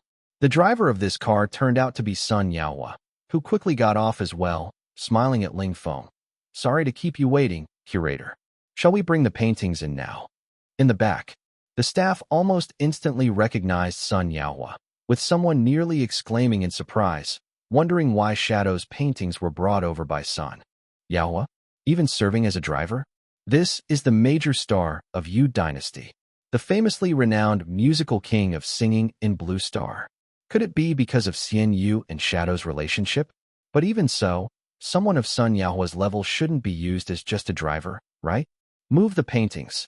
Ling Feng didn't give everyone time to react, issuing a command. The staff immediately approached the vehicle to start moving the paintings. Sun Yaohua hurriedly blocked the front, motioning with his hand. "The people I brought will handle moving the paintings. They've been securely packed in boxes, so please just show us the way. After all, they're unfamiliar." Sun Yaohua worried that these staff might not be as cautious as the people he brought along. After all, they are that friend of the junior fellows. Ling Feng nodded at once, very amiable. No problem. Others only know Sun Yaohua as king of singing of Yu Dynasty, a major star in Blue Star's music scene. But Ling Feng knew Sun Yaohua wasn't simple, because he knows many top billionaires. Through those billionaires, Ling Feng learned that Sun Yaohua is also a top billionaire and apparently contacted Shadow through Xian Yu. Otherwise, why would Sun Yaohua be in charge of delivering Shadow's paintings? Sun Yaohua's people began moving the paintings. 1 box, 2 boxes, 3 boxes. A full 100 paintings were divided into several boxes. Since paintings are too fragile, and require very careful preservation, which inevitably takes some effort. Even so, Sun Yahua kept reminding from the side. Be gentle. Go slower. Watch the steps. Support underneath. Let that person up front move aside. These paintings are extremely valuable. Please don't drop them. The exhibition hall staff was speechless collectively. Many works of top Blue Star artists have been transported into the exhibition hall, including those ranking higher than Shadow, yet none were handled as cautiously as Sun Yahua is now. Is it necessary? Even more speechless were the exhibition hall staff when Ling Feng not only didn't find anything wrong, but actually chimed in. Be careful. Why is the curator going along with Sun Yahua like this? Isn't Shadow just a comic artist? Are the works really so precious? All that can be said. Ordinary people don't know what concept Shadow's traditional paintings represent. Thus, several batches of paintings were moved inside. Ling Feng suddenly eagerly approached Sun Yahua. Is the Painted Soul series among those paintings just now? Sun Yahua shook his head. Ling Feng's expression inevitably became a bit disappointed. Sun Yahua didn't mind him, instead turning back to the car to personally carry out a box. The movement was so gentle and cautious, as if he was carrying a treasure worth a fortune. Ling Feng stopped, stunned. Is this? Sun Yahua seemed to know what the other wanted to ask. That's right. Ling Feng, with a jolt, instantly approached, nervously reaching out his hands, acting more seriously than holding his newborn baby. Be careful. Take it easy. Let's move it in together. Beside them, the exhibition hall staff's eyes nearly popped out. This is the first time they've seen the curator personally carry a painting in all these working years. Why? Is the curator a fan of Shadow's comics? The curator doesn't seem to be of age to like comics. Could it be that he has a youthful spirit hidden within? Chapter 1450, 1194, 8 Directions Tremble. Half an hour later, Sun Yahua left. Inside the Central State Exhibition Hall, Ling Feng stood beside the box that he and Sun Yahua had carefully brought in and finally ordered while looking at the other boxes filling the room. Open the boxes. Though only the piece next to him was part of the Shadow's Painted Soul series, the other 99 works were also worth noting. After all, these were Shadow's works. And, although Shadow's rank on the Blue Star painting chart wasn't high, to Ling Feng and countless wealthy people, that ranking was clearly meaningless. Inside the exhibition hall, the staff immediately got to work. Coincidentally, they were also wondering, how could Shadow, a guy known for manga, have the guts to hold a solo art exhibition? Thud, thud, thud. Boxes were opened one after another. The staff took out painting after painting. And when these paintings were officially displayed in front of all the staff, even though some paintings were still inside boxes, the staff's gaze was completely frozen, as if they were hit by a monumental impact. These employees have been working at the art exhibition hall for years. Under the influence of years of being surrounded by art, their aesthetic taste is definitely not bad. After all, they haven't necessarily tasted pork, but they've seen pigs run around a lot, so calling the Central State Art Museum staff experienced isn't an exaggeration. However, even with their critical eye that has seen countless works by Blue Star's top artists, Shadow's paintings undoubtedly qualify as masterpieces of profound brilliance. My goodness, how is this possible? Are these painted by Shadow? Isn't he a manga artist? Actually, those who follow Shadow know that he can paint traditional Chinese paintings. You've just paid less attention. But it's my first time seeing his Chinese paintings in person, and I didn't expect his skills in traditional painting to be so amazing. This style is completely different from manga. Shadow's ranking is 18th? Low. Way too low. That ranking doesn't match his talent at all. I understand now why Sun Yahua was so cautious before. Even the director personally received him ceremoniously. This exhibition is likely to shock the entire Blue Star art world. Inside the exhibition hall, all the staff were breathing fast, faces filled with disbelief.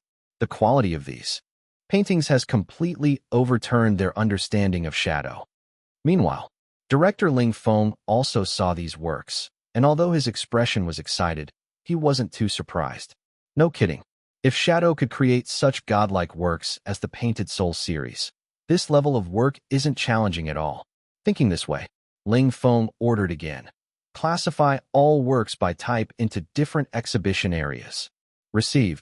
The staff replied in unison, their faces filled with enthusiasm, surprised, even Ling Feng. TSK, TSK. These people too. Just by seeing Shadow's paintings, they were this shocked. What if they saw the pinnacle of the Painted Soul series? But he wouldn't show them the Painted Soul series yet. Ling Feng planned to quietly enjoy it first. Thinking this way, Ling Feng was already eager to see how wonderful the new Painted Soul series would be. He directly carried the box to the innermost room. While the staff were working outside, he carefully opened the box inside. Swish. Box opened. When the latest Shadow's Painted Soul series, 1,000 Miles of Rivers and Mountains, was unveiled before him, Ling Feng's eyes suddenly widened, his breath almost stopping. Noon. At home. The paintings have been safely delivered to the Central State Art Museum. Tonight, we'll arrange the exhibition's promotion, so just wait for the news.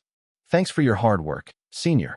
Lin Yuan replied to Sun Yao's message, and after a little thought, directly logged into Shadow's account. My first national painting exhibition will be held on December 20th at the Central State Art Exhibition Hall, featuring a total of 100 artworks, one of which I consider my most proud creation. I hope everyone will like it. Soon after, Xian Yu forwarded the message. Chu Kuang forwarded the message. Shadow promoted the art exhibition. Chu Kuang and Xian Yu helped spread the word. The coordinated promotion by the three of them instantly caught the attention of netizens across Blue Star's continents, because any of the three brothers have terrifying influence. Shadow's national painting exhibition? I didn't know Shadow could paint national paintings. I always thought Teacher Shadow was a manga artist. He only started transforming into an animation director last year. Who knew he had this skill too? The three brothers promoting together. It seems Shadow has a good relationship with Chu Kuang and Xian Yu. But isn't it unreliable for a manga artist to hold a national painting exhibition? The style is off, right? The style is definitely off. Could Shadow paint a national painting version of One Piece's Luffy? Haha. Why can't it be a national painting version of Naruto Uzumaki Naruto? Enough already. Shadow has always known national painting. His national paintings participated in a former exhibition with high evaluations. Maybe you from the merged continents, or those who don't follow the news, aren't too aware of it. I remember this too. Even without mentioning Shadow's participation in a national painting exhibition, hasn't anyone seen the animated short, Tadpole Looking for Mom, on the second children's channel before? Isn't that Chinese ink painting? Chapter 1451, 1194 8 Directions, Shock_2. Chapter 1451. Chapter 1194 8 Directions, Shock_2. Shadow is the director of that film, and all the ink paintings in it are his creation. Now that you mention it, I'm actually quite interested. It seems Shadow's level in national painting is pretty good. No wonder he ranks 18th on the art ranking. Turns out his data is supported not just by comics and animations. I'm not interested in national painting. I previously saw Shadow's national painting. It was a galloping horse's piece. Before that, I felt indifferent towards Shadow and didn't read comics. But after seeing that painting, I was completely conquered. He is definitely an underestimated master of national painting.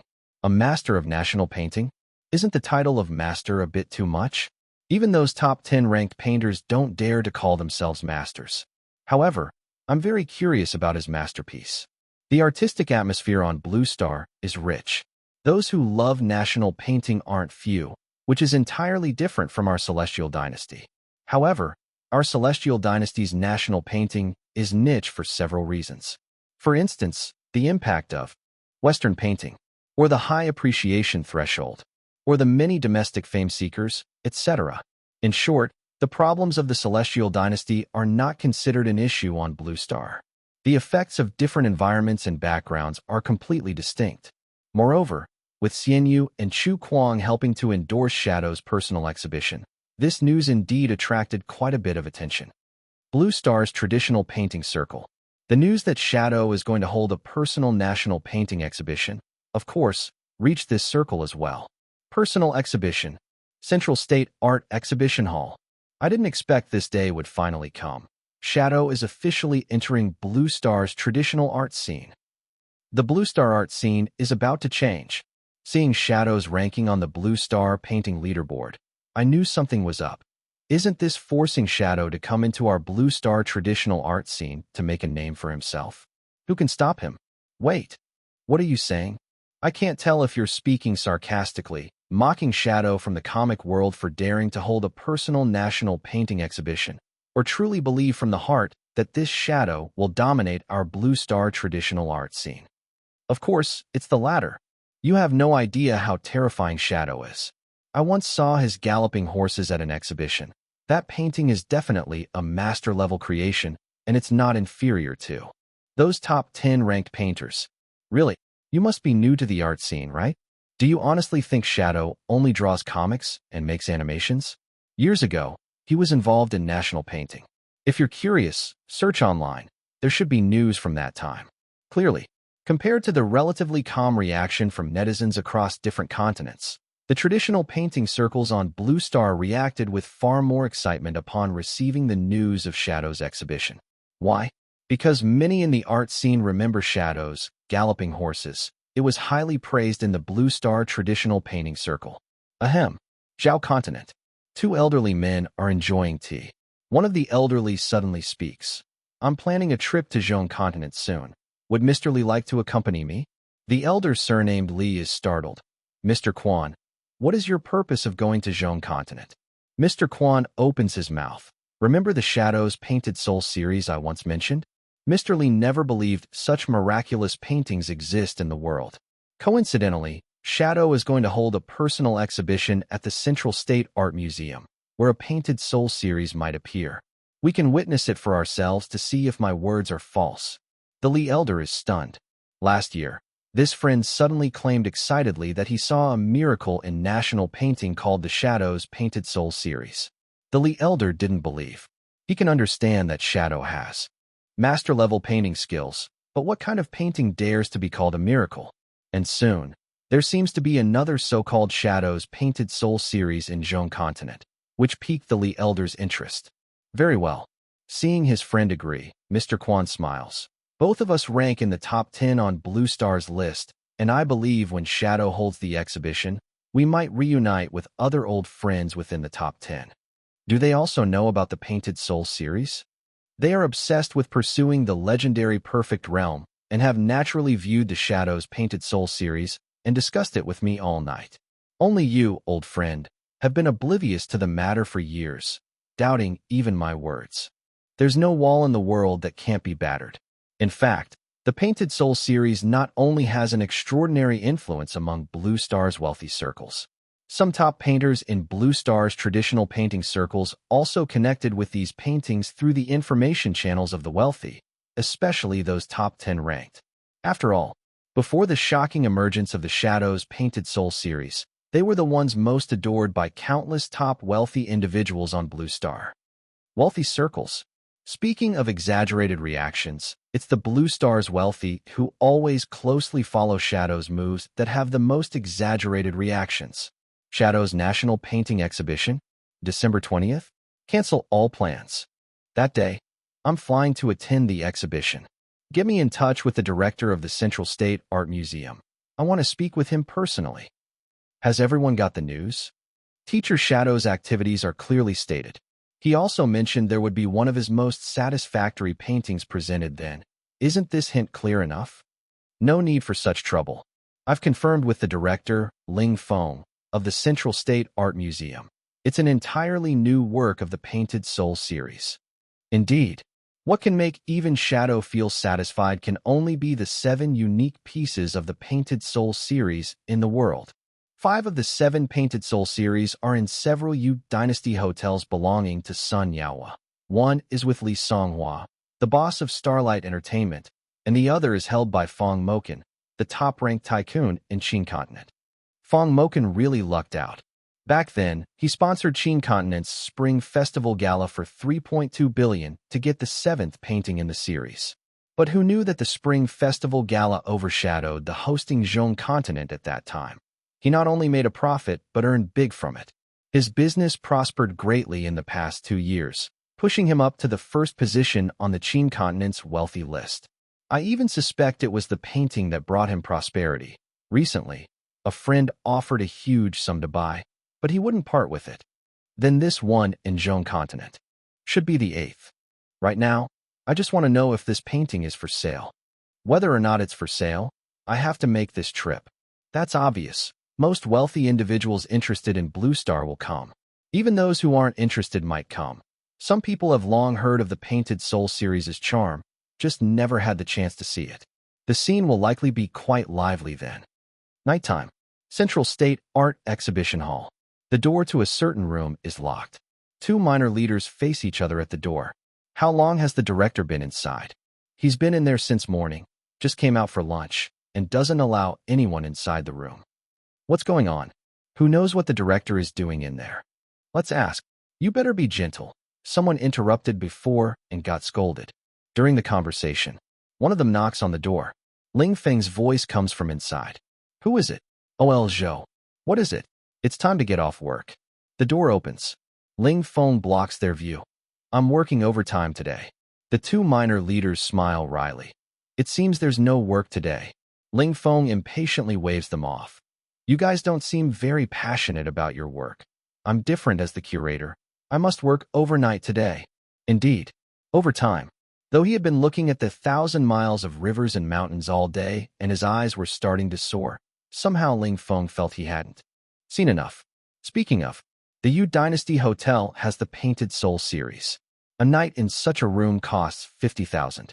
Ling Feng now stays in a room without spending a penny, where a Painted Soul series is equally displayed. He's winning big, and a fool would go home after work now. I love my work. Work makes me happy. Chapter 1452, 1195 Master Gathered. The next few days, Lin Yuan silently waited for his personal art exhibition to be held at the Central State Art Museum. Shadow Studio. Jin Mu wore a serious expression. With the official opening of the personal exhibition at the Central State Art Museum, the Painting Soul series will be publicly unveiled for the first time, and Shadow's ranking will soar to the top, potentially claiming the #1 spot in the Blue Star painting rankings. This time, Jin Mu had no doubts. Jin Mu had personally seen the Painting Soul series, and the shock he felt was something he hadn't experienced with any other top artist on Blue Star. Lin Yuan nodded. When the exhibition officially starts, this outcome is destined. Because there are only 5 contemporary masters on Blue Star with master-level painting skills, Lin Yuan included. As for how Lin Yuan knew, Lin Yuan's perspective and vision were greatly enhanced with his master-level painting skills, prompting him to appreciate many top works by artists on Blue Star. After repeated comparisons and studies, Lin Yuan drew this conclusion. When the artist rankings came out, the 4 recognized masters with master-level painting skills were indeed justifiably ranked in the top 4. This also indirectly proved the Blue Star Literature and Art Association's ranking is quite fair. At his Central State Art Museum exhibition, if the Painting Soul series were not featured, Lin Yuan felt that Shadow might be able to make it into the top 5 of the painting rankings. Because he is the 5th painting master on Blue Star. As to precisely which position in the top 5 Lin Yuan would hold, he wasn't sure. At the master level, differences might be decided by the style's audience rather than skill itself. However, this speculation is meaningless, based on the assumption Lin Yuan doesn't present Painting Soul. Without Painting Soul, Lin Yuan could enter the top 5. With Painting Soul, Shadow could claim the first spot. Lin Yuan was very confident about this outcome. Unless the group with the power to set the rankings at the Literature and Art Association were immune to the effects of Painting Soul. But clearly, that's impossible. Here's an example. If several masters played a game, and one secretly cheated, the result would certainly be chaos. Not just masters. Perhaps even a random formidable player, given powerful aids, could overpower a master during early matches. Just Lin Yuan didn't expect. Among his 3 personas, Shadow was established last. Xian Yu and Chu Kuang achieved countless successes with blazing speed. Shadow, caught between them, seemed transparent. Yet in the end, it's Shadow who would ascend first. Perhaps our harvest this year will be quite impressive. Shadow should become the top contemporary artist. Chu Kuang is also very close to the top 10. The year-end update might allow him into the top 10 smoothly. And as for Xian Yu, no need to say much. The music chart may take a while to establish, but no one doubts Xian Yu will make it into the top 10 in the end. The only concern is at which specific position Xian Yu will end up. Jin Mu expressed his sentiments. This is just the first year of Blue Star's merging. Lin Yuan's three personas have achieved such success. What about the coming years? Of course, these results are predetermined. Whether Shadow can truly climb to the top of Blue Star's art world by the end of the year depends on the exhibition's effect.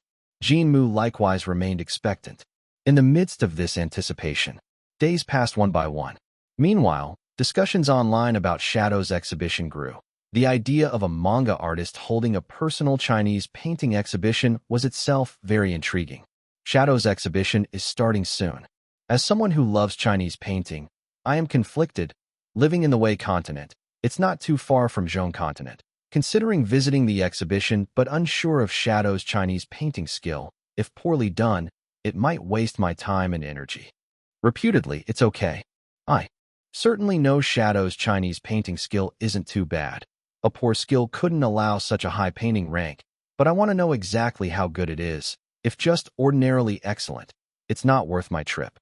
This is really hard to say. I do not quite believe a manga artist, Shadow's Chinese painting skill can stand alongside those traditional professional painters. But his rank is high, 18th on the painting list. I attended the exhibition of the 19th ranked Mumu teacher.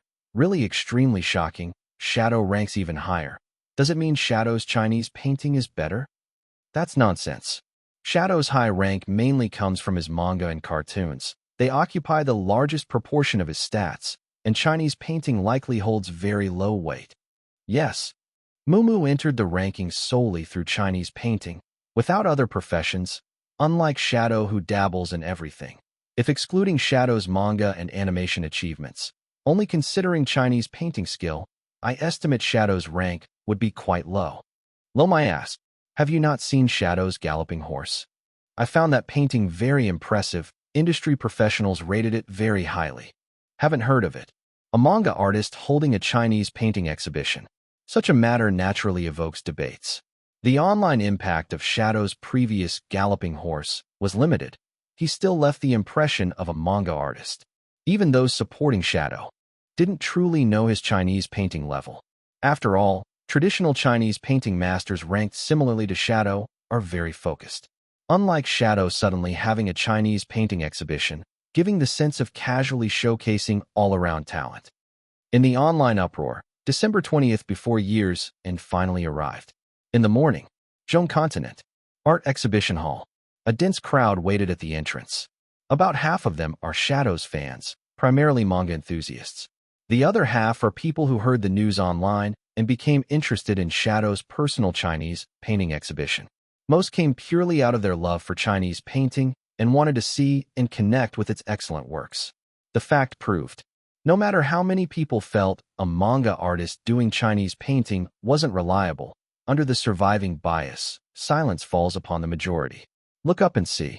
When the exhibition day truly arrived, it was evident how many people had an interest in Shadow's exhibition. People. A lot of people. Very many people. If not for the Central State Art Exhibition Hall being large enough, allowing phased and time-scheduled visits, many people wouldn't even have a chance to get in. At the front of the crowd, numerous media outlets from various continents excitedly gathered here. Cameras pointed at the crowd, filming scenes before entrance. So many people. Even if our Blue Star's top 3 traditional Chinese painting masters held an exhibition, the impact would be no greater than this. Yet Shadow's ranking is only 18th, but so many are interested in his exhibition. The key is, it's still early. More people will definitely come, but Shadow attracting so many people is probably due to his personal fame. Since he's the king of comics on Blue Star, his foundational audience is larger than for Chinese painting. Reporters all came well prepared. Whether it's Chinese painting or not, celebrities like Shadow hosting any event will bring out most reporters in full force. That's true, but this really doesn't compare. You haven't seen Xian Yu's last movie conference. That was truly a sea of people. Combining the top 10 composers on Blue Star wouldn't attract as many fans. Nonsense. Compared to Xian Yu's movie conference, Shadow's exhibition is lacking, not discussing the number of fans. Do you know how many top figures Xian Yu invited as VIPs? That guest lineup was invincible. In contrast, Shadow doesn't have any notable guest lineup here. So far no top figures have shown. although Xian Yu as Shadow's friend might intend to show support. In the midst of talking, the reporter looked up, then his voice stopped abruptly, and his mouth opened wide, uttered a coarse word. Damn, what's the matter?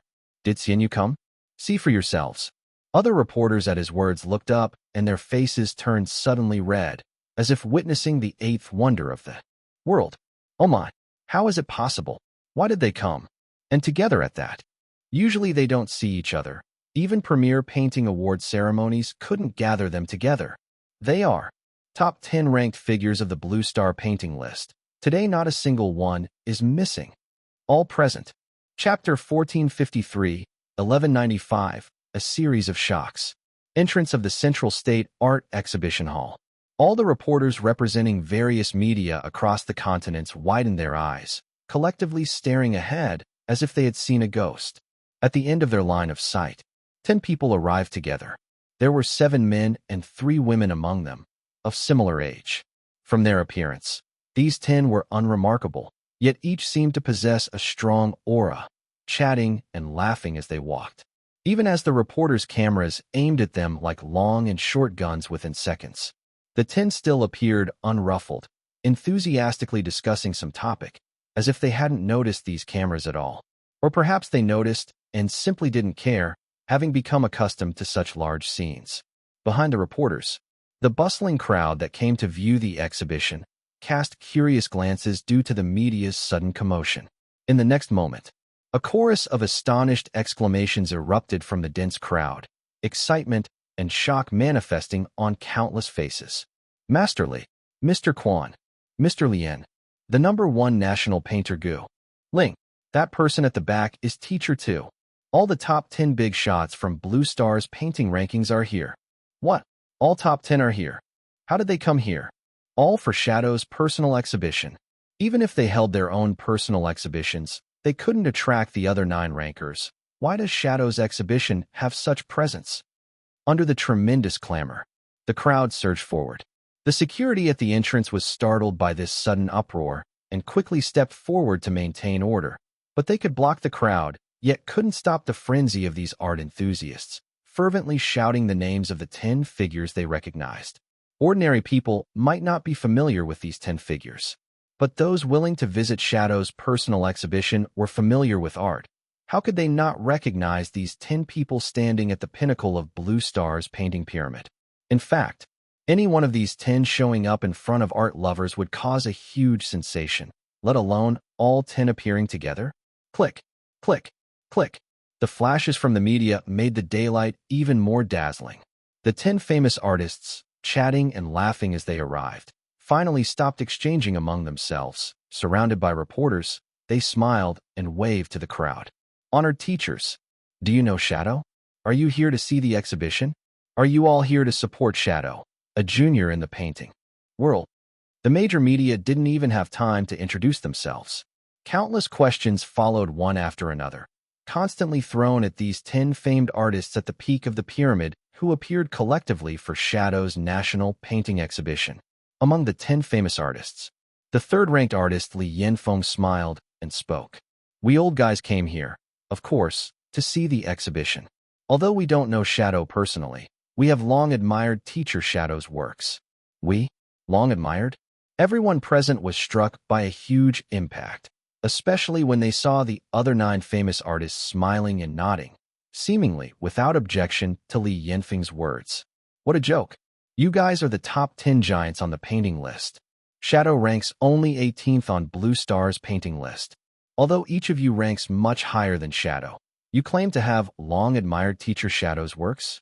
Is it reversed? Shouldn't Shadow have long admired your works? Politeness. These are definitely some polite words. Even Shadow's hardcore fans couldn't believe this nonsense. No matter how great Shadow is, it's not to the point of impressing all the top 10 painting masters of Blue Star. Everyone was racking their brains trying to understand why Shadow's national painting exhibition, with only the 18th ranking, could attract these 10 giants. Isn't this too much face? Just when the atmosphere was already extremely frenzied, an extremely luxurious business car suddenly appeared on the roadside. Then, the second car, the third car, the fourth car, the fifth car. In almost an instant, Nearly 10 luxury cars arrived here. Anyone with slight knowledge was stunned. These cars were all top luxury brands of Blue Star, easily costing millions. It was as if a luxury car show was being held here. Even those who didn't know cars could see these were not something ordinary people could own. This impact even temporarily diverted everyone's intense attention from the top 10 painting masters. Click. The car doors opened one after another. As figures stepped out from the cars, the crowd went into a second frenzy, recognizing familiar faces among them. Especially the reporters whose eyes almost popped out. Fong Moken, the richest man in Qin continent. That person at the back is the CEO of a top brand in Qi continent. Lei Ming of Chic Real Estate. In Zhong continent, Big Li. Little Li from Zhao continent is here too. Huang Jun from Wei continent, second on this year's wealth list for Wei continent. These are all Blue Star's top-notch tycoons. Holy shit. I can understand top tycoons attending Shadow's personal national painting exhibition. After all, his paintings are not as bad as some uninformed online users claim. But damn, this is too many. Crazy.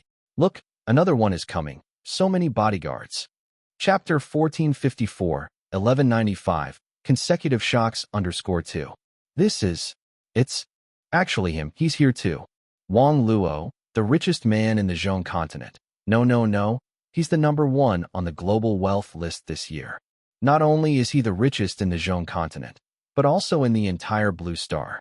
It's said he loves calligraphy and painting. What the hell is going on? The Shadow's Chinese painting exhibition actually attracted all top 10 masters from the painting ranking, and even brought all the top tycoons from Blue Star. Even the world's richest man came. Aren't these tycoons supposed to be extremely busy? Attracting so many top tycoons, even the top-ranked master among the 10 might not be able to achieve this, right? The journalists were shocked. The crowd was shocked.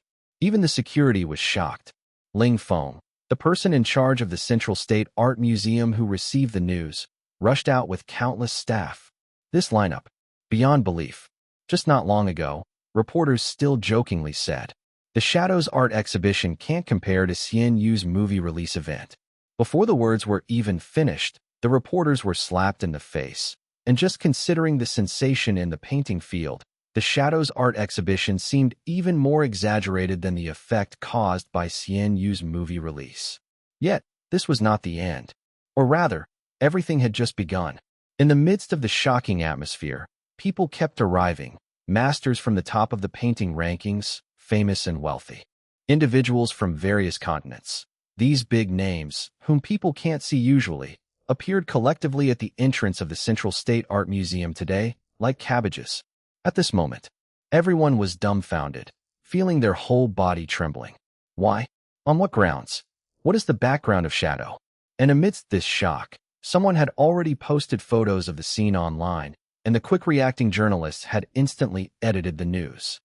On the internet, countless news suddenly bombarded the entire network. Shadow's solo Chinese painting exhibition at Central State Art Museum is about to open. Wang Luo, the richest man of Blue Star, leads countless top tycoons from the 8 continents to show support. Top 10 masters from the painting ranking at 10 Shadows art exhibition. The Shadows Chinese painting exhibition is crazy. Pre-opening reel shots at the Central State Art Museum, all majestic figures. The crazy art exhibition. Each attendee has an unbelievable background. Shadow's art exhibition amazingly sees all kinds of big names. Rumble. Under the bombardment of the news, various on-site photos at the entrance of the Central State Art Museum appeared online, shocking netizens to their core. Oh my god, even the top 10 from the painting ranking showed up. More than just the top 10, a bunch from the top 50 are here. What's with these tycoons? Everyone knows tycoons like to patronize the arts, but the level of these tycoons is too top tier. The richest man, Wang Luo. Wealthy individuals from the top of the rankings in each continent. Almost all are here. What is happening? This seems to have made a bigger splash than Xian Yu's movie launch. Were these big names invited by Shadow? How does Shadow have such great face? Damn, I originally wanted to go, but after hearing many say Shadow's Chinese paintings were unreliable, I canceled the trip, and now I missed such an astonishing scene. Is there still time for me to go now? These people are way more impressive than any celebrity. What's really going on? This isn't reasonable. Shadow's ranking is great. The fame is definitely big. But isn't this level of a lineup too absurd? Now it's just regret. Great regret. Regret is useless. I'll visit tomorrow. There must be a special reason why Shadow's paintings can attract so many big names. On the scene, a journalist, through much difficulty, managed to interview Wang Luo, the richest man on Blue Star. Mr. Wang, how come you are here? Can't I be here? Wang Luo calmly said. The journalist was startled. Of course that's not what I mean. I meant to say. Wang Luo smiled slightly. Just kidding. Don't mind. Many people know I love calligraphy and painting, but what I love most is Teacher Shadow's paintings. In modern terms, I'm a fan of Teacher Shadow, a painting enthusiast. A fan? A painting enthusiast? The journalist wanted to continue questioning, but Ling Feng didn't give the chance. As there were too many big names here, he needed to quickly manage the scene. Please everyone, enter to participate in our opening ceremony. The opening ceremony of a solo exhibition typically requires the presence of the exhibition host. The journalists were instantly excited.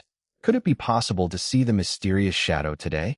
The tycoons and those painting masters also showed curious expressions. Will Shadow appear? However, what no one expected was, when the opening ceremony started, the person who went on stage to give a speech was actually Xianyu. At this moment, the crowd, which had been almost numbed by the big names, though still shocked, had less of an unexpected feeling seeing him. It's not like disappointment could be felt. Shadow had never shown his face since debuting years ago. There were many speculations about the reasons, and the final conclusion was that Shadow surely had unavoidable reasons for doing so. Lin Yuan stood on the stage of the art exhibition's opening ceremony, already aware of the guests who had come, though he didn't recognize many here. These people were not invited by him. The guests for the exhibition were contacted by Sun Yaohua. Some guests were invited by Ling Feng. Additionally, some guests contacted the exhibition proactively.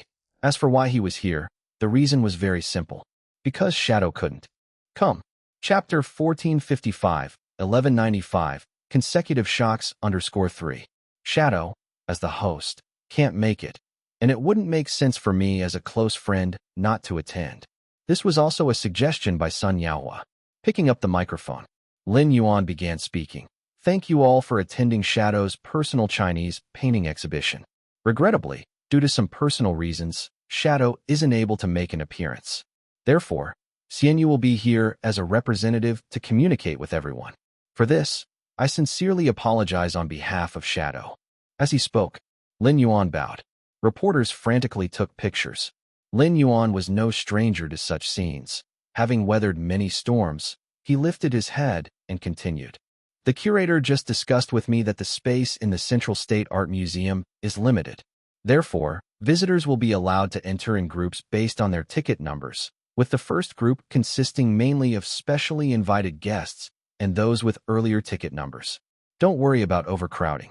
This exhibition is of the highest caliber for a personal exhibition, and the space within is quite vast with artworks spread out, allowing for many people to appreciate any single piece together. As for the works, these are actually the accumulated works of Shadow over the years, totaling 100 pieces, and the content covers almost all types of Chinese painting. The speech was prepared in advance. Half of it was Lin Yuan freely expressing himself. When Blue Star artists hold exhibitions, the opening ceremony is generally about briefly introducing their works and then expressing gratitude to the viewers and guests, which is not too difficult. After the necessary procedures concluded, Ling Feng took the stage at the opening ceremony. Although Teacher Shadow couldn't attend in person, if anyone has any questions, we will arrange for Teacher Admirable Fish to have an in-depth exchange with you all after the exhibition. Teacher Admirable Fish is very knowledgeable about the creative ideas behind these works, as the two are very good friends, which I believe those who know them are well aware.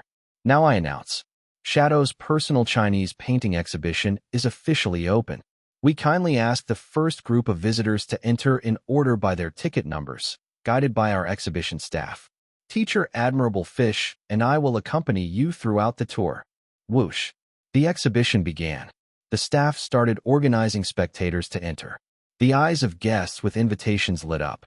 Meanwhile, those with later ticket numbers showed some helplessness, having to wait for those in front to finish before they could enter. To the right of the opening stage, a massive curtain was lifted. Ling Feng led the way at the front, followed by guests led by staff and the first batch of spectators, totaling about 500 people, with Lin Yuan at the rear of the group. Taking the escalator, the crowd entered the second floor. The vast layout of the exhibition hall unfolded before everyone's eyes. The space was indeed enormous, with no sense of crowding even as the crowd streamed in. Not to mention 100 paintings. In such a giant exhibition space, even 500 paintings could be displayed here without hindering anyone's enjoyment. This was Ling Feng's foresight. This arrangement was made considering that the attendees might exceed those of a regular art exhibition. The layout of the exhibition was also very reasonable. Different types of paintings were grouped together according to their categories. Some people might like freehand paintings, so they can simply follow the categorization hints to the left to head directly to their target. Those who prefer realistic paintings can go to the right. This was a distinction in the style of the artworks. Based on content, Ling Feng further divided the exhibition into different zones like flora and fauna, scenery, people, etc. However, smaller subgenres under major categories weren't further distinguished. Being too clear-cut might lead to viewer fatigue. Very few people exclusively like only one style of painting, so having relatively diverse content is better. From now on, feel free to admire the art. As Ling Feng's voice fell, the crowd streamed in, each heading towards the dazzling array of works. However, as everyone settled in front of different paintings, accompanied by gasps, 500 pairs of eyes across the scene almost simultaneously reflected the vivid brilliance of the artworks. To be honest, many at the scene were already stunned twice today. The first shock was brought by the presence of the top 10 paintings on the Blue Star art leaderboard. Any one among these 10 represented the pinnacle of the Blue Star painting world pyramid. The second wave of astonishment came from the top tycoons of Blue Star's continents. It's no exaggeration to say that combined, these tycoons could influence the entire economic structure of Blue Star. Amid the two hair-raising shocks, seeing Xian Yu at the exhibition was a calm moment for everyone, even though many among them were die-hard fans of Xian Yu. They thought their hearts had been numbed by awe. But when they truly beheld Shadow's Chinese paintings, no matter which piece among them, their hearts, which had been numbed by shock, began to beat wildly once more. Boom! The third wave of shock arrived. Even more overwhelmingly than the previous two, the crowd in front of each painting began to stir, and the once quiet exhibition hall suddenly burst with voices. Chapter 1456, 1197, Continuous Shocks. Landscape Painting Area. This painting is titled, "The Ocean Embraces All Streams." Under the purely genuine brushwork, the internal connection between the ocean and the mountains and rocks seems to merge nature into a whole. The transition from the towering mountains to the nearby trees is natural. Within the rugged and robust mountains, and through the dense forest or groves, there is a sense of dampness exuding, filled with vigorous vitality, as if perfectly combining mental state and genuine scenery. This makes the solid and majestic landscapes not lack elegance, revealing charm in their grandeur. Study from nature. The scenery is so strangely marvelous and profound, unexpected, yet not losing the true appearance of actual mountains and waters, captivating the viewer's attention. Clearly, this is a master-level work, and across Blue Star, such skill can be counted on the fingers of one hand. Is this a work of Shadow's painting? It's said that landscape painting does not emphasize form, but rather meaning. A tree, a rock, a platform, or a pavilion can all represent the artist's intended imagery, without the need to fuss over perspective proportion issues. Yet this painting perfectly combines both, feeling like freehand brushwork and meticulous brushwork. Shadow's heart contains landscapes. Everyone, great masters, so this is what Shadow is. Even without seeing the other paintings, I dare assure that Shadow's painting can definitely rank in the top 10 or even top 5 on Blue Star. This painting does not slavishly adhere to ancient methods, incorporating era style on the basis of a deep understanding of traditional brush and ink language. It is so innovative. Flora and Fauna Painting Area. This painting is titled King of Beasts. Animals can be classified under flora and fauna paintings. The picture uses a cliff as the background, with clusters of dead leaves swaying in the wind beside it, a waterfall rushing down from the mountain peaks in the distance, and the valley is enveloped in mist. Looking down from the mountain, the end is beyond sight. The brush strokes are delicate, and the lines are smooth. This painting completely subverts my understanding of shadow. Although the tiger's form is motionless, I seem to hear its deep roar. What a shadow, what a king of beasts. Too low. What's too low? The ranking that the Literature and Art Association gave to shadow is too low, at least in the top 10. With such expressive power in the picture, not to mention the top 10, even entering the top 5 is entirely possible. Look at the entire work. The combination of motion and stillness, distance and proximity, is just right. The interplay of reality and illusion feels like a storm crashing down. A fierce tiger, such tiger prowess with complete form and spirit. Portrait painting area. This painting is titled The Unaffected Friendship. The layered azure rocks contain wind and rain. The deep green trees gather summer's chill. On the picture, several hermits sit beside the mountain rocks. Birds chirp on the rocks, and there are ancient, elegant trees and bamboo branches as decoration. Two people chat and laugh, drinking wine and discussing poetry, showing an unfettered demeanor, ancient style, and imagery. The composition of the work is so simple, with brush and ink emphasizing freehand, and the figures' forms are vivid and lifelike. How beautiful! A gentleman's friendship is bland like water. With simple brush strokes, suspended branches, fine grass leaves, flowing water, fresh scenery are depicted. Two hermits sit under the shade of trees by the rocks, drinking and discussing poetry, a truly desirable life. Is this the work of a comic artist? Drawing comics is simply a waste of Shadow's talent. Such crisp, lively traditional paintings, even those among the top 10 famous masters wouldn't dare claim superiority. I am entirely convinced. In the future, if anyone dares say Shadow is just a comic artist, they'll hear from me. At least put traditional painting before comics. The two are incomparable. Different areas. Countless exclamations. Noisy voices form a chorus. Incredible. Absolutely incredible. Master-level painting.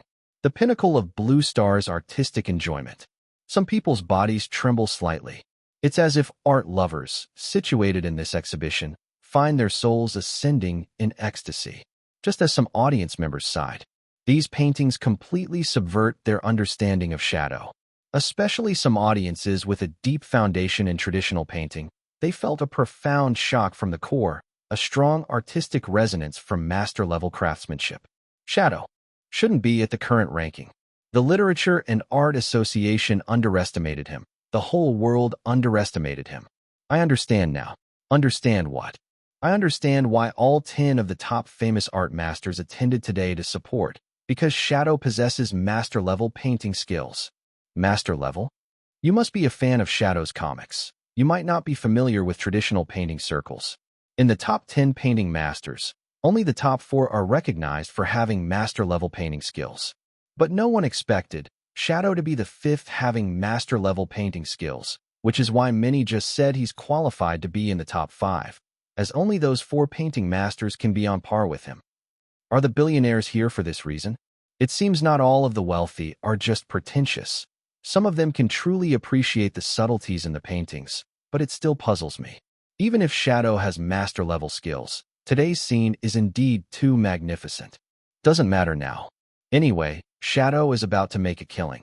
The 5th painting master of Blue Stars, Shadow's ranking by the end of the year can definitely vault into the top 5, maybe even into the top 3. Not impossible. Isn't that an exaggeration? No exaggeration, not at all. You simply don't understand the concept of master-level skills. This is the pinnacle of the art pyramid. They are the gods in the hearts of all who study painting and art. Enthusiasts. We've always called him Shadow God. In the world, there are wrong names, but never wrong nicknames. Shadow is indeed a god, but not a god of comics. He is the god of painting. Meanwhile, in the freehand brushwork painting area, the top 10 painting masters seem unaffected by the surrounding environment, each one intensely focused on these works before them. Brilliant. The mountains and trees in this painting are densely arranged, yet still manage to feel light within the weight and graceful within the grand. I am not as good as him. You're certainly not as good as him. This is a master-level work, even among us. Only people like Li can confidently say they can create something of this caliber. This piece is quite marvelous. The entire layout is intricately designed and strictly disciplined, not only succinctly capturing the picturesque scenery of mountain dwellings, but also flowing with poetic and dreamy melodies, containing a charming resonance beyond ink and brush, truly deserving of being called marvelous. Mr. Li, what do you think? The paintings are naturally extremely good. This shadow skill is absolutely not beneath yours or mine. It can rank among the top on Blue Star. But weren't you all saying that Shadow's paintings work wonders akin to perfection, making one feel immersed in the paintings, utterly absorbed and unable to extricate oneself? Yet regarding these paintings, they don't seem quite as miraculous, as you've described, at least not reaching perfection. However, for me, this trip has already been worthwhile. The elderly man namely laughed. The others immediately widened their eyes. This Li actually doubts them? However, the exhibition has already been going on for some time. Everyone has swept through twice, and where did the Shadow's Painted Soul series go? Could it be that it wasn't displayed this time? On the other side, the meticulous brushwork painting area. The wealthy gathered in groups of 3 to 5, exclaiming in admiration as they observed. Amazing, just amazing. I originally came for the Painted Soul series, but couldn't have imagined that these non-painted soul-level paintings could be so exquisite. Take a look at this painting. Its magnificent and robust momentum is truly heart-stirring. Even if I can't procure a Painted Soul series piece, owning one of these would be solace enough. Indeed, from his paintings, I see masculinity, an inherent charisma that ordinary people lack. He really excels at constructing both the scene and the ambience. There's grandeur in the strokes and outlines. I don't understand. You're the most honest one. Although I can't comprehend these paintings, let alone understand what master-level painting skill is, I do admit these paintings are indeed magnificent, but I look forward more to the Painted Soul series. I'm thinking the same. Where did the Painted Soul series go? Among these wealthy individuals, some have viewed the Painted Soul series, the kind of works that can profoundly shock those unfamiliar with art. Yet, the paintings before them don't universally convey their beauty and mood. Even if some affluent individuals can truly appreciate the charm due to familiarity, given their status, there's no shortage of collectors among such master-level painters, as Blue Star has more than just Shadow as a master. Like those top-tier painters, the wealthy are most concerned about the Painted Soul series. At the center of the exhibition hall, Lin Yuan absorbed everyone's reactions thoroughly. The astonished exclamations continuously reached his ears. Half an hour later, Ling Feng, standing beside him, smiled and asked, "Teacher Admirable Fish, as the grand finale, should the Painted Soul series be brought out now?"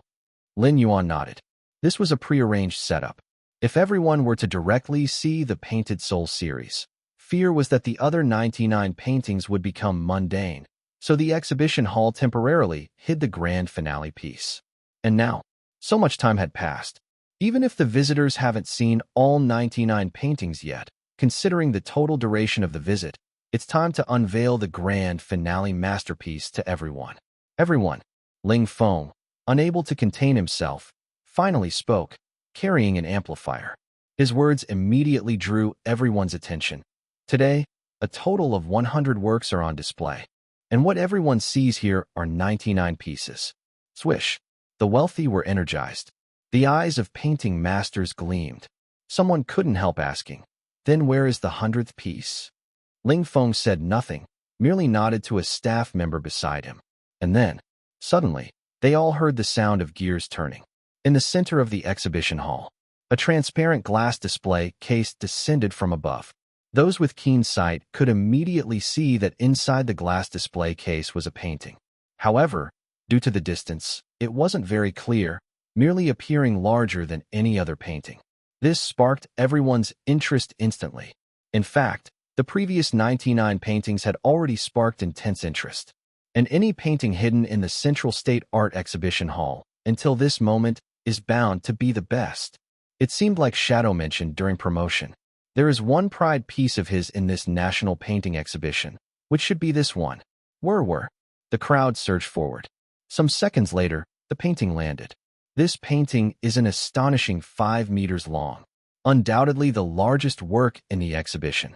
Among those closest to the painting, a few spectators were the first to see 5 bold and vigorous characters on the picture. 1,000 Miles of Rivers and Mountains. Chapter 1457, 1198. Shadow should be the world's number one. 1,000 Miles of Rivers and Mountains. With the 5 grand characters veering like dragons and serpents, their power piercing through the paper, as if inherently possessing the majesty of ruling the world. Once hung, they dominate the entire scene. Painting Soul. The Stance of a King. Once this painting makes its debut, words become unnecessary, and the other 99 paintings must bow down, as if they pale in contrast.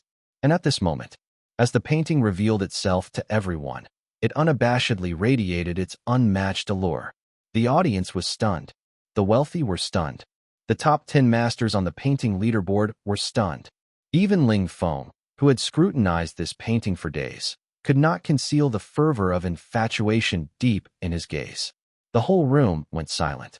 And in this deathly silence, even the audience in the back rows, who couldn't see as clearly, tiptoed forward eagerly. Glass display cabinet. A grand scroll unfurled beyond the transparent barrier.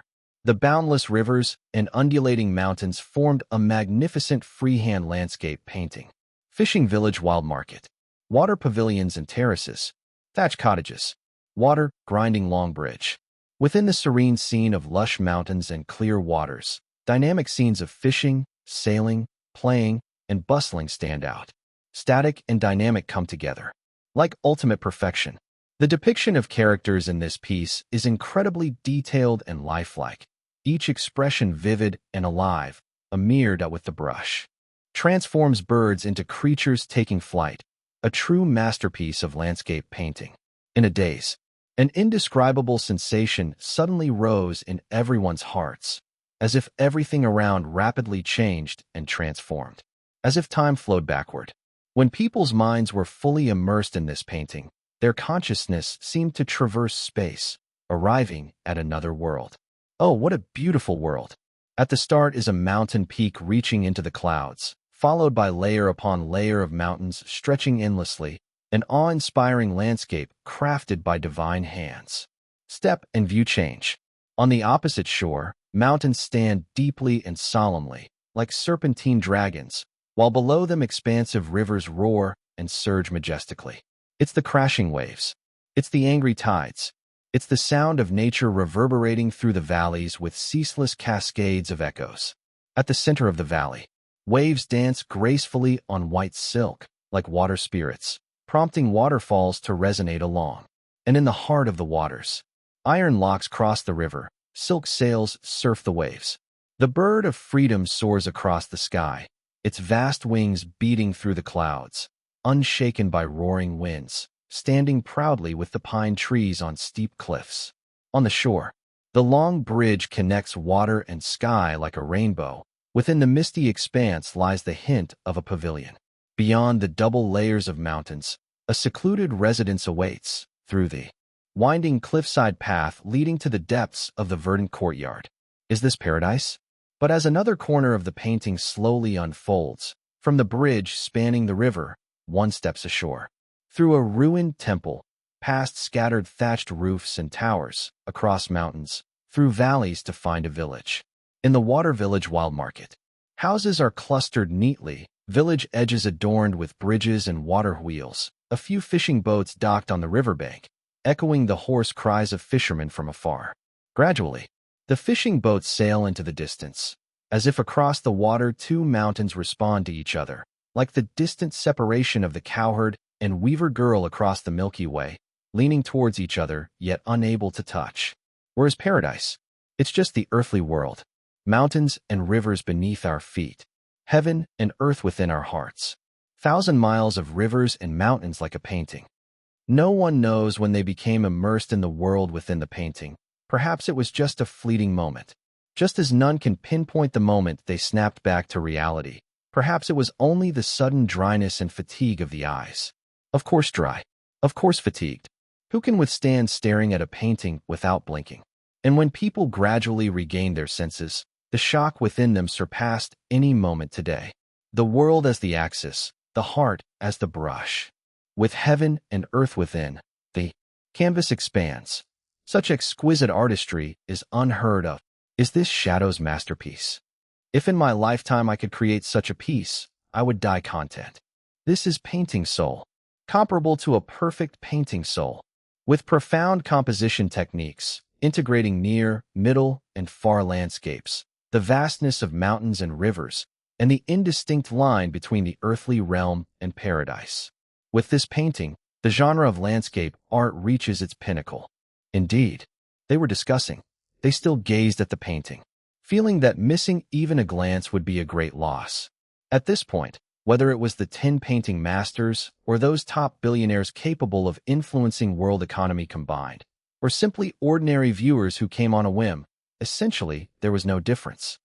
Among the 10 masters, the crowd didn't look at Li Yanfeng, but the words emerged. Does Li believe now? Li Yanfeng remained silent in amazement. This painting nearly made him bow. Although he could technically analyze all aspects of the painting, Shadow employed scatter perspective, segmenting the theme into 6 parts, each primarily showcasing extensive mountain bodies, naturally and seamlessly, sometimes linked by bridges, sometimes traversed by flowing water. Each segment of mountain and water is relatively independent, yet interconnected, cleverly integrated into one, adeptly illustrating the artistic effect of scenery shifting with steps, unified viewpoints, cleverly organizing space. In terms of composition, Shadow alternates between the uses of high, deep, and flat perspectives, making the painting more dynamic and rhythmic, captivating. So what if it's analyzed? The mind understands, but the hand doesn't. Li Yanfeng knew this was a realm he would never reach in his lifetime. Thinking of this made Li Yanfeng feel an inexplicable heartache, mixed with the excitement of discovering treasure. The painting exhibits myriad grand and spectacular scenes, with endless mountains and rivers, resembling scattered stars across the landscape. In terms of the grandeur and magnificence of the landscape portrayed, this painting is unmatched by history, furthermore evoking emotions of longing for the high mountains. Just gazing at this painting felt as though I entered another world, possibly the world within the painting, an aspirational world. Li Yanfeng felt a complex mix of emotions, and as he began to critique, the surrounding crowd gradually became quiet again. Savoring the words of this top blue star master painter, not a single person found fault. If they had not seen this painting themselves, they might consider Li Yanfeng's praise exaggerated, as unmatched by history is not a phrase to be used lightly, especially by a master like Li Yanfeng. Yet at this moment and scene, who dared to say Li Yanfeng was wrong? Especially when Li Yanfeng mentioned that simply looking at this painting made it feel like stepping into its world. Who among us didn't feel the same? Recalling the immersive atmosphere and the soul-shaking impact in our minds, replicated by no other painting. And half an hour later, as Li Yanfeng and dozens of other masters walked out of the exhibition hall, eagerly awaiting reporters surrounded them, hoping for an in-depth interview. The 10 masters looked at each other, yet none spoke first. Reporters felt puzzled, not knowing what transpired inside. They couldn't enter because such exhibitions strictly forbid any photography. Finally, Li Yanfeng broke the silence, almost definitively. Shadow is indeed the world's #1. The words proclaimed, shocking the world. Chapter 1458, 1199, Apotheosis. Li Yanfeng's words were like a thunderclap. All the reporters were instantly stunned. Shadow? World's top? If someone else said the same thing, it would be laughed off. But this statement came from Li Yanfeng, one of the master-level painters ranked among the top on Blue Star, making anyone take note. What the? Respected teacher Li Yanfeng, if you've been kidnapped by Shadow, just blink at us? And while the reporters remained in doubt, a few other renowned figures beside Li Yanfeng finally spoke up with complex expressions, even though they were very clear about the significance of what they were going to say next for Blue Star's art world. That's right. These words are true. Shadow's painting skill is nearly perfect. Calling it the best in the world is not an exaggeration. At the very least, we are ashamed in comparison. Honestly, am I still the current number one? Go and enjoy being in the second place. Not just me. You all need to move back a spot. Didn't someone ask why we're here, claiming it was to see the art exhibition? The real reason is, we are here to personally witness the new king's coronation on Blue Star's art stage. Boom. The reporters were utterly shocked. Had it been only Li Yinfeng saying Shadow was the world's top, it would represent a personal opinion of this renowned artist. But now it is a complete consensus among the 10 renowned figures. Even the highest-ranked artist nodded in agreement. It represents the collective will of Blue Star's art world. Indeed, the 10 people together are enough to represent the entire Blue Star art world, and no one would dare to pose any objection. People can't suspect that the 10 names have all been bribed by Shadow to say such things, can they? At this very moment, the reporters were terrified. The art world on Blue Star is bound to change dramatically. Meanwhile, behind the reporters, countless audience members were left dumbfounded. Because this art exhibit was viewed in batches, most people hadn't yet entered the venue. So when the 10 famous figures came out, the crowd followed the reporters' gaze towards these 10 representatives of Blue Star's art world, eager to hear their evaluations of Shadow. As a result, after the evaluation was given, none of them could believe their ears. The 10 most respected artists of Blue Star unanimously crowned Shadow as the leading figure in Blue Star's art world. A person's name, a tree's shadow. Artists rarely don't care about reputation. If there wasn't a decisive reason, how could these top figures standing at the pinnacle of Blue Star's art world so easily admit they are outclassed? What exactly happened inside? What did Shadow rely on to conquer the 10 strongest individuals in Blue Star's art world? Shock, stunned, confusion, curiosity. All the reporters and audiences were now irresistibly itchy with curiosity, itching to delve into the exhibition right away. Behind the passage of the 10 renowned figures, the first group of spectators finally began to come out one after another. The reporters and audience instinctively looked towards the first batch of viewers, noticing a peculiar phenomenon. The first group of viewers seemed like they were struck by lightning inside, each of them coming out looking so lost and mumbling feverishly. Not just ordinary viewers. Even those top-notch rich magnates at this moment had completely lost the aura and posture exclusive to big figures in their everyday manner. Ask them how they feel. These masters' evaluations were too outrageous. The reporters momentarily shook their astonishment and instead interviewed these non-professional viewers. One of the spectators hurried to bypass the reporter interviewing him. "Sorry, I have things to do." "What things? Don't stop me from buying a ticket. Haven't you already finished visiting? This little time is useless. Isn't it possible to visit again?" This person walked away impatiently speaking. What a joke. How could just one visit to such an exhibition ever suffice? The reporter was momentarily stunned. Fortunately, some interviews proceeded smoothly. A certain young male audience member was caught by a reporter. "How do you rate Teacher Shadow's skill in Chinese painting?" "Amazing. Could you describe it more specifically?" "Incredibly amazing." "Well, pardon me, could you speak more specifically?" This young man got anxious, racked his brains, finally recalling a sentence from some novel, making an appropriate adaptation here. At the pinnacle of painting, who stands supreme, one look at the shadow god's work leaves all in awe. Is that poetic enough? Look, the little reporter was dumbfounded. A particular female audience member was caught by a reporter. "What do you think of Teacher Shadow's art exhibition?" "Call him Shadow God." "Are you a fan of Shadow God's comics?" "I have never read Shadow God's comics before, but I might consider it in the future. I admire him because of that masterpiece, 1,000 Miles of Rivers and Mountains. I never thought anyone in this world could depict an entire landscape. That fascinating. This is the greatest work by a contemporary artist. Throughout history, barring the painter sage from 400 years ago, no second person can be compared with Shadow. The painting sage from Zhao continent?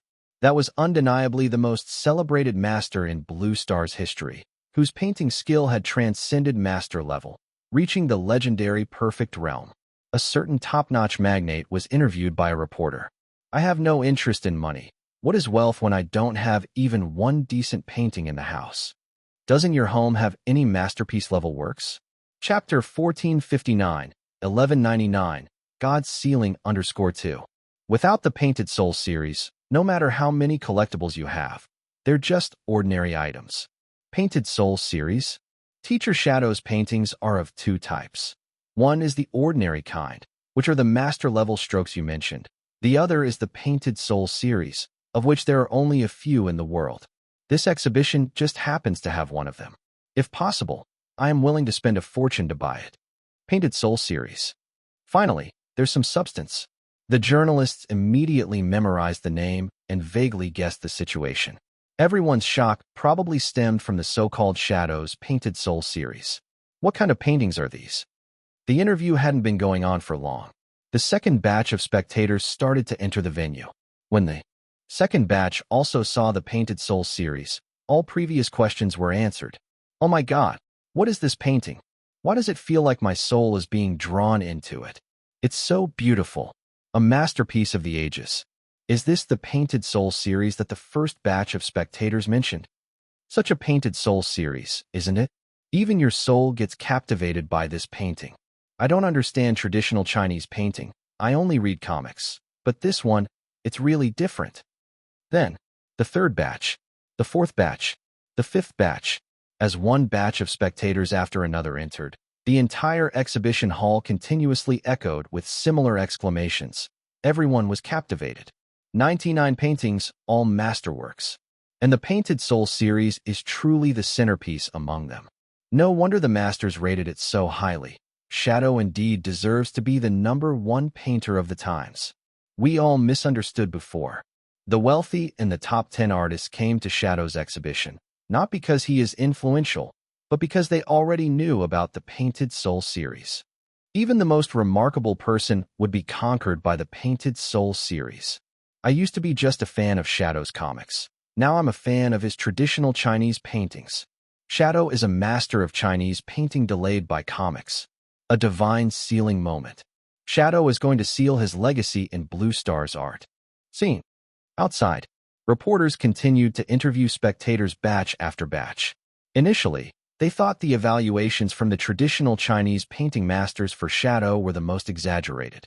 But unexpectedly, the even more exaggerated evaluations came from these ordinary viewers who finished the exhibition. Toward the end of the interviews, the journalists couldn't tell if the crowd had gone mad or if they themselves were going crazy. Why do I feel it's getting more and more mystical? What's really happening in there? What exactly is the Painted Soul? Whatever it is, just report it verbatim. It's too wild. Cover for me for a moment. Where are you going? Are you heading to the bathroom again? You've been 5 times already. This time, I'm going to buy a ticket. But you're still heading towards the bathroom. Use the bathroom first, then buy the ticket. If I don't go in and take a look, I might not sleep well tonight. At that moment, online, netizens were still immersed in the shock brought by the terrifying lineup of guests at Shadow's traditional Chinese painting exhibition at the Central State Art Museum. Has the exhibition started? What's the situation now? What level is Shadow's traditional Chinese painting at? Why is Shadow so popular among the wealthy? It's not just the wealthy. The top 10 masters are all there. The masters have all gone in. Let's see how they evaluate it. Later. Hey, they came out. Oh my God. This news headline is so damn scary. It must be clickbait. Media. The news is out. Every reporter was scrambling for the first-hand coverage, but each headline was more shocking than the last. Top 10 masters submit. Top 10 painters of Blue Star State. Shadow is the #1 of our time. Shadow exhibition drives audience crazy. It is said that there is a painting at the Shadow's National Painting Exhibition that shocked the entire audience. The Enthronement Battle of Shadow. 1,000 Miles of Rivers and Mountains, Shadow's Painted Soul series. Interview with passers-by. Shadow has been delayed by comics for many years. Interview with wealthy individuals. Eagerly desire to own a collection from Shadow's Painted Soul series. All these sound like clickbait titles. However, when netizens clicked in, they were utterly amazed. Photos, videos, everything that happened at the scene is the most solid evidence. Not to mention these media outlets are big names on Blue Star, with hardly any issues regarding credibility. Whoa, the entire internet is in shock. The evaluation of Shadow's painting exhibition is just too high. The top 10 artists actually joined hands to endorse his ascent to the throne. Enthronement. Shadow is only ranked 18th. How could he ascend? It seems there is a painting called 1,000 Miles of Rivers and Mountains, part of Shadow's Painted Soul series. Why does this news sound so incredible? It's just traditional painting. I've seen many master-level national paintings, and they were all right. Besides, Shadow is just a comic artist. These news reports are too exaggerated. I now seriously suspect the top 10 artists have been bought off. Even if the top 10 artists were kidnapped, do you think those wealthy individuals have also been bought off? How much money would it take? Is it possibly about vested interests? Are you implying money laundering or something? The problem is Blue Star has been cracking down on this for years. Now such situations are virtually extinct. And even if you don't believe the top 10 artists and elite wealthy individuals, you should trust the interviews with ordinary passersby, right? Seeing is believing. Instead of talking so much, why not go and see for yourself? The news reports are convincing, with top 10 artists and countless elite wealthy individuals jointly endorsing it, and audience interviews at the painting exhibition site too. This matter of Shadow's enthronement seems to be irrefutable. Even so, some netizens remain skeptical, deciding to check it out firsthand. Anyway, the on-site audience interview already said, even people who don't understand painting, upon seeing 1,000 miles of rivers and mountains, will undoubtedly be completely captivated. That night, people crowds like the sea, the flow of people like weaving. Due to the astounding news disseminated globally, within the Central State Art Museum, Shadow's personal exhibition of national paintings exploded. Those who haven't seen it want to see. Those who've seen it want to see it again. It's already hard to get a ticket at the scene. And after the top 10 artists in Blue Star's painting circle collectively vouched for Shadow as the top person of the age, the Blue Star art scene ushered in an unprecedented shockwave. Swish, swish, swish. Countless professional painters set out, carrying various emotions to Zhong continent, wishing to catch a glimpse of the legendary Shadow's Painted Soul series. Perhaps some remained skeptical prior to visiting, but regardless of what mood they arrive with, once they truly see the final grand unveiling of 1,000 miles of rivers and mountains, all previous doubts disappear in an instant, replaced by unprecedented shock. It's the supreme masterpiece of contemporary painting. No wonder even the top 10 artists feel inferior. In the face of 1,000 miles of rivers and mountains, master-level skill fades into insignificance. Online, more and more netizens have seen it. More and more painters have seen it. The continually expanding collective successively voices, validating all evaluations. And just when various discussions are blazing across the internet, the official account of the Literature and Art Association, representing the highest authority in Blue Star art, surprisingly issued a report. The report's title quoted Li Yinfeng's comment, "Shadow should be the foremost in the world." The Shadow's national painting exhibition astonishes 4 seas and 8 continents. And in this exhibition drawing global attention, there are countless works worthy of extensive praise. A master's overflowing talents are vividly displayed in this exhibition. There are flowers and birds. There are landscapes. There are people. From meticulous to freehand styles. Shadow's broad involvement in the realm of national paintings astounds people. Yet when the exhibition reached halfway, and that 1,000 miles of rivers and mountains descended with a kingly attitude, everything else seemed less significant. Or rather, these works remain important, but their presence more like a perfect prelude to the final Painted Soul.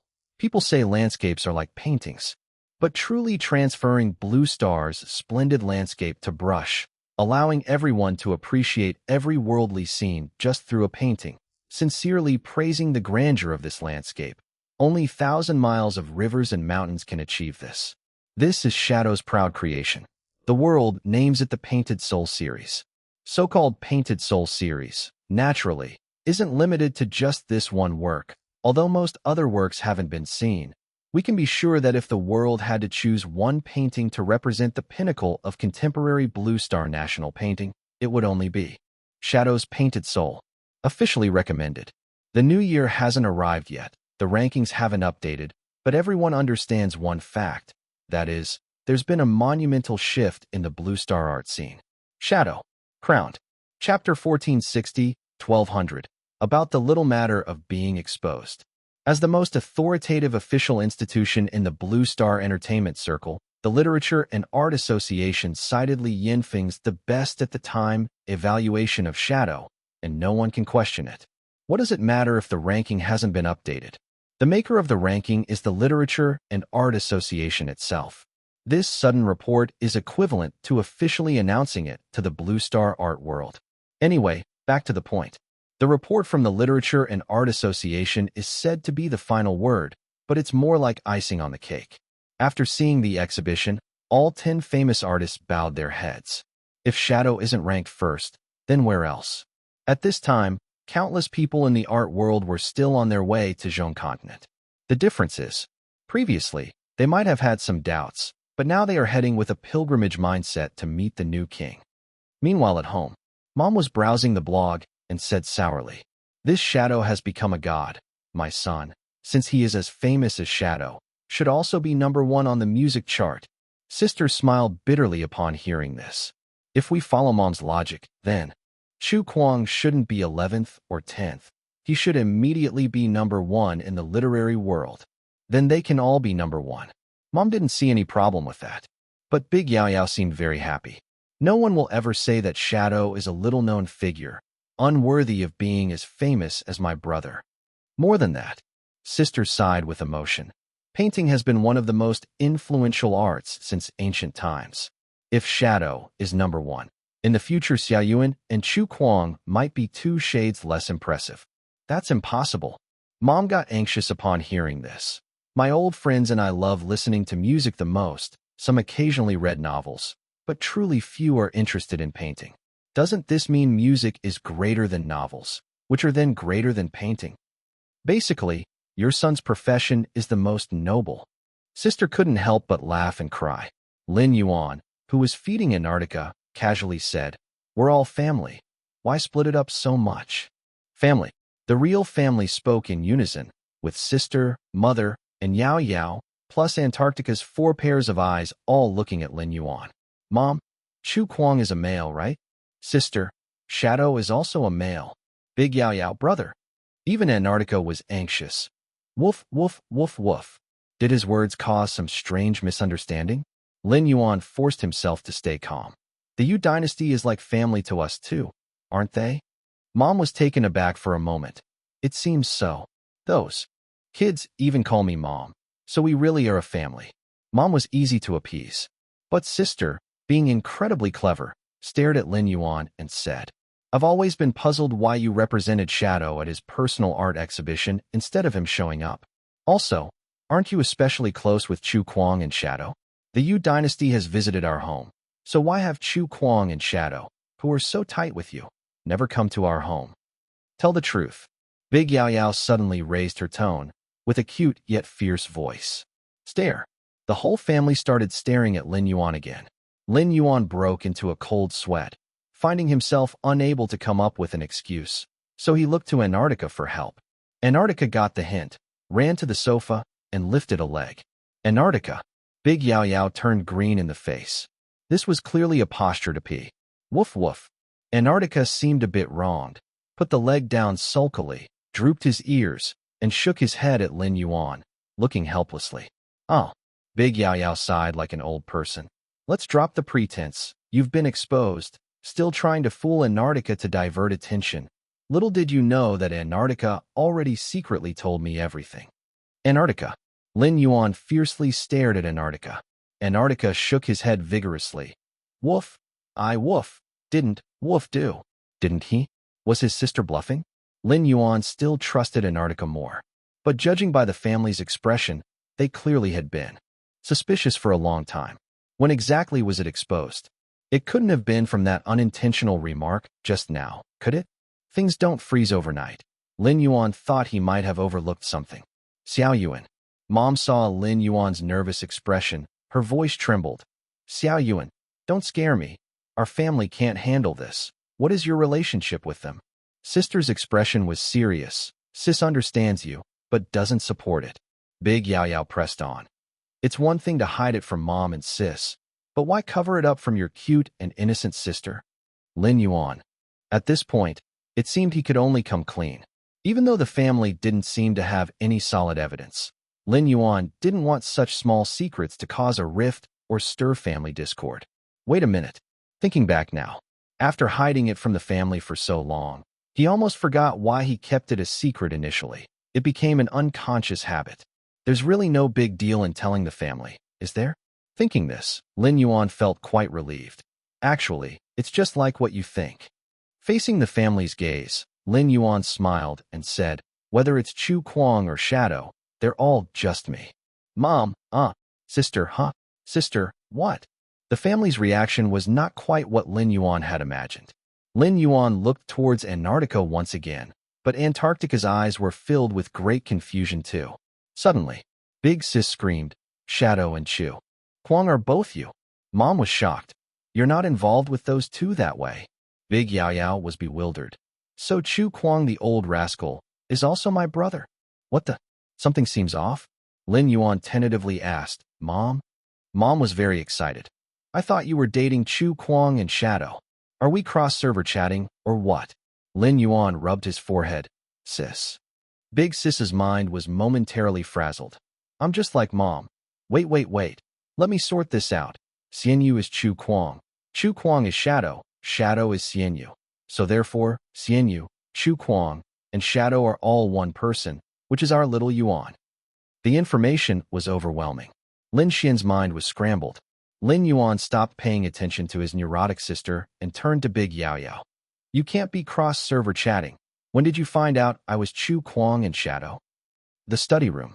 His smaller sister earnestly replied.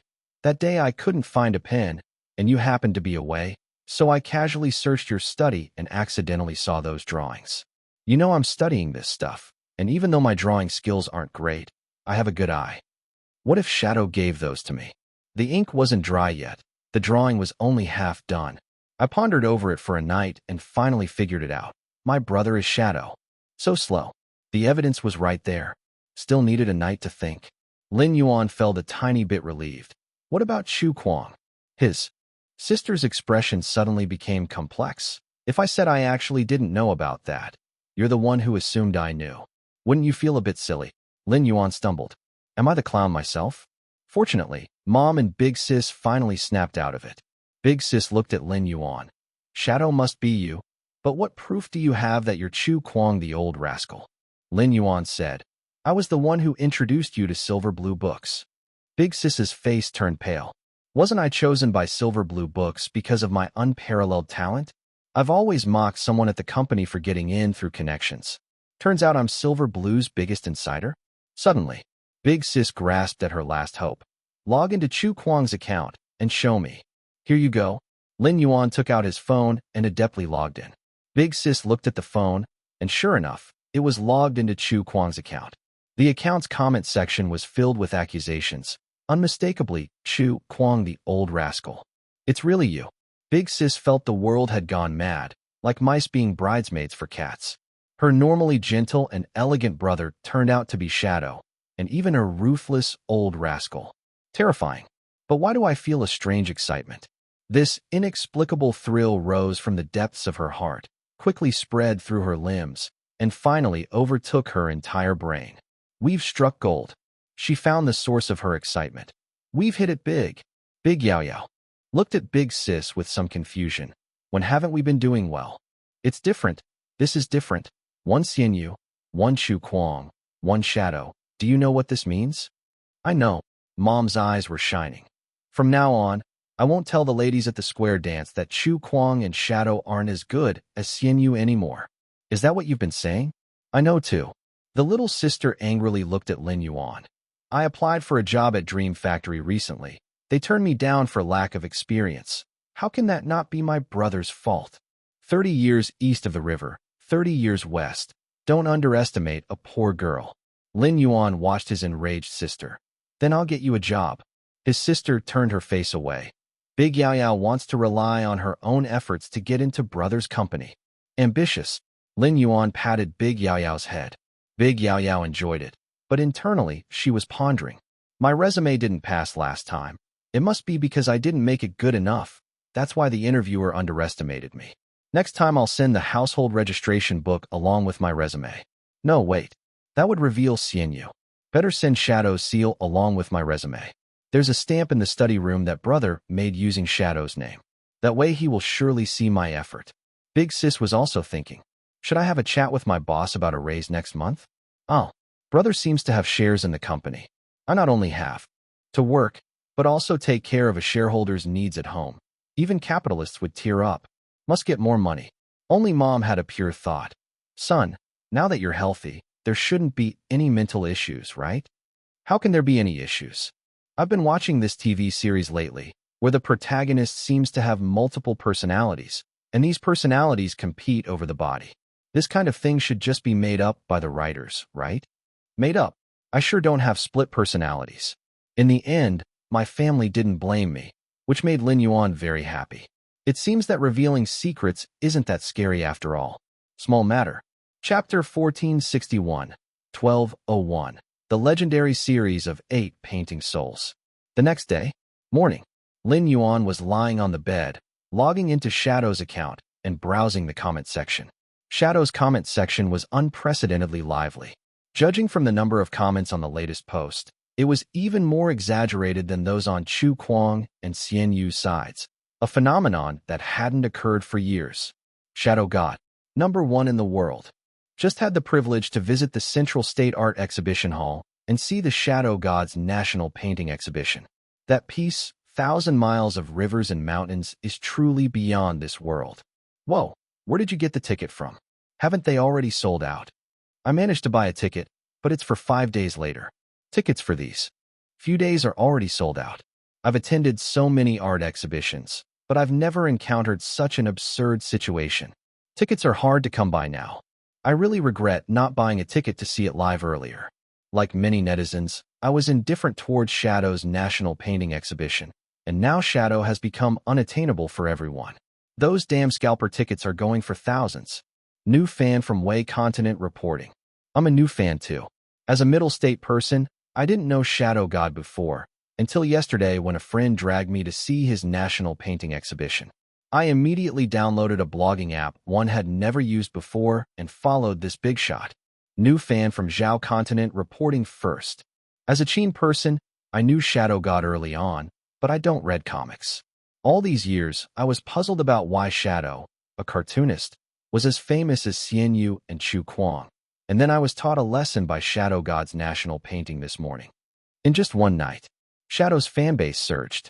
Across Qin, Qi, Chu, Yin, Han, Zhao, Wei, and Zhong Continent, countless netizens specifically downloaded blogging apps just to follow Shadow, even though many hadn't started watching his exhibition yet.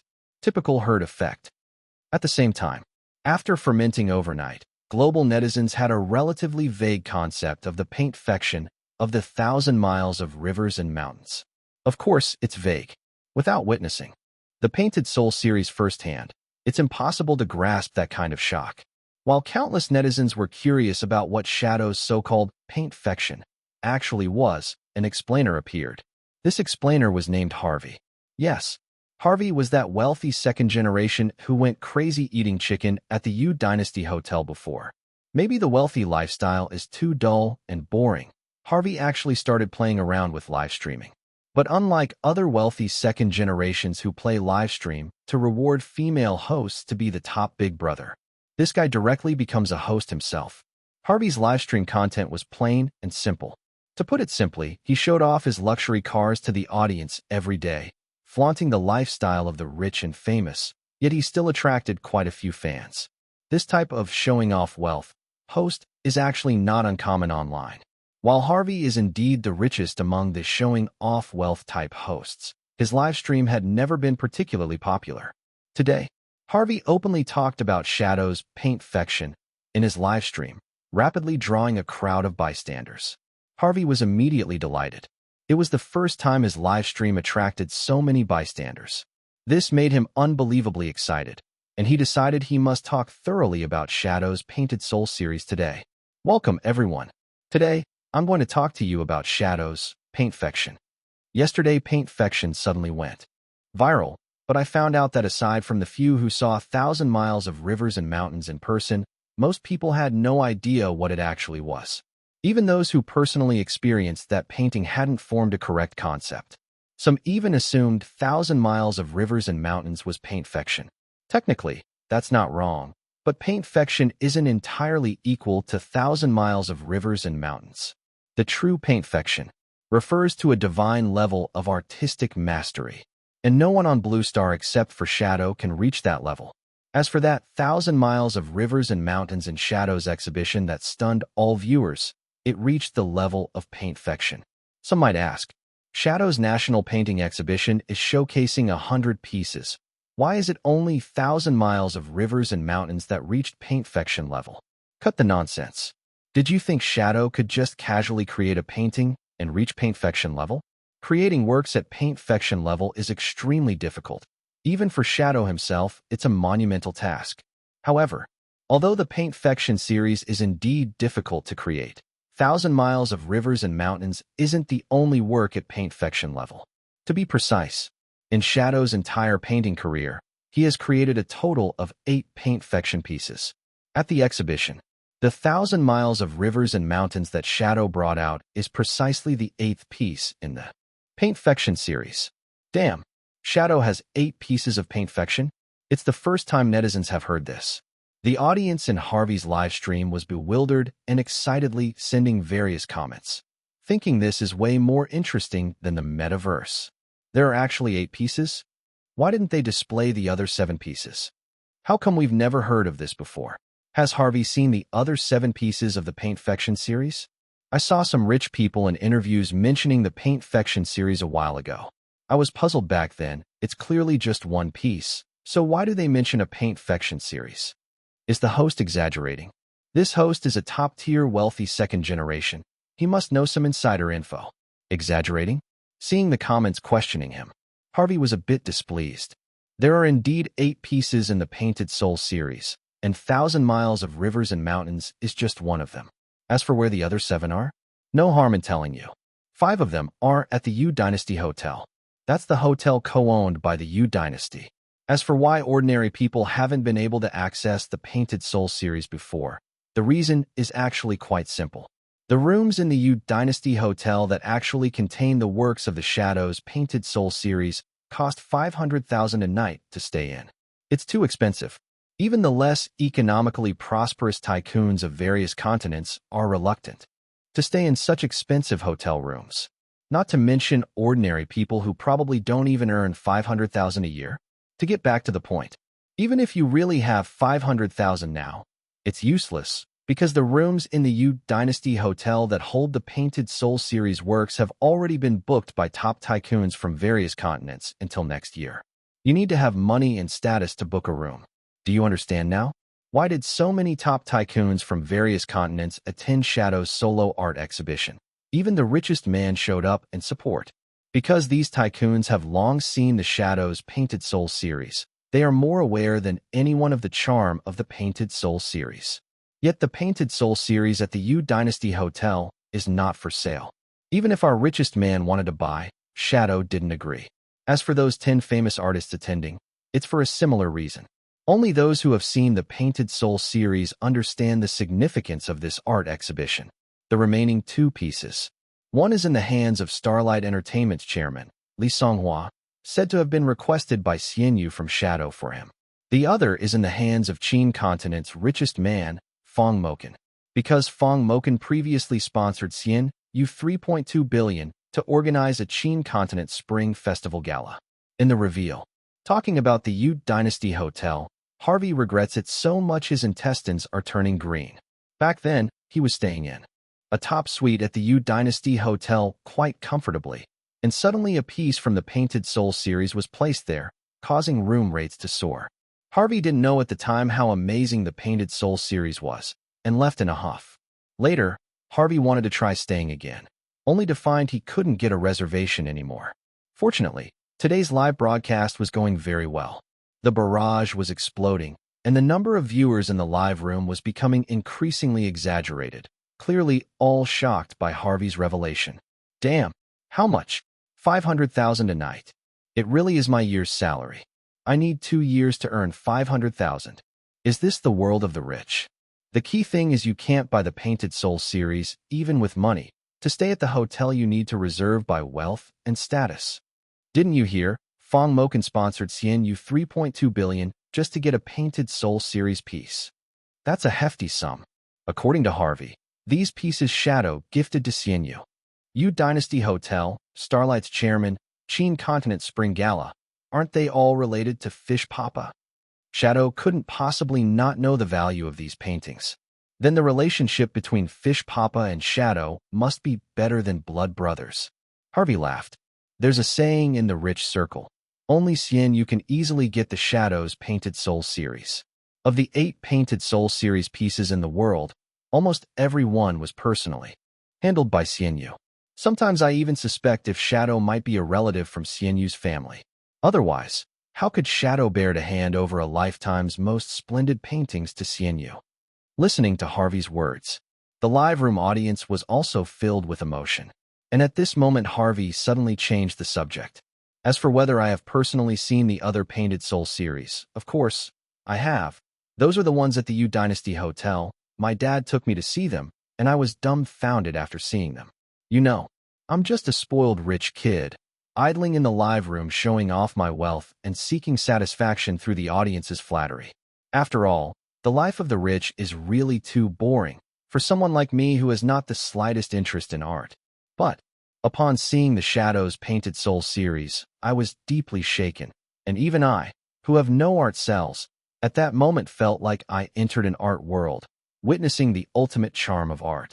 What I want to tell everyone with this is, for works like 1,000 Miles of Rivers and Mountains, Shadows has 7 more. Any one of these 7, presented alone for everyone to appreciate, shouldn't be inferior to 1,000 Miles of Rivers and Mountains. Lastly, I still want to remind everyone, hurry up to see Shadow's art exhibition. The Painted Soul series, the top tycoons must fight to certain wealth and status, then stay in a 500,000 a night hotel room to see. Now everyone can see by just spending a little on tickets. It's simply like Emperor Qin Shi Huang touching a power line, winning big time. Damn, you should have said earlier. I'm going to see it now. Paintings you usually need to spend 500,000 to see are now this cheap. A once-in-a-lifetime opportunity. Brothers, the chance to stand on equal ground with the rich has come. I watched 2 shows yesterday, so I've already earned $1 million. Yes, you are already a millionaire.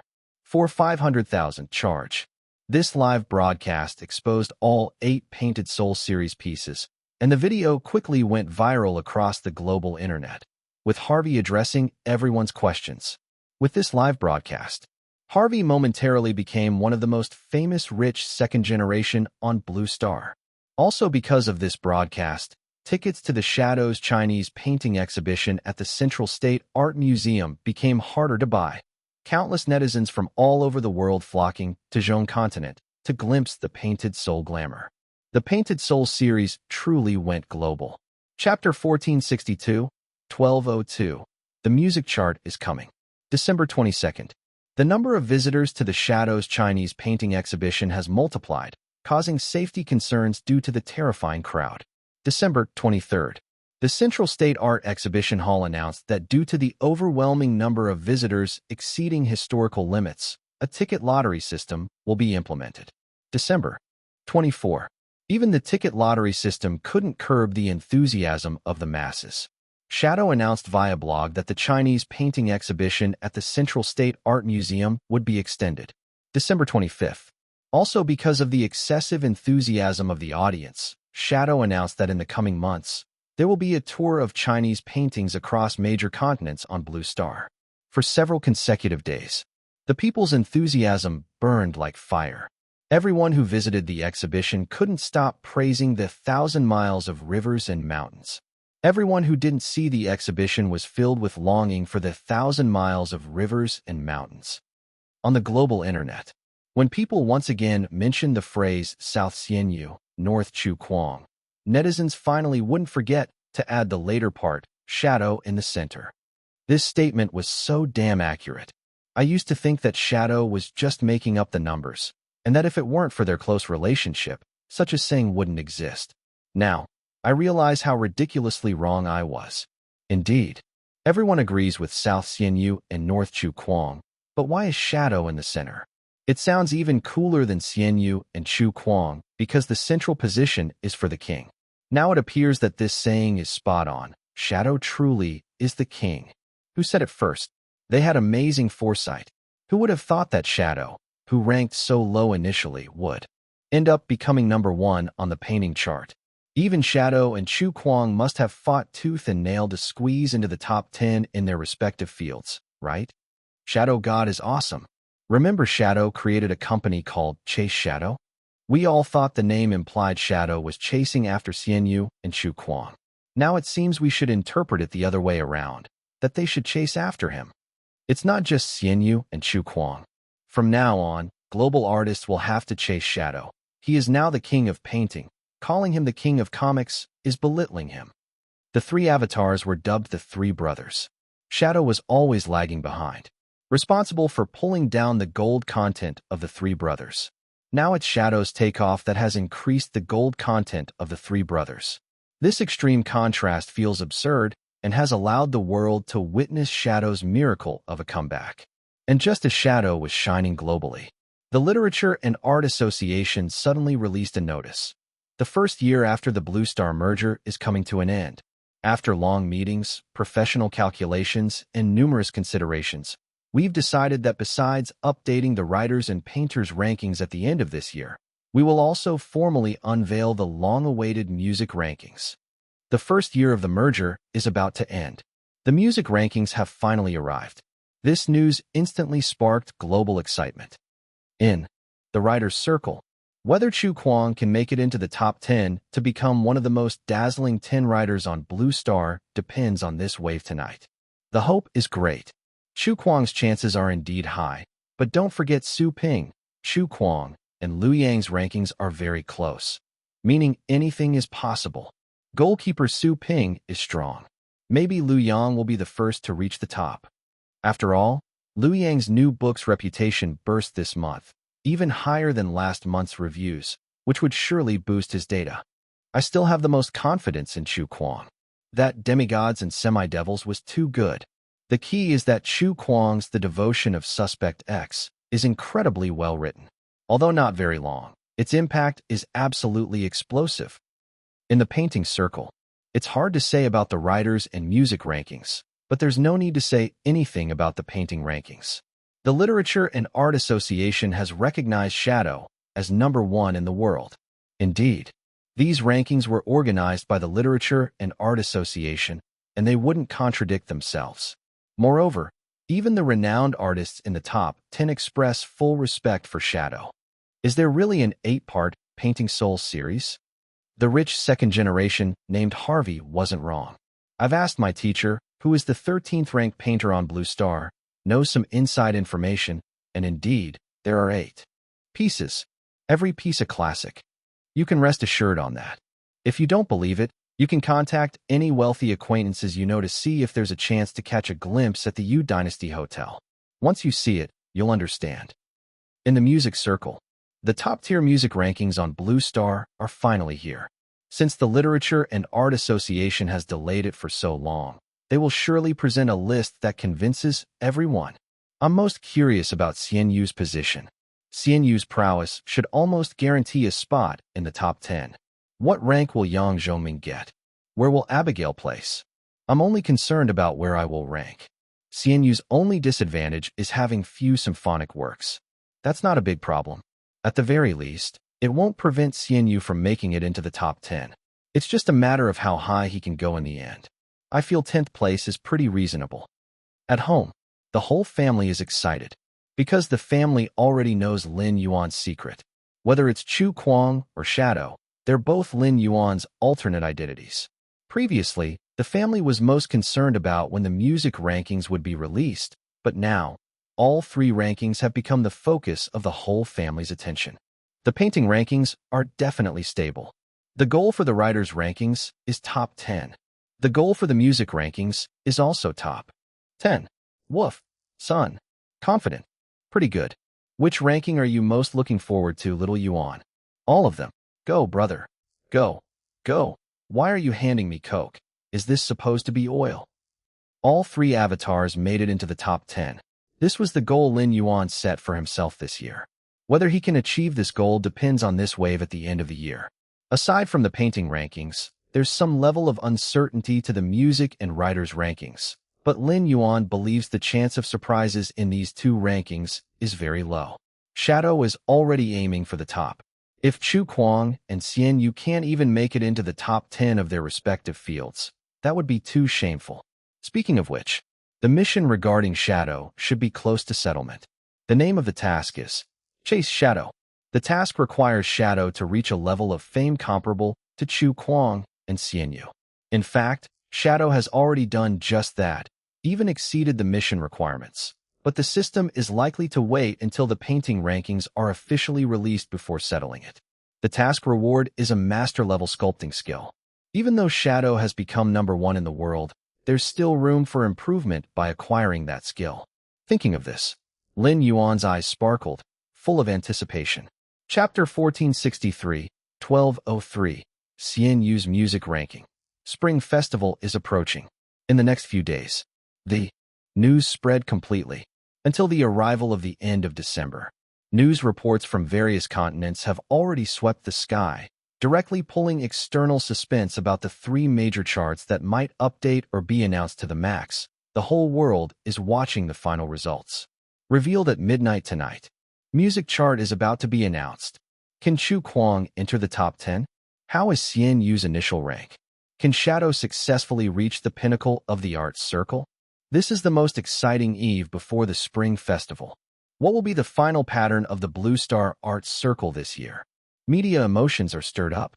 For Blue Star, the first year of the big merger. It's a year of great significance. The situation of this year-end chart will directly reflect the pattern of Blue Star's major art domains. And in this last month, apart from Shadow striding forward, Blue Star's major domains are actually all crazy. Many writers, painters, musicians, even directors and actors, singers, etc., are rushing to the charts at the end of the year, wanting to give themselves a satisfactory answer on this year-end chart. On the global internet, this chart update is the most exciting. I'm waiting for Shadow God to be crowned king. Fish Papa Charge. Master Lu, cheer up. Brother, better not do this. Master Lu is almost broken by us. Let's support Chu Kuang, the old rascal, during the festival. Haha. Old rascal, keep going. Even though I've been cursing you all year, thanks for bringing me rare joy and those tears this year. Where is the music scene heading? Who will break through among the continents again? Apart from the 3 special tier charts, those first-tier charts are also very attention-grabbing. Such as the singer chart and actor chart, the competition is also very fierce. I hope the people I support can achieve good results. Sounds like waiting for the start of the final grades. Just like waiting for the start of the final grades. Lin Yuan, like others on the 3 major charts, also like actors or singers on those first-tier charts. At night, midnight is nearing. No one sleeps tonight, mainly because tomorrow is the Spring Festival. Staying up late is a common custom across the continents of Blue Star. However, some continents are still daytime due to time differences, so they won't sleep even more, each waiting for the chart update with full energy. Finally, New Year has arrived. In Lin Yuan's home, the whole family immediately picks up their phones. Everyone has a very clear division of labor. Everyone has even discussed it ahead of time. Mom looks at the music chart. Sister looks at the writer chart. Little sister looks at the painting chart. Lin Yuan and Antarctica are each eating their own snacks. Meanwhile, all kinds of media, various celebrities, people from all the continents. Everyone is refreshing the chart they care most about. Writer chart. Sister doesn't care about anyone else at all. Her eyes directly search for names around 10th place. The next moment, sister shouts out in surprise, waving her arms and legs. 10th place. Success. We succeeded. Brother, you're amazing. Lin Yuan leans over to take a look, revealing a smile. It really is 10th place. Painter chart. Lin Yuan and sister turn their heads together towards Big Yao Yao, only to see little sister's face suddenly flushed red, tightly clutching her phone, and the next moment cries out excitedly. Brother, success. Shadow succeeded too. Indeed, the first place. Shadow crowned king. The world's #1 painter. Lin Yuan shows a smile for the second time. Then he and his sister and little sister all look at Mom. Music chart. Mom is a bit anxious. I don't know if it's because too many people nationwide are concerned about the music chart. The network here seems to be a bit stuttering. Suddenly, refresh successful. Mom sighs. Why is the rank so low? How much? Didn't make it into the top 10? That's not right. It's too much if you can't make it to the top 10. You look for yourselves. Anyway, I'm not satisfied. Mom curls her lips. Sister and little sister furrow their brows, each opening their phones. Lin Yuan feels a bit puzzled, simply takes out his phone to look at the music chart himself, and the result he sees at first glance is third place, Yang Zhongming. Yang Zhongming indeed entered Blue Star top 3. This is entirely consistent with the system's evaluation of Yang Zhongming's strength. This first maestro of Qin continent, even placed in the global music scene, can be considered a super big boss. Sixth place, Abigail. Although Lin Yuan previously beat Abigail, the opposite's rank is still higher than his own. This result is not surprising. If he only beat Abigail once could rank higher than the other party, that would be unreasonable indeed. The other party has cultivated deeply in the music scene for many years. Early on, even could fight back and forth with Yang Zhongming. Such a badass character. Lin Yuan must beat him several more times to prove himself, systems, ability. 8th place, Xianyu. Good omen. 888 success come. Seeing this, Lin Yuan's mood immediately relaxes. This ranking is not much different from Lin Yuan's expected rank. Mom's reaction just now almost made him think he overturned. Actually, the front 8 is not low. This ranking is not because of Xianyu's qualification problems. Mainly this world's maestros, many people's abilities, are actually comparable to the peak figures in Earth's music scene. 10th place, Lu Sheng. Lu Sheng also rushed into the top 10, becoming the honorable goalkeeper of Blue Star's music chart. This result also does not surprise Lin Yuan. If it weren't for himself roaming the music scene with hacks, the first genius of Blue Star's music circle should belong to Lu Sheng. He is truly the youngest maestro of Blue Star in the real sense.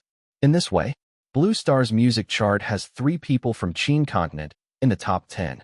Among the remaining 7, 5 are from Zhong continent, including first and second places, while the other 2 are from Chu continent and Wei continent respectively. Scared me. Isn't Xianyu in the top 10? I don't know what Mom is disappointed about. You also need to look at how amazing the people on this chart are. Woof. 8th place. Brother is already very incredible. Wei continent actually has someone who rushed to 9th place, the only person from Wei continent who made it to the top 10. Chu continent is terrifying, rushing to 7th. The family excitedly discusses. Lin Yuan is quietly summarizing the music chart situation. From the chart, Zhong continent's music still ranks first globally, taking up half of the top 10. But Qin continent is not bad either. Exactly 3 people listed just happened to be the leaders sent by Qin continent to participate in the Blue Song Olympics. Head coach Yang Zhongming, first master coach Lin Yuan, and second master coach Lu Sheng. Wei continent and Chu continent each have 1 person listed. But this is only the distribution of people in the top 10. Looking at the top 100, you will find that the chart is still dominated by Zhong continent and Qin continent's maestros. 4. Example, Lin Yuan's acquaintance Zheng Jing ranks 36th on Blue Star's maestro chart. Take a deep breath. Lin Yuan silently thinks in his heart, next year's Xianyu music will be a great success, likely causing some changes in the top 10 structure. And while Lin Yuan summarizes the music chart, on the global internet, various continents have already boiled over due to changes in the 3 major charts and those first-tier charts. Chapter 1464, 1204, Stirring the Blue Star's Turmoil Single-Handedly. Painting circle. Shadow finally ascends to the throne and is crowned king, the only one to change dynasties among the 3 top-tier lists. A unique artist has emerged on Blue Star. For any of the following artists to surpass Shadow on the path of painting, they must unravel the realm of something like painting soul, otherwise, they might never achieve it in this lifetime. This is clearly changing heavens and earth. Studying painting mostly begins with imitation, and after Shadow claims the top spot, everyone learning to paint on Blue Star will start imitating his works. Over time, the world of painting will be his. Those painting textbooks should arrange contributions with Shadow now.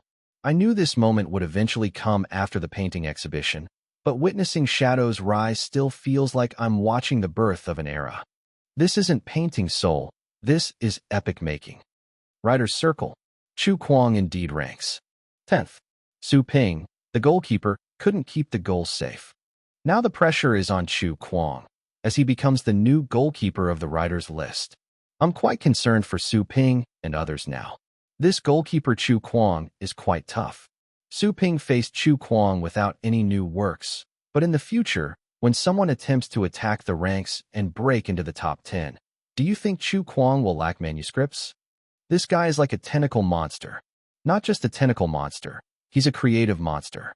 A normal person when brainstorming a book would choose a theme, list an outline, refine detailed outlines, and make various preparations before daring to start writing. Throughout the process, constantly modifying and polishing. But Chu Kuang seems to skip all this. Writing a book seems as easy as saying it. It feels like he was born to write. Music Circle. Xian Yu is ranked 8th. I thought he just barely entered the top 10. This young man is on fire. Previously, people said Xian Yu lacked experience, but now Xian Yu has enough credentials. Many of his works can never be written by the maestros in their lifetime. The most terrifying is Yang Zhoming, right? First in Qin continent, top 3 globally. It is said even Xian Yu calls him teacher, unknowingly leaving Abigail far behind. Qin continent's music scene is not much weaker than Zhong continent. Not being weak is one thing, but based on ranking, surpassing Zhong continent might require the effort of one or even several generations. This is not a gap that individual abilities can bridge, unless Yang Zhoming secures first place. Only then can we say Qin continent truly competes with Zhong continent's music scene. You can say second, but first is impossible. The first spot is indeed beyond suspense. Given the title of contemporary music god, even second is not something average maestros can imagine, and contemporary music sage is not to be joked about. Global Network on Blue Star. Only recently into the second year of Blue Star's merger, the landscape of various industries has changed. The painting field has directly changed dynasties. Shadow is terrifying. The music chart is also a battle among gods. Qin continent and Zhong continent have a faint tendency to compete. Yang Zhoming ranks 3rd, becoming one of the global music giants, second only to music god and music sage. Those two are the real deities. In that case, is Father Yang the number 1 below the gods? A mortal's body alongside the gods, funny. Fish Papa is formidable, ranking 8th globally in the top 10, though failing to become Qin continent's first. But Father Yang was originally Fish Papa's teacher, as Fish Papa himself says. The writer's list here is also exciting. The top 10 list has changed for the first time. Chu Kuang the old rascal replaces Su Ping, becoming the new top 10 goalkeeper of Blue Star's writers. Circle. Looking at it this way, the first year of the merger, Qin continent achieved a grand victory. Qin continent is so thrilling, mainly because those 3 brothers from Qin continent are too abnormal. You haven't seen the forums in Qin continent. Those Qin people are already going crazy with excitement. Qin continent. The Qin people are indeed thrilling. Chu Kuang the old rascal's maneuvers this year are beyond explosive. We finally have a writer from Qin continent breaking into the global top 10. Thrilling. Shadow God is truly impressive. Shadow God single-handedly brought Qin continent's painting to the top globally. In the future, our Qin continent's painting should rank 1st in the world. Shadow has lifted us to a height that doesn't belong to Qin continent's painting. We still need 100 flowers to bloom.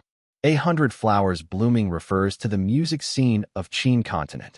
Lu Sheng 10th, Fish Papa 8th, Father Yang straight to 3rd place. Is our great Qin rising again? These 3 can form great Qin's iron cavalry sweeping the world. The contributions of the 3 brothers to Qin continent this year are colossal. They have stirred global tides with their actions. At home, Lin Yuan's phone rang. The first call came from the chairman. Happy New Year. Happy New Year. Congratulations on simultaneously reaching the 3 major lists of Blue Star. This is undoubtedly an unprecedented and never-to-be-repeated achievement. Thank you. After a while, Jinmu also called. Happy New Year. How does it feel entering the top 10 of the 3 major lists? It's alright. Do you have any plans for next year? Xianyu has a concert to hold. Chu Kuang will continue to attack the rankings, and Shadow will slowly guard the home. Shadow's position is unassailable. Shadow is a very steady person. Okay. Happy New Year. Soon after, friends from the Yu dynasty also made phone calls. Various New Year wishes. Also congratulating Xianyu for entering Blue Star's top 10 rankings. After a long time on the phone, Lin Yuan finally caught a breath. Went downstairs. Lin Yuan saw the family happily chatting with their phones, like during New Year's celebrations. Alright, it indeed was New Year's. Mom cheerfully read a post by a netizen. This person really knows how to speak, saying the 3 brothers are Qin Continent's 3 chariots, constantly pulling Qin Continent forward, and saying if Xianyu ends up creating symphonies, his rank surely will be higher. That's how the past year truly was. Sister is most familiar with the old rascal, detailing various deeds like counting treasures. Chu Kuang wrote the Harry Potter series in the first half, then began the demigods and semi-devils era for martial arts in the second half, and ended with the devotion of Suspect X. Shadow is the biggest contributor. Sister who studies painting knows. Shadow best.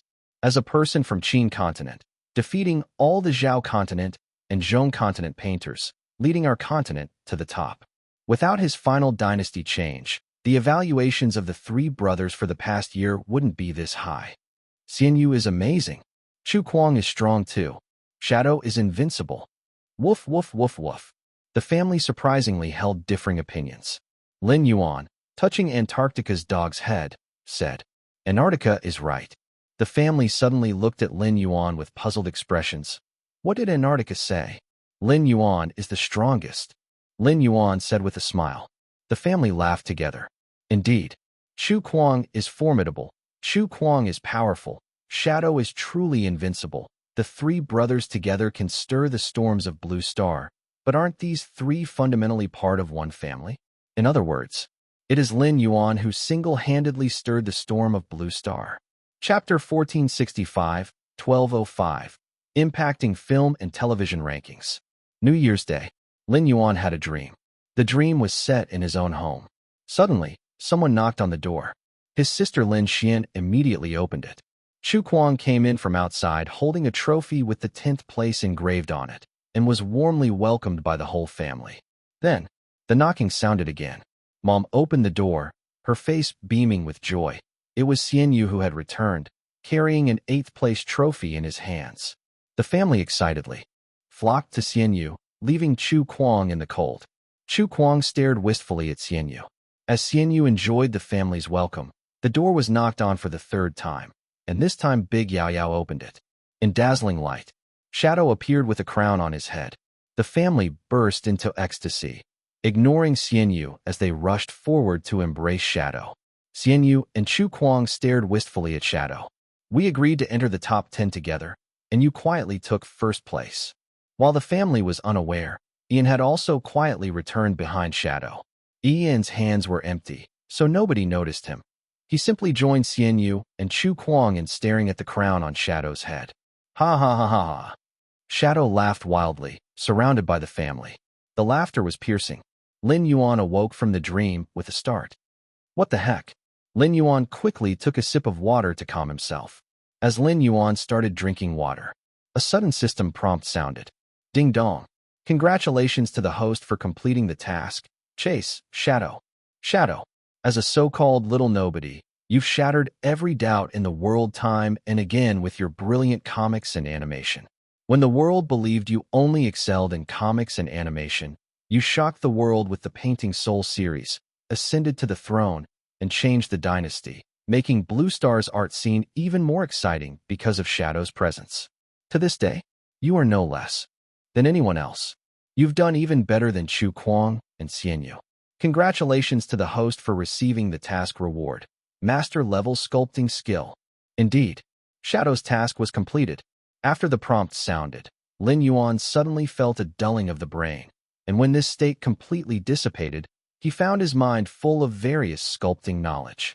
Sculpting, also known as carving, a general term for the 3 methods of creation, carving, engraving, and molding. It generally refers to creating visible, tangible art forms with certain space, using different materials to reflect social life, express the artist's aesthetic feelings, emotions, and ideals. General. Detailed. The sculpting knowledge Lin Yuan received was comprehensive. It's a pity it's not convenient to practice in the room. Later, he could ask Jean Mu to find some sculpting materials for him to try. Sitting up and leaning against the headboard, Lin Yuan logged into Chu Kuang's blog account, just took a glance at the comments section, and his mood worsened. Comments section. Originally thought Chu Kuang the old rascal entering Blue Star's top 10 riders was awesome, then looked at Shadow's rank, and suddenly felt the top 10 wasn't that impressive, funny face. Weren't we all supposed to be equal brothers? Even if we don't count Shadow God, look how Xian Yu is at least ranked 8th on the music charts. Old rascal, with your current rank, how dare you greet Xian Yu and Shadow next time you meet, dog face. Just this. If I recall correctly, Shadow God was originally brought into the industry by Chu Kuang. Back then, Shadow was just a newbie, and his debut work adapted the old rascal's novel King of the Net into a comic. At that time, the old rascal was already quite famous. Shadow. That year at 18, standing at the school dance like a lackey, I tearfully vowed that everyone must see me, crying face. Among the three brothers, the former little bro has now become the big bro. Didn't the old rascal write about what Southern Murong and Northern Xiaofeng in demigods and semi-devils, implying he was on par with Xian Yu? Back then, many people joked that Shadow God once again became invisible. Shadow, am I not standing high enough? You guys wronged the old rascal. Isn't there a monk who dominates the world with a single move in demigods and semi-devils? PFF, sweeping monk still works. Ha! You guys, taking bamboo for the new year, wishing the old rascal a happy new year. Quickly write more books to boost the ranking and slap their faces. Happy New Year. You've taken all the bamboo shoots. Feeling the enraged soul of Chu Kuang inside, Lin Yuan rarely rolled his eyes. Looks like Chu Kuang's ranking is still a bit low. Top 10 is indeed good, but the problem is his three aliases are supposed to be equal. Now Shadow is first, and Xian Yu is 8th, while Chu Kuang is the tail.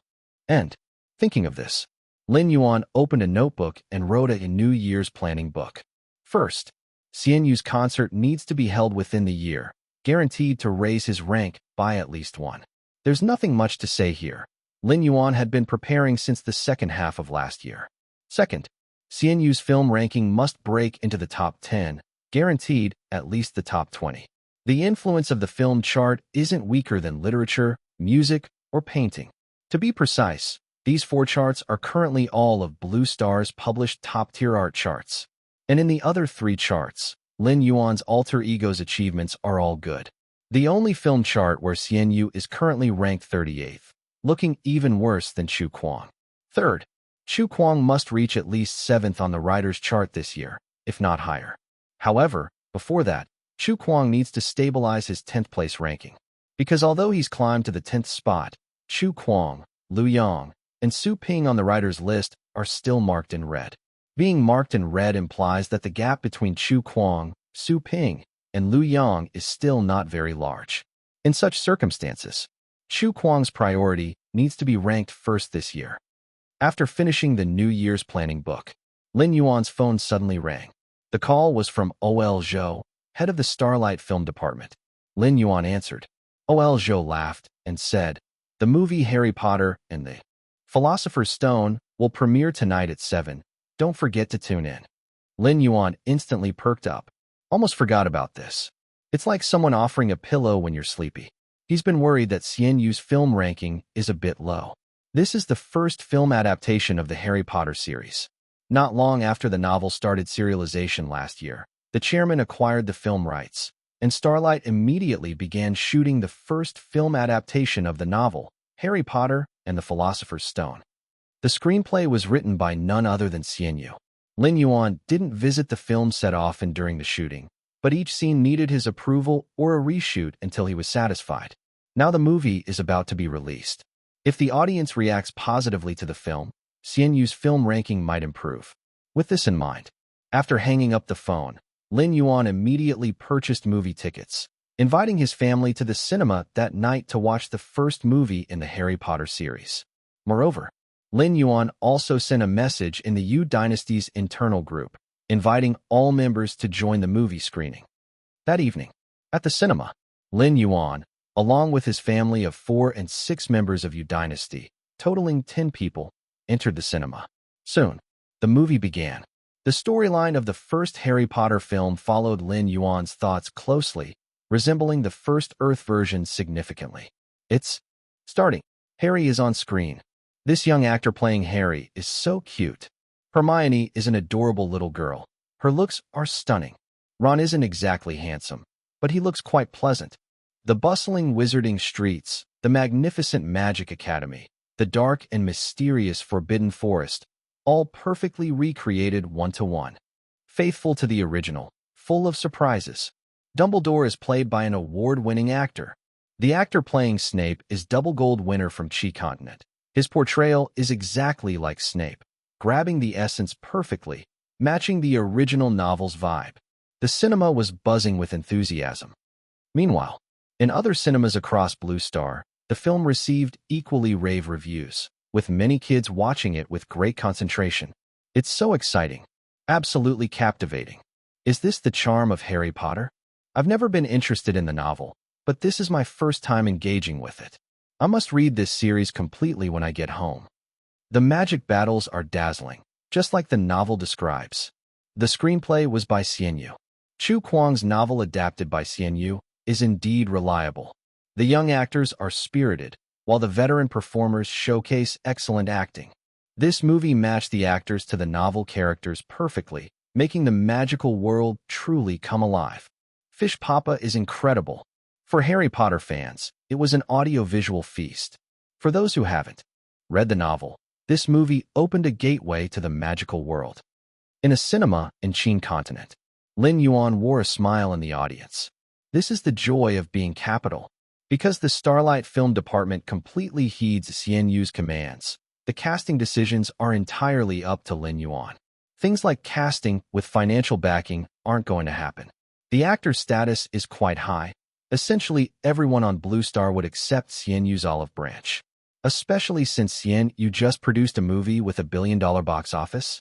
Besides, this darn thing is Harry Potter, the globally most terrifyingly popular super novel IP. The sheer number of avid book fans from various continents alone can support the film's box office. Not to mention that many people who have never read the Harry Potter series would also go to the cinema. Many people are like this. They might not be interested in reading the novel, but if the novel is made into a movie, their interest spikes. Visuals and sounds delivered simultaneously to the brain, with tens of thousands of words condensed by the screenwriter, presented in the most logical way, much easier than reading the novel. As to whether the movie will be a hit, the audience's reactions in the cinema have already provided the answer. Lin Yuan observed that almost every audience's expression was extremely satisfied. There were strangers. There were book fans. Judging by this alone, this New Year's first bombshell was very loud.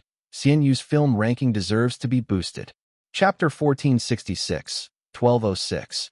Everyone is a palace intrigue expert. After watching the movie, the sisters took their mom home, while Lin Yuan and the members of Yu Dynasty went to Sun Yao's restaurant for a late-night snack. It's a steakhouse. The taste is typical of Wei continent cuisine. Sun Yao's dining business is expanding, with restaurants featuring flavors from each continent, and every gathering, everyone tries a new place, sampling the various culinary delights. The movie was so good. Congratulations in advance. Our film ranking next month will definitely improve, officially moving out of the hole of being 38th. What's wrong with that spot? Don't you think 38 sounds weird? I don't know which idiot turned 38 into a dirty word. I'd love to reach 38 on the singer rankings. Ha ha, Xia Fan, you seem to be the lowest ranked singer in our Yu Dynasty. Xia Fan is mainly busy with acting. The problem is, Xia Fan's actor ranking isn't very high either. Enough, you guys. Xia Fan got a bit anxious after being teased by her companions. Everyone laughed. Lin Yuan also smiled slightly.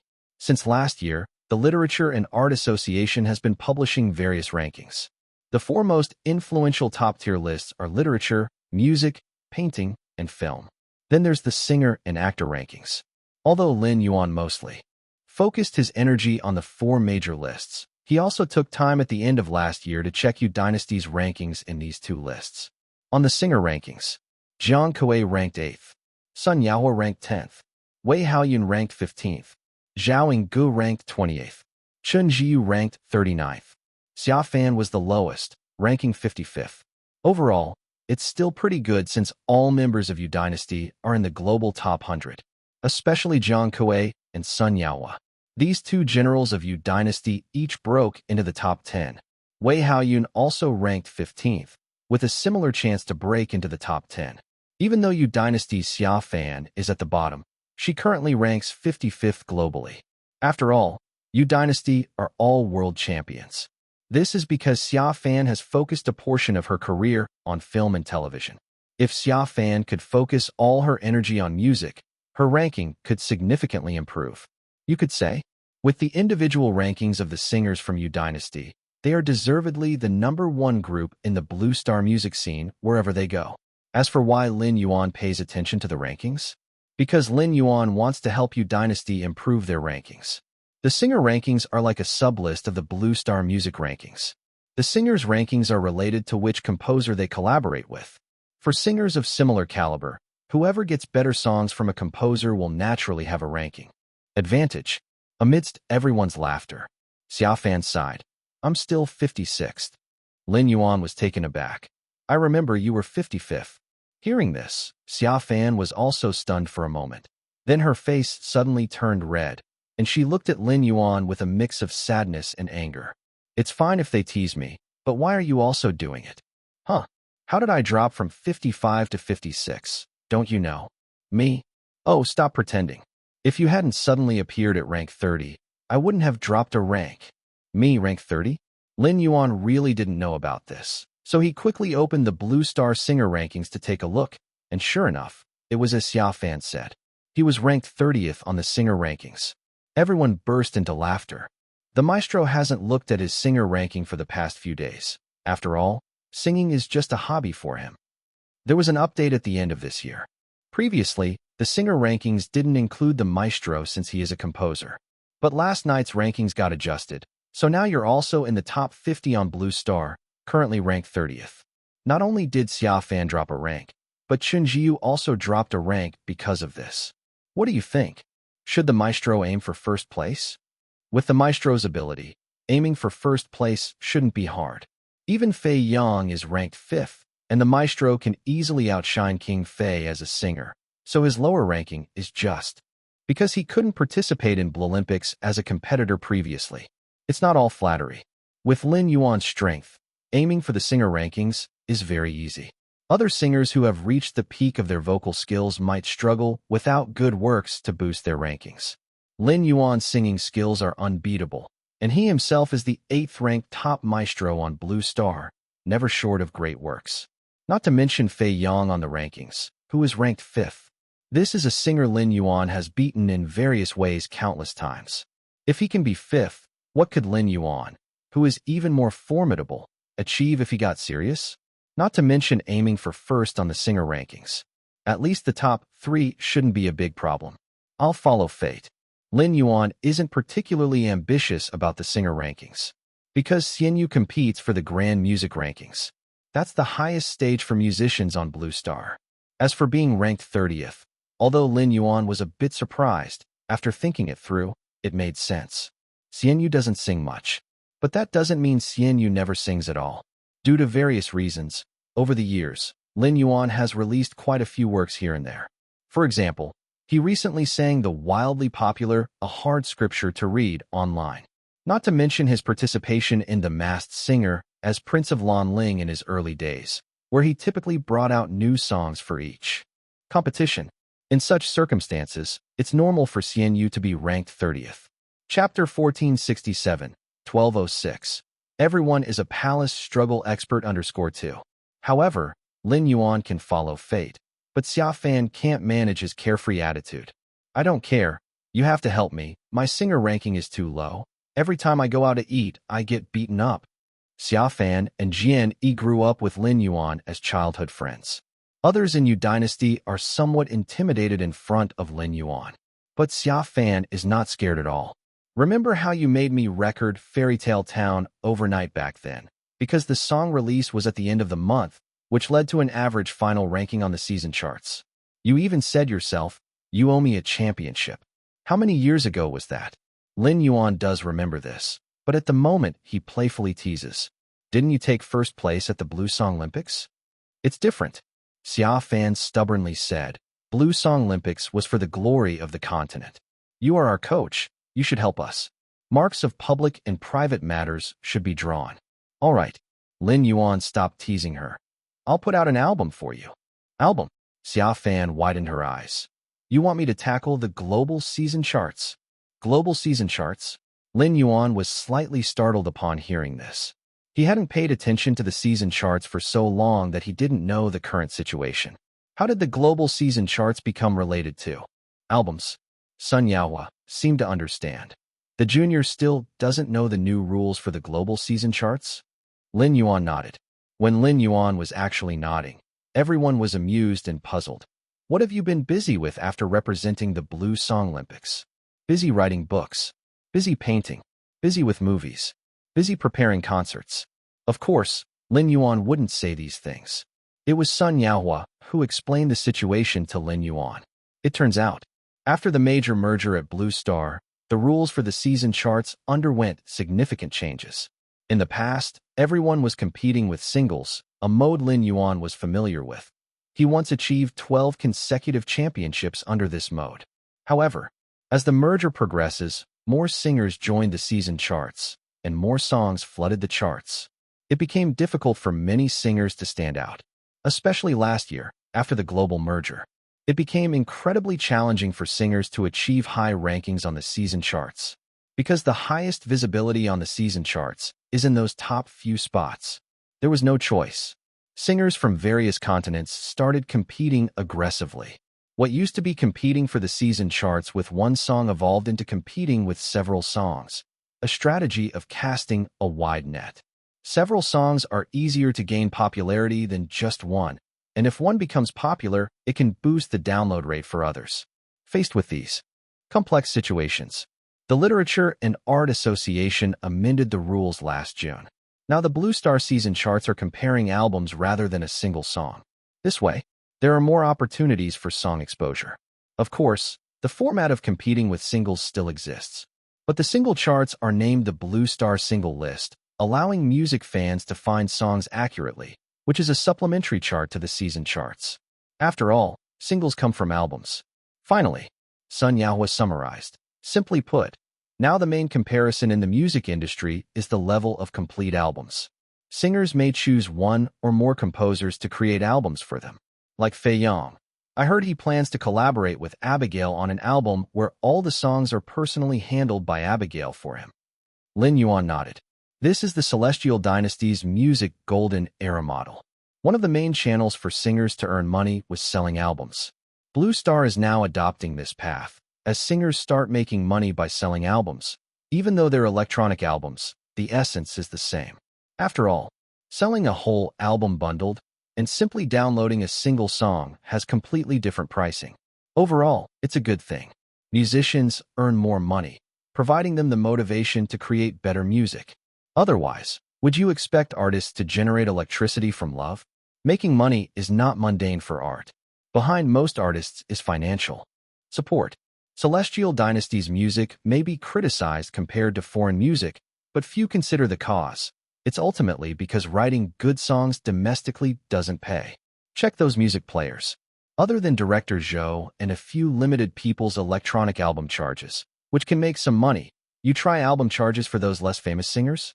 Some might ask, why were there more good songs early on? Because if songs got hot in the past, the distribution of tapes and CDs, etc., was still quite profitable.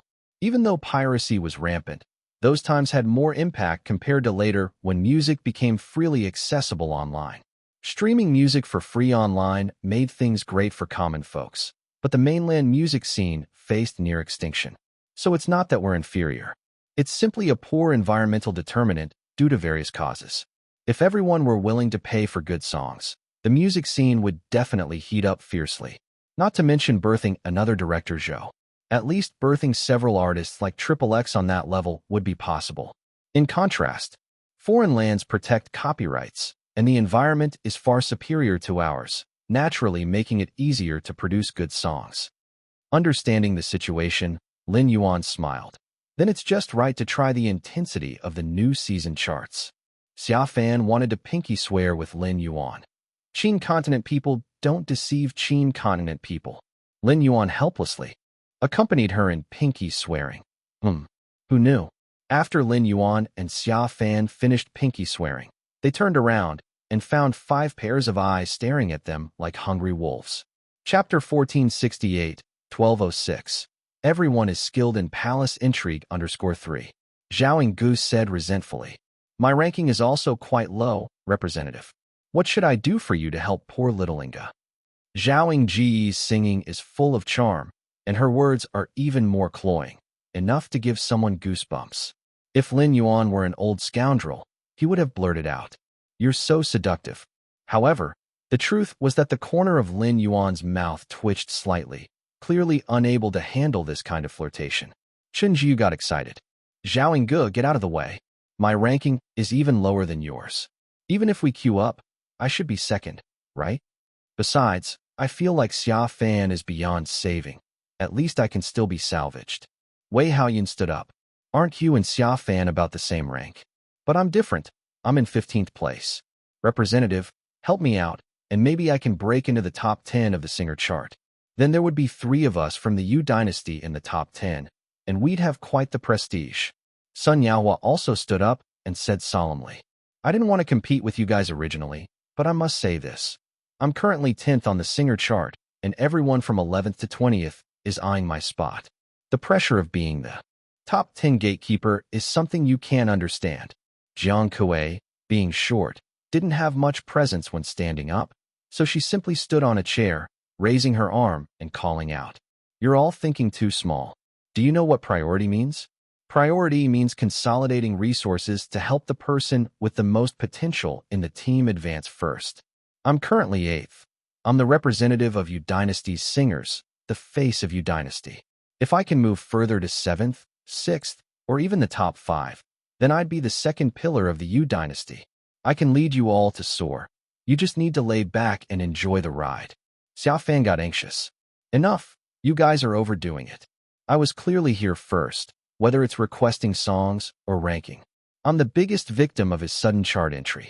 For Jiang Kuei, Sun Yaohua, and Madame Haoyun, your ranks are too high, making it hard to advance. Zhao Gu and Chen Jiu are stuck midway. I'm the only one at the bottom, meaning I have the most room for improvement. Lin Yuan. You all make such good points. I am left speechless. Suddenly, Zhao Gu made a move, directly massaging Lin Yuan's shoulders, whining coquettishly. Representative. Jiang Kuei didn't want to be outdone and grabbed Lin Yuan's other shoulder, mimicking Zhao. Fish Papa. Internally, not many people called Lin Yuan Fish Papa at Yu Dynasty. Chen Jiu was too embarrassed to call him daddy, so he simply cut steak for Lin Yuan. Please try this, it's freshly cut. Wei Haoyun poured tea for Lin Yuan. Your tea has gotten cold. Let me get you a hot cup. Xia Fan stared at Lin Yuan. Your mom once told me something embarrassing about you when you were little. I think it's better not to bring it up. Plus, Jianni has an especially embarrassing story involving a certain actress. Want to hear it? Wow. Each one more cunning than the last. You dare to use any trick, huh? If there's a palace drama without you all starring, I wouldn't watch it. Sun Yaohua was utterly dumbfounded. He suddenly realized today that without him noticing, the Yu Dynasty folks had thoroughly studied his tactics. Now each one was using them effortlessly, some even surpassing the master. Take Xia Fan, for instance, who directly used a carrot-and-stick approach. These people are too adept, growing too fast, leaving Sun Yaohua momentarily unsure of what to do next. Who knows? Lin Yuan looked at Sun Yaohua with endless appreciation and gratification. You should learn from your senior here. Be more stable. This group is quite unreliable. Some people don't even know how to massage properly, pinching his flesh instead. Someone claimed to pour him tea, only for the tea to be too hot to drink. Another person cut a steak for him, not using his knife, but their own. Who knows if it's been licked? As for someone threatening him and trying to reveal Jian Yi's private gossip, first, the threat is useless. He's not afraid of childhood embarrassments being exposed. As a transmigrator, his younger self isn't entirely him. Second, Jian Yi's gossip. Jian Yi, the big mouth, had already privately shared it with him. Just some old affair with an older veteran actress. Everyone.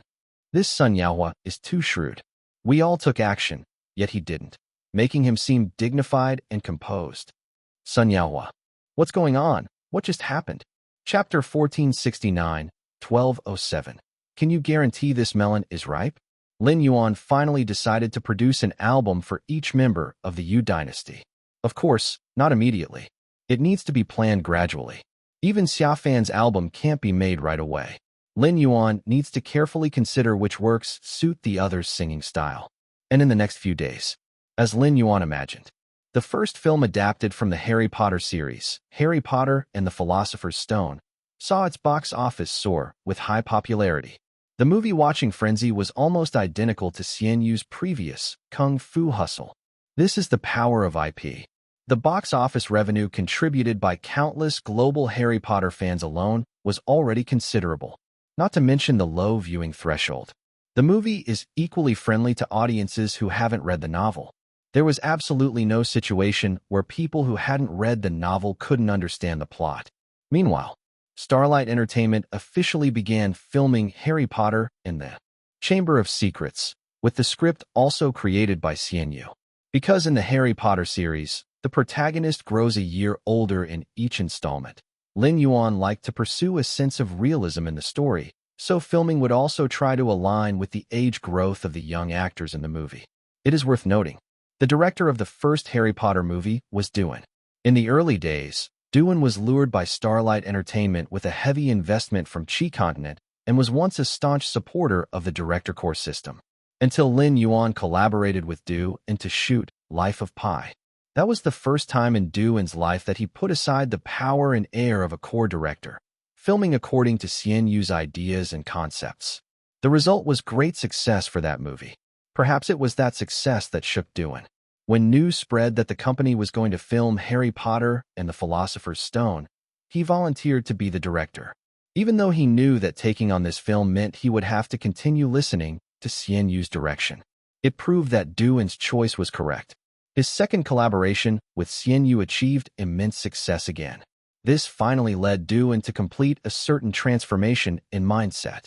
In fact, whether it was the director core or screenwriter core system, the screenwriter and director, no matter their differences, ultimately hoped for a better presentation of the film. If that's the case, why? Stick to the formality? Whose idea is better? Just use that idea. Xian Yu's idea was better than his own, so why not listen to Xian Yu? Moreover, Xian Yu isn't forceful in character. In the film shooting process, if the other party feels their own idea is better, they will humbly accept the suggestion. That is enough. As the number 2 in the crew, he has quite a role to play. However, some loyal fans of the director core system in the film industry criticized Duan's betrayal, saying privately, Duan has fallen. He's now just a tool for Xian Yu. That I Ching Gong from Starlight, too, Kung Fu Hustle, was entirely filmed according to Xian Yu's ideas. Where's the director's creativity? The most knowledgeable about the technology are us directors. Say what you will. Duan said he doesn't care. Isn't it pleasant to easily win by following Xian Yu? To continue easily winning, he has taken on directing Harry Potter and the Chamber of Secrets, aiming to continue his efforts and even planning to single-handedly take on the filming of the entire series. Because the Harry Potter film series is a gold mine. Even though most credit for the success of the film belongs to Xian Yu, no one will forget the contribution made by Duan. In fact, there is another critical reason why Duan is content. Starlight has now officially expanded its film business. Aside from Duan and I Ching Gong, who has been with Xian Yu from the early days, the company's film division has attracted a considerable number of decent directors and screenwriters, with new films being produced now and then, and the achievements so far have been quite good. That's certainly the case. As a mature entertainment company, no matter how much Starlight relies on Xian Yu, it couldn't possibly put the entire burden of its film business development solely on CNU. Moreover, with the current merging of the continents on Blue Star, the fierce internal competition among the major continents, and the intense competition within a big company like Starlight, Yuan worried that if he didn't cling to CNU's strong backing, he might really be swept away by the other strong directors within the company. After all, he's the 108th ranked director on the Blue Star film chart. If he doesn't grab onto CNU's films, he's afraid even breaking into the top 100 would be difficult. In many places invisible to Lin Yuan, he has quietly changed countless people's destinies. Yuan is just one among many. The presence of Lin Yuan has even influenced certain configurations within the capital circle. The ones most affected by Lin Yuan were none other than Blog and Tribe, these two well-known Blue Star social platforms. The former was positively affected. The latter was entirely negative. We mustn't forget how powerful Tribe was in the early days. Before the Blue Star Continental merger, Tribe once became the social platform with the most users worldwide, attracting stars from all major merged continents to join in. At that time, as a large social platform, Blog was completely overpowered by Tribe. Who would have thought that at the peak of Tribe's popularity, the famous Shadow event would erupt? Yes, the media named that conflict the Shadow event. In that event, the new head of the Tribe Comics department, Ling Kong, attempted to forcibly interfere with Shadow's comic creation, leading to a complete fallout between the two parties.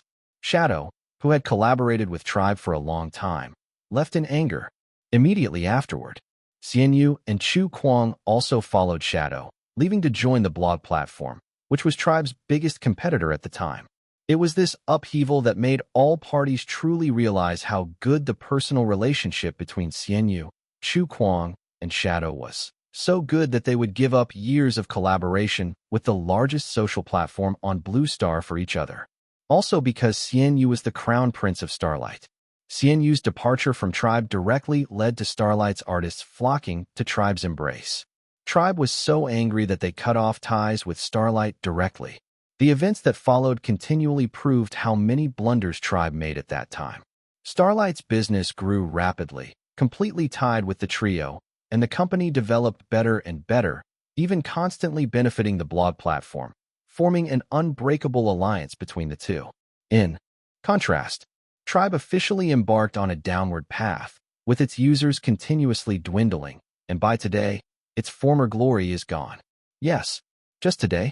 Specifically, on this day of December 6th, Blue Star's relevant departments released market research statistics on social platform traffic. In the statistics, the relevant departments rank the traffic and influence of major social platforms on Blue Star. First place, Geek. Second place, Blog. Third place, Facebook. Fourth place, Special Push. Fifth place, Tribe. Sixth place, Panda. Seventh place, Space. Eighth place, Swishar. The 8 major platforms on the list correspond to the 8 continents. For example, the first place Geek is currently the largest social platform in the middle state, with a name that sounds like Instantly, originating from instant communication and developing to its current scale, having the most stars and the highest overall ranking. Hence, after the merger, users rapidly grew to the largest globally. Special Push is from Han continent. Blog is from Chi continent. Facebook is from Yin continent. Tribe is from Qin continent, and so on. But now it's the era of the Blue Star Grand Merger. After the cultural wall was opened, social platforms targeted all 8 continents, no longer focusing on which continent each platform was based in. They are all targeting the global market. After the ranking of social platforms was released, Blog's ranking surprised many people. So, unknowingly, Blog has become so strong? In my impression, when Blog just merged in the early days, its user activity was always overshadowed by Tribe. But now the global user count is already second only to Blog. I'm using Geek recently. Even I, a middle state person, started using Blog, mainly because of Shadow God. Shadow God didn't join any platform other than Blog, unlike other stars who have accounts on many platforms and interact with fans. Not only Shadow. The 3 brothers are all like this. Other platforms simply cannot get them. Fans who want to know their latest news either wait for netizens to capture and repost or obediently download Blog to follow them.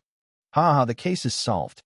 Blog is as popular as it is today. I dare not say that it's all thanks to the three brothers, but they definitely deserve a lot of credit. Countless fans from various continents specially downloaded Blog to follow them. Wait, the three brothers are from Qin continent. Generally, stars from various continents mainly use their continent's platforms, since their biggest fan base is in that continent. So, logically, the three brothers should be in Tribe of Qin continent, right? It used to be that way. Comical. Used to? What do you mean by that? The continents that joined later might not understand the situation. Interested friends can search on the internet for this shadow event. Shadow event. What's this scoop? Is this scoop reliable? The year when the three brothers left Tribe for Blog, Han continent had just recently joined the merger.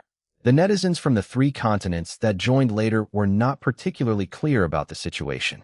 At the prompting of the netizens from the earlier continents, the netizens from Zhao continent, Wei continent, and Middle State immediately went to search for news about this shadow event. The internet has a memory. The shadow event that broke out back then once caused tremendous waves across the 5 continents. And even now, there are still discussions about it. Especially recently, Shadow's rise to fame in the art world has made many people recall the events of those years. And on the internet, the ins and outs of the Shadow event are recorded in detail. With such a search, netizens from the later 3 continents suddenly laughed until they rolled on the ground. Good grief. Turns out Shadow God was actually kicked out by Tribe back then, and the then far more popular Chu Kuang and Xian Yu, who were considered to be at the peak of their fame across the 5 united continents, decisively broke with Tribe to stand up for Shadow, joining the very blog they are now on. These 3 big shots. So damn awe-inspiring. Although the Shadow event is an old scoop among the 5 continents, the netizens from the 3 continents that joined later heard about it for the first time and feasted heartily in the scoop field. This scoop is reliable. Chapter 1470, 1208, I am the Wall. Zhao continent. Who would have thought the mighty Shadow God went through something like this back in the day? I just want to ask, what's the guy who pushed Shadow God out feeling now?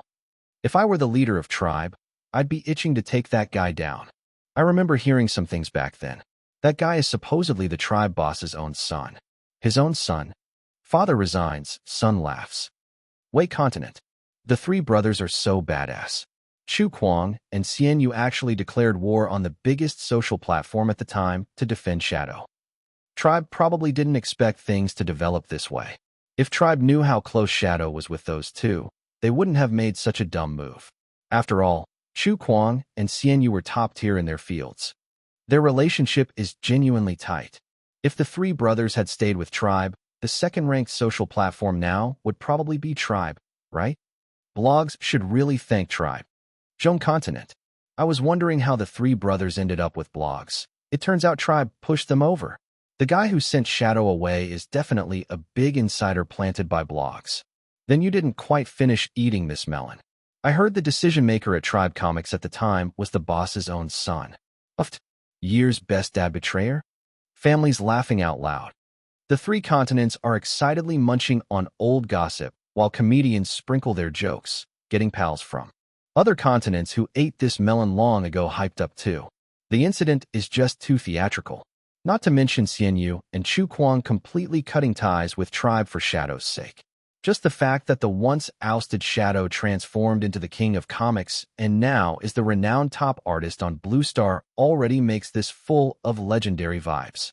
This Shadow, simply the ultimate model of life's comeback slap in the face. And at Tribe now, the long-lost sound of cursing resounds again. Ling Kong, you scoundrel. If it weren't for him, would Tribe be in this mess today? He actually drove off the best artist of our time. Why not mention that the bastard Ling Kong even threw in a buy one get 2 free, handing Chu Kuang and Xian Yu over as well. They rank top 10 on Blue Star's highest charts. Any one of them could bring countless traffic to the platform. I hate it. Tribe can never fall into the hands of people like Ling Kong again, son or not. It's not like the boss only has one son. Back then, we used to beat blogs hard. Thanks to Ling Kong, we're now being beaten hard by blogs. At Tribe, cursing Ling Kong is politically correct. But in recent years, Tribe hasn't cursed Ling Kong much. One reason is no one wants to dwell on past issues. After all, Ling Kong is the company's crown prince. The other is after being taught consecutive lessons by the three brothers, Ling Kong became way more stable, no longer crossing those three. The most important reason is the department Ling Kong's responsible for has led the company to rise steadily, showing his exceptional workability, changing people's impressions of Ling Kong a lot. Some high-level folks even think Ling Kong already has the qualifications to take over Tribe in the future. Who would have thought that this year the three brothers stormed into Blue Star's top 10 charts, and Shadow dominated the painting circle? The opponent who used to get beaten is now towering over Tribe, reigniting the leader's anger at Tribe. To Ling Kong, it's really an undeserved disaster. He spent the past 2 years painstakingly working, pulling up performance, and finally diluting the negative impact of the Shadow incident. Unexpectedly, Shadow's rise to the top of the painting chart reignited this issue. A bunch of losers. Ling Kong's veins popped out, the burning anger in his chest almost wanting to burn everything. Yes, his decision did affect Tribe's development, but the company's situation coming to this is ultimately the upper management's fault. It's just that he got caught by the short hairs, so whenever the company has issues, they pin it on him. But truth be told, Ling Kong has truly matured a lot compared to back then. Like he deeply hates those three inseparable guys and hates the company leaders who always make him scapegoat. Yet this time he didn't smash things, even suppressed the anger and squeezed out a somewhat distorted smile. Not the right time yet. He's still not strong enough, but soon everyone would pay the price. Very soon. Like cursing me, right?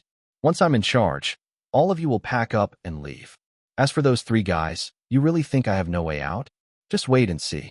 Taking a deep breath, Ling Kong dialed a number, and the squeezed smile gradually became natural. Prince, save me. You don't need me to save you. Your dad's having a teleconference with my dad. Things should be settled soon. By the way, you got scolded again, huh? Used to it. You're really good at enduring. Once the cooperation begins, strategize afterward. Let me give you some good news. Early this year, someone in Zhong Continent spoke up. What? This world is still ruled by Zhong Continent. Some people's fame is too high. They need to be suppressed. Lin Yuan obviously doesn't know about the external turmoil. As for netizens digging up old accounts, he just glanced over it. After all, there are still many things to do. One is to write a new book, helping Chu Kuang tackle the writer list ranking. Chapter 1471, 1208. I am the wall _2. The second is the filming of the second installment of the Harry Potter series, which occasionally requires him to be on set in person. The third is to tailor-make an album for Xiaofan. Chu Kuang's new book should have priority to be completed. Lin Yuan is currently contemplating which one to write. Just then, Jinmu suddenly called him. Did you see the rankings for the social platform traffic survey? Lin Yuan, I saw it. Blog is now the world's second largest social platform. This matter is something Lin Yuan cannot ignore, as he is one of the shareholders of Blog. Jinmu laughed. Blog is flourishing now, and as a former rival, Tribe is already declining, but we must face new adversaries. Geek, Lin Yuan guessed. Jinmu said. Saying it's geek isn't entirely accurate. The matters involved here are quite complicated. You should know there are many economic consortiums in Zhong Continent, right? Yes. Lin Yuan had heard about it in passing during a chat with Sun Yaohua over dinner. Jinmu explained. There is a common organization among these consortiums, whose members are the heads of major consortiums.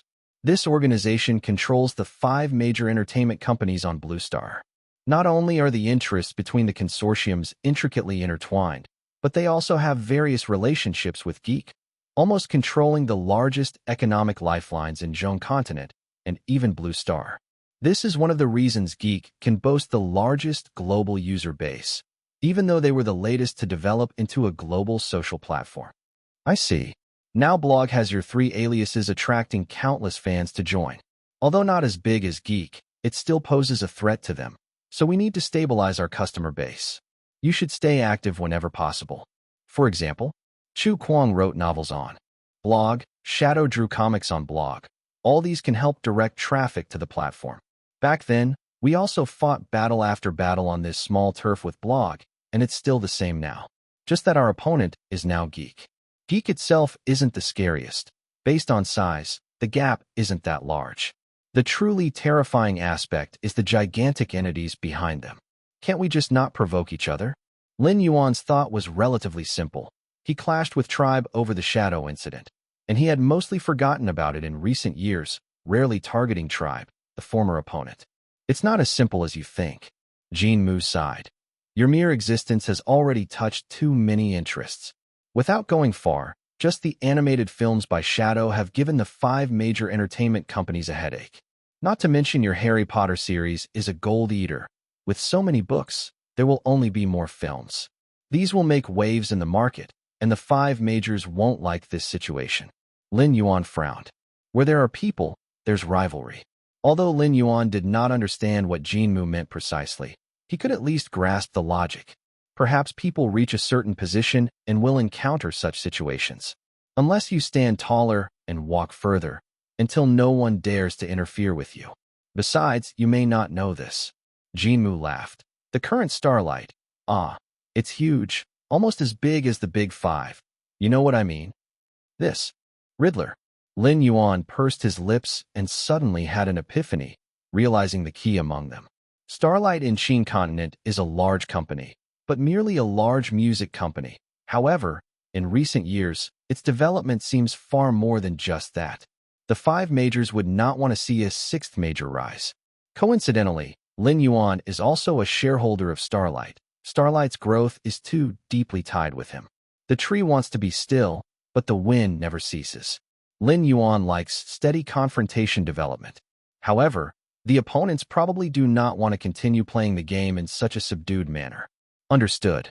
It's good you understood, but you don't have to worry too much. Whatever the tactics, everyone must abide by the game rules. Underhanded tactics can't appear. Besides, we've never been alone. Jin Mu was reminding Lin Yuan. It proves that Jin Mu's reminder was not groundless. 3 days later, a big news suddenly broke. Geek is negotiating cooperation matters with Tribe. There's even a rumor that Geek might acquire part of Tribe's industries.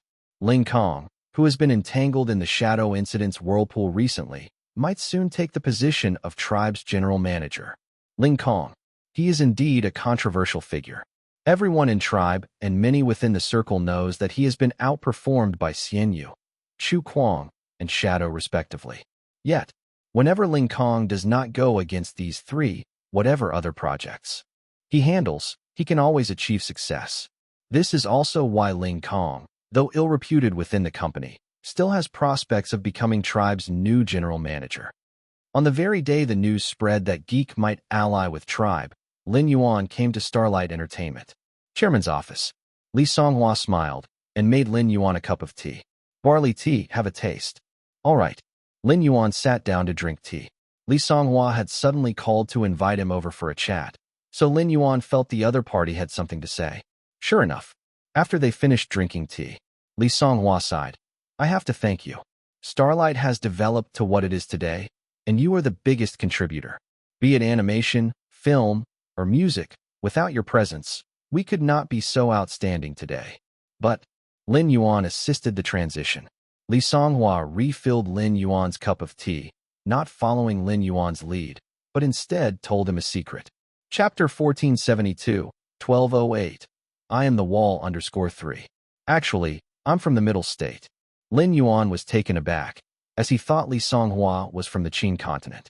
Li Songhua laughed and said, to be precise, I'm half Middle State. My father is from the Middle State, and my mother is from the Qin continent. But I prefer to identify as Qin people. The Middle State is too commercial, inhabited by a pack of wolves. Lin Yuan listened quietly. Li Songhua continued, because of my father, I was basically driven out of the Middle State back then. Of course, no one was physical about it. It's just that there was no space for me to grow in that place.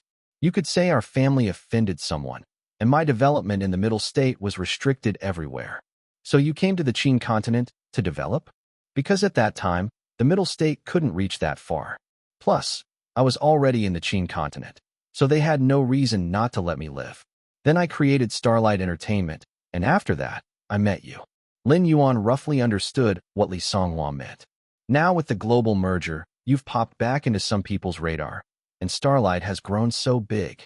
Yes, with the global merger, it's like I've indirectly returned to the middle state, and I brought a decent success with me. Fortunately, those people have started to see me as someone to reckon with, maybe someone just barely enough to threaten them. What kind of enmity? Do you want to hear it? It was a thrilling story back then. Forget it, it doesn't matter. Lin Yuan felt the opposite party could talk endlessly. Li Songhua chuckled lightly, finding this interruption very characteristic of Lin Yuan. What I want to tell you is that our Starlight has grown so large, some people are not happy about it, and they might target us. You could also see it as me dragging you into this. You can leave with your shares, although it's the scenario I dread the most. Would leaving be better? Staying is better then. Leaving, because even if you leave Starlight, there will still be people trying to overshadow you. This has nothing to do with any grudges between you and them. It's mainly because you're too dazzling. Your immense brilliance might make them feel like their own shine is somewhat eclipsed by you. Unless. Lin Yuan had a sudden insight. If you can't beat them, join them. Li Songhua laughed heartily. Exactly. If you join them, the sky is the limit. It's said that many people fancy you, enough to want to marry their daughters to you. And they are all top-notch socialites from around the world, with good family genes, generally outstanding beauty. Of course, if that day comes, if you could show leniency towards me, that would be the best. I don't want to start over again. That wall has been torn down. Now there's no longer a wall to help block those 1,000 troops and horses for me. Oh, Lin Yuan understood that Li Songhua had prepared two choices for him today. Either stand with Li Songhua and fight together, or join the Central State Financial Consortium. The tea is nice. Lin Yuan suddenly stood up. Li Songhua smiled slightly, very gracefully. I'll see you off. Lin Yuan asked in confusion. See me off as in a way, or with tea? Li Songhua's smile had become somewhat strained. Either is fine. Where's the composure when Mount Tai collapses in front without changing the look on one's face? If there is any, it's just that the mountain collapse isn't severe enough. Thank you. Lin Yuan turned away. Just as Li Songhua was straining to maintain his smile, Lin Yuan suddenly said, Actually, walls are all around. They've always been there, never gone. Li Songhua froze. I'm not talking about that kind of wall. Lin Yuan smiled. Neither am I. Who isn't a bit of a riddler themselves? You? I'm your wall, able to block thousands of troops and horses. Chapter 1473, 1209 Geek Tribe. Lin Yuan came empty-handed and left with an armful of tea. Emperor Qin Shi Huang touching the power line. Winning big time. But all jokes aside, I haven't really bothered anyone over the years, just a little bit of an edge. So why should I become the target of Zhong Continent's capital? And all this talk about if you can't beat them, join them. Does that mean if another so-called genius appears in the future, I have to help Zhong Continent's capital extinguish that light? Sorry, can't do that. I'm wielding a dragon saber, practicing dragon-slaying skills. How could I turn into an evil dragon? Right, system? Besides, the chairman is such a good person, letting me do my thing, gifting me tea, giving me shares, and even allowing me to slack off work. Such a wonderful boss. Where else could you find such a boss? Not to mention Starlight has Uncle Yang and Aunt Zhong, along with the entire Yu dynasty. They're all staying with me in Starlight. Zhong Continent's capital can tear down anyone's wall. But the wall of Starlight, nobody better think of tearing it down. Mess with me again?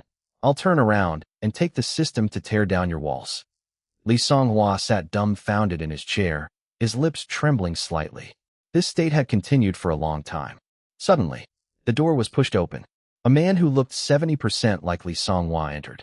Brother, how did it go? The man asked somewhat urgently. Li Songhua looked at the half cup of barley tea left in front of him and suddenly burst into laughter, his eyes red. The man seemed to understand something, but he couldn't help but express a bit of worry. Maybe he hasn't realized the severity of the issue yet. Swish. Li Songhua downed the remaining barley tea in one go, as if it were a strong liquor, and said with high spirits, Maybe they haven't realized the severity of the issue. Do you really want to take on Zhong Continent? Haven't I already done better than you by being here? When you gave him shares, it seemed like you weren't all that confident, like a desperate gambler making a last bet. Gambler? Because I didn't understand him back then. When giving the shares, Li Songhua didn't know Xian Yu was Chu Kuang, and Chu Kuang was Shadow. Yet even then, Li Songhua dared to say. In the future, Xian Yu's direction is Starlight's direction. I admit there was an element of betting. On the day he gave the shares, Li Songhua said to his brother, and today he could finally say the 4 words he dreamed of saying. I won the bet. The man couldn't understand where Li Songhua's confidence came from. What secret does Lin Yuan have that makes you value him so much? You? Those at the Literature and Art Association are particularly interested in Lin Yuan. Is that so? Li Songhua smiled. There was nothing surprising about this. Perhaps the higher-ups at the Literature and Art Association knew Lin Yuan's secret long ago, yet no one has pierced through this layer of paper. As if waiting for something? Or perhaps anticipating something? Rising to the floor-to-ceiling window in his office, Li Songhua suddenly asked, "Do you know why I came to Qin continent back then?" Why? Emperor Qin conquered the 8 wastes and the 6 directions, swallowing the world. Where the great Qin cavalry's swordsmen went, no one could stand before them. This is the land where dragons rise. You are neither arrogant nor superstitious. What about Emperor Qin? The comparison isn't me with Emperor Qin. Is it Lin Yuan? Isn't it obvious? Emperor Qin, the true dragon emperor. I see you all wish to slay the dragon. The dragon to slain must be an evil dragon. Li Songhua smiled faintly, already considering how to increase Lin Yuan's shareholding. Jin Mu reminded Lin Yuan. The chairman also treated it as if facing a formidable enemy. Lin Yuan knew this was the calm before the storm. For days, news of collaboration talks between tribe and geek has been in an uproar, with the familiar shadow of Ling Kong navigating between them, playing an exceedingly important role. This was an unmistakable signal. On December 10th, Geek officially announced the launch of an in-depth collaboration with Tribe, with complete integration of user data from both social media platforms and all subchannels under them sharing resources. Geek was gone. Tribe disappeared. The 2 platforms appeared in a brand new form, the platform now named Geek Tribe. The 2 platform names are simply combined. The effect is similar to Twitter and Weibo merging into one new platform. If such a new platform really existed, it wouldn't only have all the big foreign stars, but domestic stars would also all be using it, allowing users from both sides to greet one another warmly on the same turf. Finally, everyone wouldn't have to switch apps to follow stars that might belong to 2 different platforms. Sounds simple, but it has very significant impact. Know that on Blue Star, the major social platforms are seemingly competing for users, but in reality, they are competing for the main ground of public opinion. Simply put, when some news breaks, where is the discussion most intense? For the Celestial Dynasty, it's definitely Weibo. Many people hate Weibo yet can't live without it because it has the freshest gossip. Keeping an eye on the trending list makes it easy for everyone to munch on gossip together. Now look at Blue Star. How did Blog take down Tribe? It wasn't entirely the credit of Xian Yu, Chu Kuang, and Shadow, but it's not far off either. Look at how many big news events the 3 brothers have created since moving to Blog over the years, attracting countless fans to come. Of course, Tribe can also discuss these news events, but the problem is the subjects aren't there. News created by the 3 brothers definitely should be discussed on Blog, or even in the comment section of their dynamic accounts, to be fun. Although the 3 brothers are aloof, they'd surely look at the comment section. Chu Kuang even interacted with fans. Wherever the advantage of public opinion lies, everyone prefers to go play there. Why are geeks mightier? Because there are more big names on Geeks. Basic bigwigs of Zhong continent mostly play on Geeks. Just this point can attract netizens from all continents to flock over. And while stars from other continents have joined Geeks, they're mostly still playing on their own continent's platform. After all, for those stars yet to step out of their continent, their old fans there are their fundamental base. Now it's different. Tribe and Geeks merge. Both sides are thoroughly interconnected. It's akin to 1 + 1 being greater than 2. After all users from these 2 platforms gathered together, instantly pushing Blog's user count far behind. Geek Tribe. Lin Yuan knows Zhong continent will surely take action. Just didn't expect the Zhong continent capitalist circle to start with the internet, rather than first take a stab at Starlight. This strike aimed at Blog. Their ambition is the largest social circle on Blue Star. If successful, Geek Tribe will control the voice of public opinion. In the future, no matter how big the news the 3 brothers stir up, it'll go unnoticed if they secretly limit its flow.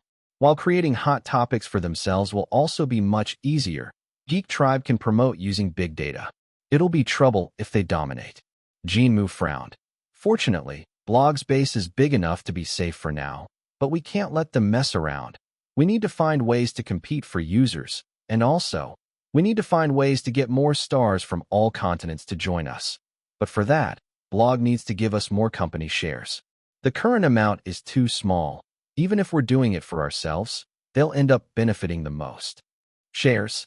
I've actually had several verbal exchanges with them regarding shares, essentially without much resistance, since they know what the biggest reliance on Blog is. You just have to handle the influx. When it comes to personal influence, no one is more charismatic than you. When it comes to directing the influx, Lin Yuan is quite adept. This is a protracted battle. Lin Yuan doesn't find it too challenging.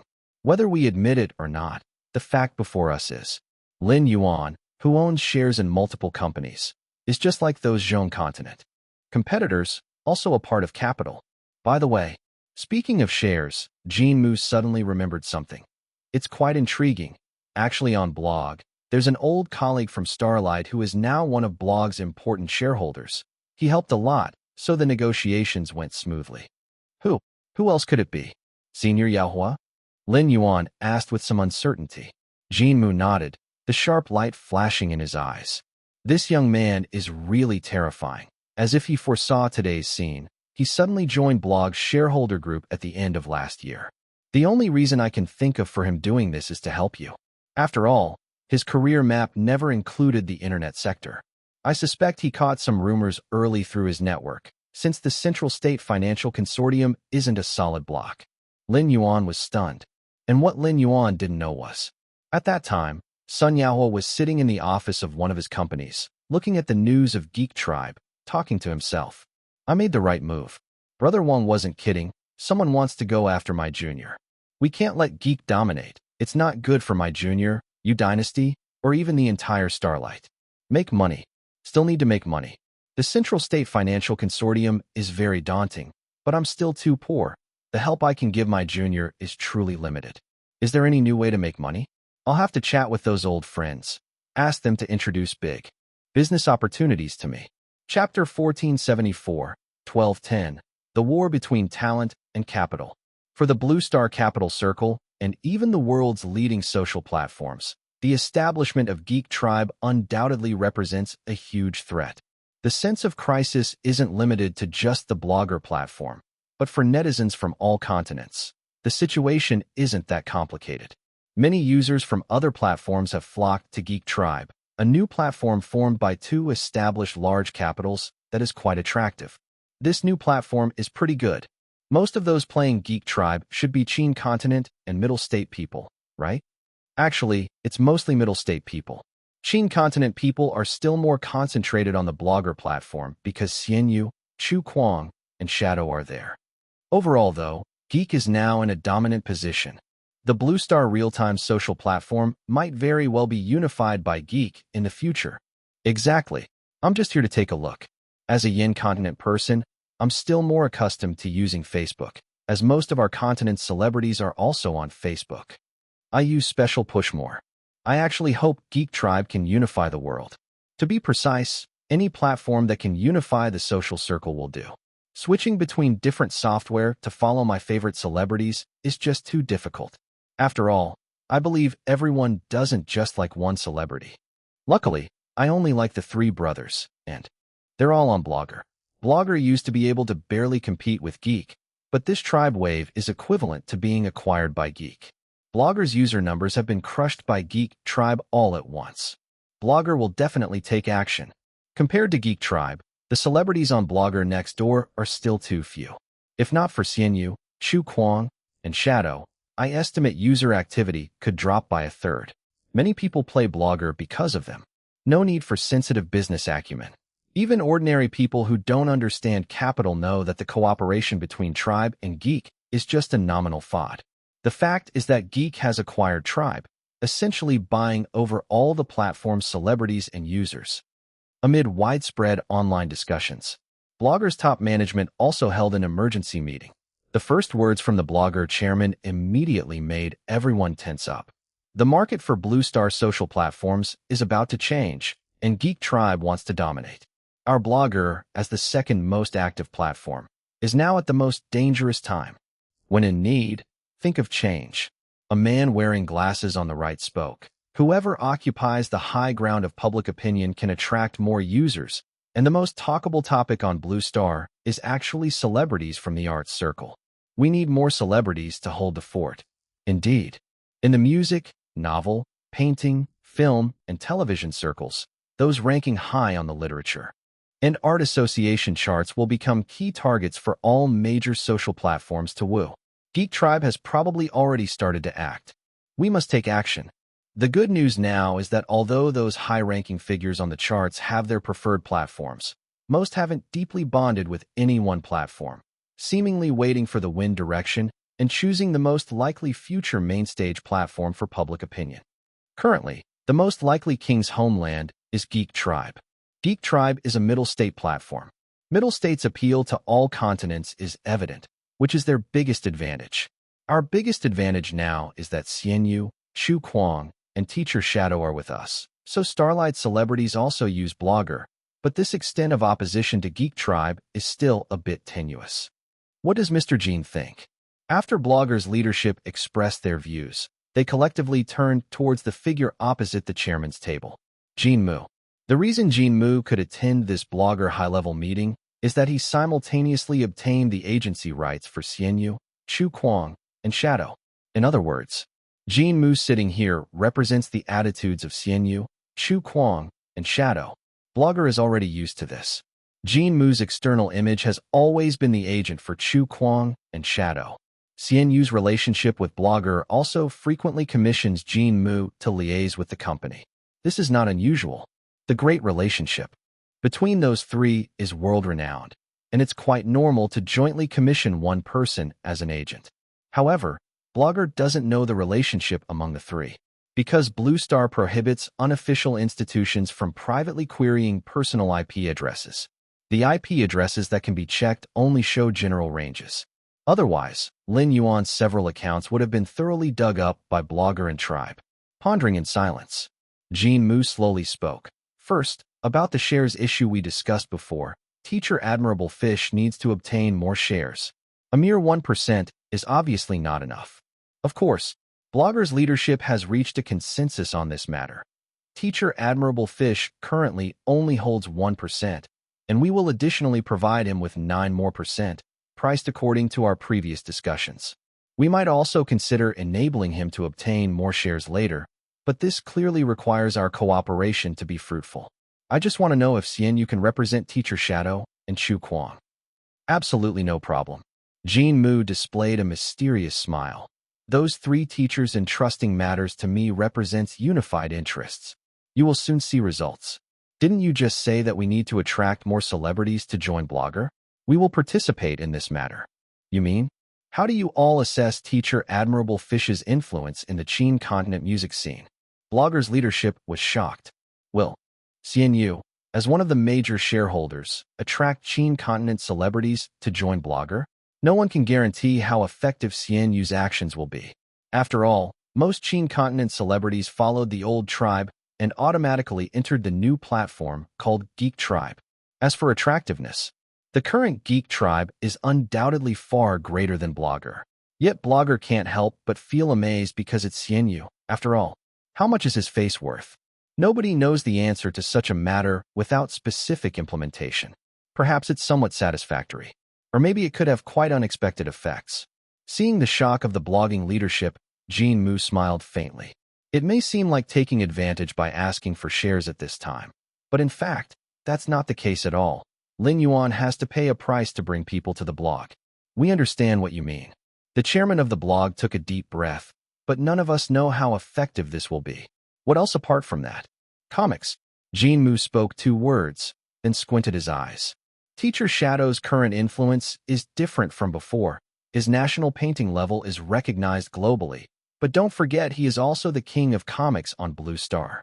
He will create a brand new comic for exclusive serialization on the blog, and registered blog members can read it for free. The blogging leadership suddenly became excited upon hearing this. Compared to Xian Yu's uncertain promise to bring people, Shadow's comic serialization on the blog is undoubtedly much more solid. Shadow is the king of comics. His comic fans are already all over the world. And if his new comic is exclusively serialized on the blog, how many netizens will be attracted to register as blog members on their own? What? The comic might fail? If it were someone else, there might be fluctuations in their status. But Shadow, as the king of comics, has never actually failed when he seriously draws comics. Not to mention he is now a legend, and the attraction of his works for fans will only be greater. What about teacher Chu Kuang? The leaders of the blog are already excited. Xian Yu and Shadow will both use their ways to help the blog attract customers. Chu Kuang surely won't do nothing, right? Of course, it's novels. Jinmu opened his mouth and gave the expected answer. But unlike before, Chu Kuang's novel production will be larger, and you will also need to open a blog membership to read the full text. If everyone is confident in teacher Chu Kuang's works, perhaps the future he can create is very much worth looking forward to, isn't it?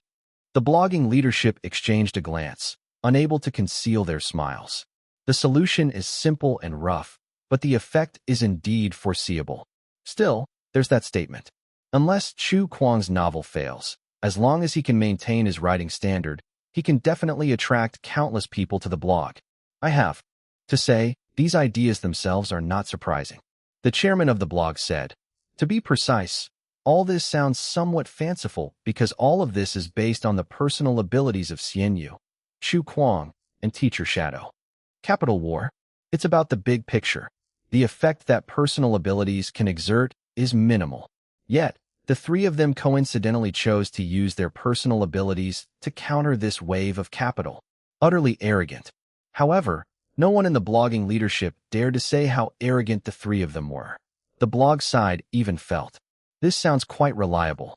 With one's own strength, to be precise, using those three as the pillars of the country, using talent to counter middle state capital, this is their answer, the competition of resources and financial power. Compared to the Zhong Continent Consortium, we will lose without a doubt, so we can only gamble boldly, betting on how astonishing the talents of these three can be. At least in my heart, they and their peers are unparalleled in the world. Jinmu spoke sternly. The blogging leadership was suddenly somewhat impassioned. Although this plan is full of loopholes, if Shadow's work isn't so hot, if Chu Kuang's novel isn't so explosive, if Xian Yu's face isn't so big, nothing would be established. Yet, everyone has ignited inexplicable confidence. With sheer talent alone, to counter the world's largest capital alliance? If it's those three, who could truly say it's impossible? Just then, the chairman's secretary entered and whispered a few words in his ear. The chairman's expression changed instantly. The quietly boiling blood cooled slightly. His voice carried a hint of gravity. The geek tribe has acted and is pulling together famous people on major leaderboards. We should act too. Jinmu spoke. Aren't you curious whether it's capital crushing talent or talent defeating capital? After speaking, Jinmu laughed. In fact, this saying is not entirely accurate. The capital behind Lin Yuan is also not to be underestimated. Silver Blue Books, one of the top publishers globally, Starlight Entertainment, with the scale of the sixth largest entertainment company, the second-ranked Blue Star social platform in customer traffic, and the most popular comic website alliance at present, not to mention the hottest business genius Sun Yaohua, who is wholeheartedly following Lin Yuan on Blue Star. These are Lin Yuan's confidence. With these confidences, the constraints of capital on individuals will be minimized. Lin Yuan's unparalleled talent, if it blooms freely on Blue Star, how terrifying could its influence be? Chapter 1475, 1211, Lin Yuan takes action. The Geek Tribe is indeed taking action. In fact, by the time the leadership of the blog convened an emergency meeting, their actions had already been fruitful. 37th on the Qi Continent actor list, Nieshuang joins the Geek Tribe. Giant in the Chu Continent comic industry, partners with Geek Tribe. Famous Yin Continent rock band Black Sea joins the Geek Tribe. Han Continent singer joins the Geek Tribe. Former Blue Song Olympics project champion. Zhao Continent calligrapher Machine joins the Geek Tribe. Wei Continent maestro, second coach of the Blue Song Olympics, joins the geek tribe. Multiple platforms extend olive branches to various celebrities. Various news keeps coming out. Although many of the celebrities mentioned aren't top tier, most have substantial fan appeal. Online, netizens from all continents are excitedly discussing. Amazing! The geek tribe is really on the verge of taking over the world. I heard my favorite star might join the geek tribe too. If they go, I'm going too. Other platforms seem to be taking action as well. I noticed Facebook is inviting celebrities over. Special Push is doing it too. It's a talent battle among major platforms. Currently, it seems the top figures in each field aren't making any moves, seemingly observing. If the three brothers also join the geek tribe, everyone would go crazy. Don't even think about it. The relationship between the three brothers and the tribe is too bad, unless everyone in that tribe leaves the geek tribe, and we all know that's impossible. Ling Kong seems to still be a higher-up in the geek tribe. Blue Star Music Community. Many familiar celebrities are communicating. Several platforms have invited me. Me too. Have you decided where to go? My first choice is definitely the geek tribe since it's the largest. But most of my fans are on Facebook, so for now, I'm not planning to leave. Then just keep observing. If the platform we're on cools down, you'll have no choice but to go even if you don't want to. If such a day ever comes, then my fans will have moved, and I surely have to follow. Is there any word from the blog? The blog just contacted me, and I'm guessing they'll soon reach out to you too. They've been poaching talents all along, but today they've suddenly upped the ante since it's a talent war among the platforms. Blue Star Film Circle. Actors and directors are having a lively chat. The news says OL Xia went to the geek tribe. What conditions did they offer? Investment in the next film. You're the director, and right now the most valuable ones are those stars on screen. The film circle is a world of directors and screenwriters, but actors have more fans. In the talent war, they are more valuable than us directors and screenwriters.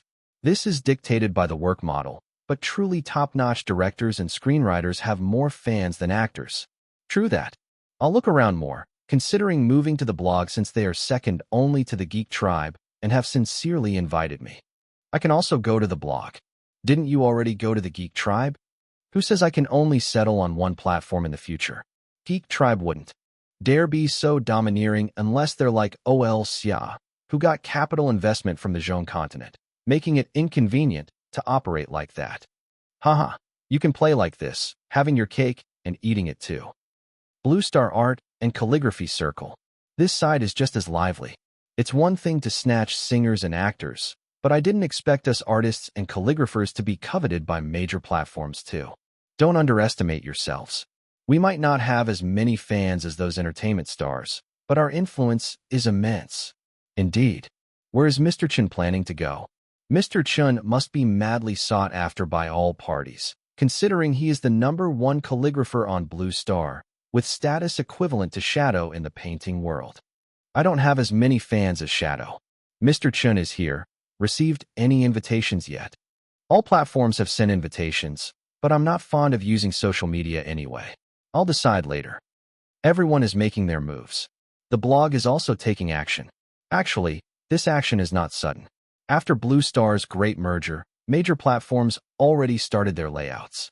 It's just that the creation of the geek tribe has exponentially increased pressure on all sides, so the competition has escalated into a fervent stage, which is why it's been joked by netizens as a talent war among major platforms. And amid all the commotion, Lin Yuan certainly is an idol. Just as Jin Mu said, he wants to recruit talents for the blog under the name Xianyu, opening the phone contact list. Although Lin Yuan doesn't socialize extensively, his contact list is quite long, with contacts that were proactively passed on to him over the years. Without exception, if these names were revealed, they would undoubtedly garner massive attention. Who to start with? Lin Yuan began considering targets, but his phone suddenly rang. Teacher.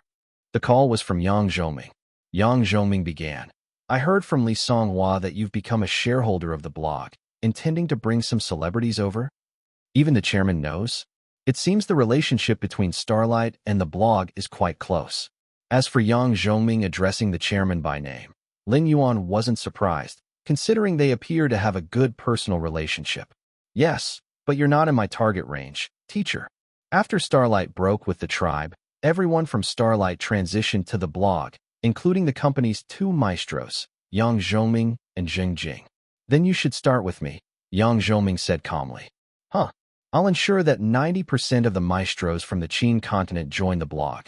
When you're recruiting, you can directly promise them that the majority of the Qin continent maestros, including me and Zheng Jing and Lu Sheng, can help them write songs or even produce albums. Chapter 1476, 1211. Lin Yuan in action _2. Lin Yuan felt a wave of emotions. He never expected Yang Zhongming to present such a grand gift. 90% of Qin continent's maestros. Lin Yuan wasn't surprised by the opponent's ability to rally them. What surprised Lin Yuan was that this group of maestros not only agreed to join the blog, but were also willing to make promises to those he brought in. Thank you, teacher. Besides expressing gratitude, Lin Yuan was momentarily at a loss for words. This move is crucial. Qin continent's number of maestros is second only to Zhong continent. Yang Zhongming seemed to enjoy being called a teacher by Lin Yuan, his voice tinged with a smile.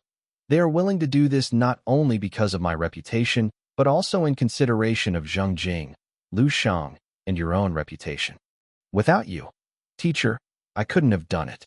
Without Yang Zhongming's words, Lin Yuan indeed did not have this influence. Many Qin continent's maestros admire Xianyu, but only Yang Zhongming earns their heartfelt obedience. Just go all out and do it. Yang Zhongming said, I don't like Zhong continent. Lin Yuan laughed. I don't like it much either. Yang Zhongming continued. I also don't like being third. Lin Yuan was taken aback. It took a few seconds for him to understand the meaning behind Yang Zhongming's words. Don't like being third? Then he can only be second, or even first. Without dwelling too much on this topic, Yang Zhongming encouraged Lin Yuan and then hung up the phone. Lin Yuan was left slightly dazed. Holding the phone, he initially intended to recruit people using the condition of writing songs for them. Now it seems, he can leverage the goodwill of countless Qin continent maestros, including Yang Zhongming, the globally ranked third maestro. He didn't remain dazed for long. Soon, Lin Yuan began to take action. He decided to start with people he was more familiar with. Lin Yuan chose the first person to win over, Qin continent's star Xu Yu. Xu Yu once participated in The Masked Singer under the name White Swan, then joined the Blue Song Olympics, learned a lot from Lin Yuan, and the two had quite a good relationship. The most important thing is, Xu Yu is Qin continent's most popular diva, ranking 7th on the Blue Star Singer chart, even higher than Jiang Kuei, a top global female singer. A star of this caliber joining the blog would definitely cause a sensation. But her social platform is Tribe, which is now Geek Tribe. Soon, the call connected. Xu Yu's voice carried surprise and nervousness. Coach. After the Blue Song Olympics, many Blue Star singers called Lin Yuan coach, having benefited greatly from his courses. Yes. Lin Yuan got straight to the point. I'm now a shareholder of the blog. Do you want to come over? Sure. Xu Yu replied with a smile. Her decisiveness left Lin Yuan a bit dazed, wondering if he too had the influence like a fruit. About the company. A faint voice could be heard on the phone, but soon Lin Yuan couldn't hear anything. A few seconds later, Xu Yu's voice came back. It's settled then. I'll contact the blog later. You can't help me for free. Coach, you must treat me to a meal, and I eat a lot. That was your agent just now, right? Lin Yuan was puzzled. Your company wouldn't just let you agree like that. Xu Yu laughed. Although I don't have your crown prince status at Starlight, I've gained enough influence in the music industry over the years unless they don't want to renew with this cash cow. That's the White Swan for you. Xu Yu is still the proud and confident, even somewhat domineering White Swan Lin Yuan knew. All right, Lin Yuan confessed. I originally wanted you to propose conditions. Xu Yu chuckled. During the training at the Blue Song Olympics, I benefited greatly from your class. This is the best condition already. It's all the same to me. I understand. That was the end of the call. Things went smoother than Lin Yuan had imagined. The process Lin Yuan imagined was, send the invitation, Xu Yu refuses, Lin Yuan proposes a condition, Xu Yu hesitates, Lin Yuan adds more weight. Xu Yu still refuses or chooses to agree. This is a transactional process. It is also the standard procedure for attracting individuals. But Lin Yuan didn't expect Xu Yu to immediately accept his invitation, without requiring any promises from him. However, no matter how quickly the counterpart agrees, Lin Yuan will not skimp on what he should offer Xu Yu. This is Lin Yuan's principle of action. Qin continent. At an entertainment company, the agent looked helplessly at Xu Yu. Geek Tribe is the platform most likely to unify the market in the future, and you just follow Xian Yu to the blog. The general manager might be frustrated to the point of raising blood pressure. You're wrong. How am I wrong? All right. Fine, miss. Even if you go to the blog, at least you should negotiate some terms, like getting Xian Yu to build you a personal album or promise to boost your ranking. You're wrong again. How am I wrong again? Firstly, unless the general manager is stupid, they should no teacher Admirable Fish's status in Qin continent's music scene. If you don't believe, let's make a bet. What kind of bet? Bet on the influence of Xian Yu. His words alone can lead the majority of Qin continent's top singers, even kings and divas of singing, and countless musicians to follow him. If he is willing to make promises.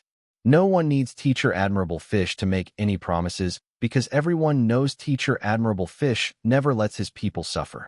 Just because of this. This is the consensus among Blue Star's top-line singers and all kings and divas of singing. After the Blue Song Olympics, Qin continent's music scene is a sea filled with countless fish. Chapter 1477, 1211, Lin Yuan in Action _3. The head coach of the Qin continent Blue Song Olympics is Yang Zhongming.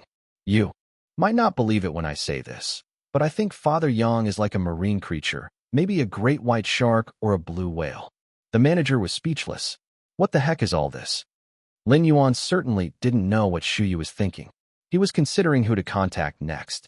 He continued to scroll through his contacts. Lin Yuan suddenly saw Fei Yang's phone number. The two had exchanged contact information when they participated in Our Song back in the day, but they hardly ever contacted each other. It was only during Blue Song Olympics boot camp that he would occasionally call to criticize Fei Yang's singing inadequacies. Ahem. Maybe it's better to forget it. During the Blue Song Olympics boot camp, Fei Yang was scolded by him too many times. There was even a time when he criticized Fei Yang's singing on a live broadcast. Not to mention, he also gave Fei Yang the label of perennial runner-up. Lin Yuan felt that King Fei was the least likely to agree among his contacts. Let's keep searching. How about robot Liang Ziyuan? Liang Ziyuan is a very influential king of singing from the Chu continent.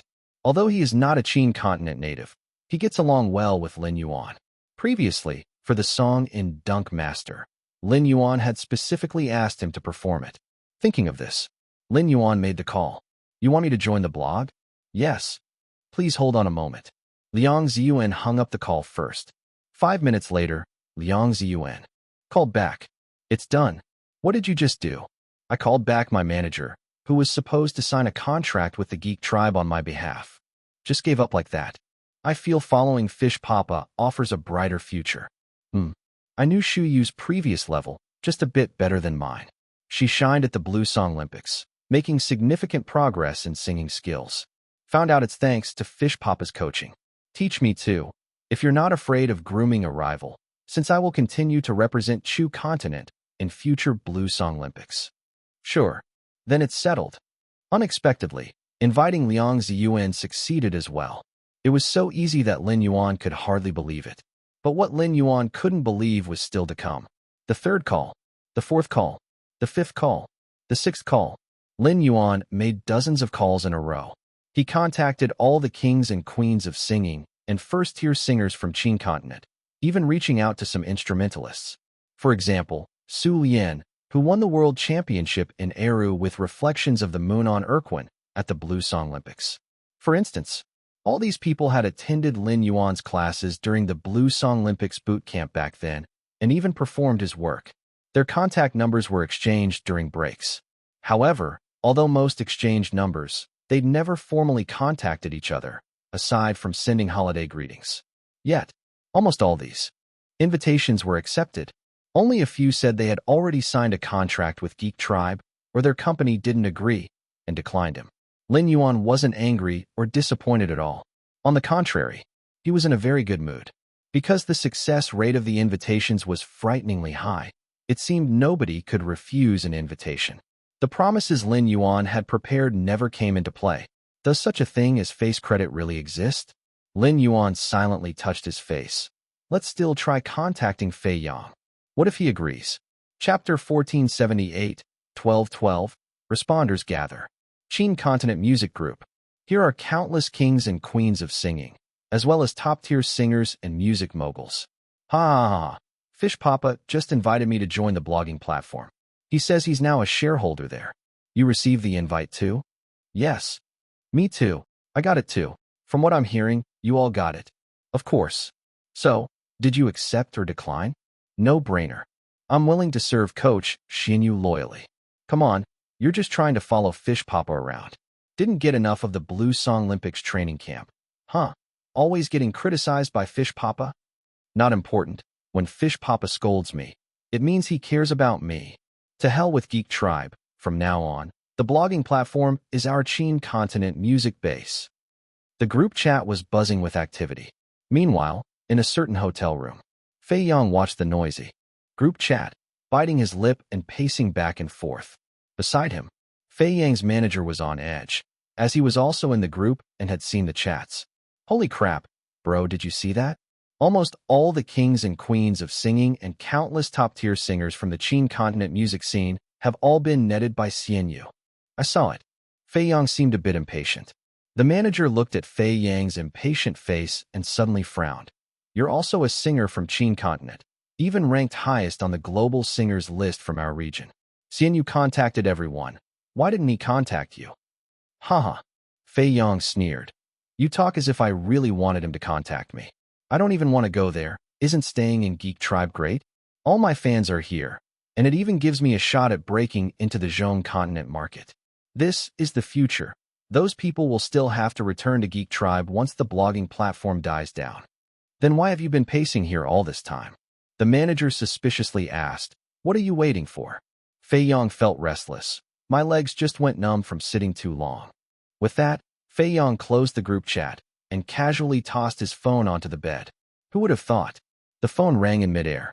The manager was just about to hand the phone to Fei Yang when he suddenly blinked in surprise. By the time the manager realized it, Fei Yang had already answered the call, his voice tense and dry. Fish. Coach Xinyu. Want to join the blogging platform? Sure. There seemed to be a moment of silence on the other end. Fei Yang coughed. Mainly, I already kind of like the blogging platform. I even have an account there. I just don't post much. I like the interface. All right. The call was very brief. After the call ended, Fei Yang opened the group chat and quickly typed, my blogging account.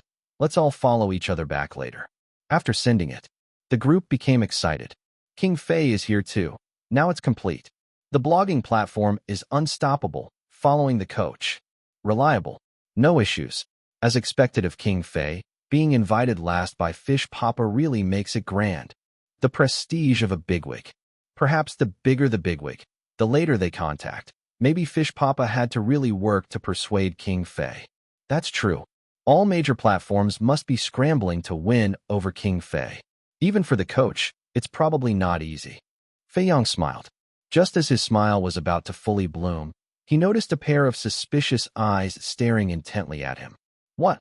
Fei Yang's smile froze. The manager looked worried. You were getting impatient, weren't you? Fei Yang looked flustered. What are you talking about? The manager chuckled. They say Xinyu probably went to great lengths to get you to join the blogging platform. Fei Yang's smile vanished. If you tell anyone, you're done for. The manager teased. You clearly wanted it. So why keep denying it with your words? It's recompense. Fei Yang's expression turned serious. Regardless of what happened in the past, he did help me a lot. It's repayment. You know, I'm a sentimental person. Didn't seem very sentimental. The manager clicked his tongue. But I do see the pride. At home, Lin Yuan stared at his phone in deep thought. Turns out I must have eaten the fruit of face. Even Fei Yang agreed. And he agreed so readily. But this is good. With Fei Yang's addition, it's like I've helped the blogging platform net nearly the entire Qin Continent music scene. It's not just the music scene. Some Qin Continent actors who'd previously collaborated with Lin Yuan on films, but aren't part of Starlight Entertainment, also accepted Lin Yuan's invitation. But face is useful. and favors are hard to repay. Lin Yuan decided that, whether writing songs or making movies in the future, he should try to collaborate with these celebrities who joined the blogging platform out of respect for him. Help them raise their ranking on the Literature and Art Association's list. Xian Yu's task is temporarily completed. Next is Chu Kuang and Shadow's work. Chu Kuang writes novels. Shadow draws comics. The former has an established ranking and seeks greater heights, so everything falls into place naturally. The latter is different. Shadow is already the god of drawing on Blue Star. It doesn't really matter if he draws comics or not, as his ranking is already at the top. However, this time, Lin Yuan's opponent is very strong, unprecedentedly strong, so Shadow has to step in. Moreover, although Shadow has already released a comic of the level of Dead Sea of Fire, there's still more powerful works above that. What could be more powerful? The answer is Dragon Ball. Lin Yuan's lips curled up. This was planned long ago. There are countless excellent comic works on Earth, but Lin Yuan's favorite is Toriyama Akira's Dragon Ball. This is not just a personal preference. It's because Dragon Ball holds a special place in the world of comics. Even top-tier battle comics like One Piece often pay homage to it, with people like Oda being deeply influenced by Toriyama Akira. This is the peak of battle comics. Coupled with Shadow's current status and reputation, Dragon Ball can absolutely take the world by storm once released. In fact, by this stage, there are very few comics that can still be drawn by Shadow. Lin Yuan even considered making Dragon Ball Shadow's last comic work. In other words, this might be Shadow, the king of comics, final farewell to the Blue Star comic world. Shadow will still have other comic works in the future, as there are plenty of comics in my mind. But Shadow may not need to work on them personally. After all, Shadow has other things to focus on, like his newly gained sculpting skill. Even traditional painting pursuits exist. For instance, Shadow hasn't produced any oil paintings yet. And at this moment, what Lin Yuan didn't know was, because he invited so many people in one go, the blogging platform's phones were already exploding from calls by various celebrity managers and major entertainment companies. Chapter 1479, 1213, Commanding the Qin Continent Music Scene. Geek Tribe. There are too many social media platforms on Blue Star right now. Too many can lead to chaos. Our goal for Geek Tribe this year is to unify Blue Star's social media platforms. Any news from Blog? They're also recruiting, but their results are far worse than ours. That's only natural. Blog is simply not our opponent. Blog mostly has stars from Qi Continent, mainly actors, since it's a native platform there. After all these years, as for the foreign reinforcements they've brought from other continents, aside from Xian Yu, Chu Kuang, and Shadow, there isn't anyone else noteworthy. Those three alone aren't enough. In this war of capital-driven platforms, individual strength is negligible. Our CEO Ling can be considered to have avenged a great hostility. The leadership of Geek Tribe jokingly looked at a young man. It was Ling Kong. Ling Kong didn't laugh. He said in a grave tone, "Everyone, please don't be complacent and never underestimate those three." The crowd paused. Then they all sneered. This guy must be scared by the three brothers. The current momentum of Geek Tribe is unstoppable. Just three people, no matter how capable. Can they really defy the combined efforts of so many capital forces from Zhong Continent and turn over this situation? Indeed, Geek Tribe is a force to be reckoned with. Many people on platforms from other continents are confused and anxious. Things don't look good. Our native stars are decreasing. Many are starting to switch to Geek Tribe. We need to find a solution. We can't let this continue. I think we can also learn from Tribe and Geek's tactics. Are you suggesting an alliance with other platforms? If things truly develop to that point, we might have to learn to join forces like they did. There are too many social media platforms on Blue Star. Homogeneous platforms create intense competition. If one gains momentum, similar platforms will be devoured, and no one is willing to sit idly by. Blog. Leadership are anxious and restless. Has Teacher Admirable Fish not made a move yet? Didn't Jean Mu say he would personally invite stars to join Blog? It's not that easy. The stars Xian Yu knows are mostly from Qin Continent's music scene, but those stars have all moved to Geek Tribe. Why would they abandon the largest platform to follow Xian Yu to Blog? The influx probably won't be large. Indeed. Let's wait for works from Chu Kuang and Shadow. We can't solely rely on the works of Chu Kuang and Shadow. We should also consider finding a platform to cooperate with. Blue Star has 8 continents, corresponding to 8 major streaming platforms. We might consider choosing one to collaborate with. It's too difficult to operationalize this. What Geek and Tribe did was possible because Geek had greater financial strength and influence, effectively acquiring Tribe. Chairman, big news. What? Just received word. Suddenly a large number of Qin continent kings and queens of singing, top stars, contacted us, saying they could join blog. Boom. The blog leadership collectively stood up. Looking at each other, every face was filled with shock. Xianyu has made his move. This move is earth-shattering. At this moment, the talent war on Blue Star social media platforms has reached a fever pitch. On global networks, netizens from all continents are hotly debating. Geek Tribe is dominating. The celebrities invited by other platforms, both in quantity and quality, can't compare to theirs. Of course, Geek Tribe is backed by Zhong Continent's capital. The equity structure is reportedly very complex, with many major financial groups involved, even including the 5 entertainment companies. The key is Tribe being acquired. They say a skinny camel is bigger than a horse. Despite Tribe's decline in recent years, most of Qin Continent's stars were on this platform. Now, these people have followed to Geek Tribe, which means Geek Tribe has instantly gained the support of most Qin Continent stars, except for the 3 brothers. Indeed, with this, the fans of Qin Continent stars won't leave. They might be even more loyal to Geek Tribe, especially since Geek Tribe also has so many Zhong Continent stars. Other platforms are finished. It's too early to say other platforms are gone. After all, they're the biggest social media platforms from each continent, but it's definitely a slow demise. I'm going to register an account with Geek Tribe. In the future, presumably more people will use the Geek Tribe platform. After the global merger, it's Zhong Continent leading the way. The other continents aren't able to compete. Amidst this heated discussion, suddenly, several major global media outlets suddenly exploded with a series of breaking news. Xianyu becomes a blog shareholder. Maestros from Qin Continent flock to blog. Global top singer Fei Yang joins blog. Shu Yu, the top queen of singing from Qin Continent, officially announces joining blog. Old king of singing from Chu Continent, Liang Ziyuan announces cooperation with blog. Eru Queen Su Lian joins blog. Several kings and queens of singing from Qin Continent simultaneously announced joining blog, stating it's at the invitation of Xianyu. Swipe, swipe, swipe. News bombing. Geek Tribe shocked. All major platforms shocked. Global music scene shocked. Netizens from all continents were completely stunned by this sudden news.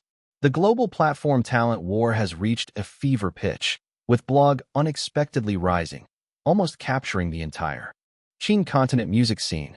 And Xianyu is the mastermind behind the scenes? Geek Tribe. The entire leadership was stunned by this sudden blow. Everyone was furious. What happened? Have all the stars from Tribe left? Not all. Half of them stayed. The half that stayed is far less valuable than the half that left. How is this any different from them all leaving? Are these people crazy? Exactly what benefits did Xianyu give them for so many to follow him? Isn't Geek Tribe's appeal strong enough? This is a disaster. Our platform originally absorbed Qin Continent stars and user resources, but now it's as if blog has taken half away. Ling Kong's expression was gloomy. He didn't say a word, but his hands were clenched tightly, knuckles barely visible. He had warned them not to underestimate those 3. But these people were too arrogant, thinking holding the largest global capital meant they could dominate the world. Well now, the gap between blog and Geek Tribe has started to shrink infinitely. Taking a deep breath, Ling Kong finally spoke. Being furious now is useless. This is not a battle that can be ended quickly. Everyone looked at Ling Kong. The contempt in their eyes had vanished. Facts proved Ling Kong wasn't scared by the 3 brothers.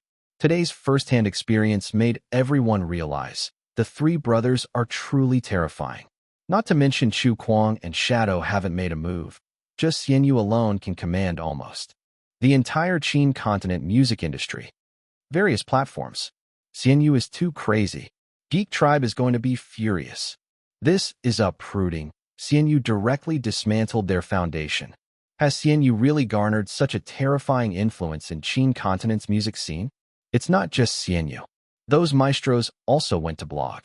There might be support from Yang Zhongming. As the top maestro in Qin continent, Yang Zhongming is a symbol for other maestros in Qin continent. Thought Geek Tribe would dominate alone. Now it seems it's a duel, with almost half of Qi continent and Qin continent's star resources gathered on blog. Meanwhile, the global network is in an uproar. Has Xianyu actually become a shareholder of blog?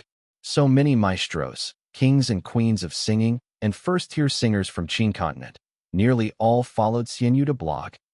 What the hell? What kind of influence is this? This directly stole Geek Tribe's home. Geek bought Tribe because of its star resources in Qin continent.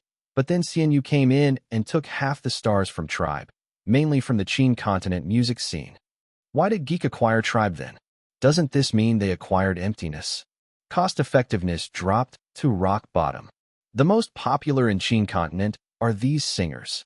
News hasn't mentioned the Yu dynasty yet, which has significant global influence, but they always stayed with Tribe, now more than half of Qin continent's music scene followed Xianyu. Damn it, will the netizens from Qin continent now follow these stars to blog? Nobody expected Xianyu's influence would be so terrifying. The entire Qin continent music scene is willing to follow Xianyu. Today, the whole world witnessed Xianyu's influence in Qin continent. And the impact of this event is extremely apparent.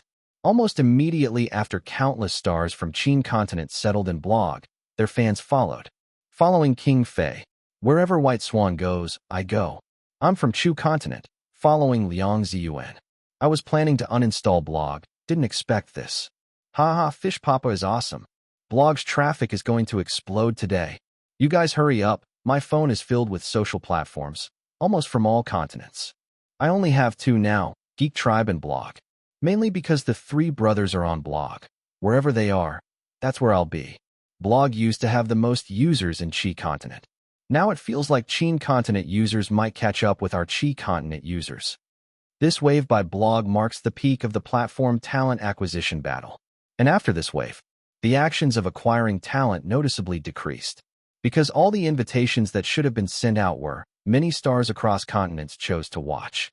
Next, all major platforms are seeking stability.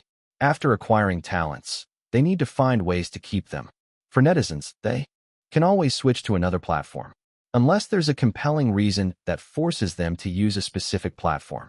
Every platform must find this reason. Meanwhile, at home, Lin Yuan already had the answer. Xianyu is responsible for bringing in people. Chu Kuang and Shadow are responsible for keeping them. Shadow being ranked high can wait. Chu Kuang has to make a move first. Let's stabilize the writer rankings for now. But now Lin Yuan is pondering. Which novel should Chu Kuang write next? Chapter 1480, 1214, Stirring Up Trouble. Thinking about this issue, Lin Yuan instinctively logged into Chu Kuang's blog account. Beep, beep, beep. The blog's backend messages kept buzzing nonstop. Lin Yuan was already used to it. He received countless private messages daily on his various accounts. Not just private messages. Every day, many people mentioned him. And look, someone just mentioned him now. I've long admired at Chu Kuang's sci-fi work, The Wandering Earth. And today I spent a few hours reading it all in one go. I deeply respect Chu Kuang's sci-fi level and can't help but want to befriend him through writing. I hereby invite Chu Kuang to a literary duel based on my new sci-fi book. This is a sci-fi writer from Qi continent. His name is Duanwu Ming, and he seems to have many fans. Usually, when Lin Yuan sees such mentions, he just glances over them because too many people mention him in similar formats. However, today, seeing such a message made Lin Yuan ponder. Huh, sci-fi? This person reminded Lin Yuan. Chu Kuang's new book could be in the sci-fi genre. In comparison, there's not much choice left in the fairy tale genre. The choice space for the fantasy genre is also limited. As for martial arts, Lin Yuan has almost exhausted Jin Yang's works. And in terms of mystery, Chu Kuang is almost invincible in that realm. There's no such issue with sci-fi. Firstly, the foundation for sci-fi is big enough, being one of the most popular novel types on Blue Star. Secondly, Chu Kuang has written few sci-fi novels, so there's broader space to choose and play within other genres. Alright, this is it. With the genre type determined, the remaining tasks become much easier, simply a matter of selecting a specific work. Why not just bring out Big Lou's The Three Body Problem series? Okay, that's not quite appropriate. The Three Body Problem series is the pinnacle of Liu Cixin's sci-fi works. Not to mention that it's too lengthy to be suitable for online serialization. Even if it's forcibly done, once this work comes out, the impact of Big Lou's other works would be diminished. Moreover, actually, the characters and logic in The Three Body Problem were already foreshadowed in Big Lou's earlier works. To truly understand the story and ideas of the Three Body Problem series, readers should actually read Big Lou's previous works as well. Thinking this way, Lin Yuan found his direction. Let's start with Big Lou's other works. This sci-fi master has quite a number of excellent medium and short stories.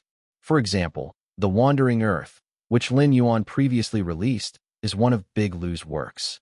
This time, let's start with The Village Teacher. This is one of Big Lou's more entry-level sci-fi works, with a very low reading threshold, yet the quality is exceptionally good.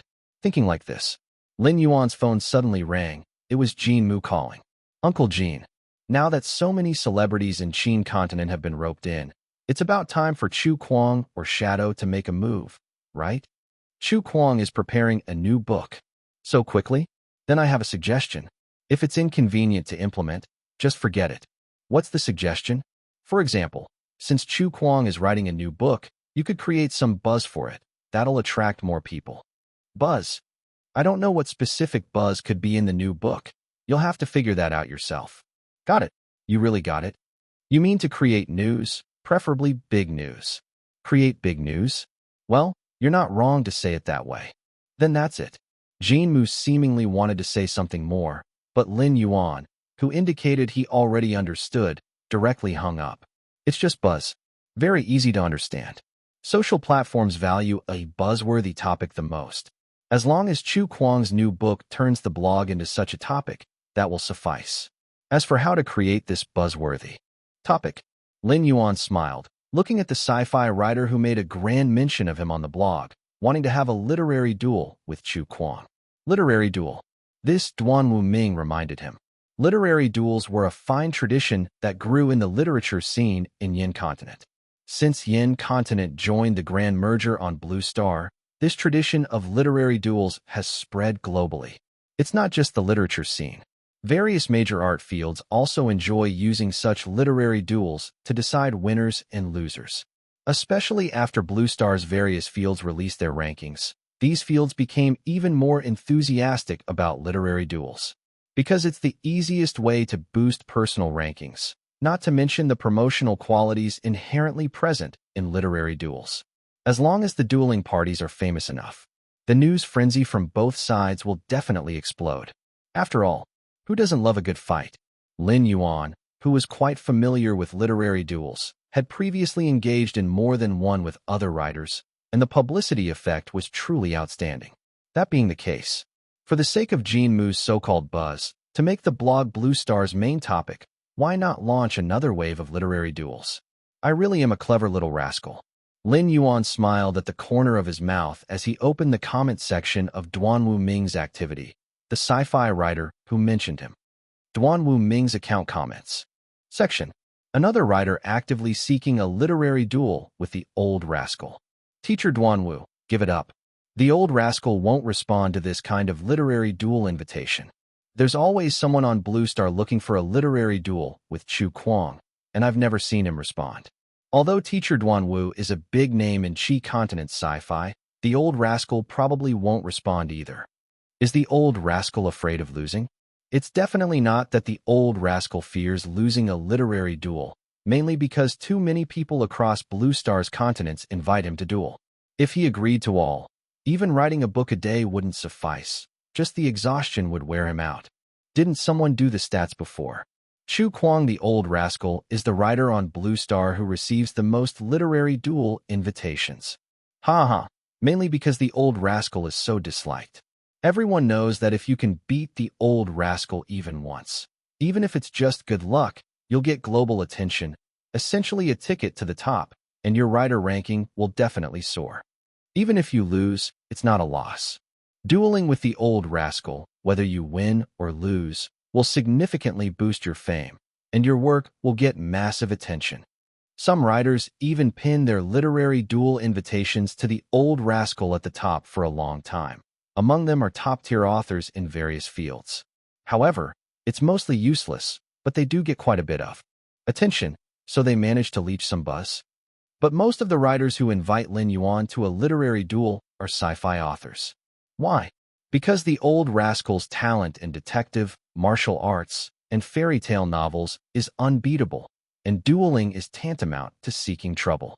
Only in sci-fi does the old rascal's strength, though strong, not reach a crushing level. No wonder most of them are sci-fi writers challenging him. In other fields, there's no hope of winning, but in sci-fi, there's a chance to beat the old rascal. If you do, it'll be explosive news, especially considering the old rascal's past duels have a 100% win rate. Lin Yuan looked at these comments, his expression somewhat peculiar. Am I really that popular among literature duel enthusiasts? Although he gets tagged for a duel every now and then, Lin Yuan never really paid much attention. So Chu Kuang is quite desirable, huh? Lin Yuan felt delighted. Isn't this the big news I've been looking for? Alright, then I'll indulge you all. By the way, this Duan Wu Ming seems pretty well known, a big shot in the Qi continent's sci-fi world. Clatter clatter. Typing swiftly on the keyboard, Lin Yuan directly responded in Duan Wu's comment section. Sure. The comment section was instantly abuzz. Chu Kuang's name is just too eye-catching. All bystanders recognized it immediately. Duan Wu Ming's fans were instantly, as if they'd been injected with adrenaline. What the heck? This is actually the real deal. I almost thought it was a fake until I clicked into his homepage. It's really the old rascal. The old rascal accepted Mr. Duan Wu's duel invitation. Oh whoa. Congratulations to Duan Wu Ming for hitting the trending list. Congratulations, Mr. Duan Wu. Go for it, Mr. Duan Wu. The old rascal hasn't dueled anyone in years. You've got to seize the opportunity. Once it's over, it's gone. Big news. Chu Kuang, the old rascal, is going to duel with Duan Wu Ming. Excitement all around. Some netizens took screenshots. The news quickly spread across the entire internet. Meanwhile, Duan Wu Ming was partying with several friends, a group of people carousing with girls. Suddenly, one of the friends holding a phone suddenly jumped up. Duan Wu, you've been acknowledged by the old rascal. What?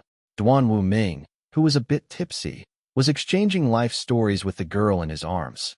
Hearing this, he sobered up completely. The other friends also looked at their phones in surprise. Damn, it's true, he responded in your comment section. Congratulations. You're damn lucky. If you win this round, you'll soar. Chu Kuang, the old rascal, is impressive. Whatever he writes is great. But in sci-fi, he doesn't have crushing strength. That's right. Chu Kuang's most impressive work is The Martian Rescue. That novel is excellent, but compared to top sci-fi authors, it's just okay. He accepted? Duan Wu Ming pushed the girl in his arms aside. The girl who was pushed away looked bewildered. So these people are writers, huh? Turns out writers are no good. His hands were all over just now. But they were just talking about Chu Kuang, the old rascal. Duan Wu Ming may not be familiar to her, but Chu Kuang, the old rascal, is a household name. At this moment, Duan Wu Ming turned around and left. His friends were in a hurry. Where are you going? Duan Wu Ming was anxious too. I'm going to write a new book. His friends were dumbfounded. You challenged Chu Kuang, and your new book isn't finished? Duan Wu Ming cried. How was I supposed to know he would accept my duel invitation? There are so many people inviting him for a duel on the internet. I was just joining the fun. Never thought he would actually accept. Luckily, I've got a new book halfway done. I should have enough time. His friends looked at each other. Until Duan Wu Ming walked far away, his friends suddenly snapped back to reality. Damn, this guy was supposed to treat us today, but he just left. So who's paying the bill now? The girl who was just pushed aside by Duan Wu Ming suddenly said, Are you guys writers? Was he dueling with Chu Kuang? Could you tell him something for me? He has to give it his all and take down Chu Kuang. I'm a huge fan of Chu Kuang. Die-hard fan. Of course, Lin Yuan didn't know that his one reply directly ruined Duan Wu Ming's rosy night. He had other things to do. Back then, Chu Kuang took on 9 opponents in the fairy tale realm in one go. This time, He has to gather at least 9 opponents for the duel. Just facing off against Duan Wuming alone wouldn't be interesting, right? Uncle Gene already said so. The new book needs to have a hook. Duan Wuming's hook isn't big enough. This time I have to create big news. Otherwise, wouldn't Xian Yu steal all the spotlight? Stir things up, stir things up, stir things up. But really, the number of writers wanting to duel with Chu Kuang the old rascal is ridiculously high. Lin Yuan just casually searched on the blog. What the hell? A whole list of big-name authors appeared from all continents, and the majority were sci-fi writers. Chapter 1481, 1215, I Want to Fight 10. At this time, the news of Chu Kuang accepting Duan Wuming's literary duel invitation spread across the blogs and was forwarded to various major platforms. Facebook, Twitter, Geek Tribe, all the major platforms are hotly debating. Has Chu Kuang the old rascal turned over a new leaf this time? Actually accepting a literary duel invitation? Hasn't he always been disdainful of this kind of thing? The key is not the literary duel. It's that Chu Kuang is going to release a new book. It's just after the new year and his new book is about to come out. Master Lu and Su Ping are crying in the restroom. Nothing more to say, cheering for Duan Wuming. Duan Wuming is a top sci-fi writer in Qi continent. He's pretty skilled. There's hope he can take down the old rascal this time. Certainly. Although the old rascal writes good sci-fi, compared to other genres, this is currently his weakest point. Duan Wuming must be jumping for joy. Ha ha. Other writers must be so jealous, especially those sci-fi writers dreaming day and night of taking down Chu Kuang. By the way, has the old rascal ever participated in a literary duel before? Regarding this question, Mr. Lung Guang, the mystery writer, has something to say. No. This question should be best answered by the people of Yin continent. What do you mean? I suggest you learn more about Chu Kuang's life and find out when this old rascal became the fairy tale king of Blue Star. I'll check it out now. Is it another marvelous old scandal, like the Shadow incident? On the other side, Writer Circle, Chu Kuang is actually going to have a literary duel with Duan Wuming. Why is it Duan Wuming? I've been asking for a literary duel with him for 2 years now. 2 years is nothing. A few big-name writers have been keeping their invitation to a literary duel with Chu Kuang pinned on social media for years, just waiting for this old rascal to respond. Duan Wuming hit the jackpot with this move. Not to mention that he has a chance to win the duel. Even if he loses, he's gained enough fame. Without Chu Kuang, people outside Qi continent aren't really familiar with him. Jealous, hoping the old rascal will pick me next time. Oh my, your dream may come true. What do you mean? Go check Chu Kuang the old rascal's new status on the blog. Somehow he's suddenly gone mad. New status? The writers across Blue Star's continents felt a jolt in their hearts and eagerly opened the blog. Some writers who didn't use the blog even hastily downloaded one. And then, everyone was shocked by Chu Kuang's new status. This old rascal has indeed gone mad. Chu Kuang's new status is, including teacher Duan Wuming, I will select at least one sci-fi writer from each of Blue Star's 8 continents to accept the literary duel invitation. Everyone is welcome to come to the blog and challenge me. I'll take on 10. As soon as the message went out, the comments section exploded. Is the old rascal crazy, or am I crazy? Is something wrong with this world? How does he dare? There's nothing in this world he doesn't dare to do. The netizens from Han continent, Zhao continent, Wei continent, and Zhong continent might not be aware. Back then, Chu Kuang the old rascal took on 9 in fairy tales, single-handedly sweeping the Yin continent fairy tale circle. Right. I remember it was during the 9-in-1 challenge that Chu Kuang wrote Fairy Tale Town, thereafter known as the Fairy Tale King of Blue Star. Is there really such a story? It's true, I just checked. Wasn't the previous 9-on-1 challenge enough? I want to fight 10. So there was such a feat as taking on 9, and he actually succeeded? Have you all forgotten something? Chu Kuang the old rascal's feats aren't just limited to his 9-on-1 challenge in fairy tales. He also published 8 shocking short stories consecutively, known as the Super Octakill. Monster, 8 kills, 9-on-1, now looking to fight 10? Is he completely disregarding so many sci-fi writers around the world? If I were a sci-fi writer, I'd absolutely confront him. Even if you could take on 9 fairy tale writers, Sci-fi isn't a fairy tale novel. Do you still have to say that? Those guys are already triggered, totally contemptuous, treating heroes all over the world as nothing. Just as the netizens predicted, the eyes of countless sci-fi writers across Blue Star turned red on the spot. Provocation. This is provocation. Chu Kuang, you bastard. Who do you think you're looking down on? We aren't part of the Yin continent's fairy tale circle. No matter how many writers you've taken down with fairy tales, at least in the sci-fi turf, you Chu Kuang don't have the qualifications to make such big talk. They moved. Countless sci-fi writers mobilized. On the blog, countless sci-fi writers are mentioning Chu Kuang, some directly forwarding, and even running with their main account to his comment section to leave messages. Pick me. I'll fight you. No need for 10. One person is enough. Dare you to pick me? Afraid of you? Come on, come on, come. Come on, come on. I pinned my post for 2 years just to duel with you. Now I sincerely ask you to teach a lesson. Writing anything else is fine, but writing sci-fi, I'm not afraid of you. Arrogant. Presumptuous. Many sci-fi writers are infuriated. Chu Kuang's attitude is indeed very irritating. No wonder his readers hate him so much. This includes sci-fi writers who have accounts on the blog. Many sci-fi writers don't even use the blog at all. Seeing Chu Kuang's new status, they must use the blog, otherwise Chu Kuang may not hear their voices. Register. Register. Register. Many top sci-fi authors rush to the blog to register accounts, and even use their main platform accounts to prove their identity in order to find Chu Kuang.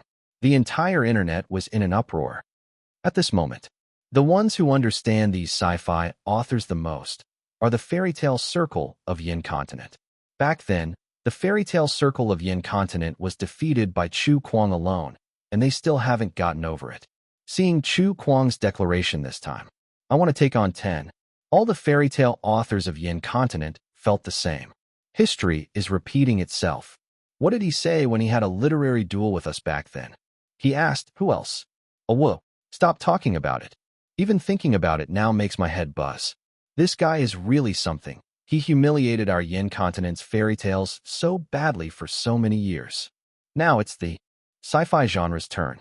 Does he dare to be so arrogant in sci-fi too? Not only arrogant, he added people this time. Now he's doomed.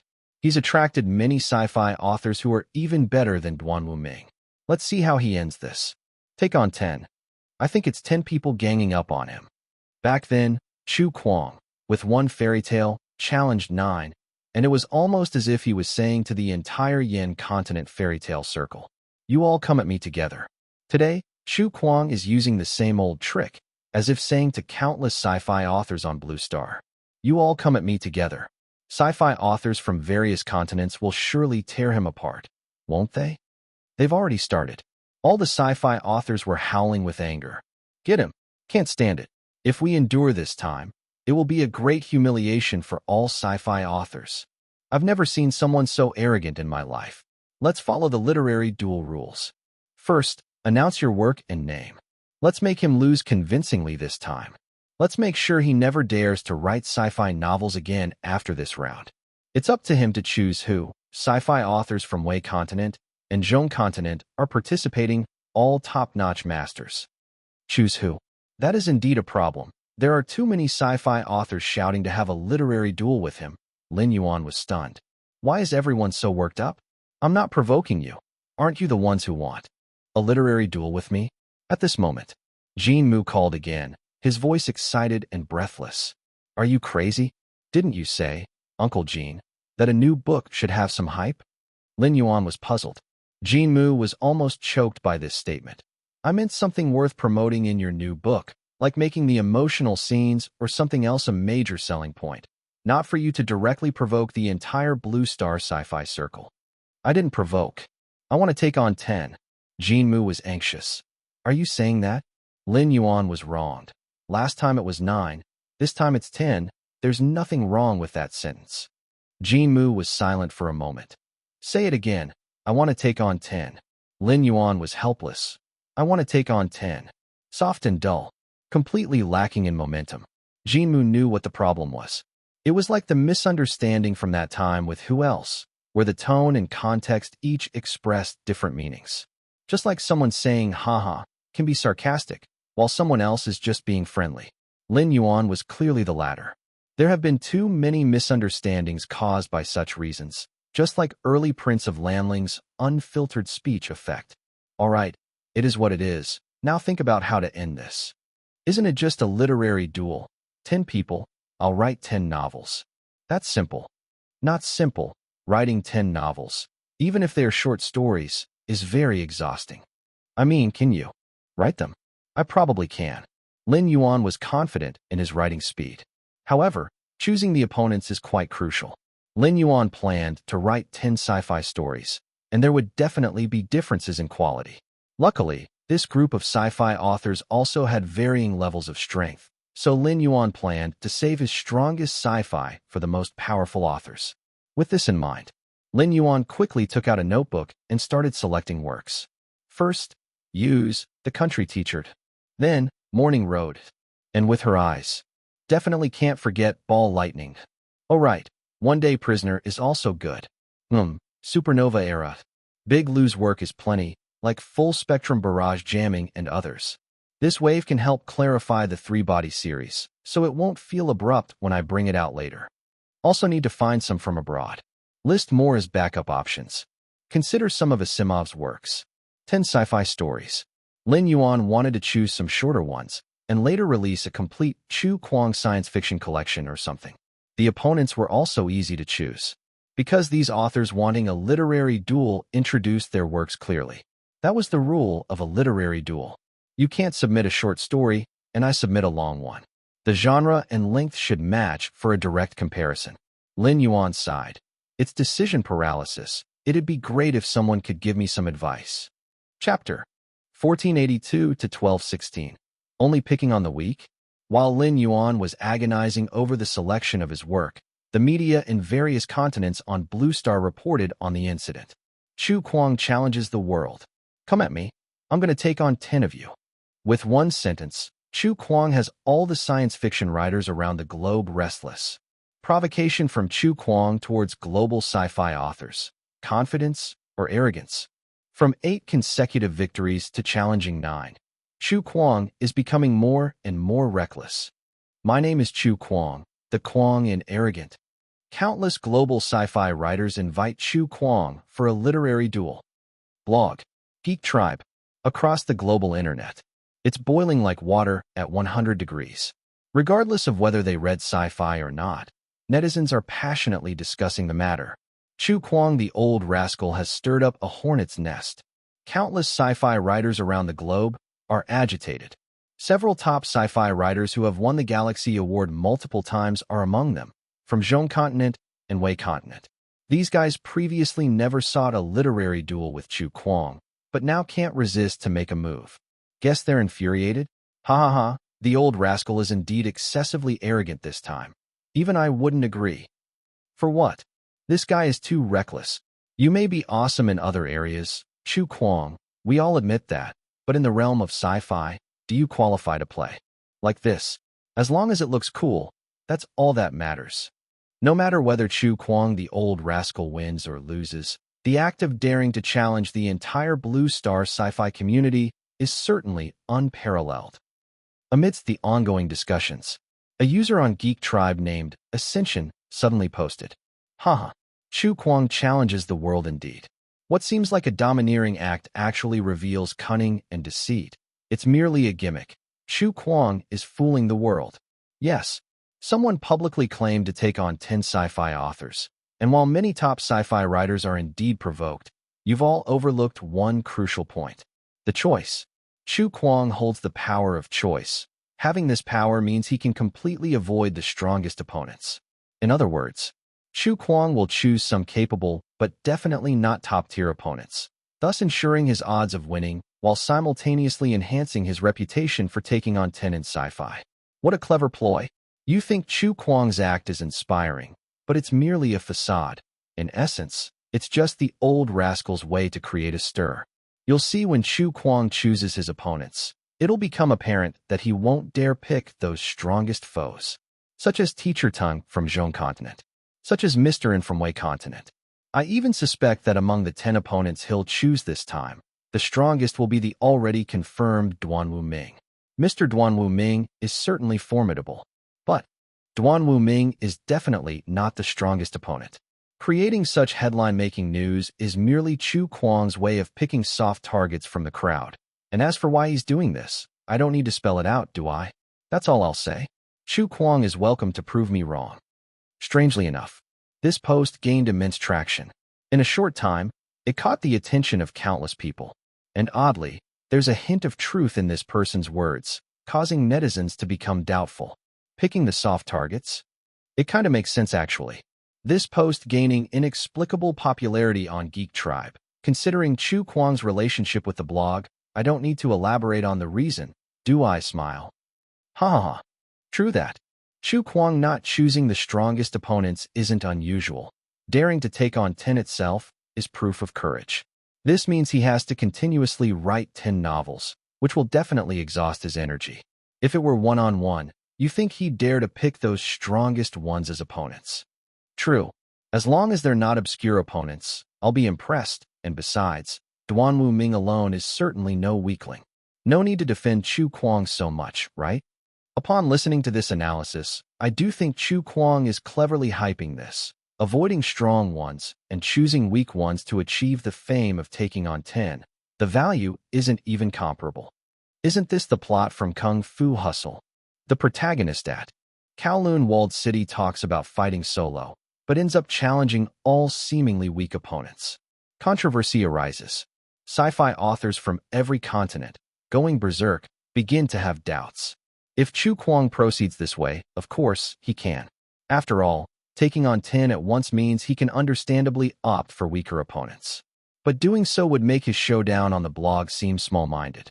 Stirring such a scene, alarming countless sci-fi writers worldwide, only to pull a stunt like this? Obviously, no sci-fi writer wants to see this. However, amidst these worries, Chu Kuang updated his status again. 1, 2, 3, 4, 5, 6. Chu Kuang immediately released 10 updates, tagging 10 sci-fi authors from those who wanted a literary duel with him individually. 1 from Qin Continent, 1 from Qi Continent, 1 from Chu Continent, 1 from Yin Continent, 1 from Han Continent, 1 from Zhao Continent, 2 from Wei Continent, 2 from Zhong Continent. Chu Kuang started selecting people. Will he intentionally avoid stronger opponents and specifically choose those with lesser strength? Chapter 1483, 1216. Only picking soft persimmons to squeeze? _2. Swoosh, swoosh, swoosh. Netizens looked at the list with curiosity. The next moment, everyone started screaming. Damn, I wish that guy named Ascension from the Geek Tribe and his whole family would ascend on the spot. Did he get slapped hard enough? Teacher. Tunglong. Teacher and Ji. 2 Zhong Continent big shots. And 2 Wei Continent big shots. From other continents, Chu Kuang also chose the top-ranked sci-fi writers on the Blue Star Writers list. Like Lingmu. Lingmu is the #1 sci-fi writer in the Chu Continent, okay. And Pan Feng, twice winner of the Galaxy Prize in Wei Continent. This is hilarious. Put these people together, don't you notice a scary fact? What? Sci-fi fans should know. Out of all of them, Duanwu Ming is the weakest. Haha.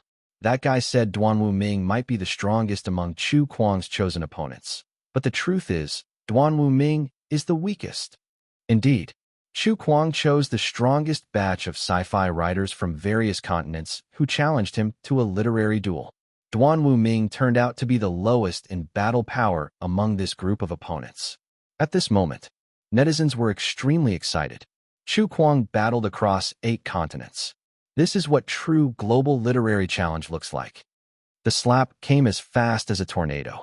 Almost immediately after the guy from Geek Tribe with the username Ascension mocked Chu Kuang, the old rascal slapped him beautifully. Excited netizens instantly wanted to dig a grave for him. However, to their surprise, the guy had already deleted his post at lightning speed and even deactivated his account, faster than a tornado. Is that all? Coward, weren't you welcoming Chu Kuang to slap you, deleting posts and deactivating your account overnight? No worries. I took a screenshot. It seems there's a familiar face liking this screenshot. Who? The liker turns out to be Ling Kong, the person who drove away Shadow and caused the tribe to decline back then. PFF. Could this be Ling Kong's alternate account posting? I feel there's a big possibility. Isn't Ling Kong corresponding to Ascension? Swoosh, swoosh, swoosh. No matter if it's true or not, someone has to take the blame, and Ling Kong's account on the Geek Tribe was instantly mocked by netizens. Geek Tribe. Ling Kong was dumbfounded. The post was indeed made by him. The Ascension was indeed his alternate account. The problem was he hadn't liked the post. Liking is the easiest way to expose one's identity. Ling Kong wasn't that stupid. What's going on? Ling Kong turned to look at his assistant with a dark face. He usually entrusted his main account to his assistant. He was too busy to manage it himself. The assistant was also stunned. So that really was your alternate account? Ling Kong's temples throbbed. So you were the one who liked it? The assistant shivered. I felt the post made sense, and seeing as you don't get along with Chu Kuang, I really didn't expect it was your alternate account posting the thread. Idiot. Ling Kong cursed furiously. The assistant dared not make a sound after being scolded. After quite a while of cursing, Ling Kong calmed down, looking coldly at the assistant. What do you think I posted this thread for? The assistant stammered. Why? Ling Kong, seeing the assistant's dumb expression, realized he needed to change assistants.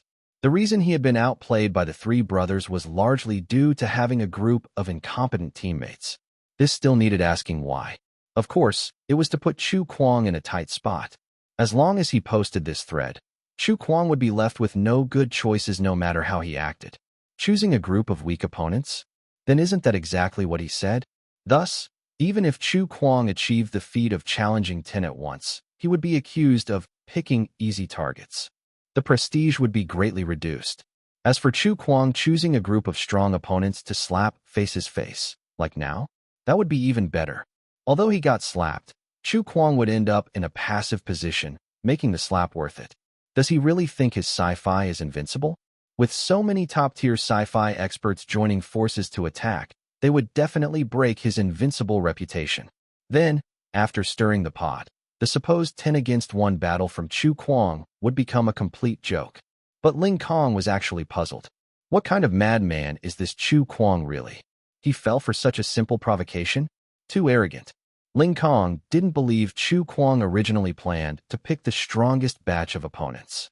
He's obviously cornered and had no choice but to use this way to shut the mouths of countless critics. Let's see how you perish. Ling Kong looked at the mocking comments in his comment section and coldly chuckled without concern. Being cursed at? Sorry. I, Ling Kong, may not have made much progress in other areas over the years, but I'm long used to being cursed at. Lin Yuan naturally didn't know it was Ling Kong's scheme. Lin Yuan didn't even know Ling Kong just posted a thread questioning him using an alternate account. Indeed, from the beginning, Lin Yuan never intended to pick easy targets. With Earth's resources at his disposal, does he need to cautiously avoid Blue Star's top sci-fi writers? Really no such necessity. If he's going to fight, he should choose the best to fight. If pushed, he'll bring out the 3-Body Problem series. Why not? Lin Yuan actually feels a bit regretful. Although these sci-fi writers challenging him are strong, none of the very top sci-fi writers on Blue Star seem to have acted. Like Yi Tsong. This person is ranked 13th among Blue Star writers. Was 12th before. After Lin Yuan wrote the Harry Potter series, he took the rank from him. His level of sci-fi creation was considered top-notch across Blue Star. But this time, even though he's opened the stage on his blog, the top sci-fi writer hasn't appeared. Regretful. Lin Yuan feels quite regretful. Defeating such opponents could greatly boost his ranking. Although his current opponents are strong, none can compare to Yi Tsong. Oh well, step by step. As long as he continues writing sci-fi, he will eventually confront him. With this thought, Lin Yuan logged into Chu Kuang's account and posted a new update. Among the 10 opponents I've chosen for the literary duel, I will follow up with my own corresponding works whenever any of them releases their new sci-fi work.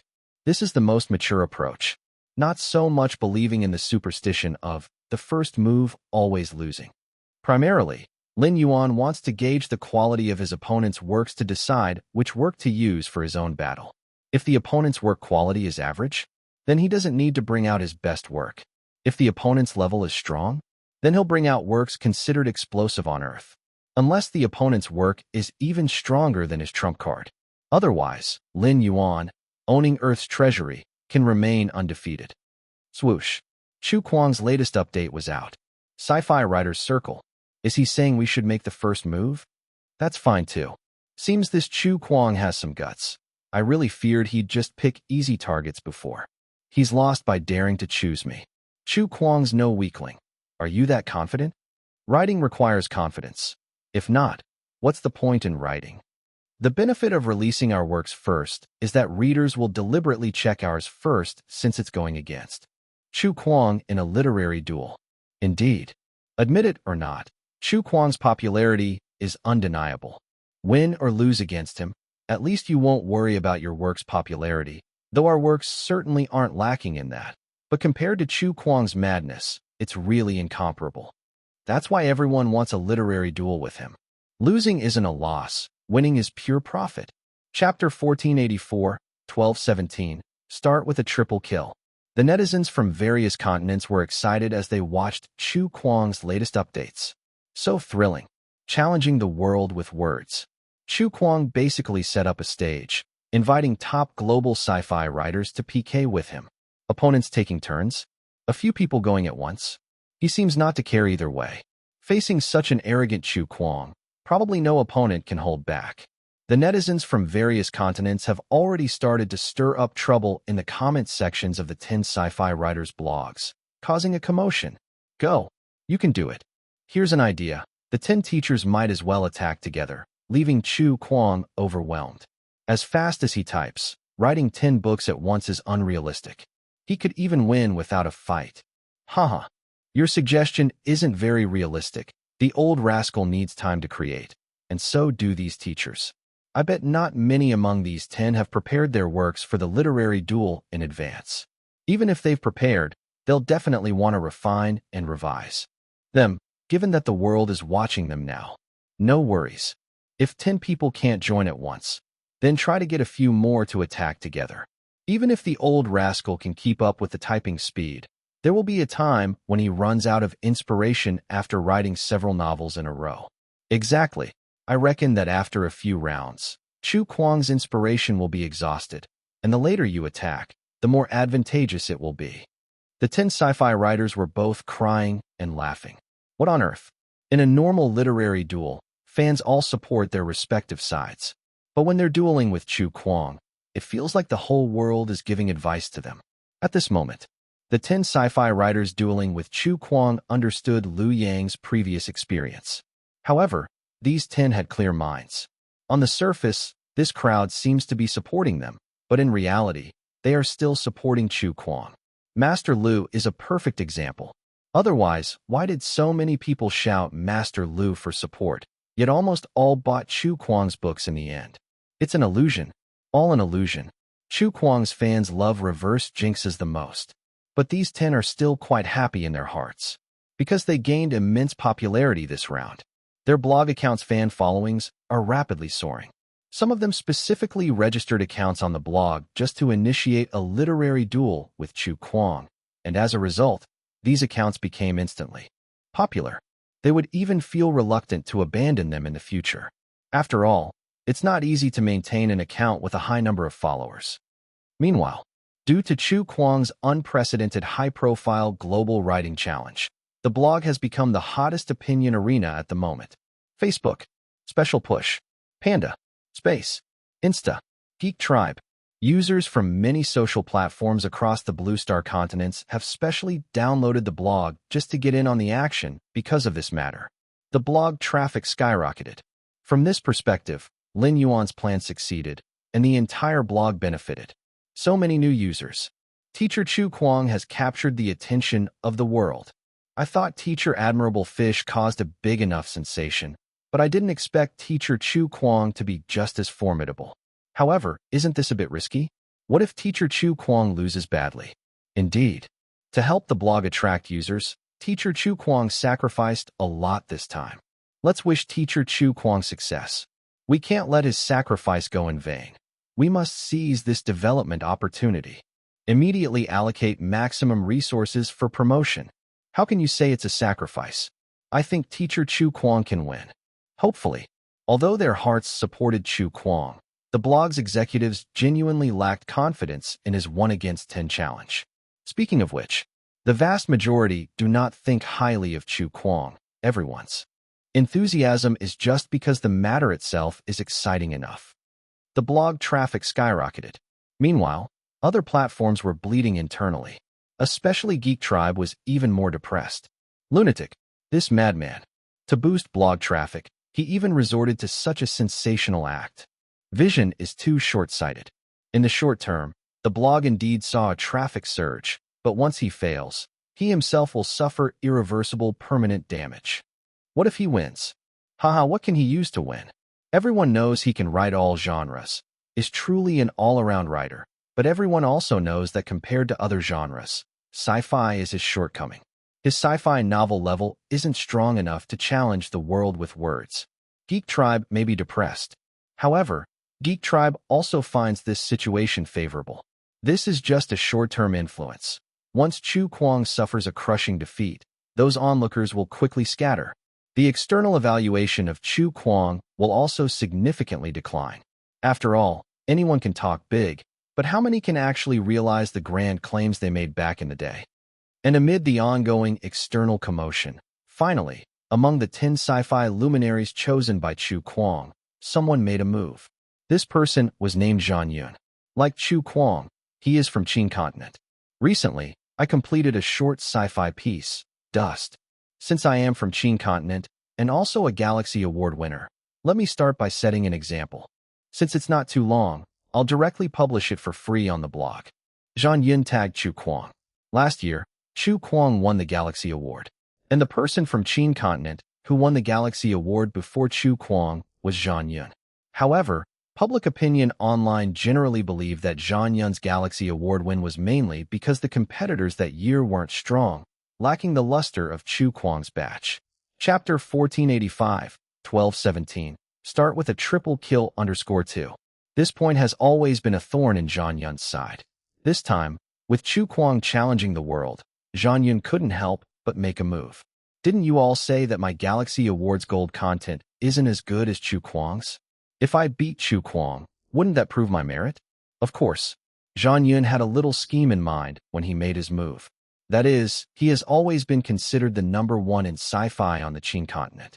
Until Chu Kuang won the Galaxy Award with The Martian Rescue, many started to believe that Chu Kuang was the real sci-fi #1 on the Qin continent.